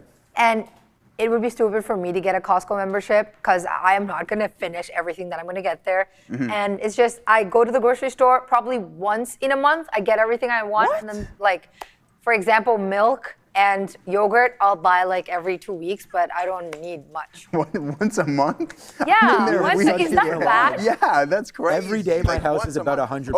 Okay, no, but here's, I'm not even lying. Every day? Well, maybe not $100 in groceries, but at least 50 bucks. Brother, at least 50. Where did I show you I was yesterday? Yeah, farm boy. Yeah, exactly. See, my question to you 100%, is 50 a day in groceries. Hold on here. My question to you is, why would you then? So you're single, you're individual, you're in your household alone.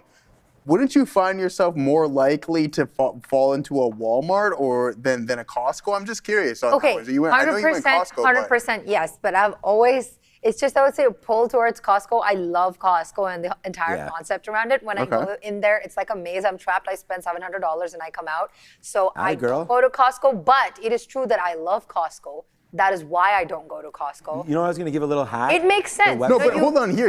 Here, this is what you say as well too. If you, sorry, Katina, man, I know the finger pointing. I'll just go like this right now, just so you know. All right. So Katina, man, has his actual theory. So if you were a shareholder of Costco, think about it.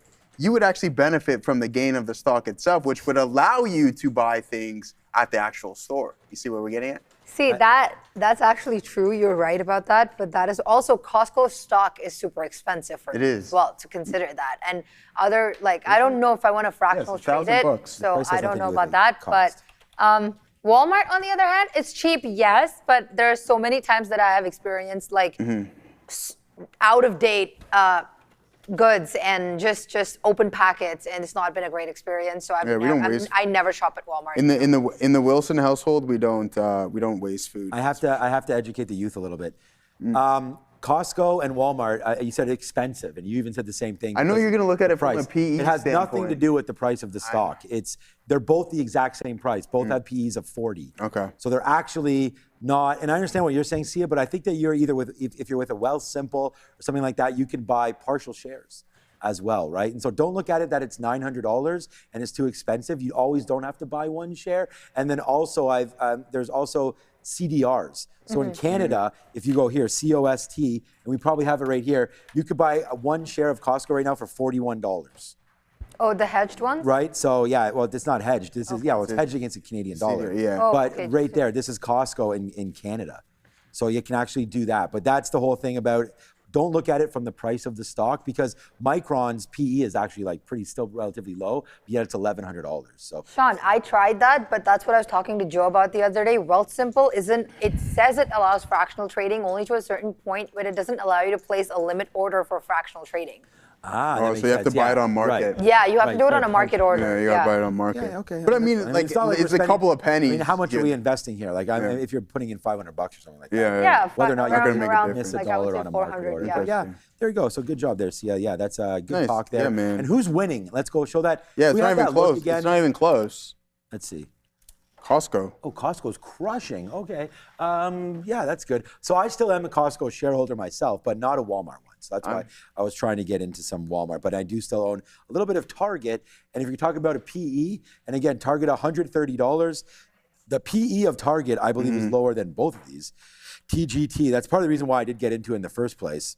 Right there. I'm pretty sure Procter & Gamble is pretty cheap as well. Yeah, look at this. The forward price to earnings ratio on Target is 16. Wow. It is PG. Procter & Gamble. Well, hold on a second. I just want to show everybody Walmart. 38. Yeah. So Walmart is actually double as far as the PE when you're talking about that. Procter & Gamble, probably, let's guess. I'm going to guess 25 17. here. I'm going to say 25. 20. 20. Hey, man, we'll split the difference. Yeah, there you go. I like that one. We're both right on there. So Procter & Gamble. And then the most recent name that I've been buying in this value space, I thought, was J&J at a very similar PE with 20. Dude, check out Meta's PE. That is great. Yeah, that is great. Wasn't You know what Meta I mean? in the teens? But dude, I swear it was 17. Yeah, 17. Oh man, we're cheating. That is spicy meatballs. But you know what? Another one that's pretty spicy is Nvidia. Yeah, what is it this at one's right now? it's in the low teens. Low teens, low 20s. Yeah, man. $22, 22 forward PE, but basically 23 or so on that one. But the problem with Nvidia is, they need to keep getting, and that's the problem why it's a forward PE. They need to keep getting those orders. Because that's part of it built in. Like when you talk about what the analysts are expecting, if they don't get those if they can't unlock China, I'm a little bit nervous. I don't see that happening anytime soon. So that's a little bit of a problem then, I would say, for that one. Look at Target, man. Nice day for Target. Did get those lows around 126 back up to 130. The one store that my family has to go to every damn time we're in the United States has to be Target. And I've added Joe's namesake to that as well. Trader Joe's has to be added to the that's list, up there. as Thanks we really for love shopping at putting me on the old Trader screen Joe's there. that. You know what? One thing is today Bitcoin. It's holding 60. Right, so if we actually look at a chart of BTC, I just had it up right here, 5-minute chart of Bitcoin. Let's just close this and we'll go over here. So it's a nice little move higher today for Bitcoin. Obviously, we'd seen that it was talking about, and we could show you the daily chart. 58 has held a couple times. It looks like it's going to hold again for now. And there's the nice move higher there. Starting right from this morning was about 58. That's Wednesday, July 1st. Yep, that would be today. Nice move there starting in this morning from 9 o'clock. There it is, 58 and change. Just took off. I'm not even really sure why that started to happen, but Bitcoin upside, and it looks like it wants to hold. And there's your 50-period moving average. It's really held that quite nicely. So maybe Bitcoin right now trying to get around that $60 mark and see if we can hold that just a little bit longer. Obviously the breakout has to happen at 61, which is up here. Maybe that can, maybe it can't. But that's your week high right there on crypto and Bitcoin specifically of $61,000. We'll see if that can wind up holding. And again, I like the breaks. We talked about that with Brian yesterday. And SoFi upside today nicely upside. I thought this was still in the low 18s, but there it goes. Actually got to 1880. This one looks like it's going to break out. I really wish we had anchored VWAP on this because that one that Brian showed yesterday was pretty clutch for SoFi. So they're up 3.7%, as is Robinhood. And I think that a lot of that is something to do for Robinhood for sure on the crypto side of things. Yeah. Someone said to me that Robinhood announced their entry into Canada. I don't believe that's the case, but maybe they did. We can maybe ask Sia I can figure that out. if that's a story, or you could find that as well. Anybody can on Robinhood. I don't know if that's going to be like, are they referring to because they bought WonderFi. So I think that might be what they're talking about there. What their route is here. Yeah, and how that works for WonderFi. So I think maybe Robinhood is just involved in crypto, maybe now in Canada. So okay. Here it is. Go ahead. Bang. Go ahead. Robinhood officially available to Canadian residents. Okay, but does it break it down? No, I mean, like, hey, check it out now. You could probably head onto your phone and see if you can download the Robinhood app. Want me to do that? He said that Robinhood Crypto officially launching. Yeah, go ahead, Sia. Sorry. He said Robinhood Crypto officially launching in Canada with 0% trading fees for 90 days. Wow. 90 days. Watch out. That could be disruptive. I got to see that 90-day get extended. But be careful, though, because throughout SpaceX and a couple of these big momentum style trades, Katina, man, we've seen some people have some issues with the Robinhood platform. Now, what's going on? What's positive for this name? I mean, this is big, right? They're going to get a lot more users, and we can tell Sharif that Robinhood is now available. Goldman Sachs is it's not available. It's not there so it's only available. So I have it right here. So it is on the app. Yeah. It is on the app here for Apple. So it's probably, if not for Android very soon. Okay. It only supports cryptocurrencies. Only crypto. Right now. Okay. So for now, it says trade 50 plus cryptocurrencies, including them all the big ones there. And then after that 90-day promo, it's a 0.5% trading fee. Makes sense. So right there for crypto, now available in, yes, go ahead. But also it does say that new perpetual futures for commodities as well, ETFs and FX with up to 10 times leverage that are also coming out in the that's Europe what we region. need. Yeah. That's what we need is more leverage plays. I know. But that's interesting. So I was debating because I trade with just my bank. So they're still at like that $5.99. Yeah, but dude, I paid. So in my long term, that like I can't never even trade options on those. Oh heck no! Yeah, dude. those are very. It's $9.99 a transaction. $9.99. Even for options. Dude, options. That's mine for equities. Mine's for equities. Yeah. Options is $11.99. A transaction. Yeah, so basically every single one of your trades has to be a swing trader. Yeah, you have no, you can't. And then also Robinhood Market Inc., Robinhood and BitGet wallet partner to bring 24/7 stock token trading on chain. So there it is. We're talking about the tokenization of equities and Robinhood kind of being at the beginning, at the forefront. I can't make this up. What is it? We just started talking about Robinhood. Yeah, and that popped up. The story that just popped up on Benzinga is Robinhood stock is rising. What's happening? Yeah. These guys are watching the show. These guys are watching the show. They are, for sure, man. For sure. So shout out to Benzinga there, putting that out as we wonder what's happening. Like, I just talked about Robinhood for the first time in 2.5 hours. Chris Arthur says, Joe, you trade leveraged products all the time. 2 and 3x leverage. When you're messing around with 10x, 20x, 50x leverage products, that's an absolutely different story. Okay, 2 to 1 and 3 to 1, completely different than 10x.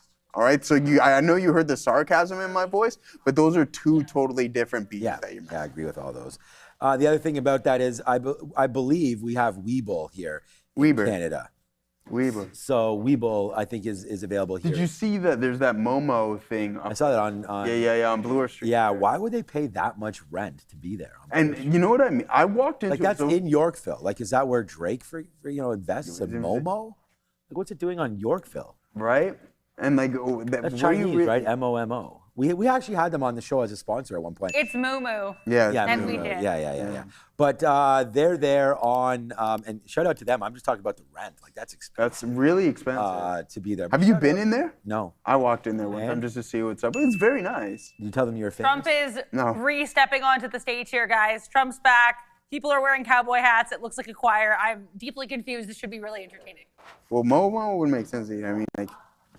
I can't believe we're calling it Momo there. Momentum. I was going like momentum. Yeah. I knew it was Momo, of course, there. But okay, here's the NASDAQ making a move down, and I'm glad that Adair just sort of talked about that because, we're always looking for reasons why potentially the market may fall down. We didn't look. He's back on the podium right now. So there he is dancing around. I think that was from Saturday Night Live. USO, again, congratulations to, honestly, President Trump was talking about the lower oil prices, and that seems to be hitting right now as we get a little bit lower. The Score app just got up on my phone here. Tina, man, what do we got here? What is going on? Toronto Maple Leafs. Teddy Bluger. I have no idea who that is, so shout out to Teddy Bluger. We signed You are him? now a member. Yeah. What was he? 2 years. Yeah, I don't know. 2 years, $5 million, something like that. So 2.5 million a year. Isn't that amazing that we talk about this guy? He only signed for $3 million. Yeah, I know. It's crazy. Cash, shout out to Stats Edge though, man. It seems like they're putting up the work. Stats Edge? Or our boy Michael Nahas? Yeah, I remember. Remember when you thought Stats Edge was taking over the Leafs? Who, I did? Yeah. Oh yeah, well that's because John Chaika, our current GM, actually he might have been called. Michael Nahas might have to look this up. Because John Chaika did run a stats program. A statistics program. Yeah, all that. And I wonder what it was called. It's probably not Stats Edge. There again. So the interesting name for me here heading into this close will be NVIDIA, because once again, we ran this stock. We are going to go over to Adara here in a second. This is what happened last time it broke through, and it was right about now when we broke through $200, and it was yesterday. Was this yesterday? Yesterday afternoon. We had that move down, and remember we bought that. We had that epic play at 340 at the imbalances. Yeah. It came out as a sell. Nice. Yeah, that was really nice. Then we ripped that to the long side. So we actually had that whole trade through 200, and then it just fell in all day today, back down to 193, and it's looking to do 200 again. I actually didn't realize we got that close to two bills. 199.90 there on NVIDIA as AMD heading lower today. It was down 4%. Let's just double check it. We'll go over to Adara. AMD still down, now down 5.5% AMD. Nice to see for us NVIDIA shareholders that it looks like NVIDIA getting some love today and AMD back in. I really want to buy INTC if it gets any lower. Ooh, 128. That's actually getting pretty spicy for Intel as well. Intel down 8%. Joe, this might be trigger level here for me to get into some more Intel. Adara, what you got for us? Well, Trump certainly is about to speak right now, but before that, regardless of that, we're about to speak here with one about the Asian markets. How was the first Asian session of the new year, and what should we expect from the second one? So the first Asian market of the second half of the year, not so bad. Only index that was down was Korea, the Kospi. That was down by over 2%, mainly on interest rate anxieties, diverging tech hubs around that region. We saw SK Hynix and Samsung on the downside, heavy foreign liquidation. But on the upside, in Japan, Nikkei 225 gained by about 0.59%. That was supported by Bank of Japan data showing that they've received highest manufacturing sentiment since that of 2018. So hopefully manufacturing will be increasing them a lot. Even in Taiwan, they were up by 1.94%, the highest in the region. TSMC doing very well on their contract semiconductor networks. They absorbed that of global tech noise. But what should we look out for at the open for the Asian markets in a few hours? Okay, so right now, got to focus on the Kospi. South Korea, the opening definitely going to be heavy volatility, heavily shorted tech lines from there. Watch for automated margin liquidations in early order books, especially from all your tech names like Samsung and SK Hynix, or if there's going to be some defensive block saves from domestic institutions. The Hang Seng was closed for holiday yesterday, so expect some volatility in Hong Kong as they play catch-up, especially to all the geopolitical noise that happened overnight and also some regional chip cooling. And over in India, they actually performed quite well yesterday, enough volume to sustain that of their breakout. So the current challenge right now is whether they can reach the resistance between 24,100 and 24,150. But keep an eye out on all the IT and auto tech names making moves early on in India. Lots to keep an eye out for. Watch out for India. Watch out for all of these different Asian markets. And thanks again to Juan, who you can watch here at this desk at 11:30 and 3:30 p.m. Back to you. Yeah, thanks, Juan. And yeah, obviously TSMC, I mean, no more important name, it seems like, in these markets these days than Taiwan Semi, as we know that they're helping build out all of these chips. And should be an exciting one. That's part of the reason why I also like Intel. We talk about, foundries being on board here in the United States. And so shout out to Intel, shout out to TSMC, and thanks, Juan, for that little update. Okay, we do have a new position right now. This technically is a reload, but we're not putting on that many shares down here. I am still waiting at 614 clean, but we just had a little bit of a drop out there. So I just took it. I wanted to see it got into I was watching it, so it got into 614.30s, so just missed us. I thought I was going to get it. We bought a little bit there at 60 on the way back up. So right now we're going to watch out for Meta. And hey, when Adair calls, we go. What's up, Adair? Absolutely. This is kind of a wild catalyst here, guys. Keep an eye on BlackBerry, BB, the FDA putting out a warning that BlackBerry's QNX cybersecurity vulnerabilities could impact drug manufacturing equipment. Again, cybersecurity concerns related to BlackBerry's QNX and how it could be impacting drug manufacturing equipment, sending BB to the downside. Back to you. Well, we just already have $1 on the reload of Meta. Okay. So I know it's not. Remember, we're trying to make back. We lost some Mount Palantir. We'll try to make it back. I'm at 615.80 for some reason. I just kind of went ahead of where I thought this 25 period moving average was. It looks like what? It went to 615.85. What am I sitting at? 615.80. Okay, must have printed a different dark pool. So we're still sitting there. Hopefully we can get that. All right, quick little look on BlackBerry. I just looked at it on the chart here. It doesn't really look like too crazy of a move, but there's a little bit of a gap down into $13 right now. So good update there from Adara. Can I short this thing? I don't feel like I'm chasing it too much if I do that in and around here. Let's see if we can get it. No. Okay. Yes, actually. There, we just punched into 90. Okay. We just punched into 99s there on BlackBerry. It paused for a minute, so I don't know if it did some sort of a check there, but we get 99s there, and you saw we sort of just rinsed it right there, boom, to the downside. So there it goes down into 99. So yeah, we'll wait to see what that means, but it's a break of VWAP down there. always whenever there's a story, I feel like I'm wrong if it comes back to those levels. So there it is. So let's stop out at 13.10, okay? So 13.11, we'll just stop out there. It's a smaller position. We don't really want to worry too much about it. So we'll hold on to BlackBerry here. See if it does get a little lower. We're short at 99, so we should put a bid out. We'll put a bid out right now at 91s to see if we can Are you aware of this? Sorry to interrupt you. Are you aware of this QNX thing that BlackBerry's got going on? Why this stock's just gone absolutely parabolic as of late? Isn't that a new operating system? Yeah, so that's pretty much what it is. Yeah. It's like an AI feature that they're going to be implementing in automotive technology, industrial automation, and medical devices, hence the medical device thing here being a little bit conflicting issues. So, yeah, I found that interesting. Like, dude, it's crazy. But from March, you're up 311% in BlackBerry. I know. There's a few names that are like that. We talked about but it's like BlackBerry of all I don't think you were. I personally wasn't expecting. No. Neil just got rid of his BlackBerry a couple of years ago on his story. Yeah. So he really he loved it, and I think they had BlackBerry had a pretty hype system with the keyboard. People like to touch with it. the BBM back in the day. Yeah, exactly. So BlackBerry Messenger. Yeah. So they had the haptic touch. So that was something that people really liked and easier to do. Same as a keyboard, but smaller version. Yeah, right? So that was around for a minute. And the big thing about BlackBerry used to be, anyways, the security. Yeah. So that's the thing. And now if they have a breach, potentially a problem. But yeah, okay, there it is. Meta. Let's go. Bang. There we go. So there it goes, man. We just got long. I'll tell you exactly how much we took there.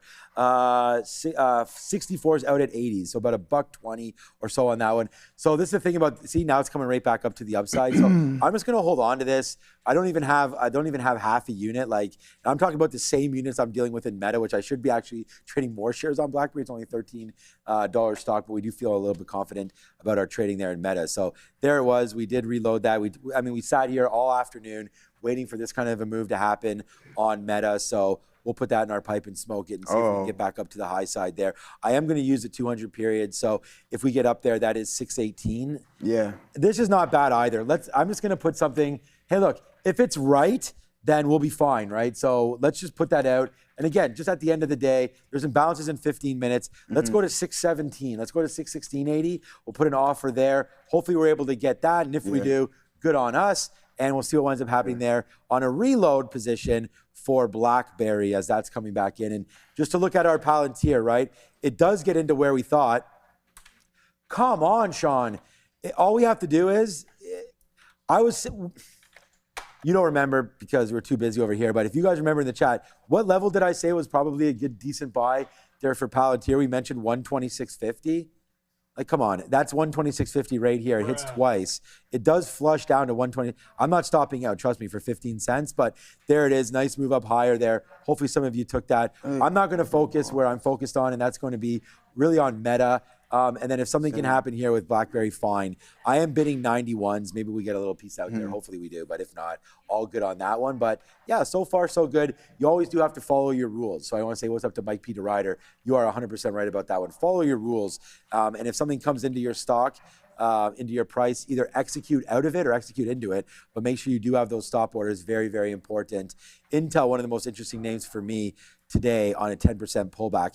I like that name. That's 125. We can see tomorrow if 125 holds, but that's an interesting spot for me as we go all the way back, man. You can get Intel to where we basically were at the beginning of May. We did fall back into 100. That's a much better buy zone, obviously. But if we can hold this 50 period moving average, maybe there's something there as well. So Meta, we're going to hopefully that goes up to upside. Hope that BlackBerry comes back in, and you're working with Facebook long as well. Yeah, I'm in it as well too, Sean. This is going to be one of our additional attempts here to see if we can get any form of recovery. Now we have a downtrend. I think the imbalances are going to be interesting, as Sean was just talking about. Here we go. But a name that I wanted to bring up, we know that Michael Burry shorting Caterpillar. Well, guess what? He's 6% off of that entry point. I don't know his entry point, to be honest. I'm sure Adara does. but I can pull it up I here. don't know his Tesla one. I know his Caterpillar one. What's his I Caterpillar? didn't even see the Tesla one. What's his 1068. Yeah, I saw 1060. 1060. Sharif said 1060. I read 1068. Yeah. I'm Okay, going with well, Adara. anyways, yeah. Well, I mean, it doesn't matter who we're going with at this point. The guy's in at Same price. Yeah, exactly. He's in at 1060s, and he's already like multiple percentage points in the money here. Now you're breaking that 4-digit marker down to 993.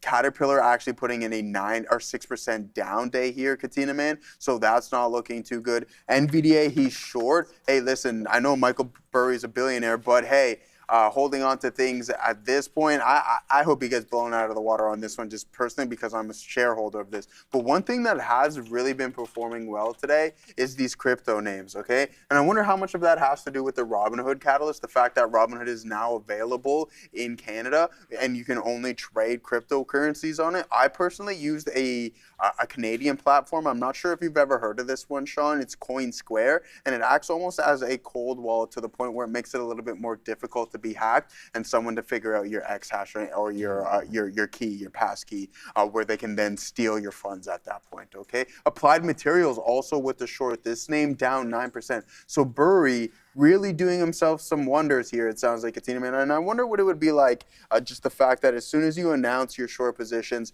how much of an influence that has on the actual underlying assets themselves. Because would Applied Materials be down 10% if he didn't state that? Would Caterpillar be down 7% if he didn't say that he was short both of those names? And would you see some more negative price action in NVDA? That's a big question that I feel is looming, and I don't know, man, because these guys have some massive influences on some stocks, and you can see it here today.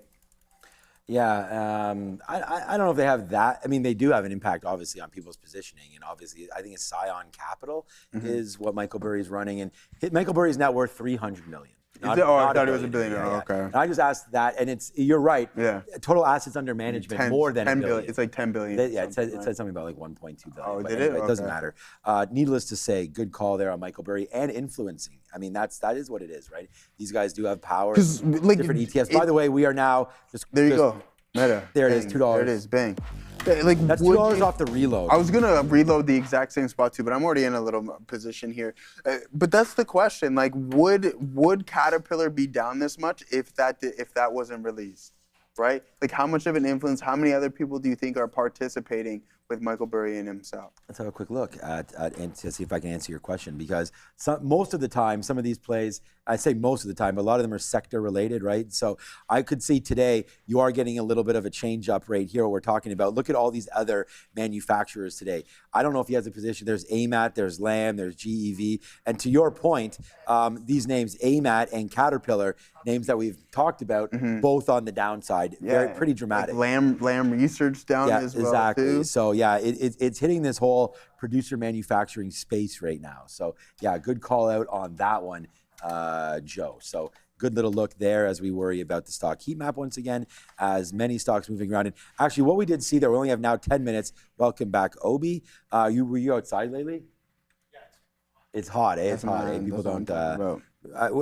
Here, I did use Weather Network. Thanks. And it's basically the only thing good about Weather. I mean, I use Weather Network all the time. That's good. No, it shows it. I was gonna say it shows it right. I like the radar map. Yeah, that's what I use. Yeah. The radar. But right here, it's 33, feels like 44. Yeah, man. So, anyways, you can't really see that, but it's 33 degrees Celsius, feeling like 44. Toronto is, historically known to be extremely humid. It's not that all bad. the water Exactly coming right. right off the lake there. So, but the thing is, if you got a nice breeze, what's up, Sia? I'm scared to go out. Why? Because it's so nice and cold inside here. And then when you step out. You like cold? Yeah, I would prefer cold over warmth, yes. What? Well, don't be scared. No. You'll be fine. Okay, you gotta understand. I come from a tropical country, so I can say that. Warmth is good, but like I'm not from there. too much warmth is not great. blood. Like you can layer up when That's you're why they're cold, cold. right? But what are you gonna do when you're warm? Yeah, that is very true. It's easier to cool down. It is easier to warm up than it is to cool down. Very much true. Very much true. I cannot argue that. But I mean, it's funny because Sia, so she grew up in a trouble. Yeah, I know. There you go. I know you got BlackBerry going to the downside there. Keep going. Don't worry about But what we got. what I was about to say is irrelevant because I know you got something going on there, right? It's nothing stock related. Everything you have to say is very relevant. No, it's not. Yes, it is. No, it is not. No, it is not. All right. But Well, then how about there you this go, then? bang. We'll just do. We're not going to go in the gates of hell here or anything like that. But there's some heat.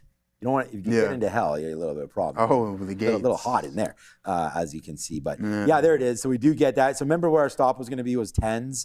So that's about 10 cents or so. So we take 10 cents now as it just hit there at 91. I always pretty much like, if I'm going to take 10 cents, I take 9. Like that's just like something that I've always done. And it's like, if I'm going to get short at 200, I'd take 199.80 or something like that as it goes. But there it is on BlackBerry. And we only have one piece left on Meta now. So if we did a third and a third, so I have a third left right now. We'll see what winds up happening here on Meta as it's coming back in. Remember, we are going to stop out at 610 if it does break, but we are getting very close to those imbalances. So we want to stay away for it. All right, this is for my guy XLELELLE in the chat. Weeble.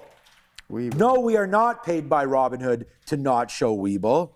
But if they want to, I mean, Robinhood, marketing at tradertv.live, you want to hook up some sort of that, we can do that with Robinhood. But there it is, man. Yeah, Weeble nicely cooking today as well. So as we start talking about cryptocurrency being back a little bit, maybe there's going to be some more trading happening in the space. Solana was up 5 or 6% as well. But here we go, man. It's a nice move higher right there for Weeble today for sure on the 1 minute chart. Really great day, man. 650 up to 710. Good move there. And yeah, Weeble found a base. I mean, this is scary. I don't know anybody that would have been able to buy down here. I think maybe you buy this kind of, yeah, that's right. Did not have a great IPO. Had a great IPO, but not since. This level is a good one, 550. So I think that, dip buys, I don't know if anyone would have had that break, but that's a good little level there. 550 for Weeble. So a big shout out to Weeble land. Yeah, okay, let's pull this up. Thank you for pointing that out, LHAI. It is halted to the top side, guys. Link home here. We'll take a look at the tap. We halted at 212, tap now 218. Oh man, I should have kept my eyes on this one just in case the break of the high of the day. I like this. And even with the momentum, there would have been a good opportunity to get involved with this one. So Rune Warrior wanted to let you know that he likes your hat today, Katina man. So I said I have him covered on that. But thank you for pointing this out. When did we actually halt on this bad boy? And that's going to be at 341.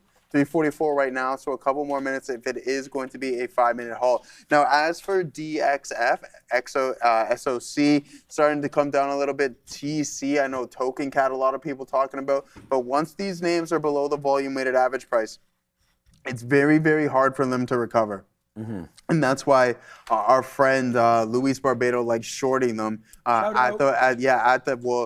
they're not allowing Palantir there anymore, so we'll have to rethink that. Right. But so anyways, aside from RAAPL, yeah, exactly. So there it is, 212. You're halted up, guys. Tap 214. So it's starting to drop a little bit. I'll keep my eye on this bad boy. We're still sitting in this Facebook long. Katina Man had the ideal entry. I tried one off of the lows at the support level, but that's where he really, really wanted to get involved with it. So I like what he's got going on over there. Things are looking pretty optimistic, especially in some of the larger cap names, even though it's a mixed bag.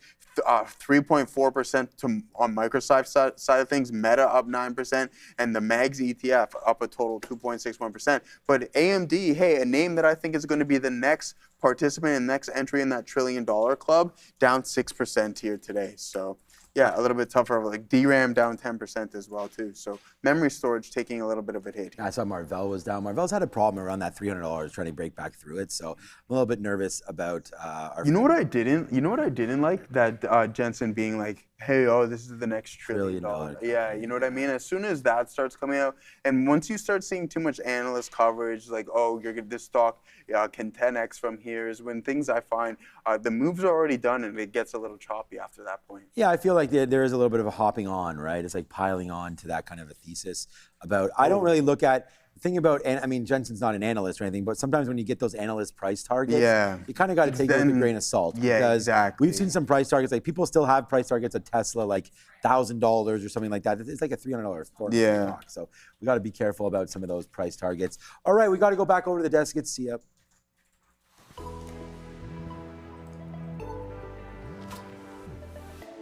Thank you so much. Let's take a look at what's going on with the money markets. Yen still at that low, currently trading around the 162 regions, down on the day. Definitely Asian markets, as we do know it, are a bit cautious. Japan also still alert for potential intervention risks, as we've been hearing now. So dollar as well firming, and it did also break yesterday's high. Currently trading around 101, but the dollar is up on the day 0.21%, and also the AUD, that is the Australian dollar. We're going to take a look at the chart in a second. Here we go. It's down on the day 0.32%. However, the Australian dollar has surged to highs against the US dollar. It's also riding an improved global risk sentiment, that is record equity highs, and as well as expectations of certain hikes that might take place, rate hikes that might take place by the RBA that are also in the picture here. With that, the Australian dollar is down 0.31% on the day. All right, the Australian dollar. Yeah, the yen also obviously a problem there, but the Australian dollar, as it's Australia versus our boys Egypt. Yeah. That should be a good game there. We have Belgium starting very, very soon. Belgium versus Senegal. I do know that C is excited for that one, as am I. I've got money on Belgium. Do you? So we'll see what winds up happening with Belgium. I hope C is cheering for Belgium because I'm on them. And I've actually a little parlay. We've actually hit the first 2 legs already. We had Mexico and another decent favorite. And then moving forward now, so I just parlayed a bunch of them. So I only dropped $50 on it, but it's paying $150. And I don't know if it's going to work out, but I was just like, let me bet the best. Like if some of the best England teams today? No. Because I think they were too heavily favored. I don't want to do that. Oh, we got Norway. Okay. So that was a good one. Oh, Norway against Sweden? At minus 182, so we already took that down, so that's a win. We got Mexico at minus 178, so that's all parlayed. We got Belgium tonight at minus 178, now at 178. We got Switzerland versus Algeria. That one, I don't know about that one. That's coming in at minus 205. And then we ended off with Colombia versus Ghana right there. So that's actually paying quite nicely right there. It's about 8-1 or so on the payout on that parlay. So I think it's worth it, but there's a lot of upsets happening. It's kind of like if I don't have a horse in the race, I don't mind betting on and just putting a little bit of money to work there. All right, so we have one last reload. Again, it's a small one. We're gonna give it a go. We'll see what winds up happening here. The stop out is at 610 break, and we are gonna get that going right now. We might make sure that we do have it set up so the broker side will show, and very, very soon we'll have NASDAQ and all of that going to come through very, very soon here on the imbalances in just 10 seconds. These are not live right now. Well, these are live right now, but we're just going to wait to get the exact update at 350 where we'll have NASDAQ names. We don't have any NASDAQ names that are live now. Those hit at 350, which is right now. So we'll wait to see here. I don't see Meta on here, but you can see it's not really reacting too much. NVIDIA with a buy. Oops, there's NVIDIA. NVIDIA with a buy, so that should spike stock a little bit. But yesterday, NVIDIA's sell was 5 million or 4 million. So we're not really seeing that there now today. Amazon with a sell. They had not a great morning, but a great recovery for Amazon, as Amazon's now up 1.4%. So that's going to be a really good one there. Walmart on the buy side. So there goes Walmart. We had that study done there. More people choosing Costco than Walmart to buy in the long-term portfolio there. I like Galaxy Digital as well, a Bitcoin name, their crypto name coming through. New holdings there, the SoFi of Brazil coming in there, and then SMCI. Andre, who does Brazil play? Or they already played? Yeah, Sunday. They already advanced. Japan. Oh, against Norway. Oh boy. They have Elring there, I think his name is. The guy's amazing. Holland? Yeah, Holland. Yeah, Elring. It's like Erring. Holland. Yeah, that guy's a beast. So shout out to that. That should be a great game. Brazil versus Norway. Wow. SMCI with a little bit of a sell as well. There it is. The market buy, 292 to buy. And then also the NASDAQ's a buy. So we'll see if there's anything going on there, as those are the imbalances. You can see it's not having too much an effect on the NASDAQ at all. I'm just straight chilling right now. We're long at 14s. It's at 13 now, Meta, slightly under 613. We'll see if there's some get up to Meta here. I'm just trying to hold this, honestly, into 610. So, yeah, you'd like to see a little. We can change that. Maybe we should change that because now we're on the imbalances. What about if we take that? Let's go 611.50 on the break. I'm going to get a little bit. I just don't want to lose. Let's go 610.99. We'll just mark it out of that if that does come in. We don't have a whole bunch of shares on that, but this is a good trade. Hey, on BlackBerry. On BlackBerry. So we went short there. We want to thank Adara. Well, we have a button for that one as well. Thank you very much, Adara. But again, like this is the same kind of thing I'm saying to everybody else. Like people are like, thanks. Yesterday we had that. Someone made 5 or 6 grand, and they were like, "Thanks, Sean. We rode that Meta or whatever it was yesterday to the upside." But we had a 56K winner today. 54,000. That was on the IBIT calls. Wow, what a day, man! Can you imagine $54,000? But right there, 13 there to the downside. So we do get that run. And again, we only were looking for 10 cents. Right there, that's 85. So that's 14 cents. So maybe we'll stop out of or get out of the rest of these right now, as we only have a few more minutes left. But it's BlackBerry to the downside there on a QNX potential breach, I guess they were talking about. Yeah. So we'll wait to see what winds up happening. And potential stop out imminent now on Meta. What's up, Adara? Sia? Yeah. That's all right, Sean. No worries. We're just going to take a look at really quick at what the crypto markets are doing at the moment. The BTC up 2.6% on the day, trading around the $60,070 region at the moment. Let's take a look what's going on. So, U.S. President Donald Trump also, this is coming from Reuters earlier today, had reported more than $1.4 billion of his in income has come from crypto ventures as of last year, according to a review of his latest financial disclosure that happened late yesterday. Also, we heard that Robinhood announced certain things in its World is Flat event announcements, some things that included 1 million plus funded customers outside the United States, launching Robinhood Crypto in the UK, maker orders for crypto launching for US customers. Robinhood Crypto officially will be launching in Canada with 0% trading fees for 90 days. Also granted license to expand brokerage services in Singapore and launching agentic trading for crypto. That is Robinhood Chain officially launches with AI native features as well, swap tokens, find liquidity pools, and adapt to tokenized real world assets. We heard all of that with Robinhood today. Let's take a look at how that's doing right now. We have Hood up on the day, almost 8.5%. So that's a good look there. Let's take a look. BTC again, yes, up almost 3%, with Solana up 4.7% on the day, trading on the $77 mark. ETH, Ethereum, up 3% on the day, around the 1,600 region at the moment, and XRP up 2% on the day, trading exactly at the 1,000 region at the moment. Yeah, just quickly here. Apple, I just heard a great story for Apple. Please, Adara, they are in talks now to buy those Chinese chips.